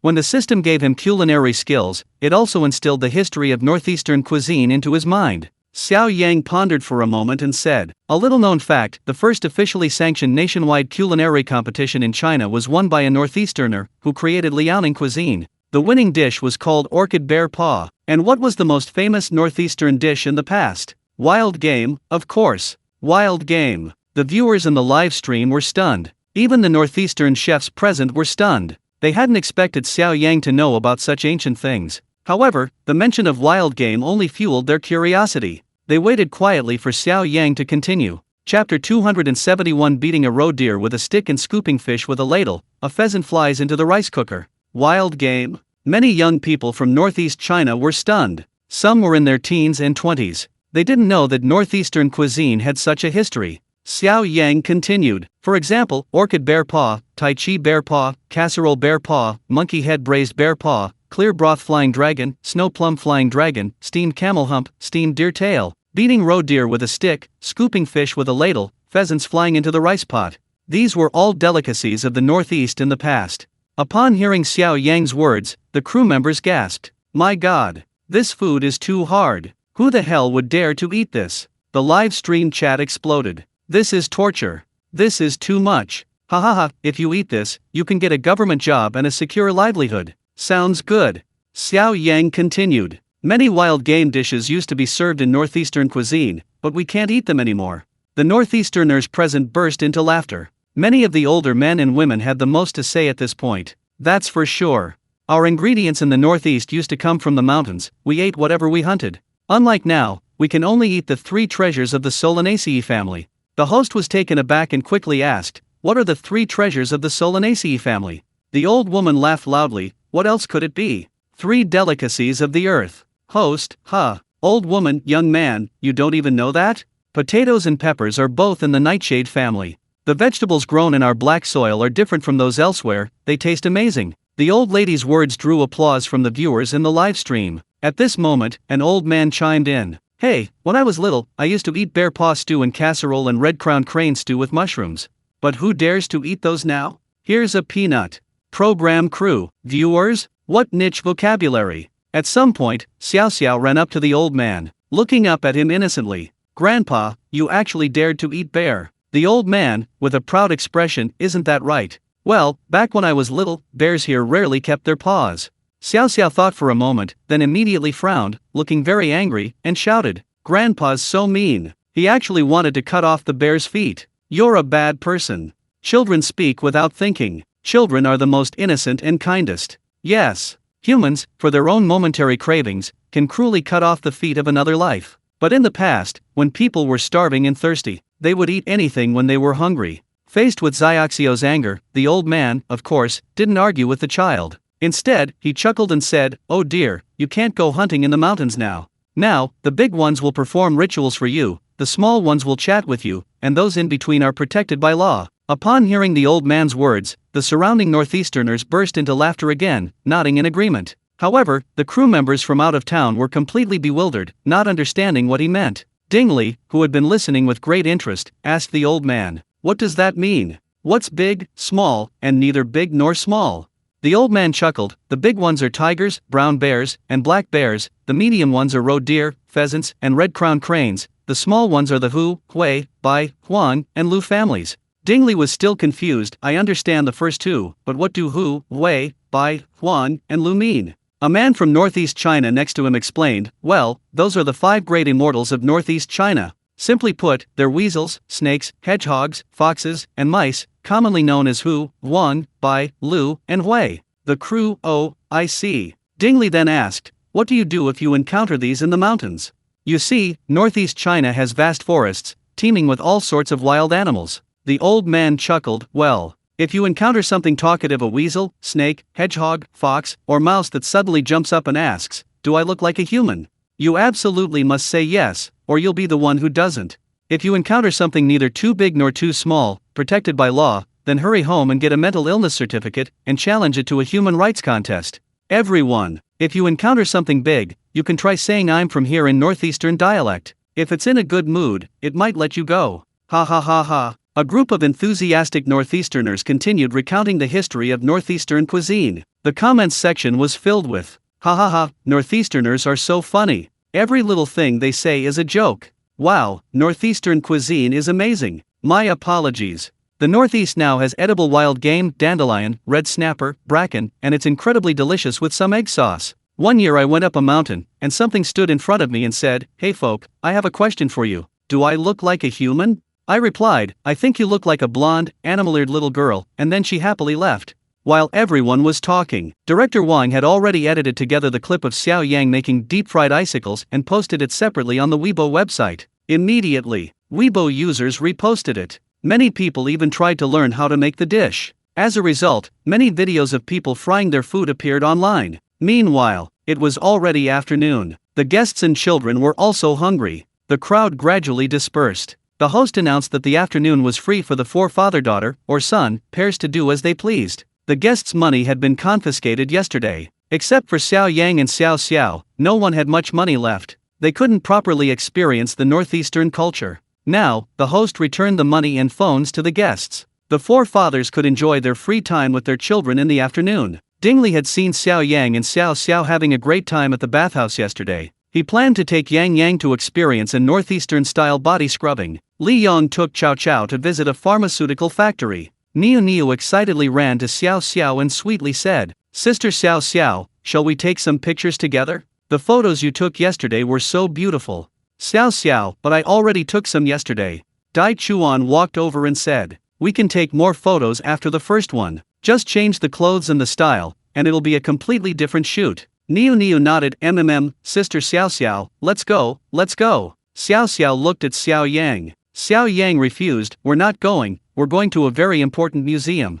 Chapter 272 Xiao Yang takes Xiao Xiao to visit the 731 Crime Evidence Exhibition Hall. Xiao Yang and Xiao Xiao sat in a taxi. Xiao Xiao, Daddy, which museum are you taking me to? Xiao Yang, the 731 Evidence Museum. Xiao Xiao asked, puzzled, what's 731? What's inside? Xiao Yang's expression was serious, a hint of anger in his eyes. 731 is a code name, and also a secret unit. This unit came from the Little Japan country. This unit once built an experimental site in northeast China, the place I'm taking you to in a bit. They specifically researched bacteriological warfare and human experimentation, and the experimental subjects were our Chinese ancestors. The place Daddy is taking you to is the 731 Evidence Museum. It's historical evidence of the atrocities committed by the Little Japan against the Chinese people. Xiao Xiao didn't fully understand what her father was saying. However, she could sense a seriousness and anger in her father that she had never felt before. As soon as Xiao Yang spoke, this immediately caused a stir in the live stream. Unit 731. Germ warfare. I know. I heard adults tell me about it when I was little, it was absolutely horrific. Isn't that exhibition hall scary? Is it really suitable for children? At this moment, the driver, sitting in the front seat, suddenly became agitated upon hearing Xiao Yang's words. You're from the south, right? Xiao Yang, yes. The driver, it's rare to see tourists from the south visiting the Unit 731 museum, let alone bringing children. The scenes displayed inside are indeed a bit frightening. When we were in elementary school, the school organized a visit here, and several classmates couldn't stand it. But I think, brother, you did the right thing. Kids should see this history clearly. Remember the hatred we have for those who live in the past.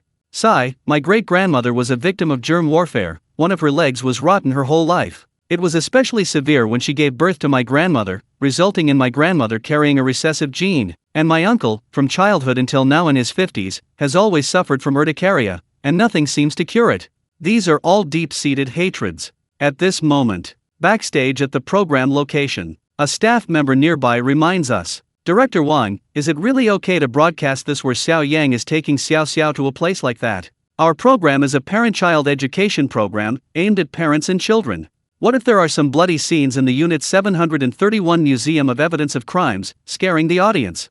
Don't even mention the audience's objections, the higher UPS might not approve it either. Should we switch the scene and look at other groups of fathers and children? Director Wang stared at the monitor. He was also engaged in a fierce internal struggle. Director Wang was already over 40 years old. As a child, he often heard his grandfather recount the dark period of history, the various atrocities committed by the Japanese against their compatriots. At the time, he felt a chill run down his spine, but also a surge of resentment. But as time passed, as the older generation gradually passed away, this period of Japanese aggression against China seemed to have vanished into the river of time. More and more young people are failing to feel this profound pain, coupled with various forms of foreign cultural invasion. Children are completely unaware of this history. Director Wang hadn't expected this either. Young Xiao Yang actually remembered that history. He wanted his child to see the traces of that history firsthand. Don't cut it. Broadcast, keep broadcasting.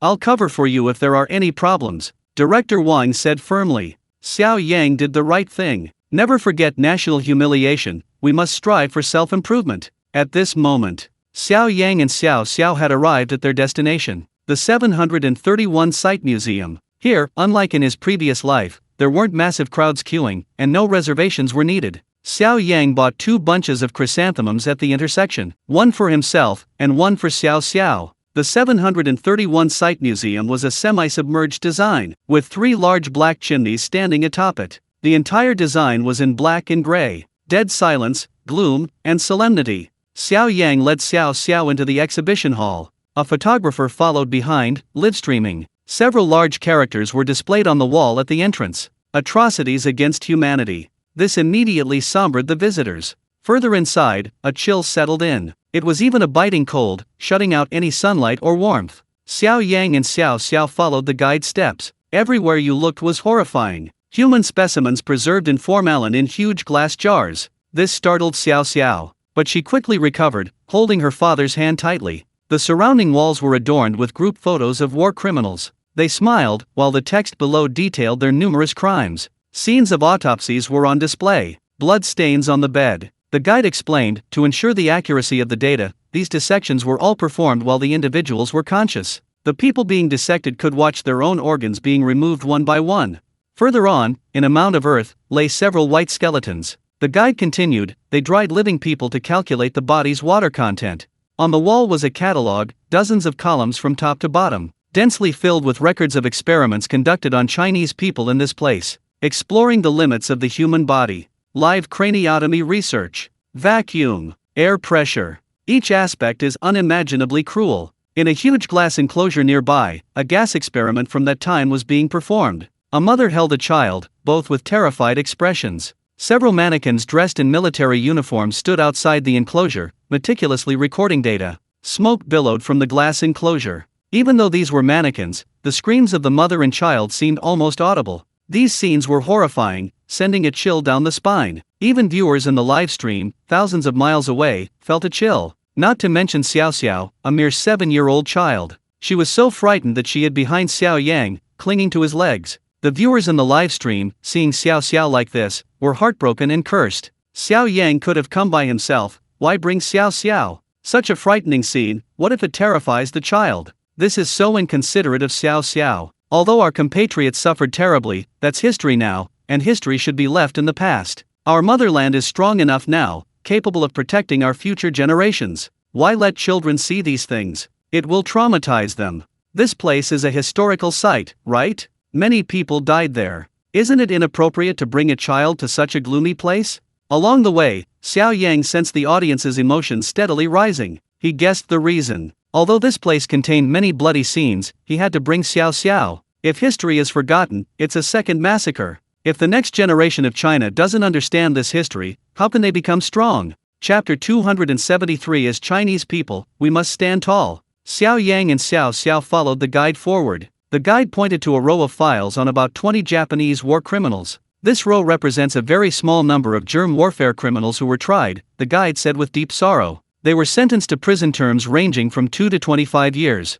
but many more germ warfare criminals escaped back to their countries. Then, the guide turned sideways and took a few steps forward. A huge display panel displayed a densely packed list of war criminals' names. It not only listed names but also their post-war employment. The guide's voice rang out, "What you see engraved on the scales here are their employment after returning home. Some became university professors, some became hospital directors. But in reality, their research results are all obtained through experiments on living people." Damn it! The cameraman filming these scenes couldn't help but curse out loud. The viewers in the live stream heard it clearly. The comments section was flooded with messages. That exclamation from the cameraman must have come from the bottom of his heart. "Thanks to Xiao Yang for showing us this. Those who said we shouldn't have brought our children to see this, are you even Chinese? We can't forget the national humiliation and family hatred. Not only can we not forget, but our next generation can't forget either. Be prepared for danger in times of peace. Be prepared for danger in times of peace." Xiao Yang did absolutely nothing wrong here. These demons were only sentenced to 2 to 25 years in prison, but our ancestors and their descendants paid the price for generations. No wonder modern medicine is so advanced, and modern drugs are so popular. This data comes from experiments conducted on the bodies of our Chinese ancestors. Many viewers stared intently at the screen, not daring to blink. They just wanted to see all the evidence of these crimes clearly. The peaceful life we enjoy today owes its existence to the sacrifices made by countless people who bore the burden for us. Xiao Yang led Xiao Xiao along the path. As the guide explained each scene, Xiao Yang's heart grew heavier. Xiao Xiao, initially frightened, became calm and composed, looking at the scenes of horrific suffering. In some pictures, the children being tortured looked even younger than herself. Xiao Xiao felt a pang of heartache and sorrow. There was another experiment described, an experiment on maternal love. In a cage, a Chinese mother held her young child. The floor beneath the mother's feet gradually heated up, becoming scalding hot. The purpose of this experiment was to find out, just how hot did the floor get? The mother would use her child as a stepping stone. Xiao Xiao was a child who recognized many characters. She was also precocious. When she read the explanation of this experiment, she had to read it several times before she understood it. Her heart clenched instantly. Tears welled in her eyes as she looked up at Xiao Yang and asked, "Dad, would this mother really trample her own child underfoot?" Xiao Yang, upon seeing the experimental instructions, felt a chill run down his spine. Could someone who came up with such an experiment even be called human? A maternal love experiment. Ha! These people are worse than pigs and dogs. Even tigers don't eat their cubs. Looking at Xiaoxiao's tearful eyes, Xiao Yang knelt down and wiped away the tears from the corners of her eyes. Of course not. Parents will always protect their children. Just like your father will always be your support, protecting you. Xiao Yang and Xiao Xiao placed chrysanthemums at the monument in mourning. On the monument, a number and names kept flashing. They were the names of Chinese people who had sacrificed their lives. It deeply pained the hearts of every Chinese person. It is said that a staggering 100,000 Chinese people died in this bacteriological experiment. This number is the most painful in the hearts of all Chinese people. Xiao Xiao looked up at the names on the monument. It is because of the sacrifice of these people that the Chinese people enjoy their current good life. Xiao Xiao could no longer hold back her tears. Her eyes were red and swollen, tears streaming down her face. But afraid of disturbing others, she sobbed softly, "Daddy, these people are so pitiful. Why do those demons bully us Chinese people?" Seeing Xiao Xiao cry, Xiao Yang couldn't help but want to cry too. Although this was only his second time here, he had been here once in his previous life. But no matter how many times he came, his heart was still restless, overwhelmed by anger and hatred. Xiao Yang was simply inhuman. Xiao Yang also wiped away the tears from the corners of his eyes. Staring at Xiaoxiao's red, tear-stained face, he took a tissue and wiped her face. He sighed. "Dad brought you here to see China's past history. To let you know how hard-won our happy life is now. It was bought with the blood and flesh of our ancestors. You asked why those devils bullied us. That's because our country went through a long feudal era, and in terms of military, economy, everything was inferior to foreign countries. So these devils set their sights on our land and resources, wanting to seize our country and make it their own. They used airplanes and cannons, the most advanced weapons of the time, to commit a series of horrific atrocities on our land. What you just saw is evidence of their crimes. If it weren't for our ancestors uniting as one, fighting to the death, and driving these devils away, we wouldn't have the happy life we have now, with enough to eat and wear, and we would still be at the mercy of these devils." "Did you hear the phone call Dad let you listen to just now?" Xiao Xiao nodded. "Yes." The father yelled at his son, who was standing slumped over, "Stand up straight." Xiao Yang nodded. "Yes, stand up straight. As Chinese people, we must stand up straight. Never forget national humiliation, we must strive to be strong. Every word Xiao Yang said to Xiao Xiao pierced the hearts of the Chinese people, especially some of the older viewers. Many of them had heard this dark and heart-wrenching history from their elders. Their eyes welled up with tears as they watched the scene. The comments section scrolled incessantly. Xiao Yang is right. Never forget national humiliation. How can we forgive these devils on behalf of our ancestors? He told his son, who was standing crookedly, stand up straight. That's so true, but many people still can't stand up straight, their backs and knees still aching. I used to live in this area. Thank you, Xiao Yang, for bringing Xiao Xiao here to visit. Apart from Northeast China, so few people know about this place. This history is both cruel and lonely. Don't worry, upstairs, this place won't be lonely anymore. I'll book tickets to visit right away. From chapter 274 onwards, no matter how well you study or where you are, you must love your country. Xiao Yang pulled Xiao Xiao along as they continued walking. Inside the headquarters building of Unit 731, they saw the special prison used to hold the test subjects. The guide explained, beneath this prison are buried pipes. If a riot broke out, poison gas would be released immediately to kill the test subjects. Xiao Yang looked at the ruins of the destroyed prison before him. He clenched his fists. Further ahead were the ruins of the poison gas laboratory. Next to this low, two-story building was a circular structure. The guide explained that this building was used to store poison gas. Xiao Xiao carefully looked at the sign beside her. She murmured, former site of underground poison gas storage, built in 1938. A cylindrical brick and mortar structure, 3 stories high. The main building is 3.3 meters high above ground, 5.25 meters deep underground, and 13.3 meters in diameter. Xiao Yang listened and chuckled as he read it aloud. The words slipped out unconsciously.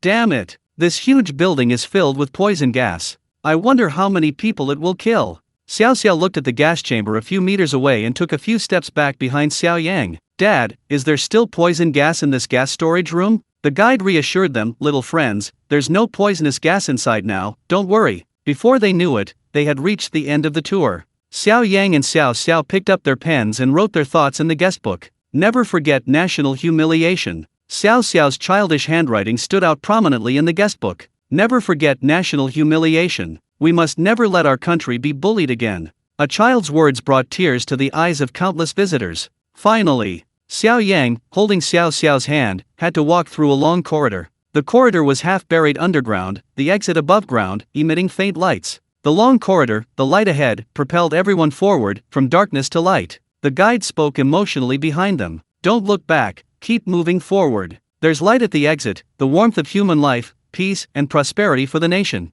Don't forget the road you came from, the suffering of the nation, the hatred of the country and its people. Xiao Yang could no longer hold back his silent sobs. Even the photographer behind him had tears in his eyes. If it weren't for Xiao Yang, he wouldn't have known that there was such a museum of evidence of crimes in Northeast China. Once, when he was a child, he had seen a movie, specifically about the Japanese conducting germ warfare in China, using human subjects for experiments. At the time, he was deeply pained by the images in that movie. He even doubted the authenticity of the movie's content. Could people really be so cruel? Even less than a beast. But in reality, seeing the exhibits of evidence of Unit 731's crimes and the ruins of their laboratories firsthand, his heart was in turmoil. These scenes were far more detailed and horrifying than anything depicted in the movies. His mood was even heavier and more painful than when he watched the film. It successfully ignited his hatred for his ordinary life. Xiao Yang, holding Xiao Xiao's hand, stepped out of the corridor onto the wide open land outside. There were trees, flowers, and birdsong. The sun shone warmly. Cars sped by on the roadside. Pedestrians hurried by. Everything was beautiful. Compared to everything she had just seen, it all seemed a little unreal. If it weren't for this 731 Crimes Museum, in this prosperous and beautiful world, who would remember those dark past events? Xiao Xiao squeezed Xiao Yang's hand and looked up at his face. She said earnestly, Dad, I know why you brought me here. You wanted me to know this history. Study hard, build up our country well in the future, and never let other countries bully us again. Xiao Yang nodded. That's right. No matter how well you do in your studies or where you are in the future, you must love your country. We must all bravely defend our country. Remember, only with a country can there be a home. Our wonderful life today was protected by the lives of our ancestors. Without their struggle, we wouldn't have this wonderful life. We wouldn't have a country protecting us wherever we go. We would be like some other weaker countries, suffering from disease, poverty, and constantly facing war and death. Xiao Yang's words caused the live stream chat to explode with comments. Xiao Yang is really good at educating children. At first, I didn't understand why he brought Xiao Xiao to such a place. Now I think he did the right thing. Chinese children should see this history clearly, this bloody history. Only in this way can we know where we came from and where we are going. Oh my god, I followed Xiao Yang and Xiaoxio's footsteps and cried the whole time. My head hurts from crying, especially that line, "Don't look back, keep moving forward, there's light at the end." It touched me so deeply. I must go to northeast China to see this place and pay tribute to our ancestors. Unexpectedly, Xiao Yang is usually a bit irresponsible and even lazy when disciplining his children. But when it comes to family feuds and personal vendettas, he's absolutely ruthless. He sets a great example for his children. Backstage, almost all the staff watching on the monitors were moved to tears. Director Wang silently wiped away his tears. He was glad to have broadcast this segment live. It allowed everyone to see the Unit 731 Evidence Exhibition Hall. Xiao Zhang switched the live stream to the observation room, Director Wang instructed. While Xiao Yang and Xiao Xiao were waiting for a car by the roadside, Director Wang planned to let the experts in the observation room discuss it. Then, the live stream switched to the observation room. The host, Xiao AI, and Su Jiajia both had red eyes, as if they had been crying. Xiao AI looked at the camera and spoke. Unexpectedly, for the last stop, Xiao Yang took Xiao Xiao to the Unit 731 Museum of Evidence of Crimes, giving us a patriotic education. I imagine the viewers, like me, are experiencing very complex emotions right now. Sadness, anger, and excitement. Next, Principal Shi and Professor Deng, as parenting experts, what are your thoughts on Xiao Yang taking his child to visit such a museum? We've seen it too, some of the images are indeed quite disturbing. Is it suitable for children to visit? Principal Shi spoke first. Well, although it's history. But seeing those scenes, that kind of bloody visual impact, even adults, let alone children, would feel a little scared and it could leave some psychological scars. I remember when I first became a teacher, the school would organize all the elementary school students to watch movies about germ warfare or war. But because the scenes were so bloody, many children couldn't handle it and had nightmares afterward. So we cancelled those movie screenings. I know Xiao Yang meant well, wanting to teach his child patriotism, but as a father, he wasn't careful enough. He didn't consider that his child was too young and psychologically immature. What kind of impact will these historical scenes have on the child? How much psychological trauma will they leave on the child? Therefore, parents must think very carefully before taking their children to visit places like this. Chapter 275. You crooked buttocks, are you all walking 500,000s? Principal Shi had just finished expressing his opinion. Professor Deng immediately followed up, saying, I don't think it's advisable to take children to the site of the Unit 731 crimes, just as Principal Shi said. First, such bloody and cruel scenes will leave a deep psychological scar on children. Second, our country is now prosperous and strong, and the world is at peace. China's economy is more than 3 times the size of Japan's, and we are a nuclear power with our own Beidou navigation system. We are also at the forefront of the world, already integrated into the global community. In this era of economic globalization, we shouldn't incite extreme confrontational sentiments. War criminals are war criminals, and ordinary people are ordinary people. Everyone hopes for peace and friendship between China and Japan, and for strengthened exchanges and cooperation. Professor Deng's words caused a huge stir in the live broadcast room. The expert is right. Xiao Yang is just stirring up trouble, trying to use patriotic education to gain attention and publicity. We Chinese people study and work in Xiaorizai, and those people are very friendly. History is history, it shouldn't be remembered until now, right? We need to look forward. Upstairs, you biased people are all walking 500,000s, aren't you? How can such a deep-seated hatred be forgotten so easily? Why should we forgive those people on behalf of our ancestors? Holy crap! What kind of expert is this? This stance is so wrong. What kind of next generation can such an expert educate? No wonder there are young Chinese people now strolling around in Xiaorizai kimonos. And they even claim to have some freedom of dress. That's right, today's kids are too happy and too ignorant of that history. A few years ago, there was even a group of young people wearing Xiaorizai clothing, holding summer festivals, and promoting Xiaorizai culture. This is a disgrace to our ancestors who gave their lives for this new life. If we don't tell our children these seemingly bloody historical facts, then we're just waiting for foreign cultural invasion to give them a distorted history. I just saw the shocking scenes in the live stream. Su Jiajia couldn't help but cry. If it weren't for Xiao Yang, she wouldn't have known such cruel things existed. Her heart was already in turmoil. A raging fire of anger was rising within her. Hearing Professor Deng's words, she couldn't help but frown. Professor Deng, you said you want our next generation to forget the past and look forward. But these little devils enshrine those war criminals who invaded our country at the Yasukuni Shrine, and their prime minister has even visited it multiple times.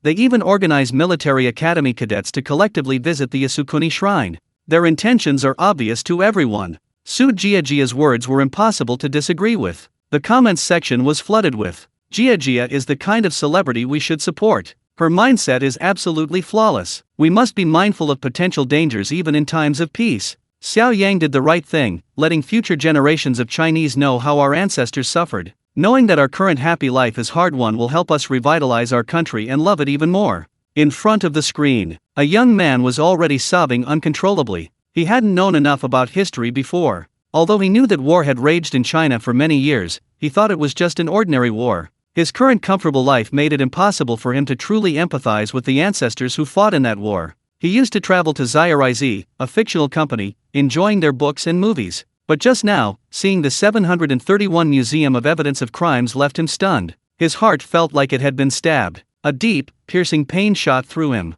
For the first time, he realized that it wasn't an ordinary war. The war criminals of Xiao were able to so cruelly conduct various experiments on living people. The Xiao skincare products and medicines he used to love were based on data obtained from human experiments conducted on batches of Chinese people. He slapped himself hard. He felt like a traitor. Xiao Yang was right. We need to understand the cruelty of that history. He must go to northeast China to see it for himself someday. Meanwhile, Xiao Yang and Xiao Xiao had already gotten into a taxi. Having just come from the Unit 731 Evidence Museum, the atmosphere inside the car was heavy. Xiaoxiu's little eyes were swollen from crying. The taxi driver, seeing their expressions, spoke up. "You came from Unit 731, huh?" "Yes." "Hey, young man, you're really good to bring your child here." Many parents are afraid of scaring their kids. It's terrible. Those Japanese devils aren't human, they're beasts. The taxi driver growled angrily. Just then, Xiao Xiao spoke up. "Dad, you said those people used to have airplanes, cannons, and advanced weapons. What did we use?" "Xiao Yang, we were poor back then, and our weapons were much worse than theirs. We used rifles and grenades." "Xiao Xiao, then how did we win?" "Xiao Yang, our ancestors had a spirit of unity. Even with their own flesh and blood, and their lives, they blocked the enemy's artillery fire. With unwavering faith, they swore to defend our country and protect our next generation." The taxi driver then said, "Little girl, your father is right. Our soldiers back then possessed an extraordinary will. Let me tell you a heroic story about General Yang Jingyu. He once fought in northeast China at -40°C, covered in frostbite, with no ammunition or food left. He still managed to fight the enemy single-handedly for 5 days and 5 nights. After he died, the Japanese dissected his body and found only tree bark, grass roots, and cotton wool in his stomach." The driver's words made Xiao Xiao cry again. These uncles and elders are so pitiful, they can only eat tree bark and grass roots. Xiao Yang patted Xiaoxiu's head. "That's right, without them, we wouldn't have the happy life we have now. Our martyrs once said, if our generation finishes the war, future generations won't have to fight anymore." The comments section was filled with, "So touching, Professor Deng, do you think this history can be forgotten? Can China and our everyday lives be friendly? Without the sacrifices of our martyrs, we wouldn't be any better off than the people of those small, war-torn countries today. What right do we have to forgive those people on behalf of our martyrs? There's so little patriotic education like this now. There are still young people who idolize simple life culture, with those simple life comics everywhere. Our Chinese animation of the past, like The Monkey King's Havoc in Heaven and Calabash Brothers, has faded into obscurity." Sigh. Chapter 276. Dad, this rabbit is amazing, so brave. Oh my god, why is the little one crying? Don't cry, don't cry. The driver, looking in the rearview mirror, saw Xiaoxiu's tear-streaked face and was momentarily at a loss. This adorable, chubby little girl crying pierced the heart of this older man from northeast China. Xiao Yang also took out tissues to wipe Xiaoxiu's tears. The driver continued, "Sai, children these days have so few opportunities to learn about history. When we were kids, our grandparents and other elders told us about history, but what do young parents know about history these days? The cartoons kids watch now don't teach history either." The driver's words resonated deeply with Xiao Yang. It wasn't just Xiaoxiu's generation. Starting in the 1990s, the influx of foreign culture, including foreign cartoons, comics, movies, and TV series, flooded China. A deluge of new things dazzled everyone. Chinese culture itself is increasingly being neglected. Ding! The system's voice suddenly sounded in Xiao Yang's mind. Congratulations, host, you have accumulated 200,000 points of audience sentiment value. Congratulations, host, you have obtained the manuscript and copyright of the original Chinese comic that year, that rabbit, that event. Points are reset to 0 again. Please keep up the good work, host. As the number of viewers watching the live broadcast increased, Xiao Yang gained audience sentiment value points faster and faster. At this moment, Xiao Yang suddenly felt the bag on his back become heavier. The comic manuscript must have been in the bag. Xiao Yang was overjoyed. Although the system didn't give him any skills this time, this comic was exactly what he needed right now. That year, that rabbit, those events is a patriotic comic that also popularizes national history. Later, the comic was adapted into an animation online and received widespread acclaim. It even received a high score of over 9 points on Douban. In his previous life, he had watched this domestically produced animated series on Bilibili. It was incredibly exciting and inspiring, making him cry while watching. This animation presented major historical events, both domestic and international, before and after the founding of China, in the form of animal comics. It made serious history incredibly vivid. It wasn't just for adults, children could watch it too.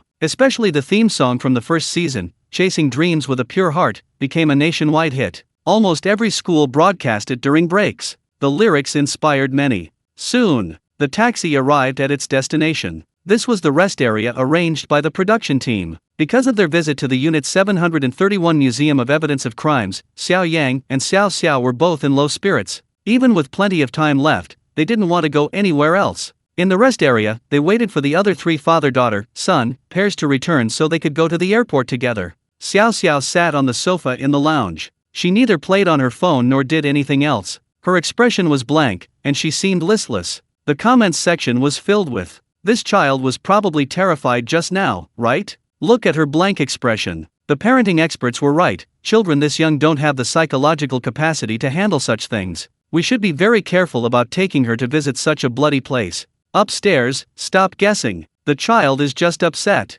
Any Chinese person would feel depressed for a long time if they went to a place like that. Xiao Xiao lay half reclined on the sofa. One arm was draped over the armrest, her head resting on it. Looking at Xiao Xiao, Xiao Yang was also worried. Although he knew Xiao Xiao was more resilient than most children, he was still afraid that those cruel scenes might cause her psychological trauma. He quickly asked, "Xiao Xiao, are you okay?" Xiao Xiao nodded, "Yes. I was just thinking about how pitiful those children were back then. They didn't have enough to eat, they weren't warm enough, and they were tortured. Compared to them, I'm so happy. Daddy, can you tell me the stories from before again? How we defeated those bad guys?" Xiao Xiao looked up with her innocent little face. So innocent and earnest. A pair of swollen, tear-filled eyes blinked, equally bright. Xiao Yang, Xiao Xiao, how about Daddy shows you a comic book? Comics? I don't read comics. I want to hear stories from the past. Take a look first. Xiao Yang was also a post-00s generation. He was born when his country was already prosperous. He hadn't experienced that era of war and turmoil. If it weren't for the stories told by his elders and the propaganda in movies and TV dramas, he wouldn't know, especially before he transmigrated in his previous life. Films like Jinjinghu and Assembly were being released. Long queues formed outside the Unit 731 Museum of Evidence of Crimes. Through these, he gradually learned more about that period of history. Xiao Yang took a comic book out of his backpack. He paused, stunned. These comics were just manuscripts bound together with sheets of paper. They couldn't even be called books. To be officially published, they would need to be made into animation and uploaded to online platforms. Some things still need to be finalized. Xiao Xiao held a manuscript. The top white cover bore the title, "Those Years, Those Rabbits, Those Things." She opened the first page. It was just a series of black and white line drawings. That year. On one side of the universe, there was a beautiful southern star. On it, there was a place called China. Then the text began. Although it was just black and white lines, Xiao Xiao read it with great interest, occasionally asking Xiao Yang a few questions. The viewers in the live stream typed in the chat that they wanted to see it too. The cameraman moved the camera closer, giving the viewers a clear view. 1840. Several animals surrounded a table: an eagle, a bear, a Japanese chicken, a cow, and a Gallic rooster. On the table was a map, and the animals were dividing up the land on it. A small animal with braids looked cautious, barely daring to breathe. A rabbit wearing a 5-pointed star military cap appeared at the door, silently shedding tears. As the images flashed by, the viewers in the live stream noticed that this comic book, seemingly designed for young children with its simple, line drawing style, was anything but simple. Those who know, know. It used different animals to represent different countries, the very powers that had bullied my country at the time. The rabbit weeping at the door represents the ancestors of China who resisted foreign powers. And isn't this story precisely about how, after 5,000 years of prosperity, China began to decline and was carved up by various powers? However, at this time, the rabbits awakened and embarked on a difficult journey to defend their homeland. Xiao Xiao had been watching quietly for a long time, then suddenly said, "Dad, this rabbit is so great, so brave. Did you draw this?" Chapter 277. No regrets being born in China in this life. May I still be born in China in the next. Dad, did you draw this? Xiao Yang nodded naturally. You can actually draw? You never helped me with my kindergarten homework before?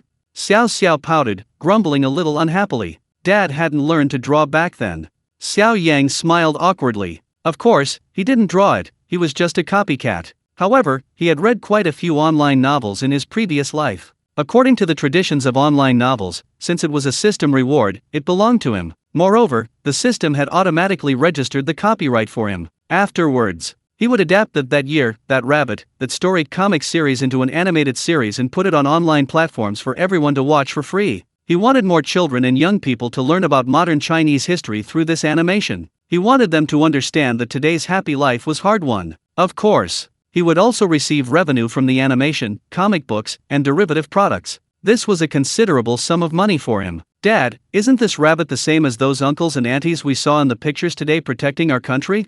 Xiao Xiao was very clever. After looking at a few pages, she seemed to understand something. Yes, but aren't we Chinese descendants of the dragon? Why did you draw a rabbit? Do you think rabbits are easier to draw than dragons?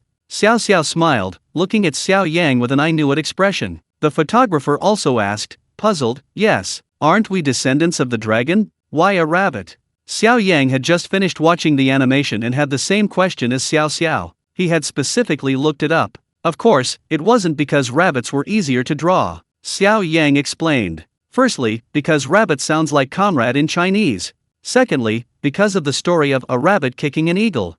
Thirdly, because we, like rabbits, are gentle and peace-loving by nature. But when we are bullied, no matter how strong the enemy, we will fight back and never give up. Xiao Yang's explanation. Everyone immediately understood. I see. Xiao Xiao turned the page again. Chapter 3. The Bugle Call in the Cold Winter. In the icy snow, the American, being served by his South Koreans, complained that the canned luncheon meat he ate every day was too unpalatable. On the other side of the snow, 2 rabbits, dressed in thin clothes, lay lurking in the snow, hungry and cold. One of the rabbits looked at the American canned food and couldn't help but drool. A nearby rabbit saw them drooling and warned, "Don't drool, it'll freeze."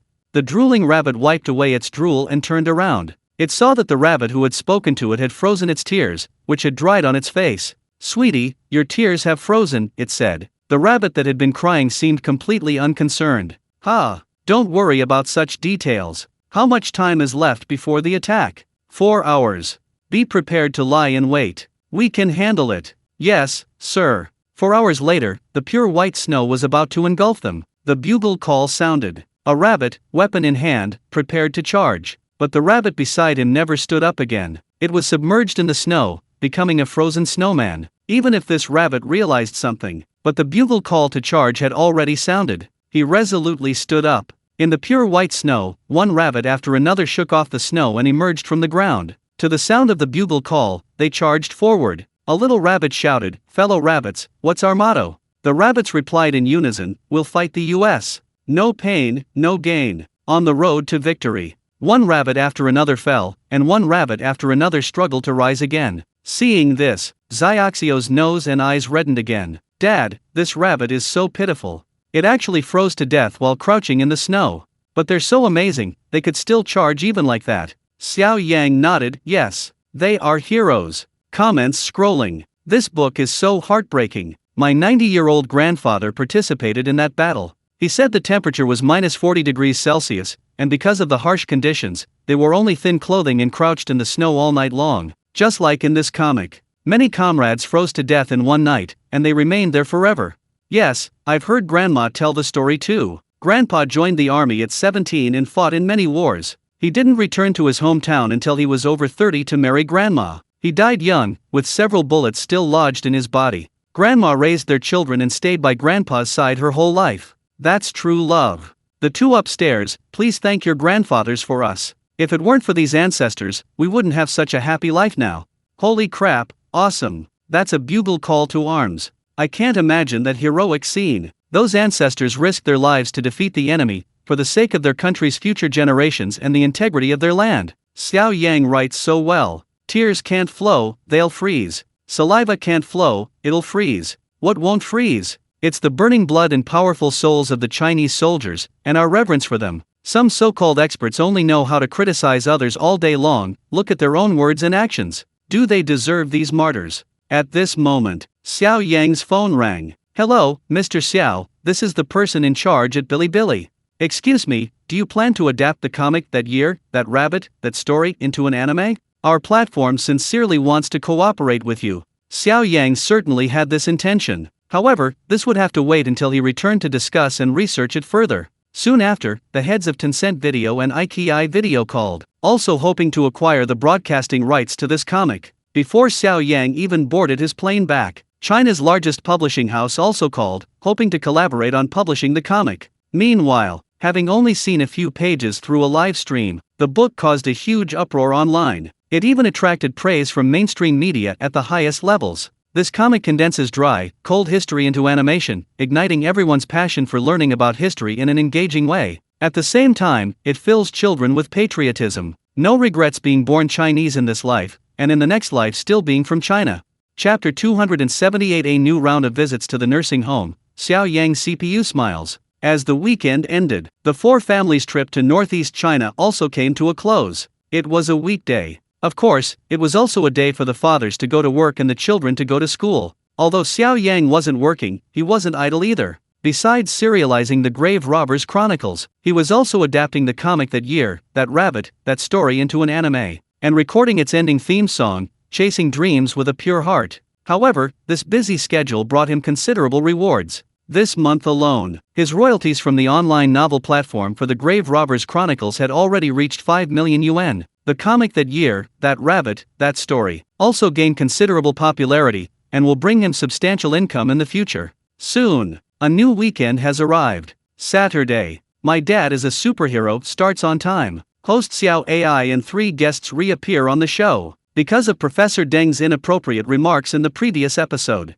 to avoid potential risks, Director Wang temporarily refrained from featuring Professor Deng this time. On camera, Xiao AI, wearing a beautiful long dress, waves to the camera and smiles. Hello everyone, happy weekend. We meet again. Then the camera pans across the 3 guests one by one. She gives a brief opening. As more and more people enter the live broadcast room, Xiao AI continues. Last time, our 4 families went to northeast China. We saw St. Sophia Cathedral, Central Street, and the Siberian Tiger Park. We experienced a northeast-style bathhouse. Learn about the history of wild game in northeastern cuisine. We also watched the Northeast 731-unit crime evidence exhibition hall with heavy hearts. Xiao Yang and Xiao Xiao have also become northeastern tourism and cultural ambassadors.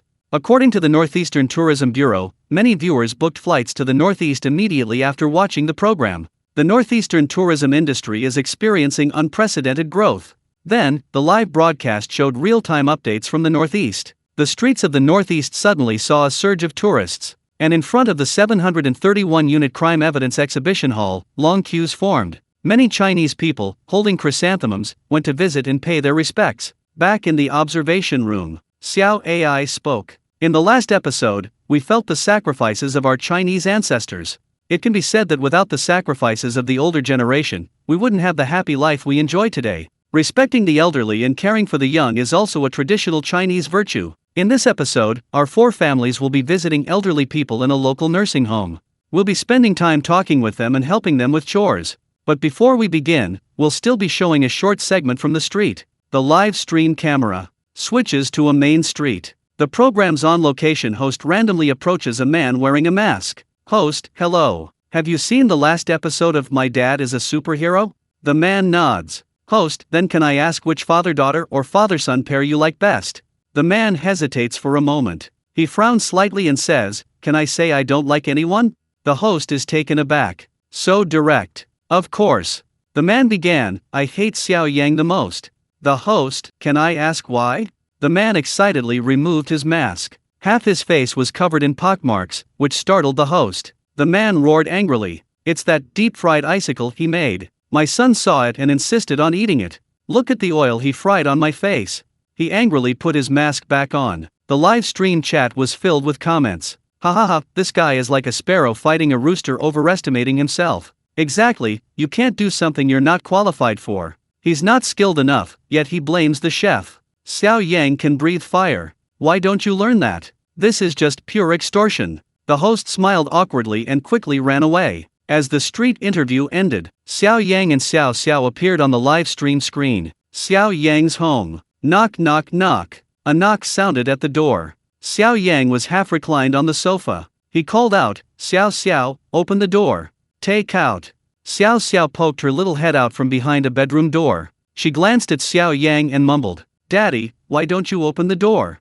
You're sitting so close to the front door. Xiao Yang said lazily, but my sweet daughter brought the takeout, it makes me feel so happy, it tastes the best to me, Daddy needs you. Xiao Xiao was speechless. She hurriedly ran out of the bedroom, opened the door, and took the takeout. She placed it in front of Xiao Yang. Here, Daddy. Xiao Yang opened the takeout, but he held the chopsticks and didn't touch them. Xiao Xiao, Dad, hurry up and eat. The crew will be here to pick us up to go to the nursing home soon. Xiao Yang frowned, chopsticks in hand, rummaging through the noodles in the takeout box. He muttered angrily, damn it, 30 yuan for beef noodles and only one slice of beef. Damn it, this restaurant is ripping us off. He then dialed the restaurant's number. What? 1 yuan compensation? Are you trying to fob me off? Xiao Yang roared and then hung up. He stared at the noodles for half a minute. Then he said to Xiao Xiao, Xiao Xiao, there's some braised beef Grandma bought in the fridge yesterday. Get it for Daddy.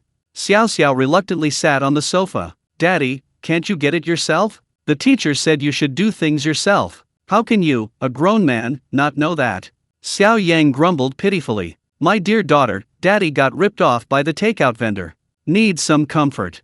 Xiao Xiao stood up and sighed. I just can't do anything with you. The comments scrolled. Haha, the takeout you got tasted the best. Need some comfort. Learn something. Xiao Yang is a top-tier CPU. Xiao Yang is so lazy. He doesn't do anything himself and makes Xiao Xiao do things for him every day. Being his child must be tough. Upstairs, what do you know? This is called encouragement-based education. If my parents had praised me like this when I was a kid, I would have kept going. Unfortunately, my parents only said I couldn't do this or that well, and I was completely discouraged. It's only 35 yuan for beef noodles, and this is just one thin slice of beef? Isn't Xiao Yang angry at all? So calm, and he even wanted to add more ingredients himself. If it were me, I'd give him a bad review. Xiao Yang just let it go like that? Is he even a man? What do you know? Xiao Yang just didn't want to make things difficult for those small businesses. Xiao Yang is too kind. Just when everyone thought Xiao Yang was going to let it go, Xiao Yang was taking the beef from Xiao Xiao's hand. He used chopsticks to put the 7 or 8 thick slices of beef into the takeout beef noodles.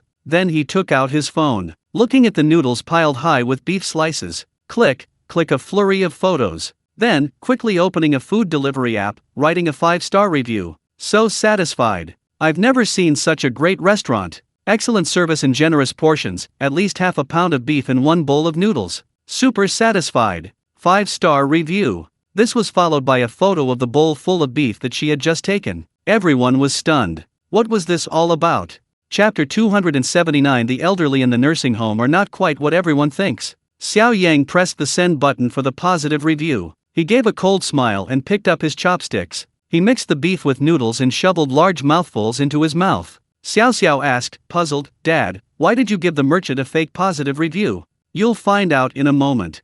The viewers in the live stream were also momentarily confused by Xiao Yang's trick. Less than 2 minutes later, Xiao Yang's phone rang. It was a call from the food delivery merchant. Compared to his arrogant attitude just now, this time, the other party's attitude was extremely humble. Excuse me, could you please delete your positive review? I'll refund your 35 yuan for the beef noodles. Xiao Yang replied, didn't you just say on the phone you'd only refund 1 yuan and didn't care about the review? Delete the positive review. I've only ever encountered businesses asking me to delete negative reviews, never positive ones. Your boss is really strange. Let me tell you, I'm not deleting it, don't call me again. After saying that, Xiao Yang made a few sarcastic remarks and hung up. No matter how many times the phone rang, he didn't answer it again. At this point, some viewers had already realized what was going on and exclaimed how brilliant it was. The comments section was filled with, "Holy crap! I get it, Xiao Yang's thinking is brilliant. Post a picture of a bowl of beef noodles with so much beef in it, and write a 5-star review. Everyone will use Xiao Yang's photo as a reference. If there's even a little less beef, they'll be unhappy and question the merchant, and most likely leave a few bad reviews. Ha ha ha. 6. Upstairs, it's not just about bad reviews. Everyone sees this photo and thinks the merchant is honest, so they'll all buy from him, naturally increasing orders. The merchant will either have to swallow their anger and give a lot of beef in every order, suffering a loss, or wait for the flood of bad reviews. Holy crap, Xiao Yang is escalating the conflict. Isn't this too harsh? Since the merchant has agreed to a refund, let's be forgiving. Set a good example for the kids. Stop with the moral blackmail. When Xiao Yang first called, didn't the merchant not care about reviews? Now they're panicking. Too late. Xiao Yang is like a goat farting in a sheep's mouth, both flamboyant and sophisticated. I've learned something. The audience is discussing this. Xiao Yang had already explained to Xiao Xiao why he did what he did. Xiao Xiao was stunned for a moment. Daddy, you have so many tricks up your sleeve. The little girl S2CAO, a Chinese internet slang term for sarcastic or sarcastic remarks, made everyone laugh. Ha ha ha, I think Xiao Yang has been smart since he was little. After finishing their beef noodles, the production crew and the cameraman arrived. They took Xiao Xiao and Xiao Yang to the nursing home. An hour later, the vehicle stopped in front of a large iron gate. A large sign hung beside the gate. Shanghai Red Sun Nursing Home. Xiao Yang and Xiao Xiao got out of the car and didn't wait long. The other 3 groups of fathers and daughters, or sons, arrived one after another. Except for Xiao Yang, the other 3 fathers were carrying large bags and small bags of food, drinks, and supplies. They were fully prepared. Xiao Yang took one look. Holy crap! A backstabbing. Dingley looked at the dumbfounded Xiao Yang and chuckled. When visiting the elderly, it's not appropriate to come empty-handed. We still need to be polite. Just then, the large iron gate of the nursing home opened. The host, A Heng, walked out. Good morning, dads and kids, we meet again. Today's task is a charity event that the program team is collaborating with the Shanghai government on. In a little while, we'll have the nursing home staff lead us on a tour of the facility, and then we'll meet the elderly residents. Your main task today is to talk to the elderly residents and do what you can. Or you could perform some shows for them. A Heng's eyes turned to Xiao Yang. Or you could cook a meal. A Heng's eyes returned to Xiao Yang. But you can choose freely. As he spoke, the nursing home staff rushed in from inside. Everyone, you're from the My Dad is a Superhero program team, right? I'm sorry I'm late, I've kept you waiting. Please follow me. Led by the staff, the group visited a nursing home. This nursing home was only considered upper middle class in Shanghai. It consisted of 3 3-story buildings. In the center was a playground. The playground had some exercise equipment. It looked like a school. Although the nursing home wasn't large, it was fully equipped. There was a dining hall, calligraphy and painting rooms, singing and instrumental music rooms, a reading room, an audiovisual room, an entertainment room, a medical room. The elderly people were in small groups, either chatting and laughing together, or they were quietly reading books and newspapers alone. In conventional thinking, these elderly people were either childless and lonely, or their children were unfilial, which was why they were sent to a nursing home. However, after the program crew's interviews, they discovered that this wasn't entirely the case. One of the old men said, I came here for the lively atmosphere. Look how many old friends are here. Playing chess and chatting with these old folks every day makes the day fly by. It's so enjoyable. Unlike before, when my son and daughter-in-law were at work, my grandson was in school, and the neighbors were mostly young people who were busy too. Besides watching TV, I had nothing to do. I barely spoke more than 10 words to anyone a day. Another woman chimed in. My husband and I came here together. We're not originally from Shanghai, but after our son settled here, he was worried about us and insisted on bringing us here.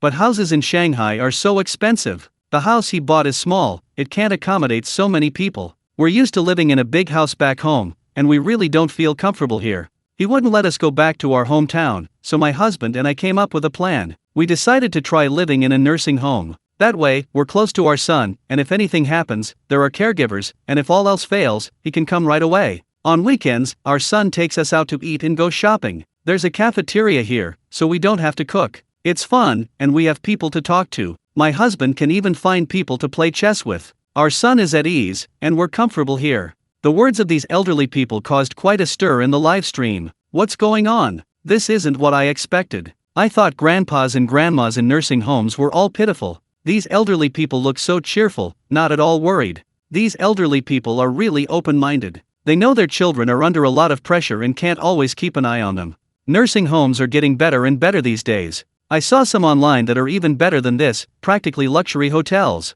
They even have beauty salons, buffets, and butlers to take care of them. It makes me want to live there even though I'm still young. Come on, I think this is just a show put on by the TV program and the nursing home. No outsider can take care of you as attentively as your own children. Young people, take note, if you don't get married and have children now, you'll only be able to come to a nursing home when you're old. Chapter 280 Grandpa, don't you have diabetes? I have insulin. Amidst the discussions of the live stream viewers, the production team had finished their tour of the nursing home. Next, the 4 groups of fathers and children could split up. Each person would act as a temporary volunteer. Neither the production team nor the nursing home had any strict requirements regarding what the guests needed to do. Everyone was free to do whatever they wanted, as long as they could make the elderly happy. Li Yang, holding Xiao Yang's hand, unconsciously walked into the calligraphy and painting room. The door was open. Several elderly men were practicing calligraphy. Li Yang led Xiao inside. He introduced himself to the elderly men. Then, glancing at the calligraphy on the desk, his eyes immediately lit up. He hadn't expected this small nursing home to harbor such hidden talents. The calligraphy was vigorous and powerful, like a soaring dragon. Truly remarkable. Li Yang's own handwriting wasn't outstanding, but he could still tell if a piece of writing was good or bad. He had many wealthy clients, who were also avid connoisseurs of fine culture.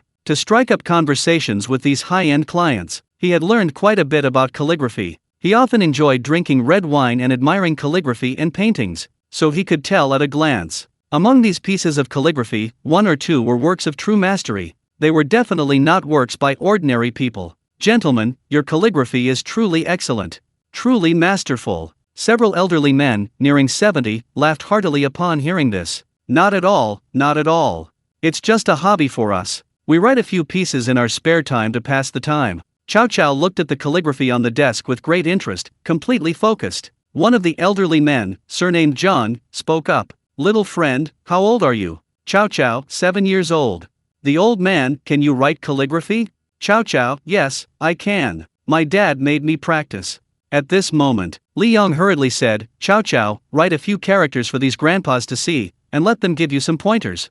Such a good opportunity to learn. How could Li Yang pass it up? He could keep the elderly company and learn calligraphy at the same time, a win-win situation. Grandpa, can you give me some pointers? Xiao asked Grandpa Zhang. Grandpa Zhang, seeing the eager child, naturally said no problem. He pointed to a table and chair. Go right over there. That's my spot. There's paper and ink, use it as you like. Thank you, Grandpa. The other grandpas nearby chuckled. Child, write carefully. This grandpa is amazing. He used to be the president of our Shanghai Calligraphy Association. His calligraphy is exceptionally good. But he's very strict. If you write crookedly later, be careful he doesn't scold you. Li Yang was secretly delighted. Sure enough, he hadn't misread it, and quickly spoke up. Xiao, do your best. In this situation, Xiao became even more serious, not daring to make the slightest mistake. Sitting on the stool, his back was ramrod straight. His small hands held the brush, dipped it in ink, and wrote carefully, stroke by stroke, on the snow-white rice paper. 1 minute later, flowing like clouds in water, the words appeared on the paper. Although the characters were still somewhat immature, it was already quite good for a 7-year-old. At least the handwriting was very neat, neither crooked nor slanted, and even had a slight flourish. Grandpa John glanced at it, stroking his white beard and smiling.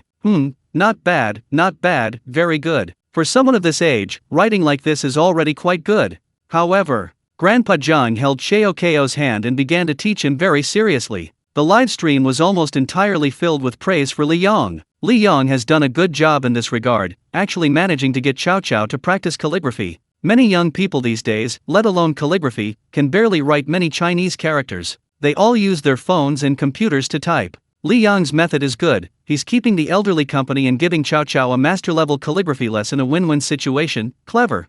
Then, the live stream switched scenes. Dai Chuan and Niu were in the activity room. Niu was wearing a pink and grass-green tulle dress today. Her hair was styled in 2 buns, tied with grass-green headbands. She looked like a little girl who had stepped out of an ancient painting. Her chubby, rosy cheeks were incredibly cute. She was standing in the middle of the house. To the accompaniment of music, she danced and sang. A number of elderly people sat around her, naturally fond of such an adorable child. They clapped their hands and kept the rhythm. A scene of familial joy and harmony. The camera panned. Xiao Xiao and Yang Yang were chatting with several grandparents around a table. On the table were fruits that Dingley had brought. Yang Yang pointed to the grapes on the table and said, "My dad and I bought these." An elderly woman said, "Yes, thank you and Dad, these grapes are very sweet." She then picked up a grape and held it out to an old man sitting next to her. "Oldly, have some." "Ha, no, I have diabetes, I can't eat fruit." "A little bit won't hurt. Why don't you eat a few, then take your medicine right away, and your blood sugar will go down." Audience, so casual? The diabetic old man waved his hand and turned his head away. That won't do. Health is the most important thing." Everyone nodded, thinking to themselves, the elderly are more self-disciplined. The comments scrolled. Although some elderly people have diabetes and can't eat fruit, it's good that Dingley, Dai Chuan, and Li Yong brought something. Unlike Xiao Yang, who came to visit the elderly empty-handed. How many Gen Z kids these days respect the elderly? If an elder says something, they immediately retort, and loudly at that. Last time on the bus, he even argued with a 60-year-old man. At this moment, Xiao Xiao picked a grape and was about to put it in her mouth. Yang Yang, sitting beside her, objected. "You can't eat it. This is what Dad and I bought for Grandpa and Grandma. You and your dad didn't bring anything." The implication was, they didn't bring anything and were just trying to freeload. Dingley was stunned. Damn it. What's going on? He's really going all out. He slapped Yan Jiang's arm, frowning as he said, "What nonsense are you talking about?" He then turned to Xiao Yang with an awkward smile. "Sorry, just a kid, don't listen to his nonsense." Xiao Yang smiled, completely unconcerned. Xiao Xiao, however, felt extremely embarrassed. She glanced at Xiao Yang beside her. He looked at her with an expression that said, "It's all your fault." Then, she shouted loudly, "Who said I didn't bring any? I brought some." Xiao Xiao took out a bottle of cola and several bags of potato chips from her backpack. "Grandpa, Grandma, this is food that Dad and I brought for you." The audience laughed. This was the first time they'd seen Xiao Xiao so desperate that she'd even taken out her snacks. A member of the production crew reminded her, "Xiao Xiao, Grandpa and Grandma can't eat these snacks, you should put them away." Xiao Xiao was about to ask why. The grandfather who had diabetes immediately grabbed the cola from the table and put it beside him. He said happily, "Oh, my good boy, I finally have a Coke. Ever since my grandson went to college, no one's bought me Coke. I've been craving it." The production crew, "Grandpa, aren't you diabetic? You can't drink that." The old man pulled a small refrigerator out of his fanny pack. "But I have insulin." Chapter 281. The old man's wish, to grow younger with age and find a few beautiful women to play mahjong with. The program crew noticed that Grandpa Lee was holding a can of Coca-Cola. They were shocked. Then, Grandpa Lee took out a pack of cigarettes from his bag and pulled one out. He muttered to himself, "Want to be healthy and live a long life? Smoke, drink alcohol, and drink Coca-Cola." He then quickly walked away from the activity room. The man was left looking completely stunned. Dingley was utterly bewildered. This old man looks almost 90, doesn't he? Is it really okay for him to smoke and drink cola like that? Should we call the nursing home staff to stop him? Not only was Dingley bewildered, even Xiao Yang was a little worried. After all, it was Xiao Xiao who brought out that can of cola. If she drank that, wouldn't her blood sugar skyrocket? If something went wrong, not to mention the old woman's family would come looking for her. Xiao Yang and Xiao Xiao themselves would be consumed by guilt. Grandma Wang, sitting at the table, waved her hand. Her face, etched with wrinkles, was full of kindness as she smiled and said, Don't worry, Oldly is very frugal, he'll only drink a tiny sip at most. At our age, most of us have some health issues and have to watch our diet. Life would be so boring if we couldn't eat anything. Besides, we're all in our 70s and 80s, we won't live much longer. Being able to eat what we want is a blessing. Oldly doesn't usually drink alcohol, he just likes Coke. His grandson used to come often and would secretly bring him a bottle, which he would drink a little every day. Now his grandson is in college and only comes once or twice a year, so no one brings him Coke anymore. He's so greedy. Grandma Wang smiled as she spoke. Thank you, little girl. Grandma likes the potato chips you brought too. She opened the bag of chips, picked up a chip, and popped it into her mouth. Xiao Yang had lived 2 lives, having already died once. He understood Grandma Wang's words. If you can't eat this or that while you're alive, living merely to live, how regrettable it would be when you die. However, the production crew was still a little worried and asked again, Grandma Wang, are you sure it's okay for you to eat these? Cola and potato chips are foods that young people eat. Considered by some experts as junk food, elderly people not only have underlying health conditions, but most also suffer from gastrointestinal problems. What if they accidentally get sick? Wouldn't that be adding trouble for the elderly and the nursing home? Grandma Wang took out her 2 dentures from her bag and put them in her mouth. I knew something was missing. Turns out I forgot to wear this. Grandma Wang looked at the staff member who had just shown concern. Is something wrong? What could be wrong? Don't worry, I've lived to be over 90. Those doctors who told me I couldn't eat this or that, they're all dead. Grandma Wang had a proud little expression, like a child. Everyone present was stunned. Are all the elderly people here this hardcore? The viewers in the live stream were also laughing hysterically. 66,666, Grandma's awesome. She outlived all the doctors who tried to persuade her. I have to say, some people's constitutions are different. Take my grandfather, for example. He was poor when he was young and often went hungry. Now he's in his 70s or 80s, and he likes to smoke, drink, and eat fatty meat, but he's always healthier than me at his checkups. But Grandma Wang has a point. For these elderly people, the length of life isn't important anymore, happiness is the most important thing. Isn't that what they show on TV? When doctors encounter incurable cancer patients, they say, eat whatever you want, do whatever you want, right now. It should be the same principle. These elderly people are really proud and stubborn. You can't reason with them, and you can't persuade them. The elderly are like children. They can be quite willful, just like kids. Grandma Wang's words left some of the younger people present somewhat speechless. But looking at Grandma Wang and Grandpa Li, they seemed quite healthy. Eating a little less snacking shouldn't be a problem, so let them be. It's rare for them to be happy. Mainly, they can't be persuaded. Backstage at the program, Director Wang watched as Xiao Yang slumped idly on the sofa. He thought to himself, this won't do. Sitting like this, the show won't be interesting. He immediately pulled out his phone and directed the staff on set. The staff, receiving Director Wang's instructions, sprang into action. Their eyes fell on an elderly gentleman sitting next to Grandma Wang. He looked to be well into his 80s. A staff member spoke up. Grandpa, is there anything you wish for that our crew of dads can help you fulfill? You can tell us.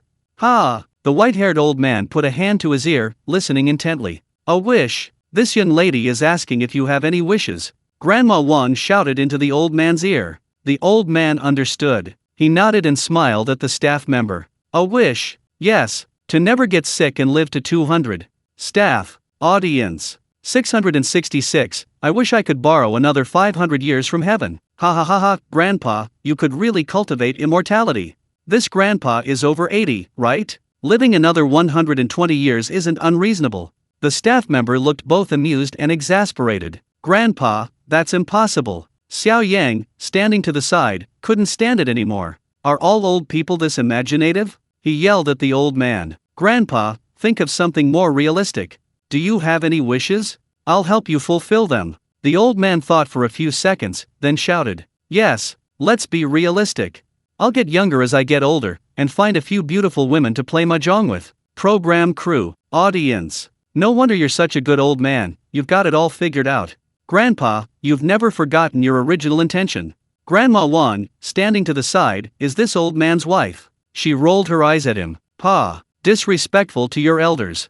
My wish is his wish, which will never be fulfilled. Audience. 666, counterspell. They're a perfect couple.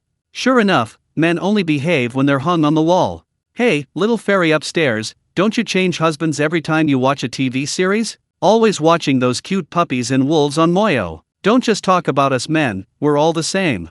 Xiao Yang silently rolled his eyes. He thought to himself that he never received that kind of treatment. This old man was really thinking too highly of himself. However, he had already grasped the key point of that sentence. Playing mahjong. He knew how to play. Xiao Yang said, Grandpa, if you want to play mahjong, I can play with you. Upon hearing mahjong, Grandma Wang's eyes lit up. Young man, you know how to play mahjong? Yes. Do you know how to play Sichuan, Chongqing, or Chengdu mahjong? A little. Back in college, one of his roommates was from Chengdu and taught him. Great. Grandma Wang clapped her hands excitedly. Oh dear. Ever since old Wang from the nursing home passed away, we've been short one player for our mahjong game. It's been over a year since we last played. Okay.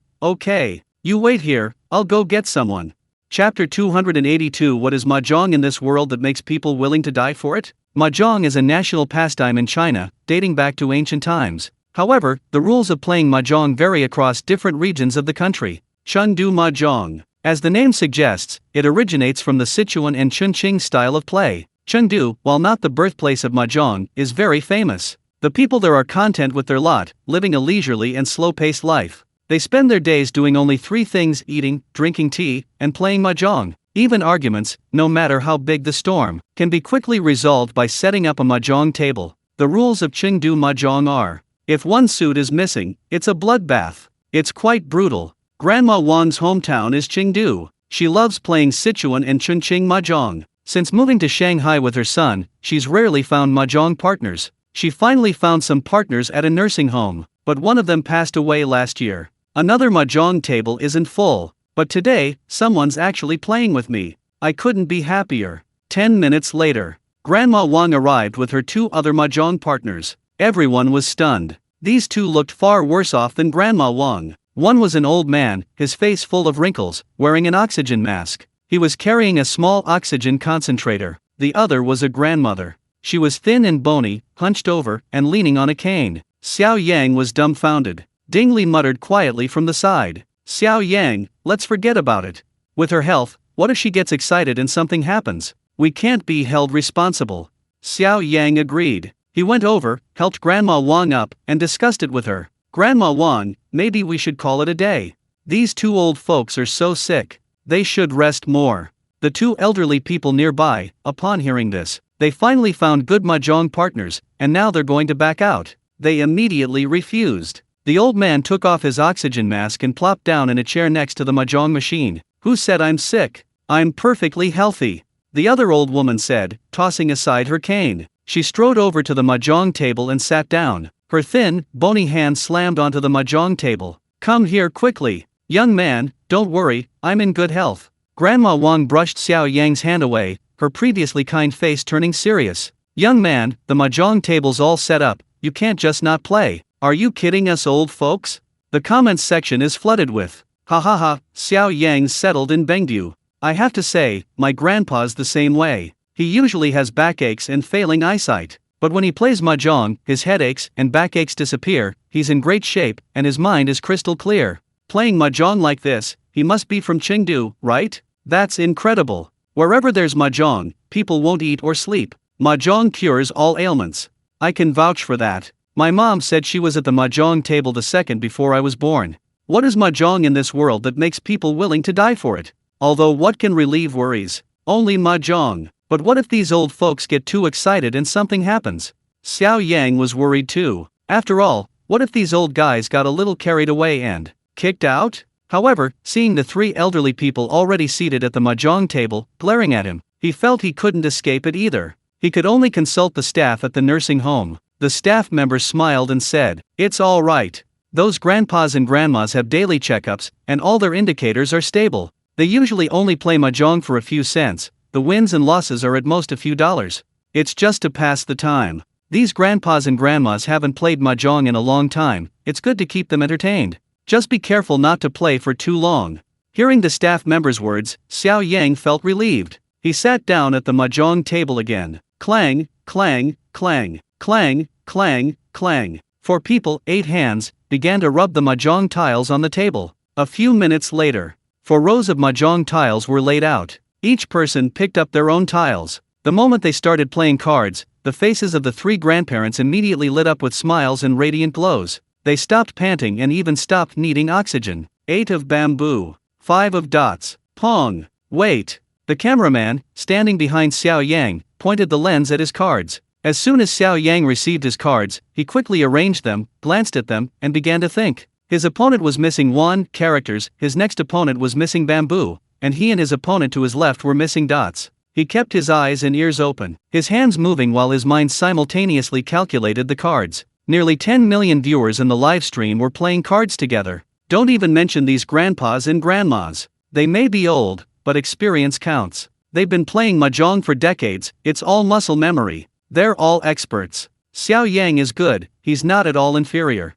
Holy crap, Xiao Yang is actually going for a pure hand. Amazing. Is he playing for high stakes? Hey upstairs, what's the fun in a small hand? If you're going to play, play big. Xiao Yang has a great memory and is good at math. When playing mahjong, he naturally starts memorizing and calculating the cards. 10 minutes later, Xiao Yang's opponent's grandfather played a card, 2 of a kind. Xiao Yang, wait a minute. Pong. Pure hand. The old man. He snorted coldly. He glared at Xiao Yang. Grandma Wang next to him was also locked inside. He pouted, looking displeased, and said, "Heh, young man. Your skills are all right." Xiao Yang grinned cheekily. So. The grandpas and grandmas were letting me off easy. He settled the bill. The grandpa opposite Xiao Yang put his oxygen mask back on. His eyes widened. "Humph. You underestimated me, little guy. Let me use some oxygen, clear my head, and I'll definitely beat you." Everyone was amused by the old man's behavior,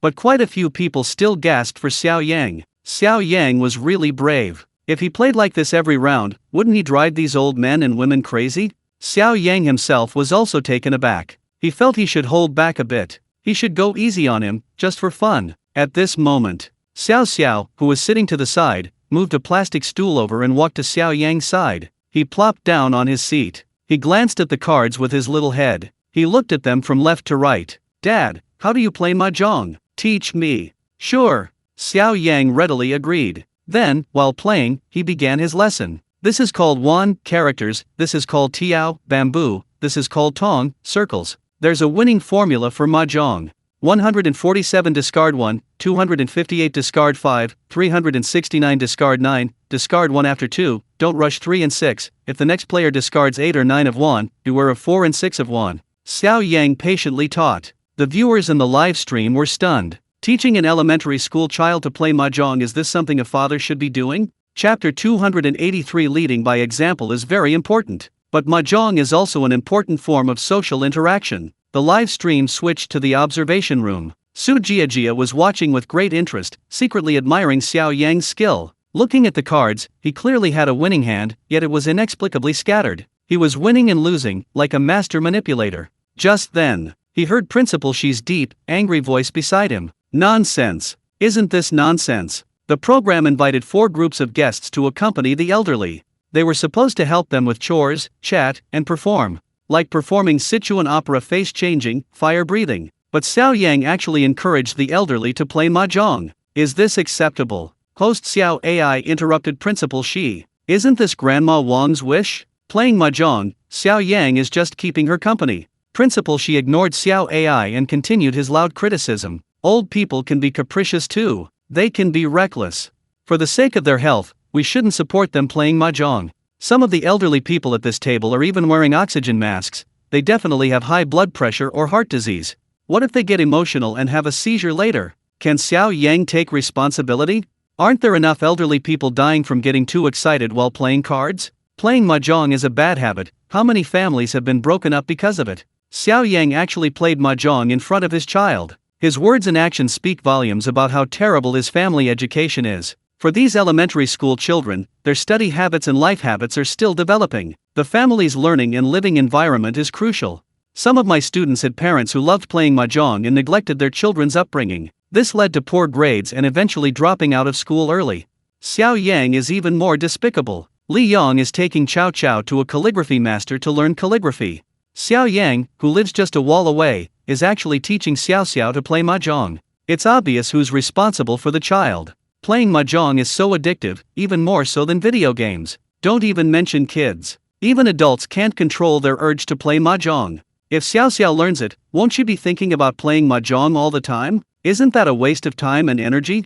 Principal Shi's words resonated with many in the audience. Principal Shi is right. Leading by example is very important. I have a colleague who graduated from Kyoto University. Both he and his wife are top students. They don't even have a TV at home, just books everywhere. After work, they read with their child, creating a great learning environment. Their child is also a top student now. I'm a victim of mahjong. My mom loves playing mahjong. She neglected me from a young age. I spent my childhood in mahjong parlors, even doing my homework there. It was noisy and chaotic, and many people smoked while playing. I always smelled of smoke. It was disgusting. I hate mahjong players now. I once saw a news report about a mother who locked her child in the house to play mahjong. Later, the building caught fire, and the child died. Mahjong is truly harmful. These mahjong players don't learn their lesson. Su Jiajia listened to Principal Shi's words and pouted. Her beautiful almond-shaped eyes glanced upwards, her face full of dissatisfaction. This time, she wasn't speaking up for Xiao Yang. It was because she genuinely loved playing mahjong. In the industry, everyone knew she loved playing mahjong. Xiao Ai, seeing Su Jiajia's expression, almost burst out laughing on stage. Principal, she had just finished speaking. Xiao Ai asked, "Sister Jiajia, I heard from friends in the industry that you really like playing mahjong, is that true?" Su Jiajia adjusted her expression. "Of course. You can say my acting is bad, but you can't say my mahjong skills are bad." Then, she turned to Principal Shi and smiled slightly. "Have you ever played mahjong?" Principal Shi snorted. "Of course not. As an educational scholar, how can you play mahjong, such a low-level pastime?" Su Jiajia thought to herself, annoyed. Principal Shi, mahjong isn't some low-class pastime, it's a national treasure. You've never played mahjong, so you have no right to speak. Mahjong isn't as terrible as you think. Even famous people play cards. I remember who she wrote about it in his diary. July 13th, played cards. July 14th, played cards. July 15th, played cards. July 16th, who she, oh who she? How could you be so depraved? Have you forgotten your study plan? Confucius said, I examine myself 3 times a day. This can't go on. July 17th, played cards. What's terrible isn't mahjong, but people's lack of self-control. Su Jiajia recited Hu Shi's words, causing the rest of the people in the observation room to burst into laughter. Only Principal Shi's face flushed red and then turned pale. If people who play mahjong are considered to have low-class tastes, but Hu Shi wasn't one of those people. Principal Shi's eyes widened, extremely displeased. She immediately picked up the water on the table and drank it to calm herself. Wei Cheng, who hadn't spoken for a long time, chimed in. Jiajia's right. What's scary isn't mahjong, but the lack of self-control. So many people play mahjong, but not everyone gambles and breaks up families. On the contrary, mahjong is a great way to build relationships and make friends. Many adult social interactions often begin at the mahjong table. If you don't know how to play mahjong, you miss out on many opportunities to connect with others. Even during holidays, playing mahjong as a family is a joyful experience. Su Jiajia and Wei Cheng's words resonated with most of the viewers in the live stream, who nodded in agreement. Wei Cheng really hit the nail on the head. After starting work, I realized that many things aren't as simple as just studying hard. Socializing and networking take up a huge part of it. I didn't know how to play mahjong before, which hindered many business dealings. Learning to play mahjong at my age, often it's not something I want to do, but rather to keep my superiors and clients company. Even Hu Shi played mahjong, so why can't an ordinary person like me? Drinking parties, dinner tables, office desks, none of them compare to my mahjong table. If you don't play mahjong, you won't have many friends. What's wrong with playing mahjong? What's wrong with loving my national culture? Does Principal Shi even know that playing mahjong can help prevent Alzheimer's disease? I support my mom playing mahjong, as long as she doesn't overdo it. Chapter 284, Learning the Spirit of Mahjong, Creating a Brilliant Life. The activity room of the nursing home. Ding Li stood behind Xiao Yang, watching for a couple of minutes, but didn't understand and found it uninteresting. Xiao Xiao, sitting next to Xiao Yang, was completely absorbed in learning. Ding Li felt it wasn't good for such a young child to be studying mahjong. He kindly reminded her, Xiao Yang, Xiao Xiao is still young, she should be studying. What if she learns to play mahjong and becomes distracted? Xiao Xiao, hearing this, thought Ding Li was being nosy. She pouted and shouted at Ding Li, Uncle, I won't become distracted. Don't worry. Xiao Yang said nonchalantly. Brother Ding, don't worry, my Xiao Xiao has very strong self-control. Besides, mahjong is a precious treasure of China, a national treasure. Once she learns it, she can play with her grandma at home during holidays. Hey, exactly. Grandma Wan, standing nearby, said while drawing her mahjong tiles. In Sichuan and Chongqing, kids learn to play mahjong from a young age. During holidays, if someone's short-handed, the kids play. My grandson and granddaughter used to play mahjong with me every year during the new year. It didn't stop them from getting into university.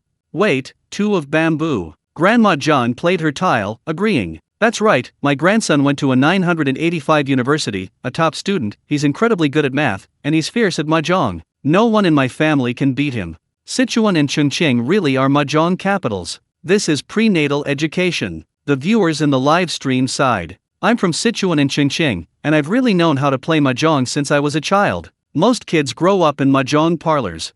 Actually, playing mahjong in moderation, without letting it become a chore, can be very beneficial. It can improve calculation skills and introduce you to basic theories like operations research, logic, and probability theory. Ding Li was speechless. Oh well, what business is it of his if it's someone else's child? He just needs to manage his own child. Yang's self-control is terrible. Yang, let's go. Let's go explore other places. Just then, Pong. Grandma Jiang's hand trembled as she took back the tile Xiao Yang had just discarded. Oh dear, young man, I won. Ha ha ha ha. Grandma Jiang laughed heartily, like a happy child. The wrinkles on her face smoothed out, like a blooming flower. Thump. Grandma Jiang laid the tile down, showing it. A small win. The rule of Chang Mahjong is blood battle to the end. That means whoever wins is finished, and the remaining players continue. It continues until only 2 players remain to determine the winner. Grandma Jiang was the first to win this round. She happily placed her wrist under the card table. Then she peeked out, turning to look at the cards in front of Xiao Yang, muttering, "Hey, young man. Are you letting me win?" Grandma Jiang was right. Xiao Yang was indeed letting the elderly folks win. Playing cards with the elderly was mainly about making them happy. However, Xiao Yang didn't admit it. How could that be, Grandma Jiang? It's because I'm not as skilled. You're all experts, how could I possibly beat you? Hearing Xiao Yang say this, the old man sitting opposite him said with a smug expression, "This young man is right. I've been playing cards for decades, and my skills are definitely not ordinary. When I was young, people for miles around didn't dare play at the same table as me. But I say, card skills are secondary, card etiquette is the most important. I hate playing cards with people who have bad card etiquette." "What is card etiquette?" Xiao asked from the side. Xiao Yang, card etiquette is the character you display while playing cards. When playing cards, you might win, but you might also lose. But regardless of winning or losing, you should learn to accept it. You can't get angry and throw a tantrum just because you lost. That's poor sportsmanship. If you can afford to win, you must also be able to afford to lose. The old man nodded. Exactly, nobody wants to play with someone who can't accept defeat. Xiao Yang continued. Playing cards is either winning or losing. If you lose a hand, you can learn from the experience, but you can't waste time regretting it. You can always start over. Always focus on the present. Xiao listened, nodded, and whispered, "What if the cards you get are terrible?" Xiao Yang, if you get a terrible hand, then try your best to play it well. Set a clear goal. When you get a hand, you should plan how to win. Even with a bad hand, you should think about how to create a glimmer of hope, a tiny chance of winning. If you get a bad hand and don't plan, don't try, don't fight with all your might, and just wallow in self-pity, complaining and wasting your time and energy on lamenting, that's wrong. Xiao listened attentively to her father's words, her little mind working hard. Grandma Wang, sitting at the same table, smiled and said, "Young man, I didn't realize you were so good at educating children at such a young age. Little friend, your father is right. Sometimes, life is like a hand of cards, with good and bad. Let me tell you a story from my past. In my village, there was a child. This child's life was unfortunate from birth. His mother is disabled, his father has a mental illness, and his grandparents are the only ones farming. They were practically destitute, barely able to afford food. From a young age, he had to take care of the whole family, shouldering the heavy burden.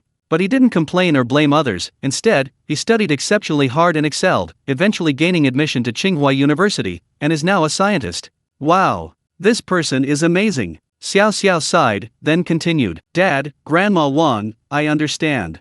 Even if I encounter setbacks in the future, I won't give up easily." As she spoke, Xiao Yang drew his tile. Self-draw. Ha ha ha. Humph. The old man was the only one left at the table. He angrily pushed the cards forward. Xiao Yang, what happened to good sportsmanship? Grandma Wang shouted at the old man. "Old man, don't be so grumpy. You scared away the card partners I finally found. Now there's no one to play cards with." Upon hearing this, the old man immediately calmed down, muttered, calculate the money, I'll do it." Xiao volunteered. "This is 1 point, give this grandma 3 points. Comments scrolling. Wow, Xiao Yang is amazing. He can even glean so much life wisdom from playing mahjong. If I applied the spirit of mahjong to my work, I'd already be promoted, received a raise, and had a brilliant future. Upstairs, there's a spirit to mahjong. What spirit? 1. Always available, never procrastinating. 2. Unconcerned about the work environment, focused and dedicated. 3. No complaining, frequent self-reflection. 7. Never picky about the tools used at work. 8. Not bothered by the working hours. 66,666. I've learned something new." Xiao Yang, of course, had no idea that his simple mahjong game had sparked so much discussion among the viewers in the live stream. Ding! A voice sounded in his mind. "Congratulations, host, you have accumulated 200,000 audience emotional points. Congratulations, host, you have acquired god-level fishing skills. Emotional points reset to 0. Chapter 285. A 92-year-old man climbs over the gate to go fishing. He acquired godlike fishing skills. For Xiao Yang, a seasoned angler, the temptation was immense. He was itching to try it out immediately. The internet says there are many types of men, but after 35, there are only two: those who fish and those who don't. He just awakened his passion a little early. Fishing is a common phenomenon among young people these days. Once you graduate from university, you're burdened with all sorts of pressure. Cars, houses, money. If you're not married, you'll be pressured to get married. You're constantly treated like a beast of burden. Only when you're fishing can you truly belong to yourself. The water glistens, the hook is empty, the float snaps in, and you watch the seasons change with a smile. A fishing rod hangs in the river, quietly watching the line rise and fall. Let go of all emotions and burdens. Only anticipation and hope remain. After lunch. It's the elderly in the nursing home's afternoon nap time. These elderly people usually have regular schedules, going to bed early and waking up early. They also take a nap for an hour or two at noon. The nursing home director has prepared restrooms for the 4 families. Dingli with Yang Yang and Dai Chuan with Niu Niu have already gone back to their rooms to rest. Li Yong has taken Chao Chao back to the calligraphy and painting room to continue practicing calligraphy. Xiao Yang and Xiao Xiao are in the courtyard. They are also preparing to go back to their rooms to lie down. The nursing home is quiet at midday. The courtyard, corridors, and activity rooms are almost empty. Except for the birds chirping in the trees, there is no other sound. It is completely peaceful. Xiao Yang has eaten and drunk his fill. He secretly rejoices that today's task for the program crew is really easy. The morning has passed so easily. In the afternoon, he'll play mahjong with a few of the elderly people and relax. The day is over. Clang clang clang. A series of clanging sounds. Dad, what's that sound? Xiao Yang and Xiao Xiao both heard it at the same time. It seems to be coming from over there. Let's go see. Xiao Xiao pointed towards the courtyard gate. Then she took Xiao Yang's hand, wanting to walk towards the gate. I don't want to go, I want to take a nap. You're sleepy after eating and drinking your fill. Ah, Xiao Yang stretched. Come on, let's go see. What if some grandpa or grandma is in trouble and needs help? We came here to help the grandpas and grandmas. Come on.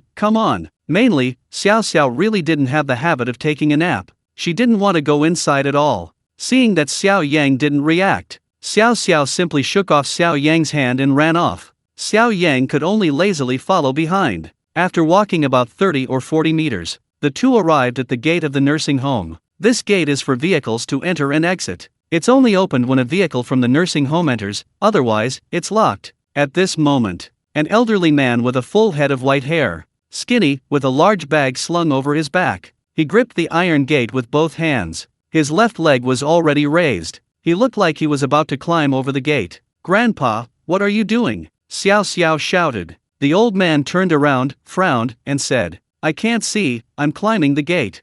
Xiao Xiao, Grandpa, come down. You're so old, climbing the gate is too dangerous. The old man gave a mysterious smile. The gate was nearly 3 meters high. It was made of vertical iron bars, with only a single iron pattern in the center. There was nowhere to step. The old man completely ignored Xiao Xiao and Xiao Yang. He turned around, his back to the two of them. He waved and said, bye-bye. Then, with one step to the left and one to the right, he took a mere 3 steps, and climbed to the top of the gate, bracing himself with his hands. With a quick flip of his left and right legs, he reached the other side of the gate. Holding onto the railing, he leaped down the large iron gate in a few swift movements. Xiao Xiao's eyes widened in astonishment. Xiao Yang was also stunned. No wonder people say the elderly are full of life, the middle-aged are filled with worry, and the young are listless. The old man's gate climbing speed was less than half a minute. Faster than his college roommate's wall climbing speed. 6,666. Xiao Xiao anxiously ran to the gate and called out to the old man outside. Grandpa, come back quickly. The staff at the nursing home said that elderly people shouldn't wander off. The old man looked up at Xiao Xiao, his face upturned. He chuckled and waved. Bye-bye. See you later. With that, he turned and walked away without looking back. What? He left. He left right under my nose. Daddy, what should we do? What if Grandpa gets lost? Let's ask the staff at the nursing home to bring him back. Xiao Xiao was very sensible. She could tell the old man who climbed over the wall was quite old. Like her, he couldn't go out alone. Watching the old man walk away, Xiaoxio's face turned red with anxiety. Slap. Xiao Yang slapped himself on the head. Why did he even come over? Sigh. She wasn't one to meddle. It was fortunate she hadn't seen the old man climb over the door. But now that she had, she couldn't ignore it. What if something happened to the old man outside? Even though she wouldn't be held responsible, her conscience would still bother her. Of course she had to help. But it was too late to notify the nursing home and then chase after the old man. The old man was old, but he was incredibly fast. Even more agile than a young person. They had to split up. She told Xiao to notify the nursing home. She would go after the old man herself. It's too late. Xiao, you go back first. Find the uncles and aunties at the nursing home and tell them a grandfather has run away without permission. I'll go after the grandfather first. Xiao nodded understandingly and agreed. Okay, Dad. But the gate is locked, how will you get out? You need a key. Before Xiao could finish speaking, Xiao Yang darted forward and leaped over the large iron gate. In the blink of an eye, he vaulted over with lightning speed. The two split up. A few minutes later, Xiao Yang jogged over and quickly spotted the back of the old man's head. He even heard the old man humming a little tune. We common folk are going to be happy today. We common folk are going to be happy today. We common folk are really, really happy today. He was practically dancing and singing. He was carrying a bucket of water, seemingly out of nowhere. He was walking happily down the street. Xiao Yang was behind the old man. He was just about to call out to him and pull him back to the nursing home. This old man looked to be in his 80s or 90s. It was truly worrying that he was all alone. Just then, Xiao Yang's phone rang. It was a call from a staff member at the nursing home. Through the staff member's description, Xiao Yang learned about the elderly man's situation. Chapter 286 Grandpa Bai misunderstands Xiao Yang and plans to stage an accident. This elderly gentleman, surnamed Bai, is actually 92 years old this year. He even fought in a war. He's currently in excellent health in all aspects. However, due to his age, he's become a little senile and might get lost if he goes out. He doesn't smoke or drink. Since the founding of New China, his life has become stable. He's added a new hobby, fishing. He's been fishing since he was young. In the past, his son would often take him fishing. A few years ago, his son was diagnosed with cancer, and since there wasn't enough family to care for him, he was sent to a nursing home. Although family members often visit him, since his son, who was over 70, passed away 2 years ago, no one has taken him fishing anymore. The nursing home staff can't go fishing with him either. In the past year or two, he's often become confused. Several times, he's tried to sneak over the wall to go fishing, but he's only reached the gate. He was spotted and stopped by the security guard in the monitoring room. The film crew was filming at the nursing home today, and the security guards were quite busy. Lacking manpower, they weren't paying attention to the main gate security cameras. This gave Grandpa Bai an opportunity to successfully climb over the wall and escape. If Xiao Yang hadn't discovered him, Grandpa Bai would likely have gotten lost. I'm sorry, Mr. Xiao Yang, for causing you trouble. Please bring Grandpa Bai back.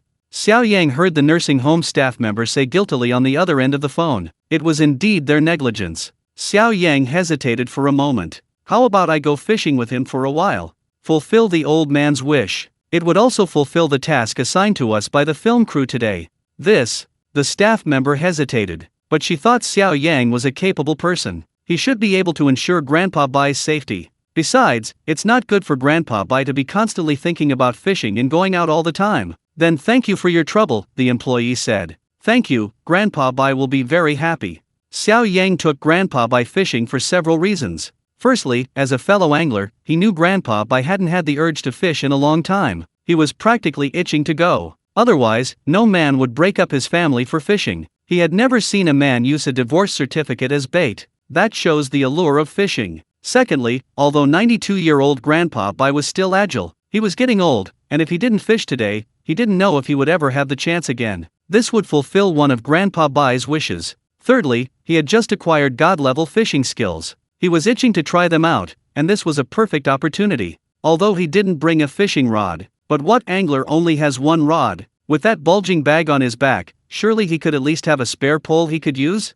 Xiao Yang took out the production crew's portable camera from the bag. After all, helping the elderly was secondary, the live broadcast was the main event. He set up the portable camera. Xiao Yang quickened his pace, caught up with the old man, and gently patted him on the shoulder. Grandpa Bai. The old man turned around and saw it was the young man who had watched him climb over the gate at the nursing home earlier. Why was this guy following him? Could it be that the nursing home sent someone to take him back? That won't do. The last few times he tried to climb over the door, he was stopped as soon as he got close. This time, he finally managed to climb over, and it took him so long. He can't let this kid ruin things. Old Bai's brows furrowed, his eyes blazing with anger. Despite his advanced age, his voice was still strong, no wonder he'd been on the battlefield. Kid, mind your own business. Xiao Yang had barely opened his mouth when, before he could explain, Old Bai suddenly sat down on the ground, glancing at Xiao Yang. Kid, let me tell you something. Don't even think about taking me back now, I'm going fishing. Xiao Yang had barely started to speak when Old Bai continued. If you take me back, I'll lie on the ground and try to extort you. Anyway, there are no security cameras here, you can't explain yourself. Xiao Yang, Grandpa Bai? Confused? This guy's senile. He's even resorting to staged accidents. Grandpa Bai had no idea that Xiao Yang was carrying a portable camera. The live stream signal had only just stabilized. The viewers were witnessing this scene. An old man with a full head of white hair sat on the ground, glaring angrily at Xiao Yang. The old man was flushed with anger. The chat was filled with comments. Holy crap, I haven't watched for a bit, what's going on? Xiao Yang hit an old man? Wait a minute, this doesn't look like a nursing home, it looks like a busy street. Why is Xiao Yang out alone? Where's Xiao Xiao? Xiao Yang was amused by Grandpa Bai's actions. This old man, he's really using trickery to fish for money. Director Wang, who was watching the live stream, was also stunned. He had just seen this too. He immediately called Xiao Yang to ask what was going on. Xiao Yang explained. The viewers in the live stream understood. Xiao Yang hung up the phone and reached out his hand to the old man who was still sitting on the ground, sulking. Grandpa Bai, get up. Let's go fishing. The staff at the nursing home said that if you want to go fishing, only I can go with you. Really? Upon hearing this, the old man's wrinkled face immediately smoothed out. As long as he could go fishing, Grandpa Bai took Xiao Yang's outstretched hand and used it to get up. Alright, kid, I'll let you fish with me. I'll take you to a great place nobody else knows about. Let's go, let's go. The comments scrolled. No wonder this old man was so unreasonable, even trying to scam me. Turns out he wanted to fish, I understand. Fishing? Xiao Yang is going to live stream fishing. This Air Force commander, he already lost face last time, one embarrassment isn't enough. A deserted place, why does that phrase sound so familiar? Of course, we fishermen are like NPCs in the world, randomly spawning anywhere. There's nowhere a fisherman can't go. Although it was the outskirts of the city. But there were still ride-hailing services. Xiao Yang hailed a ride-hailing car, and Grandpa Bai sat in the passenger seat giving directions to the driver. A dozen minutes later, they arrived at a small intersection. The two got out of the car. Grandpa Bai excitedly walked briskly along the bumpy road. Xiao Yang, passing through a thicket of trees. Suddenly, the view opened up. A wide lake appeared before them. The water was vast, its boundaries invisible. A gentle breeze stirred in the sunlight. Ripples danced, shimmering with golden light. Xiao Yang sighed in admiration. This is truly a wonderful place. Who knows how many treasures this lake holds? This is going to be a blast. Just then, Xiao Yang turned his head. Grandpa Bai had already found a fishing spot. He opened his fishing bag and took out his treasures. Fishing rod, rod holder, bait, binding agent. He busied himself with his tasks. Tying a knot at the rod tip. Tying a knot at the end of the fishing line. Connecting the rod tip and the end of the fishing line. In just a few minutes, the fishing rod was assembled. Don't let the old man's age fool you, his hand speed is no slower than a young man's. He prepared the bait. Everything was ready. Cast the line. Grandpa Bai cast the line in one smooth motion, watching the float sink into the water. Then he found a stone slab and sat down. He waited quietly. Chapter 287 Xiao Yang fishing with a child's fishing rod. Grandpa Bai gave it a strong jerk. The fishing line drew a beautiful arc in the air before falling into the water. Then Grandpa Bai set up his fishing rod, moved a clean rock from the side to use as a stool, and sat down. His eyes were fixed on the bobbing of the float in the water. His silver hair and beard gave him a somewhat otherworldly, sage-like air, like Zhang Taiwang fishing. Grandpa Bai was thin, but his spirits were remarkably high. This drew envious glances from the viewers in the live stream. Many sharp-eyed anglers were stunned by Grandpa Bai's equipment. Holy crap! Grandpa's amazing, Grandpa. That fishing rod is incredible, damn it, tisk tisk tisk, looks like Grandpa's a pro, don't underestimate him. Hey bro, is there anything special about that fishing rod? Is it expensive? Of course. This fishing rod is imported from one of the top 10 global imported fishing rod brands. It's carbon fiber, it must cost a lot, at least tens of thousands. More than tens of thousands. I recognize this fishing rod, it's 6 figures. What? What kind of fishing rod costs 6 figures? My husband told me his equipment is very cheap, a dozen or so fishing rods for less than 1,000 yuan in total. Wait, let me go look for it, everyone help me check. 6 figures. This isn't an old man, this is my grandfather, my own grandfather. Grandpa, grandson is here. This old man's entire set of equipment is incredible. The fish basket, fish bag, fishing net, all high-end stuff. Looks like this old man has a good retirement pension, 666. It's not just about retirement pension, this old man clearly lost his wife early and is financially independent. Unlike me, I've been collecting cardboard in the neighborhood for a month just to buy a fishing rod. Crying. Grandpa Bai usually saves almost all of his pension money, scrimping and saving, to buy fishing gear. Whenever a new item comes out, he asks the nursing home staff to buy it for him. Even if he doesn't fish, just looking at it and touching it gives him peace of mind. Xiao Yang glanced at Grandpa Bai's gear. He was also taken aback. Wow, that old man's something. That retirement pension is really high. However, his fishing skills are another story. He received a system reward of God-level fishing skills. He has a wealth of fishing knowledge in his head, he's definitely a fishing master. The old man's fishing spot is quite ordinary. In this kind of wild fishing, the location is crucial, and his baiting technique is a bit off. However, Xiao Yang doesn't plan to tell the old man. What if he gets too excited and makes the old man addicted? He might start coming over every day. That's too dangerous. Xiao Yang rubs his hands together. Grandpa, do you have any spare fishing rods? I'd like to cast a couple of times too. Grandpa Bai, you're such a young kid, you like fishing? Wait, let me look. He rummaged through his fish bag for a while. After a while, he pulled a rod out of the bag. But this rod stunned Xiao Yang. It was a light blue plastic fishing rod, only 30 centimeters long. It looked more like a toy than a fishing rod. Grandpa Bai held up the toy fishing rod and chuckled. Young man, I'm sorry, I don't have any other rods in my bag today, only this one. This is the toy fishing rod my great-grandson used to use. Want it? Xiao Yang. Seeing Xiao Yang hesitate, Grandpa Bai chuckled. A bright smile spread across his old face as he said, listen to me, true strength never complains about circumstances. We fought so hard in the past, but we still won. My great-grandson and great-granddaughter said something about how bad students have too many stationary items. Xiao Yang glanced at the rod worth hundreds of thousands of yuan beside Grandpa Bai, gave him a thumbs up and smiled. Grandpa, you're right. Bad students have too many stationary items. Alright, a toy rod it is, better than nothing. The comments section was filled with, ha ha ha, a toy fishing rod, that's what my son played with at the playground, right? This old man uses a fishing rod worth hundreds of thousands, telling everyone he never complains about the environment. Your grandpa is truly something else. Xiao Yang took the toy fishing rod from the old man. The rod had a small hook at the tip. 5 or 6 fluorescent floats. A reel was also attached to the handle. Xiao Yang used a stone to dig a few holes in the surrounding soil, and found several lively earthworms that hooked onto the hook. He found a good spot and gently cast the hook into the water. Keep it simple. Keep your tone simple. Omit the emotional build-up. You're not an actor. Don't create those scenarios.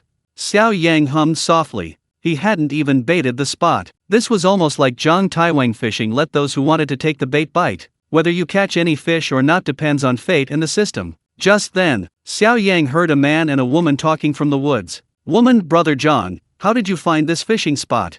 It's so secluded. The man chuckled. I got drunk a few days ago, got out of the car to pee, and accidentally discovered it. Go through this grove of trees, and there's a lake. I've brought you here before, how about it? Girl, your brother Zhang is pretty good to you, isn't he? You absolutely mustn't tell anyone about this great place, this will be our secret hideout from now on. He. Okay, brother Zhang. Not even half a minute later. Sure enough, a man and a woman emerged from the woods. The man was pot-bellied, in his 30s, and dressed head to toe in designer brands. The woman was also in her 30s, and even in jeans and a sun-protected jacket. Her figure was still clearly curvaceous. The man carried a large fishing bag on his back. The woman had just begun to speak. This scenery is truly beautiful, and the lake is so big, we're sure to have a great catch today. Before she finished, she turned her head. She saw Xiao Yang and Grandpa Bai not far away. Why are there people here? The woman looked more closely. A scream erupted. Aha! You're Xiao Yang, right? My God, I actually ran into you here. The woman jumped and shouted excitedly. She was practically clinging to Xiao Yang. Xiao Yang smiled, in response. The man accompanying the woman frowned. Any man who encountered a woman traveling with him who was interested in another man would probably be unhappy. He glanced at Xiao Yang. Then, looking at the toy fishing rod in Xiao Yang's hand, a slight smile appeared on his lips. Xiao Yang? What's Xiao Yang? The woman exclaimed excitedly, you don't know Xiao Yang? He's really popular lately. Haven't you seen the recent parent-child live-streaming variety show, My Dad is a Superhero? The man shook his head. No, I only watch fishing shows. If you're saying he's a great fisherman, maybe I know him. The man looked at Xiao Yang's hand. A brightly colored children's toy fishing rod. A mocking smile appeared on his lips. Oh, young man, are you a beginner? Why are you using a child's fishing rod? This fishing rod won't catch any fish. Xiao Yang was too lazy to argue with him, nor did he care to. Catching a fish later would be the biggest slap in the face for him. Seeing Xiao Yang's expressionless face, the man also felt he had made a fool of himself. He simply said to the woman accompanying him, "Come on, girl, let's find a place. I'll bait the spot for you heavily today. I guarantee you'll catch some fish, have a blast."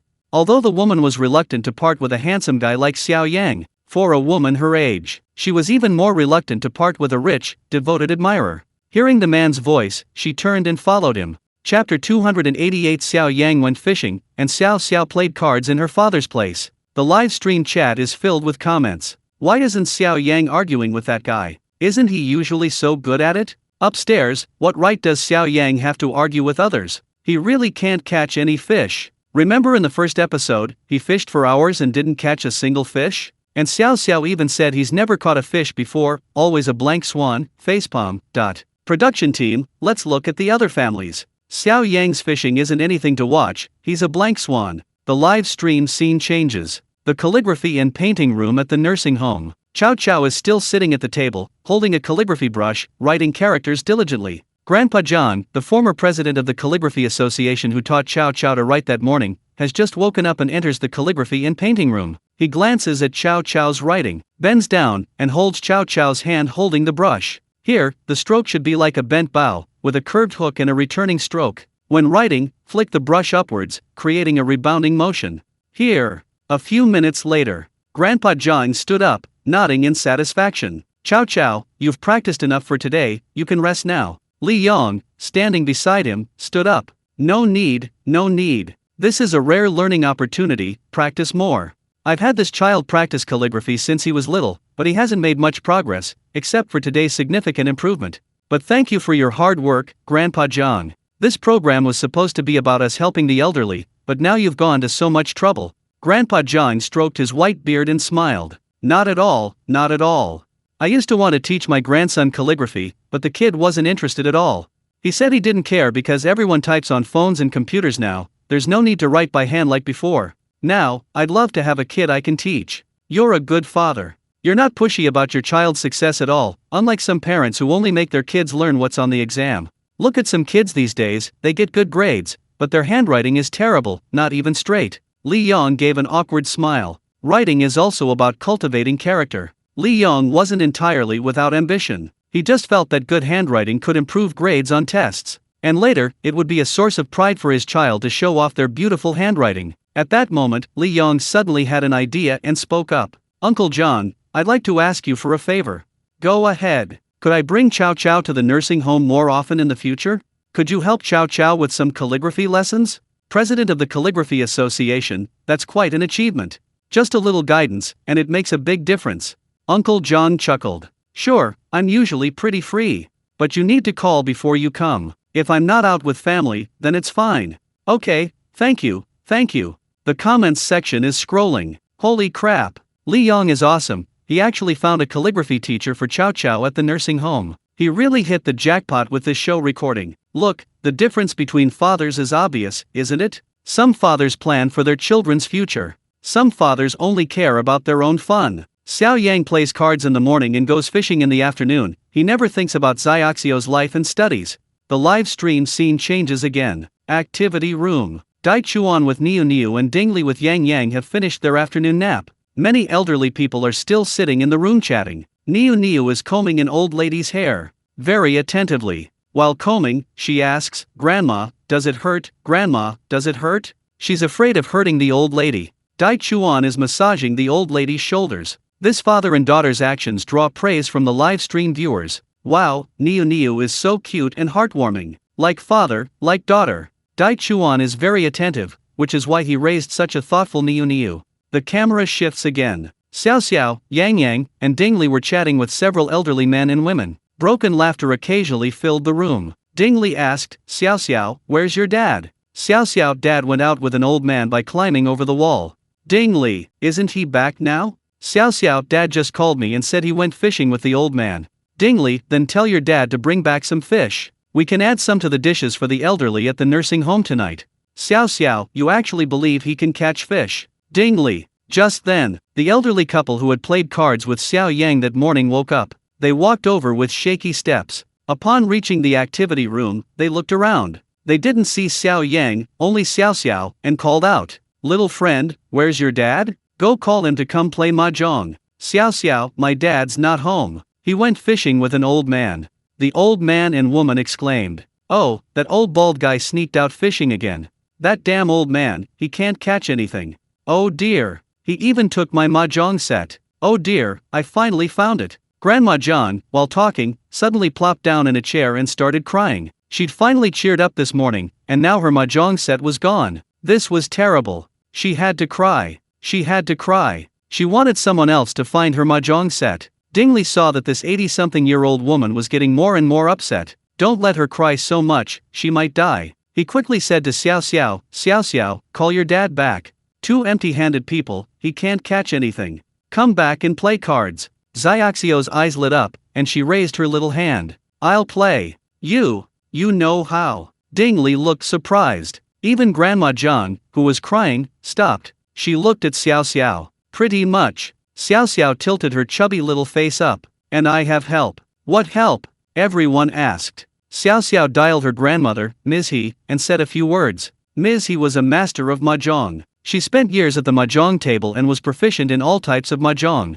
A moment later, everyone saw it. Xiao Xiao found some transparent tape, attached her phone to her hat, and put it on her head. Through video, Ms. He saw Xiaoxio's mahjong tiles and gave her instructions on how to play. Although it was called instruction, Xiao Xiao mostly played independently. 5 of bamboo. Xiao Xiao grabbed the mahjong tile and played the 5 of bamboo in front of her. Ms. He, you played it wrong.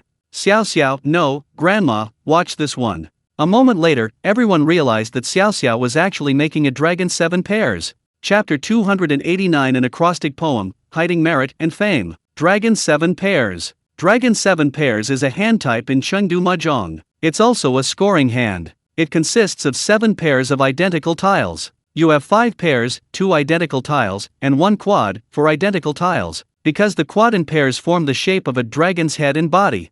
It's called Dragon 7 pairs. Dragon 7 pairs is worth 4 points. Not only was Ms. He stunned, even many Sichuan and Chunqing mahjong experts in the livestream were dumbfounded. Holy crap, is this some kind of high-stakes mahjong game? Playing this big right off the bat. Xiaoxio's got guts. Haha, looks like Xiao Xiao did well this morning. She not only learned mahjong, but also the spirit of mahjong. Stick to your goal, ignore what Ms. He says, just do it. Why can even kids learn so quickly? Why am I so bad at it? Damn, in the Sichuan Chongqing area, I'm almost being ostracized by my colleagues because I can't play mahjong. I never want to go to team building events. While many viewers were amazed by Xiaoxio's good memory and intelligence, she learned mahjong so quickly. However, many parents didn't approve of this behavior. What's so praiseworthy about this kid playing mahjong? It's encouraging bad habits. Chow Chow is practicing calligraphy next door, and Xiao Xiao is playing mahjong all the time. Xiao Xiao has already learned mahjong. What if she becomes addicted to gambling when she grows up? Her life will be ruined. The family atmosphere is so important. Xiao Yang only knows how to play, he should raise Xiao Xiao properly. Compared to Li Yang, the difference is too obvious. 1 hour later, the program's live stream switched back to the scene of Xiao Yang and his friends fishing. Achoo! Xiao Yang sneezed loudly. What was Xiao Xiao doing? The audience's emotional level was steadily rising. The lake was calm. For fishermen, 4 fishing rods, yet not a single rod moved. Xiao Yang sat cross-legged. He pulled his baseball cap down further to shield himself from the sun. He was puzzled. The system rewarded him with a god-level fishing skill. What's going on this time? It's like it's malfunctioning? Forget fishing, I haven't even seen a fish. Does the system also think this equipment is too frivolous? Is it refusing to give him any fish? Sitting not far from Xiao Yang, the woman who came earlier was getting impatient. These past few days have been her newbie buff period. Usually, fish come in very quickly. But today, she's encountered a Waterloo. After fishing for so long, she hasn't caught a single fish. She complained to the man beside her. Brother Zhang, this spot doesn't seem to work. It's been so long, nothing's happened. Are you even going to catch anything? Should we go somewhere else? The fat man stared at the float, muttering to himself. Girl, you can't rush fishing. You have to wait. Look, that old man over there is almost in a meditative state. We should learn from him. Meanwhile, these 4 fishermen were not only live streaming in the My Dad is a Superhero live stream room, they had also quietly logged onto the Shanghai City live stream room on the Moyin platform. Not far from these 4 men, there was a camera filming them. This is a live stream room. It broadcasts events happening in every corner of Shanghai every day. This lakeside has been broadcasting for several days now. However, it's quite boring, with little interaction. Besides the 2 staff members backstage at the live stream room, only a few dozen people watch each day. At this moment, backstage at the Shanghai City live stream room, staff member A laughs, look, more fishermen are here. For today, ha ha ha. Staff member B, heh, it's been an hour, hasn't a single fish bitten. Staff member A points at the screen, gloating. Heh, I've been observing this place for a long time, no fish here. For the past few weeks, every fisherman who's fished here has gone home empty-handed. But it's such a remote place, I wonder how they found it. Staff member B, isn't it said online that fishermen choose places to dump corpses? Of course it's remote. At the lakeside, the woman fishing couldn't sit still anymore. She stood up and walked around to stretch her legs. She stopped in front of a huge rock and exclaimed, "Hey, someone's been here before. There's even a poem on this stone. My heart is filled with lofty ambitions, yet I cannot rest through the night, my heart's passion flows eastward. At cockcrow by the river, I think of striving forward, the vast land and sky are my playground. If you disagree, feel free to do as you please, leave your name here when you're done." Brother John, what does this poem mean? Brother John, there are a few tally marks underneath. Hearing the woman's voice, the man also got up and walked towards the stone. He read the poem on the stone again. Then he laughed and said, "Hee hee, a good poem, a good poem." This was clearly written by a learned person. Girl, I told you, this must be a good spot, there's something there. Look at this guy writing poetry, he must have had a great time fishing, his mood was so good, that's why he composed a poem. Elegant, truly elegant. Xiao Yang's memory was exceptional. After hearing the woman recite the poem once, he immediately memorized it. With lofty ambitions, the night is restless. Xiao Yang muttered to himself, reciting it for the 3rd time. He noticed something was wrong. He slapped his thigh and shouted, "Holy crap! Air Force Base. This is so damn elegant. No wonder we haven't caught a single fish in so long. It seems even the system can't compete with an Air Force Base." Brother John, hearing Xiao Yang shout, frowned, displeased. "Young man, speak properly. I said elegant, and that's it. And what Air Force Base? You're fishing so well, what Air Force are you talking about? Bad luck." Saying this, he glared fiercely at Xiao Yang. However, the woman beside him was curious. Her large, watery eyes looked at Xiao Yang, and she said politely, "Young man, explain to me why you said this poem is about an Air Force base." Xiao Yang walked to the rock. He gave the man a cold smile, speaking with resentment at not catching a fish. "Brother, the person who wrote the poem is cultured, but you're a bit uncultured. You can't even understand an acrostic poem." The fat man was rebuked by a man more than 10 years younger than him. His face immediately turned red, and he was about to get angry. The woman stopped him, pointing to the camera on Xiao Yang's body, implying he was being live-streamed. The man could only suppress his anger. He hissed, "Young man, don't pretend you know what you're talking about.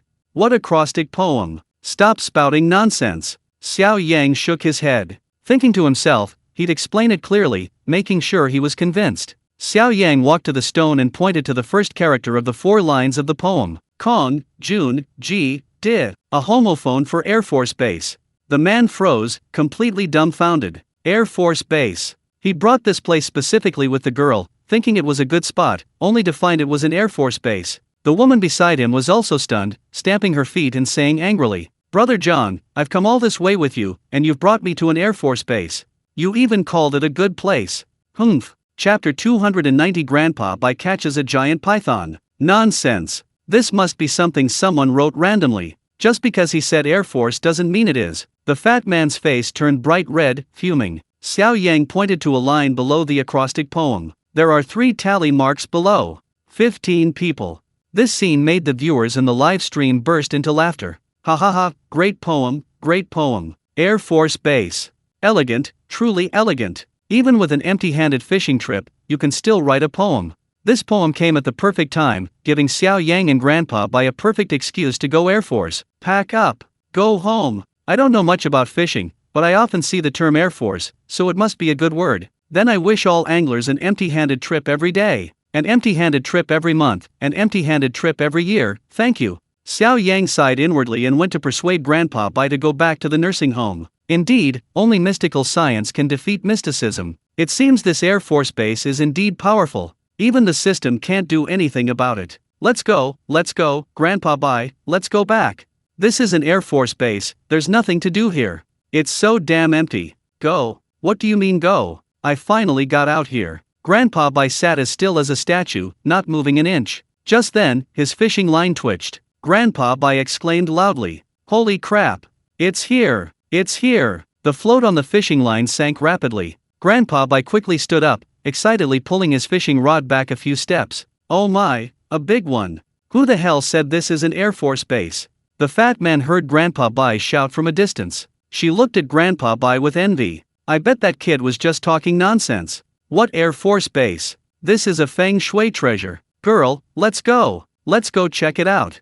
Grandpa's setup, it's definitely a big catch. She put down her fishing rod, grabbed the woman beside her, and ran towards Grandpa. Splash, splash. Waves surged on the water's surface. Grandpa Bai, holding the fishing rod with both hands, was struggling with the giant in the water. The viewers in the live stream also tensed up. Wow, Grandpa Bai is really something, that thrashing around, it's definitely a big fish. Xiao Yang, why don't you help Grandpa pull it out? Grandpa's so thin, be careful he doesn't get dragged into the water by the big fish. Hey, it's up! Grandpa Bai shouted excitedly as he pulled the rod. He tugged at his fishing rod, pulling and tugging at the giant in the water for a few rounds. The giant emerged from the water. Everyone's faces immediately paled. It wasn't a fish at all. Ah ha ha, the young woman screamed. She took off running, abandoning her fishing rod in gear. She ran towards the main road. The fat guy chased after her. Xiao Yang's camera was pointed directly at the giant.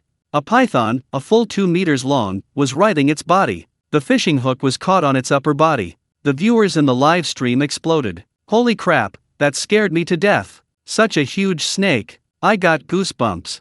Ha ha ha, what kind of fish is this old man trying to catch? The earthworm is so big. Let me tell you, a guy who's never caught a fish can't catch one. My friend has caught tattered clothes, snakeskin bags, old fishing nets, earthworms, plastic bags, even the earth itself. Heh, the guy upstairs who's never caught a fish, don't start with friend.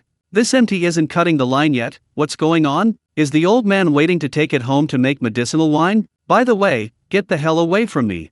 Xiao Yang didn't run away, he wasn't really afraid of this thing. To be honest, he'd caught one of these things before. Old Man Bai put down his fishing rod, holding the line in one hand and the snake in the other. The snake opened its mouth wide, flicking its tongue. The snake's body was coiled around Old Man Bai's forearm. It not only scared away the man and woman from before, but also sent chills down the spines of the viewers in the live stream. Grandpa Bai, busy with his work, smiled at Xiao Yang and said, "Don't be afraid, child. This snake isn't poisonous. Wait until I take it home, we'll have something good to eat tonight. Let me tell you, when we had no food, we caught snakes." Wait! Xiao Yang shouted. Grandpa, what did you say? Eat snake meat. Grandpa, you can't eat that.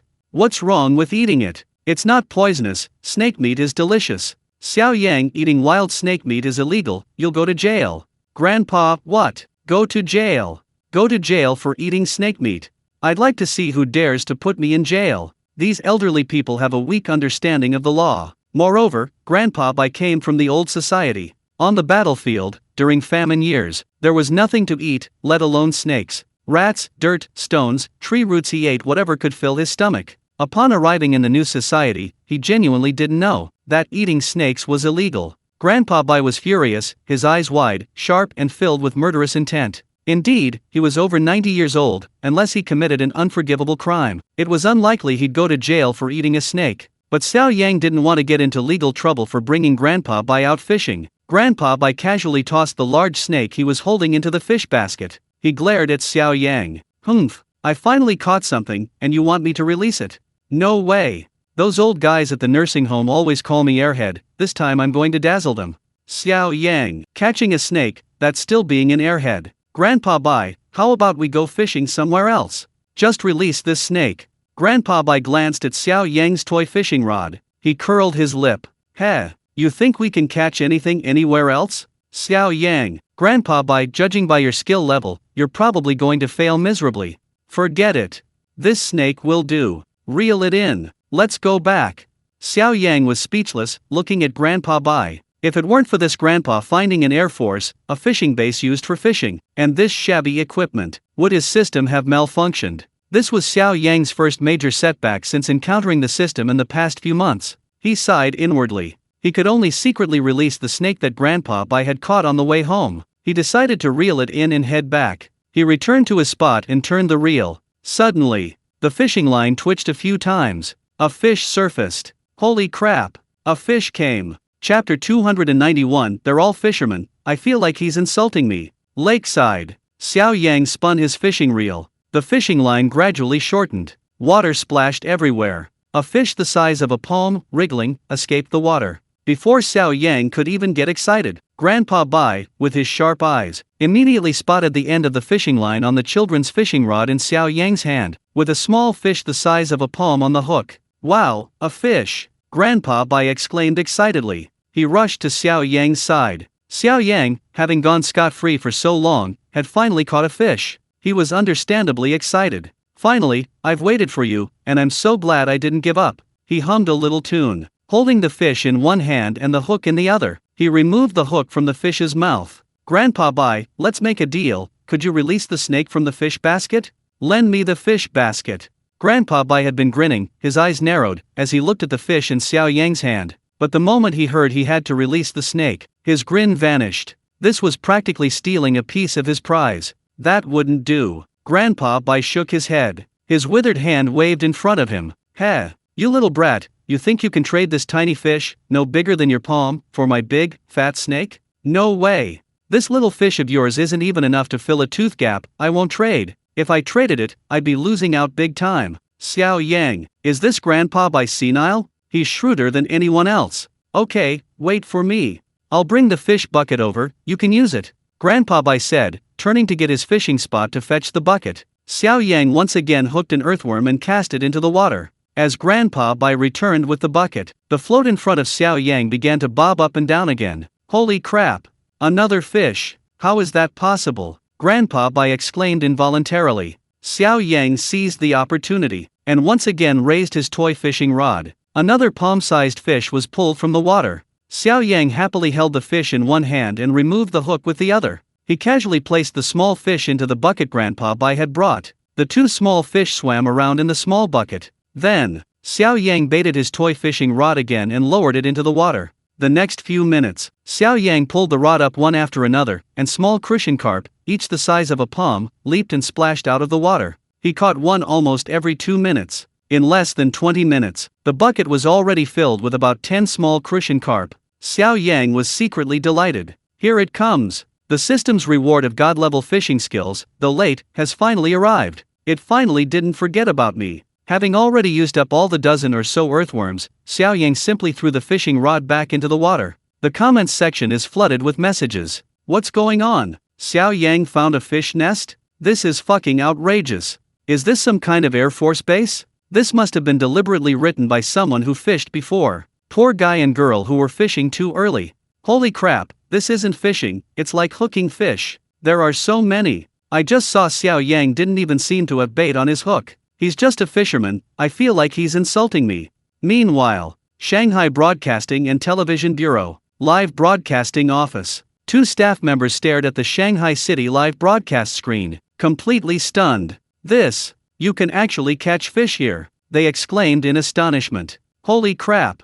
I've been watching for over 10 days, so many people come to fish, and they've all come home empty-handed. This guy caught so many fish all at once. Are we dreaming? What astonished the two staff members even more was that, an hour ago, there were only a few dozen viewers in the live broadcast room. Now, the number of viewers was skyrocketing. 500, 1,000, 10,000, 50,000, 70,000. During the hour or so that Xiao Yang and Grandpa Bai were fishing, the number of viewers in their live stream skyrocketed from a few dozen to over 70,000 simultaneous viewers. At that moment, one of the staff members' phones rang. Holy crap, the director. He was stunned. He'd been working there almost a year, and this was the first time the director had personally called him. He immediately pressed the answer button, trembling, and respectfully said, Hey, Chief, what's up? Ha! The number of viewers has surged. I don't know what happened. What? No, we didn't fake it. How could we fake it? It's all real data. How could I lie to you, Chief?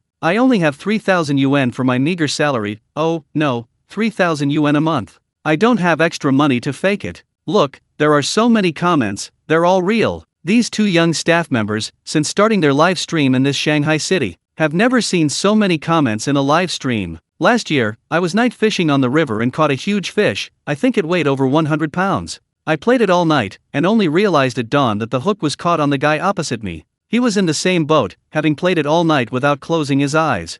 No way, I went to this place a while ago. For 3 whole days, I didn't catch a single fish. I even wrote a poem about it. What the hell is going on? How can someone catch so many fish? This is definitely science fiction. Poet upstairs, don't get obsessed with fishing and shrimp catching. Study hard and serve your country in the future. I'll test your geography knowledge. Where is this lake? I had a brother who always posted his catches but never the locations. He got chased home by a group of anglers and killed. Xiao Yang kept casting, one fish after another. The types of fish also became increasingly diverse, starting with crucian carp, silver carp, catfish, black carp. The small bucket was almost full. He glanced at Grandpa Bai, who stood dumbfounded to the side. He was drooling, perhaps because he'd forgotten his dentures. Still drooling with envy. Grandpa Bai, this bucket is almost full, please release the snake. Lend me the fish basket.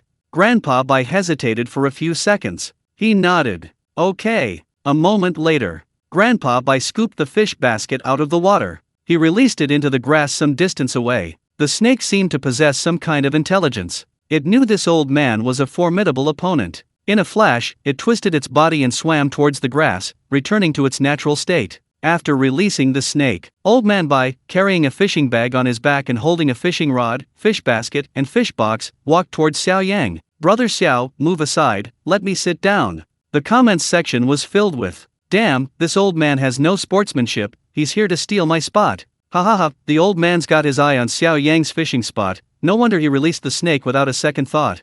Brother Xiao, wasn't he just a kid? Xiao Yang was speechless and sat down beside him. He offered the rock beneath him to Old Man Bai. It wasn't that he was easy to bully. It was because he knew Grandpa Bai was a veteran of the War of Resistance against Japan, and a special feeling arose in his heart. The old man fought valiantly, surviving countless battles. Without people like him, there would be no happy life like we have now. So what if he gave up a fishing spot? Xiao Yang was happy to indulge him. 20 minutes later, Xiao Yang caught more than a dozen fish, but in the same spot. Grandpa Bai's rod still didn't react. Chapter 292 Xiao Yang's fishing prowess is outrageous, and Grandpa Bai wants to trade fishing rods with Xiao Yang. 20 minutes. Grandpa Bai held an imported fishing rod worth hundreds of thousands of yuan, trying different baits one after another, but still couldn't catch a single fish. He watched helplessly as Xiao Yang, holding a toy fishing rod, didn't even put on any bait. The fish seemed bewitched, biting the hook one after another. The same spot.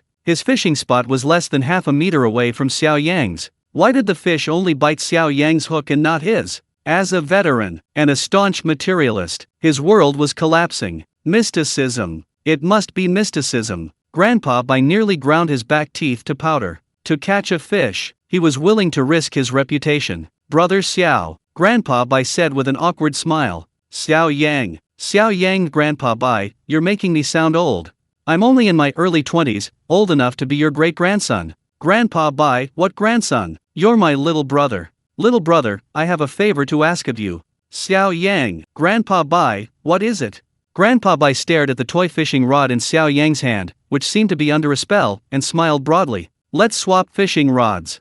Xiao Yang chuckled inwardly. So this old man thought his inability to catch fish was the rod's fault. Sure enough, the Air Force-fed fisherman always believed the equipment was wrong, the water was wrong, the wind was wrong, the fish were wrong. He never believed he was wrong himself. The screen was filled with comments. Ha ha ha, the old man took Xiao Yang's fishing spot and now he wants to change rods. He's going to rip Xiao Yang off. What can we do? He's the old man Xiao Yang brought along, we have to appease him. Wait, why? Can any expert explain this? Why is it that in the same spot, Xiao Yang can catch a fish every few minutes, while Old Man Bai hasn't caught a single one? Is it really a problem with the rod? Even after 20 years of professional fishing, this expert doesn't know either. Xiao Yang readily exchanged his toy fishing rod with Old Man Bai. Then, he continued fishing with his expensive rod. Old Man Bai happily took his toy fishing rod, imitating Xiao Yang. He didn't even bait the hook and cast it directly into the water. After more than 10 minutes, even with the changed rods, Xiao Yang still caught several fish every 2 minutes.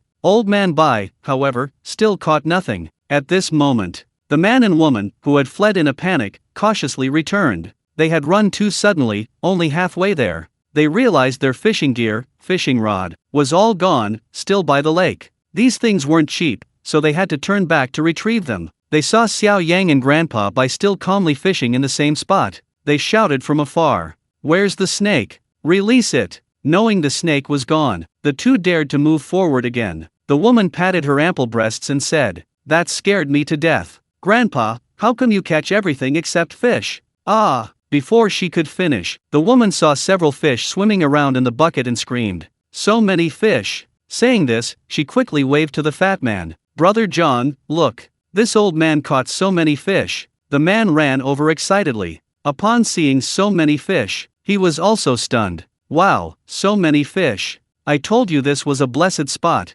That poem about an Air Force base was obviously a hoax. Let's keep fishing." The old man and woman, like presenting a treasure, pulled the fish basket out of the water. "What's in this bucket?" "There's more." The fish basket was almost half full, overflowing with fish. All kinds of fish. The man and woman were stunned. The man stammered in shock, "Grandpa, this, all, you caught them?" The man's thinking was simple. Surely it wasn't Xiao Yang fishing with a toy rod, was it? Grandpa Bai remained tactfully silent. He couldn't very well admit that at his age, he'd been fishing with an expensive rod worth hundreds of thousands, sitting for hours, and hadn't caught a single fish. Where would he put his face? Grandpa Bai glanced guiltily at Xiao Yang. Xiao Yang remained silent. He gave a slight smile. The couple assumed Grandpa Bai was humbly acquiescing and didn't press the matter further. Then they noticed Xiao Yang was holding Grandpa Bai's fishing rod, worth hundreds of thousands. Grandpa Bai, on the other hand, was holding a toy fishing rod. Brother John muttered under his breath, "This young man can't catch any fish, so he blames the fishing rod. Ha! He actually has the nerve to trade fishing rods with an old man? Doesn't he know how to respect his elders?" Xiao Yang, upon hearing this, was about to retaliate. Grandpa Bai gently patted his arm. Grandpa Bai winked at him, as if pleading for help. "Xiao Yang, old man, all right, I'll let you have it one more time. Anyway, strength will speak for itself in a moment. The truth will naturally come out." Brother John, eyeing the fish in the bucket with longing, suddenly slapped his thigh and shouted, "Hey girl, maybe, this place is so good for fishing, maybe we'll have some fish on our rods too. Come on, let's go check it out."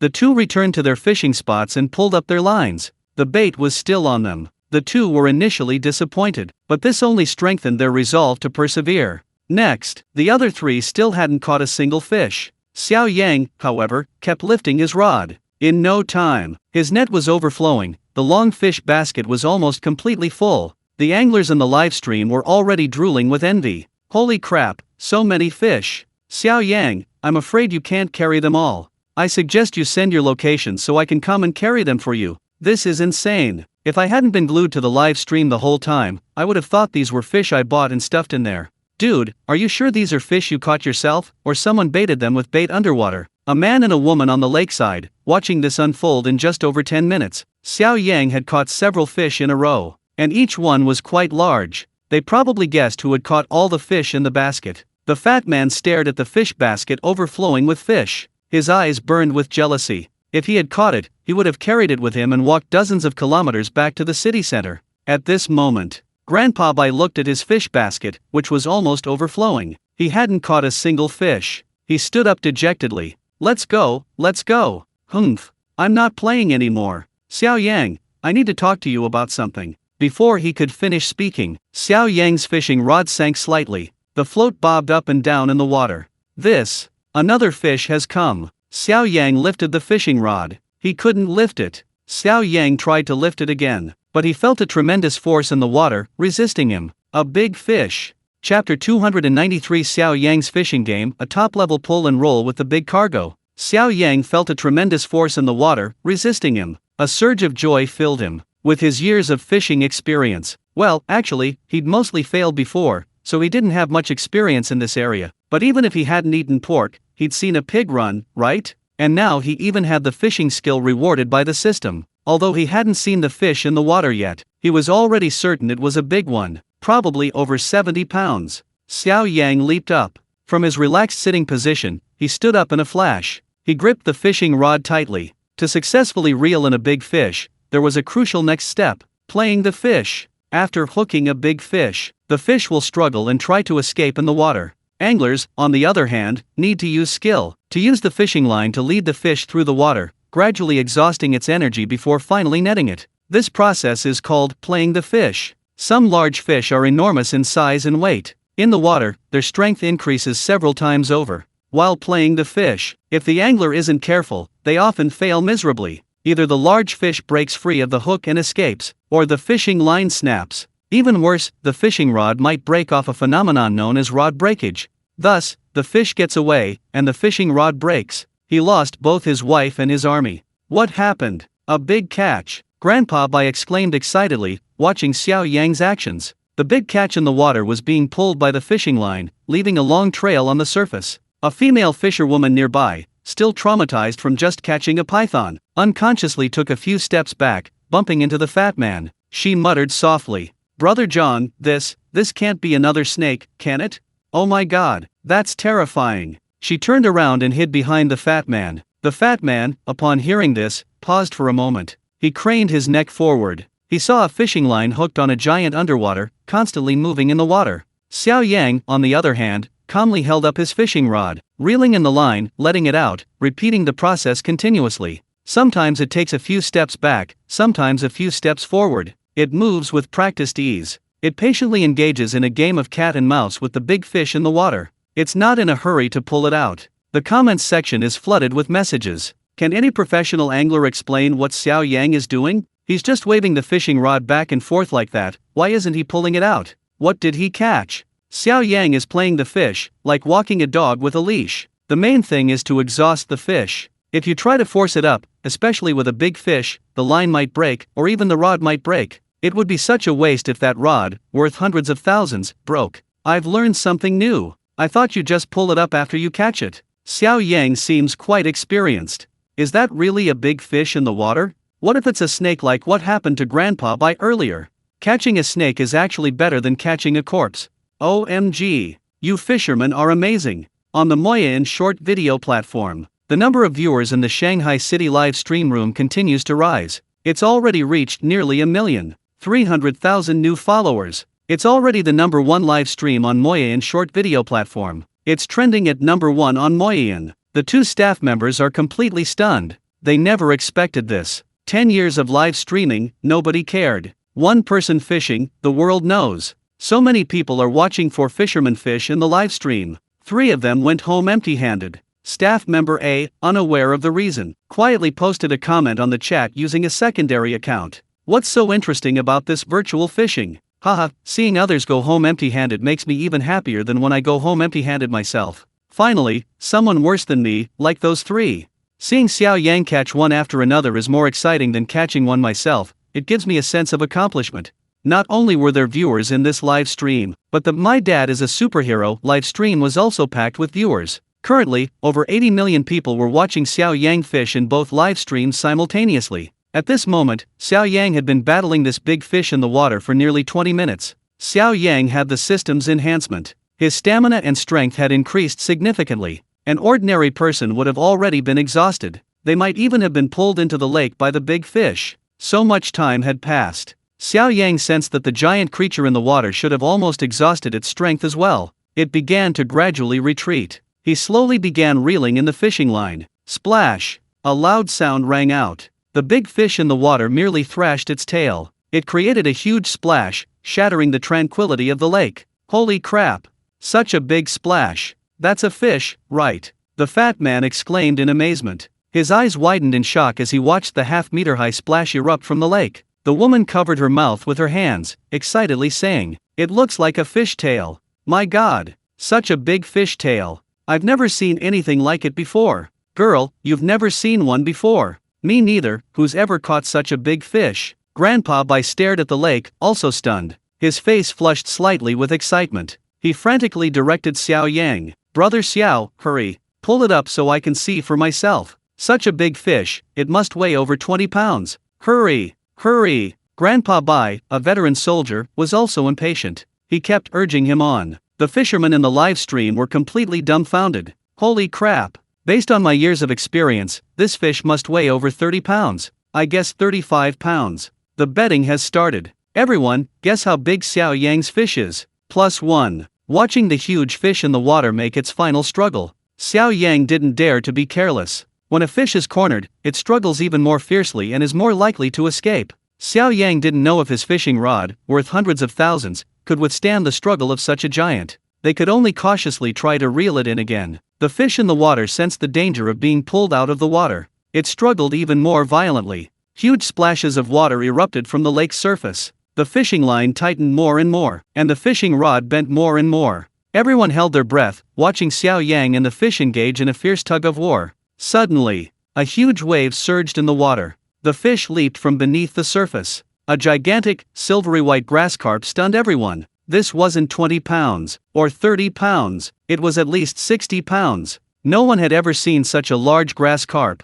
Chapter 294. The fishing line broke, and Xiao Yang jumped into the lake to chase the fish. The comments section is flooded with messages. So exciting, so thrilling, this fishing is so satisfying to watch. Holy crap, that fish looks like it weighs 50 to 60 pounds. Xiao Yang's strength is incredible. If it were an ordinary person, they would have been dragged into the lake long ago. Come on, just cut the line already. A fish that big has so much strength in the water, this is its final struggle. Look how bent that fishing rod is. If this continues, it's going to break, and the rod might explode. Upstairs, you're obviously not a fisherman. When a person dies, you cry for 3 days at most, but if a fish gets away, you'll be laughed at for a lifetime. Especially if such a big fish gets away, even after crossing the bridge of forgetfulness and drinking the Mengpo soup, you won't forget it. Can anyone tell me the address of Xiao Yang and his cruise fishing spot? Where in Shanghai is it? I want to see it with my own eyes. Address requested +1. Address requested +1. The true form of the giant fish was seen. Whether you love fishing or not, no one wants to miss a single moment. And this big fish in the lake was fighting for its last breath. It thrashed and thrashed. It kept slapping the surface of the water, trying to break free of the hook in its mouth. The fishing line was taut, and the fishing rod was bending more and more. At the critical moment, Xiao Yang held the fishing rod tightly, calm and collected, continuing to skillfully reel in the fish. Then, he suddenly felt the force transmitted through his fishing rod loosen. The fishing rod, which was almost touching the ground, suddenly sprang back up. The thing at the other end of the fishing line was gone. The fishing line snapped. Holy crap! The fat man yelled. Oh dear! What a pity, what a pity! Grandpa Bai looked at the broken wire and cried out in anguish. It got away. How could it just get away? The viewers in the live stream were engrossed in watching, and their hearts skipped a beat as they watched the fishing line snap. The screen went blank for a moment, then the comments section sped up rapidly. The fish got away. It got away. Half an hour of playing it, and it was all for nothing. The fish got away. It just got away. People can be reincarnated when they die, but a fish that gets away is really gone. Well, it's alright. This fish was too big, you need both luck and skill to catch it. It's fortunate the fishing line broke, at least the fishing rod worth hundreds of thousands didn't break. Be content. Everyone felt sorry for Xiao Yang. They thought this exciting fishing trip was over. Xiao Yang quickly picked up a sharp twig from the ground. Whoosh! He threw it forcefully into the water. Holy crap! Bro, what are you doing? The fat man shouted. His gaze followed the direction of the branch. You're not trying to catch fish with a stick like the people in Robinson Crusoe, are you? It's so far away. How could that be? Xiao Yang didn't hear what the people beside him were saying. He was only looking at the branch in mid-air. Whoosh! It quickly sliced through the air. Then, splash! The lake's surface churned again. A few streaks of red blood floated to the surface. A slight smile appeared on Xiao Yang's lips. It's done! He knew the fish underwater had been tricked. It had been impaled by a branch. The system's god-level fishing skill was indeed amazing. Grandpa Bai, standing nearby, was completely stunned. Young man, you're incredible. I've lived this long, and I've never seen anyone fish so well. The large fish underwater had a branch embedded in its body. However, the branch didn't kill it instantly. Instead, it was in considerable pain. It was thrashing about. Grandpa Bai looked at the fish struggling in the water and sighed. But we still can't catch this fish. It's too far from the shore. The fat man beside him chimed in. That's right. This fish is too big. Even if it's injured, it's no match for it in the water. The two talked back and forth. Xiao Yang watched as the waves on the lake gradually subsided. Without any hesitation, he quickly took off his portable camera and various live streaming equipment and placed them aside. It was too late now. Even if he let the big fish swim away, with a hook in its mouth and a stick stuck in its back, it wouldn't live much longer. Although fishing is a cruel thing, that's how the world is, survival of the fittest. Xiao Yang decided to go into the water and scoop the fish up. He ripped off his shirt quickly. 8-pack abs, a well-defined physique, with a slight tan glow, like a sculpture. The female fisherwoman beside him was completely stunned. He unconsciously reached out to touch it. That physique. Even a bodybuilding coach would pale in comparison. The female viewers in the live stream went wild. The comments scrolled incessantly, densely packed and almost obscuring the screen. Wow! Xiao Yang's amazing physique, swoosh, wiping drool, dot. Xiao Yang isn't just handsome, he's got such a great body too. You wouldn't have guessed it when he was dressed. What's that woman next to Xiao Yang doing? Stop it. You old woman, trying to cause trouble. Wait, why did Xiao Yang suddenly take off his clothes? It's not just to show off his body, is it? Just as everyone was eyeing Xiao Yang's physique. Splash! Xiao Yang jumped into the lake. Holy crap! The fat man exclaimed in shock. Brother, are you crazy? Brother Xiao, come back. It's dangerous. Don't risk it. Come back. Grandpa Bai also shouted urgently. The three kept calling out from the shore. Xiao Yang swam towards the center of the lake as if he hadn't heard them. The lake was bottomless. There were all sorts of strange creatures in the water. There were all sorts of aquatic plants on the bottom. If one of Xiao Yang's legs got tangled, he wouldn't be able to get back up. Every year, countless people lose their lives swimming in lakes or rivers. Not to mention, Xiao Yang was in the lake to catch fish. Such a big fish, even though it was injured. But if it struggled with all its might in the water, its strength would be immense. A single flip could injure Xiao Yang. Xiao Yang was no match for it. Every year, countless anglers lose their lives in the water because they can't bear to part with their big fish. Xiao Yang heard the shouts from the shore, not because he valued the fish more than his life, but because he had enough confidence and certainty. And at that moment, because Xiao Yang moved the camera aside, the live stream of My Dad is a Superhero suddenly went silent.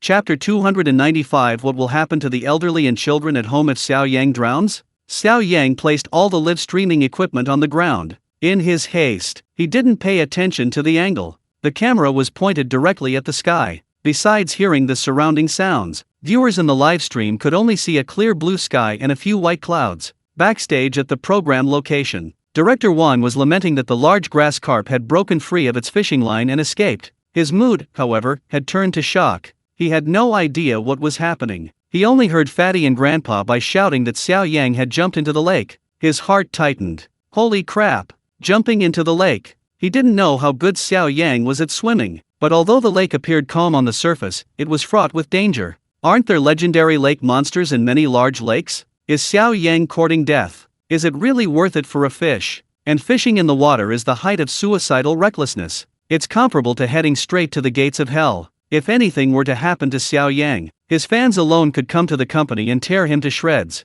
Thinking of this, Director Wang's clothes were already soaked with cold sweat. At this moment, Fatty's shouts came from the live stream again. Grandpa, what are you doing? Why are you taking off your clothes? Don't get agitated. At your age, don't risk your life.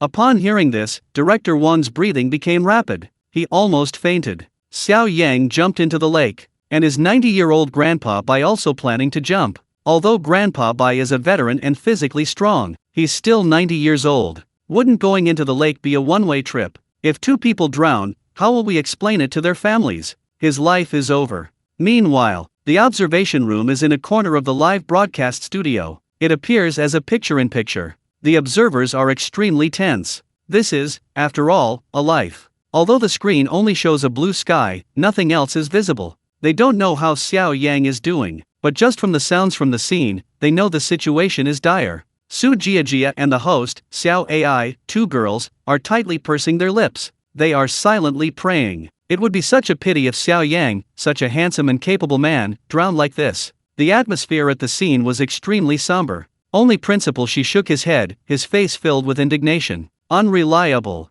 So unreliable. How can this young man have such a poor sense of responsibility? Jumping into the lake for a big fish, doesn't he value his own life at all? Has he thought about his family? Has he thought about Xiao Xiao? Has he thought about what would happen to his elderly parents and children if he drowned at such a young age? Who will take care of them? Who will support them? Principal, she continued rambling. This time, Su Jiajia and Xiao Ai didn't refute him. Principal Shi's words resonated with many in the audience. Principal Shi is right. I used to quite like Xiao Yang, but this time he neither respects his own life nor thinks about his family. What will happen to Xiao Xiao if something happens to her? She'll be fatherless. Some fishermen just care about fishing, working from dawn till dusk. They neglect their families, their children, and even their lives for a fish. Putting all that aside, could someone please point their camera at the lake? I want to know how Xiao Yang is doing. Yes. The person upstairs is right, but I can't see anything. I'm so worried. Everyone, hurry to the Shanghai Metropolitan livestream on Moyan short video. You can see Xiao Yang and Grandpa Bai's live stream there. It's already trending on Moyan.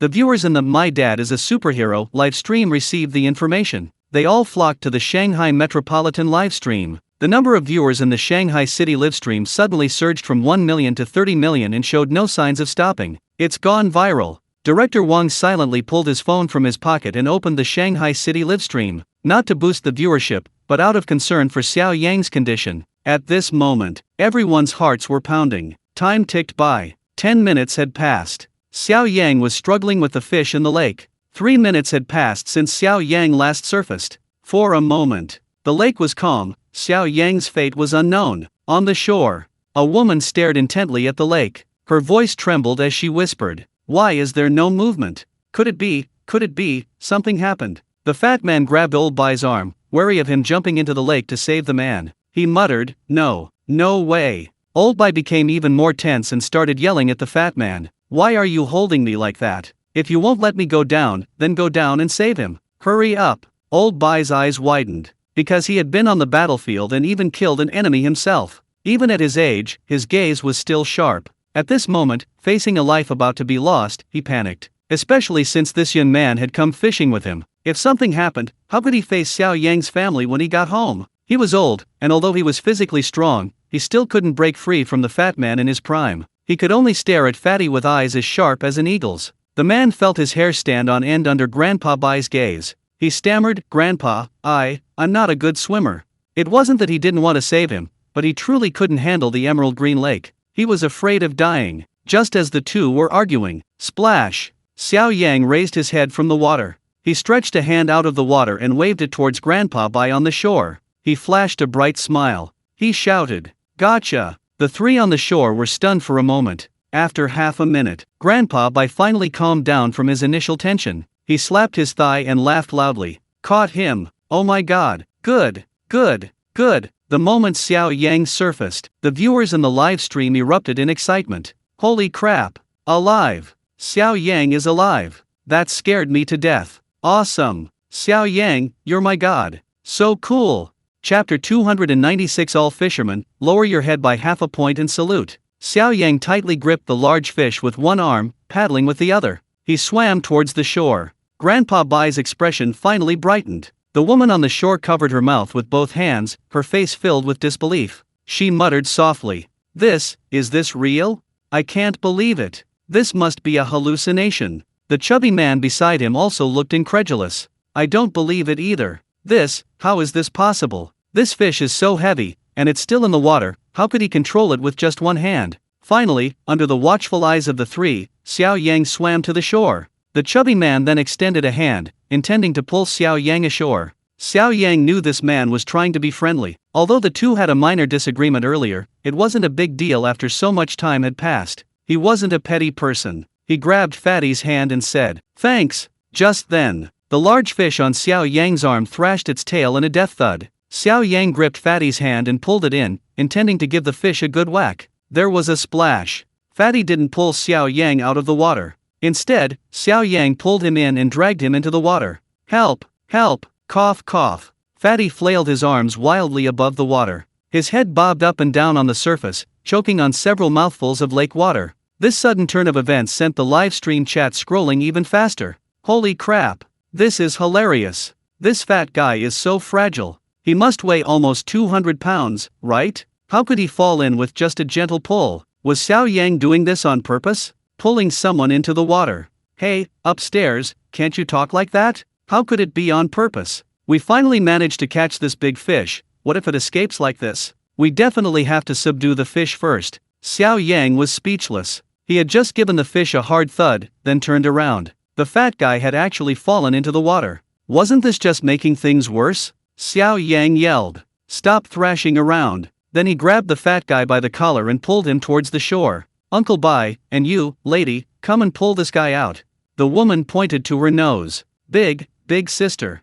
Female viewers in the live stream. Ha ha ha, big sister. Such a handsome guy, how come he has a mouth? Why isn't she big sister? This woman is over 30, at least 10 years older than Xiao Yang, how can she not be big sister? She just tried to touch Xiao Yang's muscles, shameless, she is big sister. Grandpa Bai waved at the woman and shouted, Hey, what are you doing? Come help, don't stand there. Startled by the shout, the woman finally reacted. Saving lives is the priority. The woman rushed forward and, together with Grandpa Bai, pulled the fat man out of the water. Meanwhile, Xiao Yang used one hand to push against the fat man's thick thigh. Grandpa Bai, kid, your chassis pretty sturdy, huh? It just sank into the water with a gentle pull. Cough, cough, cough. Fatty was startled, coughing incessantly, his eyes rolling back. Was that just a gentle pull? He hadn't expected Xiao Yang, who looked so ordinary, to have such strength in his hands. He could also sense that Xiao Yang hadn't done it intentionally. He hadn't used any force, just quickly pulled his hand back. In that instant, his body lurched forward. The fat guy rested for a moment, shaking the water off his head. He took off his shirt, intending to wring it dry. On the other side, splash! Xiao Yang, fish in one hand, rose from the lake. Drips fell. Water droplets fell from his head onto his face, then slid down his muscles. The sunlight shone down, refracting iridescent light. It accentuated his tan skin and sculpted physique. It was captivating. The fat guy looked down at his 8 rolls of fat around his stomach, then looked up at Xiao Yang's 8-pack abs. He quickly put the clothes he was holding back on his body. Meanwhile, the woman beside him, her eyes gleamed at Xiao Yang's perfect physique, and she was about to start swooning again, but her gaze was suddenly drawn to a giant grass carp, about 1.5 meters long, that Xiao Yang was holding in his right hand. She hadn't been able to see it clearly while it was in the water. Now, she could finally see the entire giant grass carp. Although she was somewhat prepared, she was still stunned by the enormous size of the grass carp before her. Grandpa Bai and Fatty were also staring blankly at the giant grass carp in Xiao Yang's hand. The fish, freshly pulled from the water, was wet and sticky. A twig was stuck into its body. A strong fishy and bloody smell emanated from it. Xiao Yang casually tossed it aside. He tossed the large grass carp onto the ground. Unexpectedly, this grass carp was incredibly resilient. The moment it hit the ground, splash! Splash! It kept thrashing about. It leaped into the air, kicking up dust. Its silvery white scales gleamed brilliantly in the sunlight. Fatty pointed at the giant grass carp on the ground. He asked Xiao Yang in disbelief. Brother, you just subdued it in the water. Given the size and weight of this fish, even on land, let alone in the water, a flick of its tail would make your head buzz. If it were in the water, a single slap would send it crashing to the bottom of the lake. Grandpa Bai stared at the large grass carp on the ground. He didn't even dare blink, afraid the fish would disappear. Grandpa Bai gave Xiao Yang a thumbs up, nodding repeatedly. Brother Xiao, you're truly amazing. Since I came down from the battlefield, I've never seen such a spirited young man. You're this. If you had gone to the battlefield back then, the Japanese devils would have whipped their pants in fear at the sight of you. Xiao Yang laughed heartily at Grandpa Bai's praise. How many pounds does this fish weigh? Xiao Yang, I remember you have a special skill. You can accurately state the weight of an object. The woman gently touched the fish's body, eager to know just how heavy such a large fish was. Brother, you have this special skill too. The fat man looked at Xiao Yang with even more disbelief, now tinged with admiration. 86 jin. Xiao Yang blurted out. He already knew the weight when he lifted the fish with one hand. 86 jin. Good heavens! Grandpa Bai exclaimed excitedly. Holy crap, such a big fish. If I hadn't seen it with my own eyes, I would have thought it was hooked up by someone. A word of advice to all anglers: without this incredible skill, don't even think about trying to catch a fish like Xiao Yang. Most people would either be dragged into the water by such a large fish. If you chase after it in the lake, you're likely to drown. No, upstairs, if this fish hadn't been caught, I'd be flipping the table on my 80th birthday.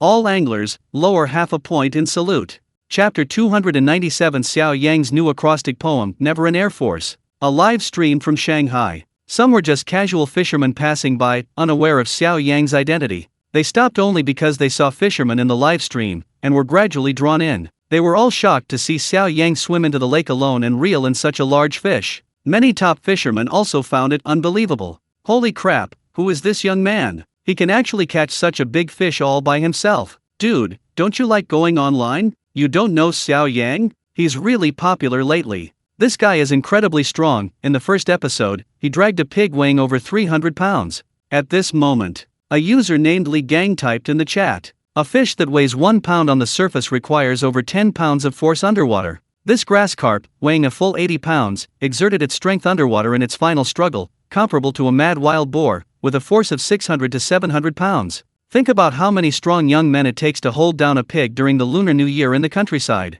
This guy actually subdued the fish underwater all by himself.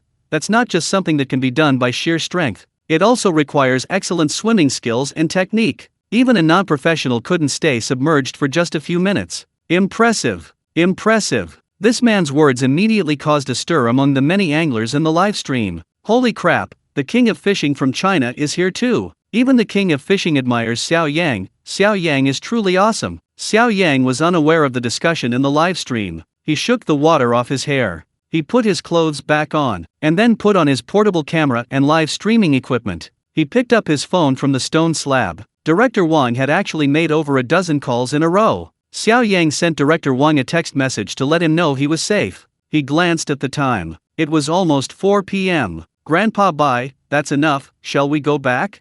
Grandpa Bai nodded. "All right." Today, apart from Xiao Yang's resounding victory, the others came up empty-handed. Xiao Yang scooped the fish basket out of the water with one hand. A bountiful harvest. Over 100 pounds of fish. However, the nursing home is crowded. Although the fish basket contained a total of 200 pounds, including the small fish and the large grass carp, it wouldn't last for many meals. Xiao Yang, holding the fish basket in one hand, easily lifted the large grass carp by piercing its throat with the other. Fatty came over from the side. His initial hostility and contempt for Xiao Yang had transformed into boundless admiration. "Brother Xiao, are you heading back already?" Xiao Yang, "Yeah. Go back early, cook the fish, and have a good dinner."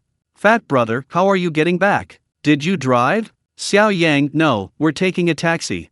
"Fat brother, I drove. I'll give you a ride." "I could tell too. Except for you, none of us caught anything today."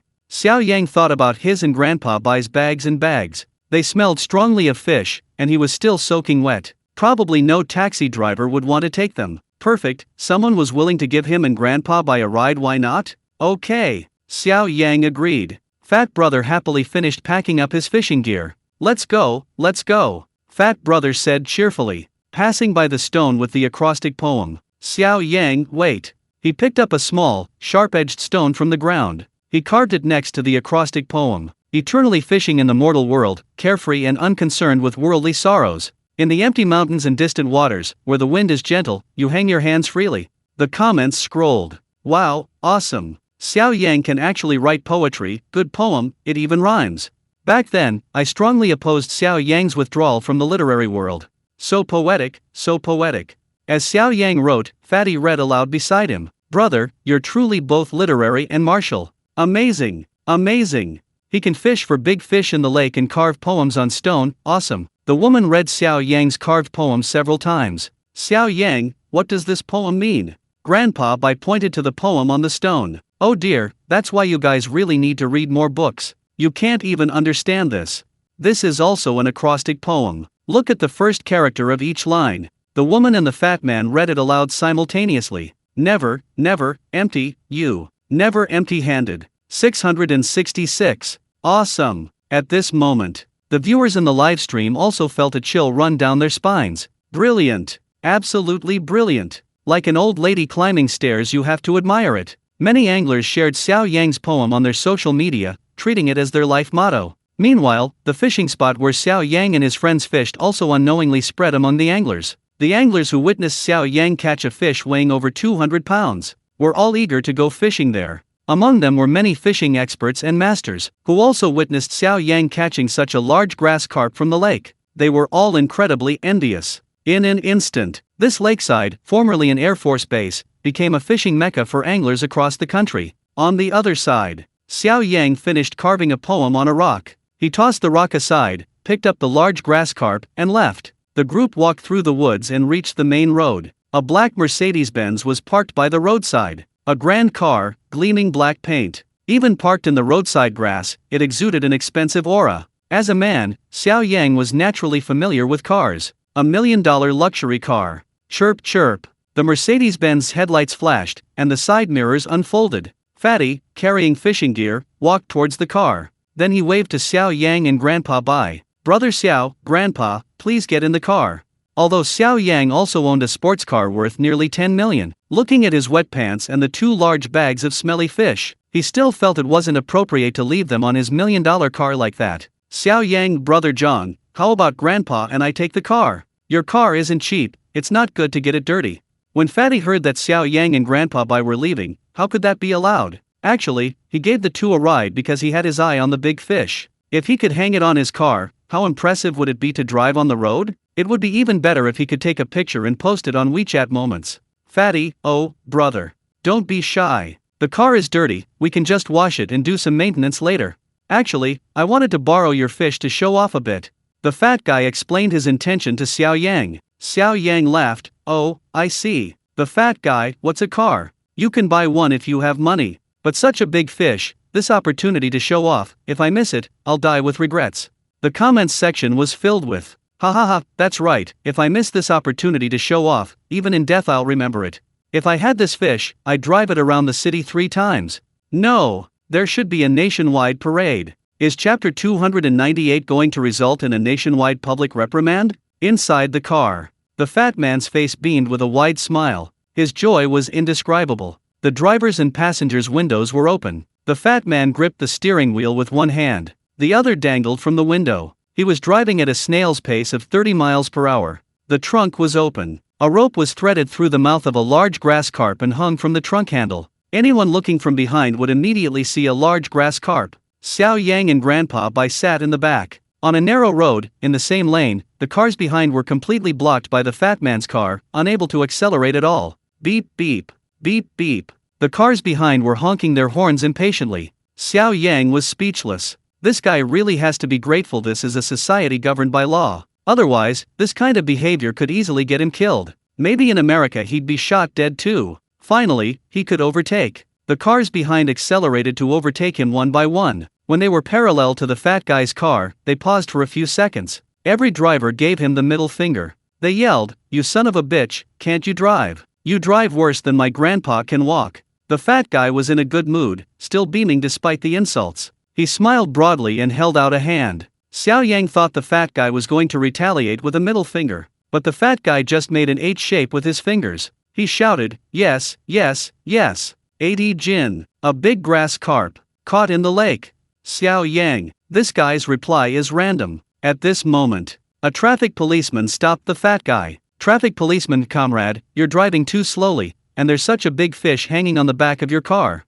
Fat guy, officer, 86 Jin. The young traffic policeman glanced at the fat guy and said silently, "You'll be punished for this." Fat guy, will I be publicly criticized nationwide? The traffic policeman looked at the fat guy with a blank expression, as if he were looking at an idiot. The netizens watching the live stream were already laughing. Haha, he didn't catch it, why is he so excited? Who caught it? It's in his car now. He's so old, it's not like he's ever seen such a big fish. What's wrong with letting him show off a little? A 20-minute drive took Fatty 50 minutes to get Xiao Yang and Grandpa Bai to the nursing home gate. Just as they got out of the car and were about to enter the nursing home, Grandpa Bai grabbed Xiao Yang's arm. "Brother Xiao, I'm getting old, I need a favor." Xiao Yang, Grandpa Bai, what's this favor?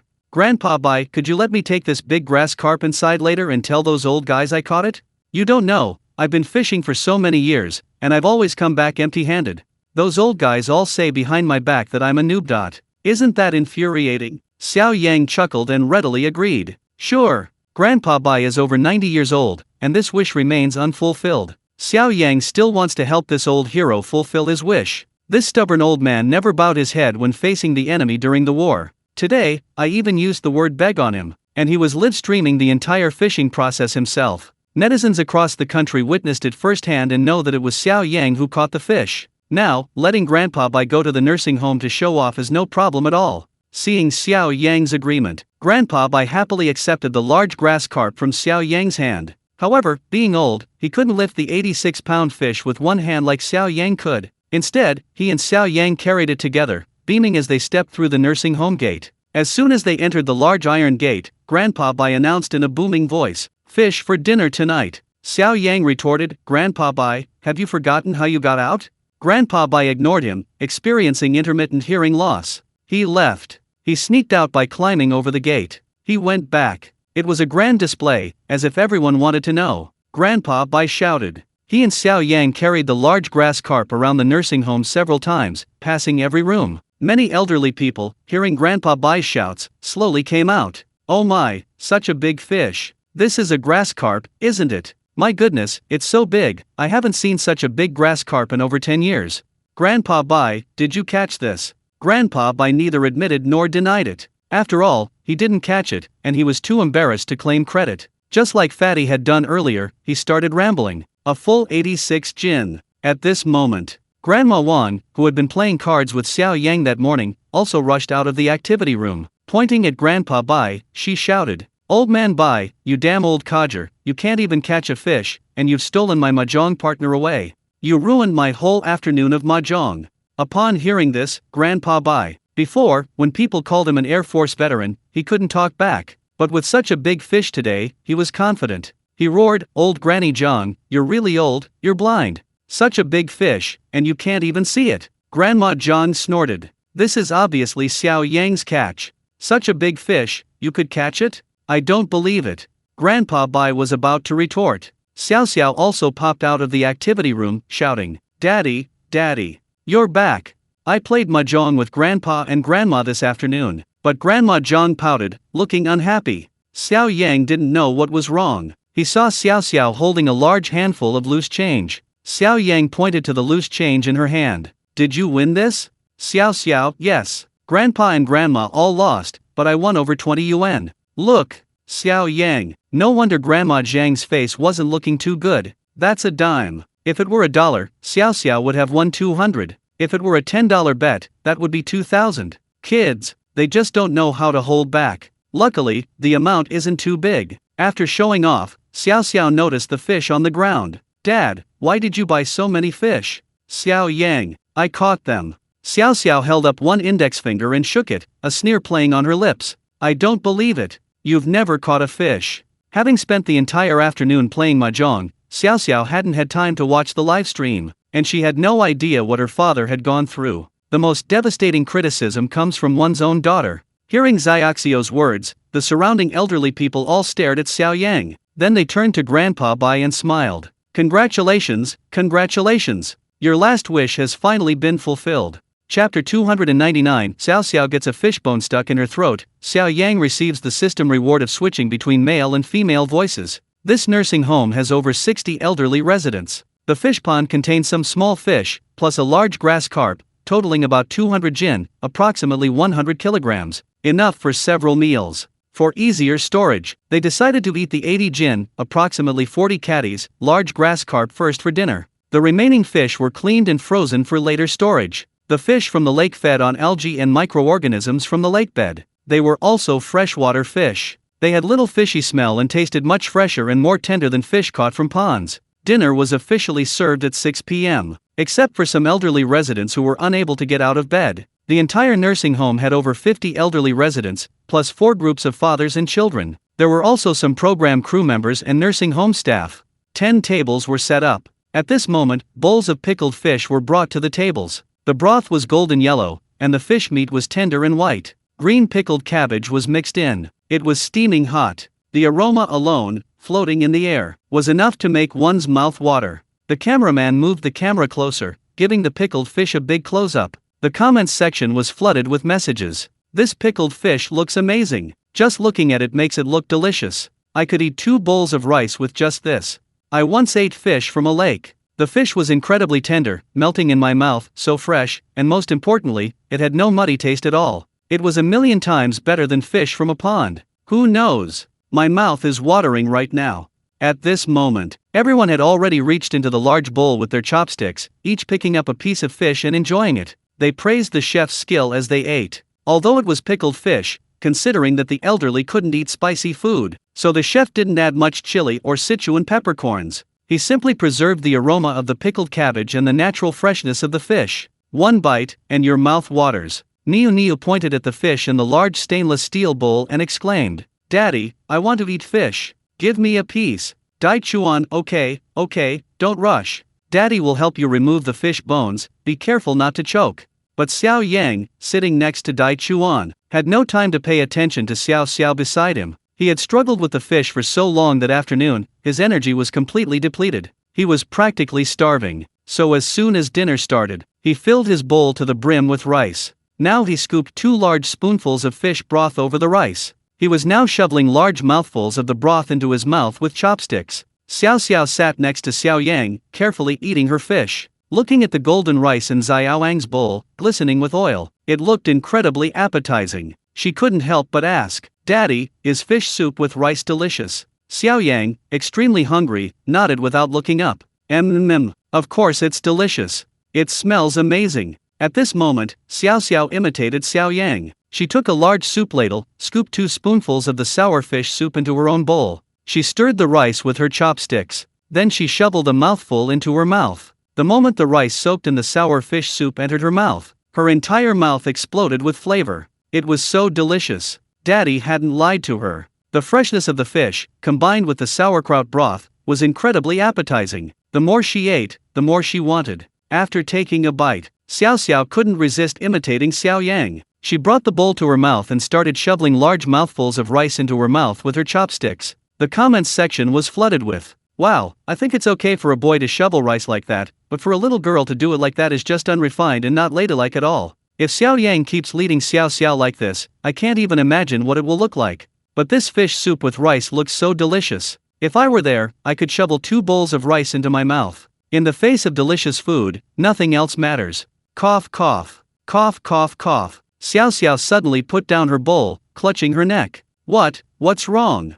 Xiao, are you choking on a fish bone? Several staff members rushed over anxiously. Cough cough. Cough cough. Xiao nodded slightly. Tears welled up in her eyes as she coughed. Her whole face flushed slightly. The people around her panicked. Grandma Wang, who had just been playing cards with Xiao. Although Xiao had won her money, she actually liked the clever Xiao and cared about her a lot. Upon hearing that Xiao had a fishbone stuck in her throat, she immediately stood up from the table next to her and anxiously took small steps over. She looked at Xiao's bowl, which was only half full of fish soup with rice. She frowned. "Oh dear, why are you eating fish soup with rice? Don't be careful. This fish soup isn't all bones." Xiao coughed as she pointed to Xiao Yang, who looked panicked beside her. Cough cough. Dad, he eats it like that too." Everyone around turned to look at Xiao Yang. Their eyes were filled with disdain. Grandma Wang and Xiao Yang had played mahjong all morning and were quite familiar with each other. She gave him a deep glare. "Young man, you're such a careless father. This fish soup is full of bones, how can you give it to a child? If you're going to eat it, you should at least remove the bones first." Xiao Yang lowered his head, speechless. It was indeed his oversight. "I'll go to the kitchen and get a bowl of vinegar." Grandma Wang left those words and hurried towards the kitchen. Netizens. Xiao Yang is so careless, only thinking about eating himself. Even if he can't take care of others, he should at least learn from Dai Chuan next to him. Poor Xiao. I've choked on a fishbone before, I know how awful that feels. Shouldn't we go to the hospital? A few minutes later, Grandma Wang came over carrying a bowl of vinegar and a bowl of rice. "Here, Xiao, swallow a mouthful of rice first. Swallow it directly, it'll take the fishbone down your throat." Xiao opened her mouth and swallowed the spoonful of rice Grandma Wang scooped up. "Feeling better?" Xiao nodded, "Seems a little better." Grandma Wang, "Then drink a mouthful of vinegar."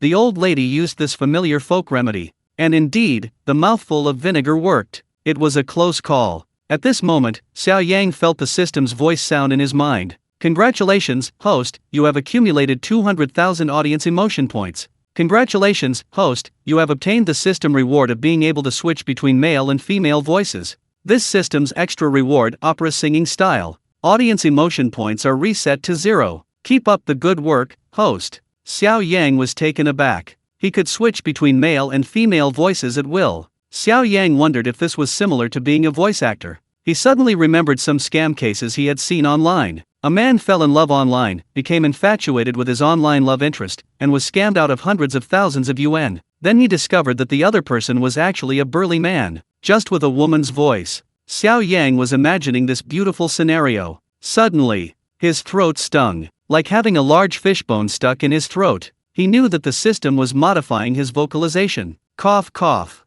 cough, cough. He couldn't help but cough violently. Xiao asked nervously, "Dad, are you choking on a fishbone too? Quickly, drink a bowl of vinegar." Chapter 300. Just as Mulan took her father's place in the army in ancient times, now Xiao is changing her face in her father's place. Xiao held a bowl of aged vinegar that smelled so sour it made her teeth ache. Xiao Yang politely declined. Many netizens, however, were gloating. They mocked Xiao Yang in the live chat. Serves him right. Serves you right for not taking care of Xiao. Now you know how uncomfortable it is to have a fishbone stuck in your throat. The whole process lasted about half a minute. The stinging sensation in his throat gradually subsided. The modification was complete. Now, Xiao Yang couldn't wait to know what his female voice sounded like. He left his seat early and walked out of the cafeteria. He found a quiet corner and began experimenting. Xiao Yang only needed to think about switching between a male and female voice, and he could produce different sounds. Switch to female voice. Xiao Yang thought to himself, then spoke. Brother. After just one sentence, Xiao Yang was stunned. Sure enough, it sounded exactly like a woman's voice. A completely female voice. If you didn't see the face, no one would know it was a man speaking. However, his female voice wasn't like Zhou Shen's ethereal, sharp, and clear feminine voice. It was more powerful and mellow. Then, Xiao Yang sang familiar songs, switching between male and female voices. A novel experience he found incredibly interesting, and he unconsciously pondered it for over 10 minutes, until Xiao called him. He then ended the experiment. At the cafeteria entrance, he encountered a middle-aged man in his 40s wearing gold-rimmed glasses. This man directly shook Xiao Yang's hands and introduced himself. Brother Xiao, I'm the director of this nursing home, my surname is Chen. Thank you so much for today. You discovered that Grandpa Bai had left the nursing home without permission in time, otherwise, if he had gotten lost, the consequences would have been unimaginable. Grandpa Bai is one of our revolutionary veterans. Thank you for accompanying our Grandpa Bai fishing all afternoon, fulfilling his wish. And you treated everyone in the nursing home to such a delicious fish feast. Xiao Yang, you're welcome. Our task today was to spend time with the elderly. I've fulfilled my task. Director Chen thanked him repeatedly, then continued. Brother Xiao, there's something I'd like to trouble you with. Xiao Yang, go ahead. Dean Chen, it's like this, every evening after dinner, the elderly folks spontaneously get together to sing, play instruments, and dance. But today, since you're here, these seniors have organized a cultural performance and plan to put on a show for everyone. I often watch your program's live streams, and I already know that Brother Xiao has quite a few talents. Could you please come up on stage and perform a piece? These elderly people don't have much contact with the outside world, most of them stay in nursing homes. Xiao Yang simply said, okay, then I'll sing a song. Dean Chen was a little disappointed when he heard that Xiao Yang only wanted to sing. Brother Xiao, you sing very well, but those elderly people might not understand the modern pop songs you sing. Could you choose something else? Indeed, several of Xiao Yang's Zhou songs, although they occupied the top 10 spots on music streaming platforms, but it was almost exactly the same as in his previous life. Zhu's songs were only understandable to those born in the 80s. Older people always thought Zhu's pronunciation was unclear, not to mention his rap songs, which older people disliked even more. However, Xiao Yang didn't plan to sing the songs he had sung before. He had already thought of a very suitable song, one that had been a nationwide hit in his previous life. It was also very popular with middle-aged and elderly people. He thought the elderly people in the nursing home would also like this song. Xiao Yang said to Director Chen, Director, it's not that I'm unwilling to perform anything else, but I didn't bring my costume or face paint with me today. You can't expect me to play a Suwana tune called Filial Piety Comes First on stage, can you? Director Chen was taken aback and quickly said, No. Director Chen's expression changed slightly. At this moment, Xiao poked her little head out from the side, grinning. Uncle Director, it's alright, I can do face changing. I can perform for Dad. I even brought a costume. Although my skills aren't as good as Dad's, I'll do my best. Xiao found Xiao Yang's face changing performance very interesting last time. Xiao Yang had a costume and face masks custom made for her. After a period of learning, Xiao can now change into 4 different face masks at once. This time, hearing that they were coming to the nursing home, Xiao brought the face masks and costume with her. She wanted to show the grandpas and grandmas at the nursing home her progress. Director Chen smiled again upon hearing this. Okay, Xiao, you can perform the same thing. Then it's up to you. Xiao Yang said he would still sing a song, whether the elderly people liked it or not, he'd see. Dean Chen, alright, thank you both for your trouble. The comments section is filled with, wow, Xiao has even learned face changing. Amazing. No wonder she's someone I like. Just like Mulan taking her father's place in the army, now Xiao is performing in her father's place. Awesome. Xiao Yang must have been tired from fishing this afternoon, so he probably didn't want to perform tonight, but he was too embarrassed to refuse Dean Chen, so he chose to sing something a little simpler. It's just that older people definitely won't understand it. My parents are in their 70s. I played Xiao Yang's song for them, and they actually said it was awful and that I had no taste. After Dean Chen left, Xiao Yang and Xiao went off separately to prepare. Xiao Yang took out his phone and dialed Director N's number, whom he had met when he was an extra. Ever since he was an extra and agreed to be the male lead in Wolf Warrior, he and Director N had maintained contact and had a good personal relationship. Xiao Yang asked Director N to help him find 2 items and have them delivered to the nursing home. One was a women's Tang-style dress, a costume he usually wore for filming Tang Dynasty dramas. The other was an ancient-style wig for women used in movies and TV series. Although Director N didn't know what Xiao Yang needed these items for, Xiao Yang had given him a lot of helpful suggestions on the movie Wolf Warrior, from which he had benefited greatly. Now, something that could be resolved with a single phone call was something he would naturally handle perfectly for Xiao Yang. Then Xiao Yang contacted a female staff member on the program, and borrowed a set of cosmetics. Today, he was going to dress up as a woman and amaze everyone.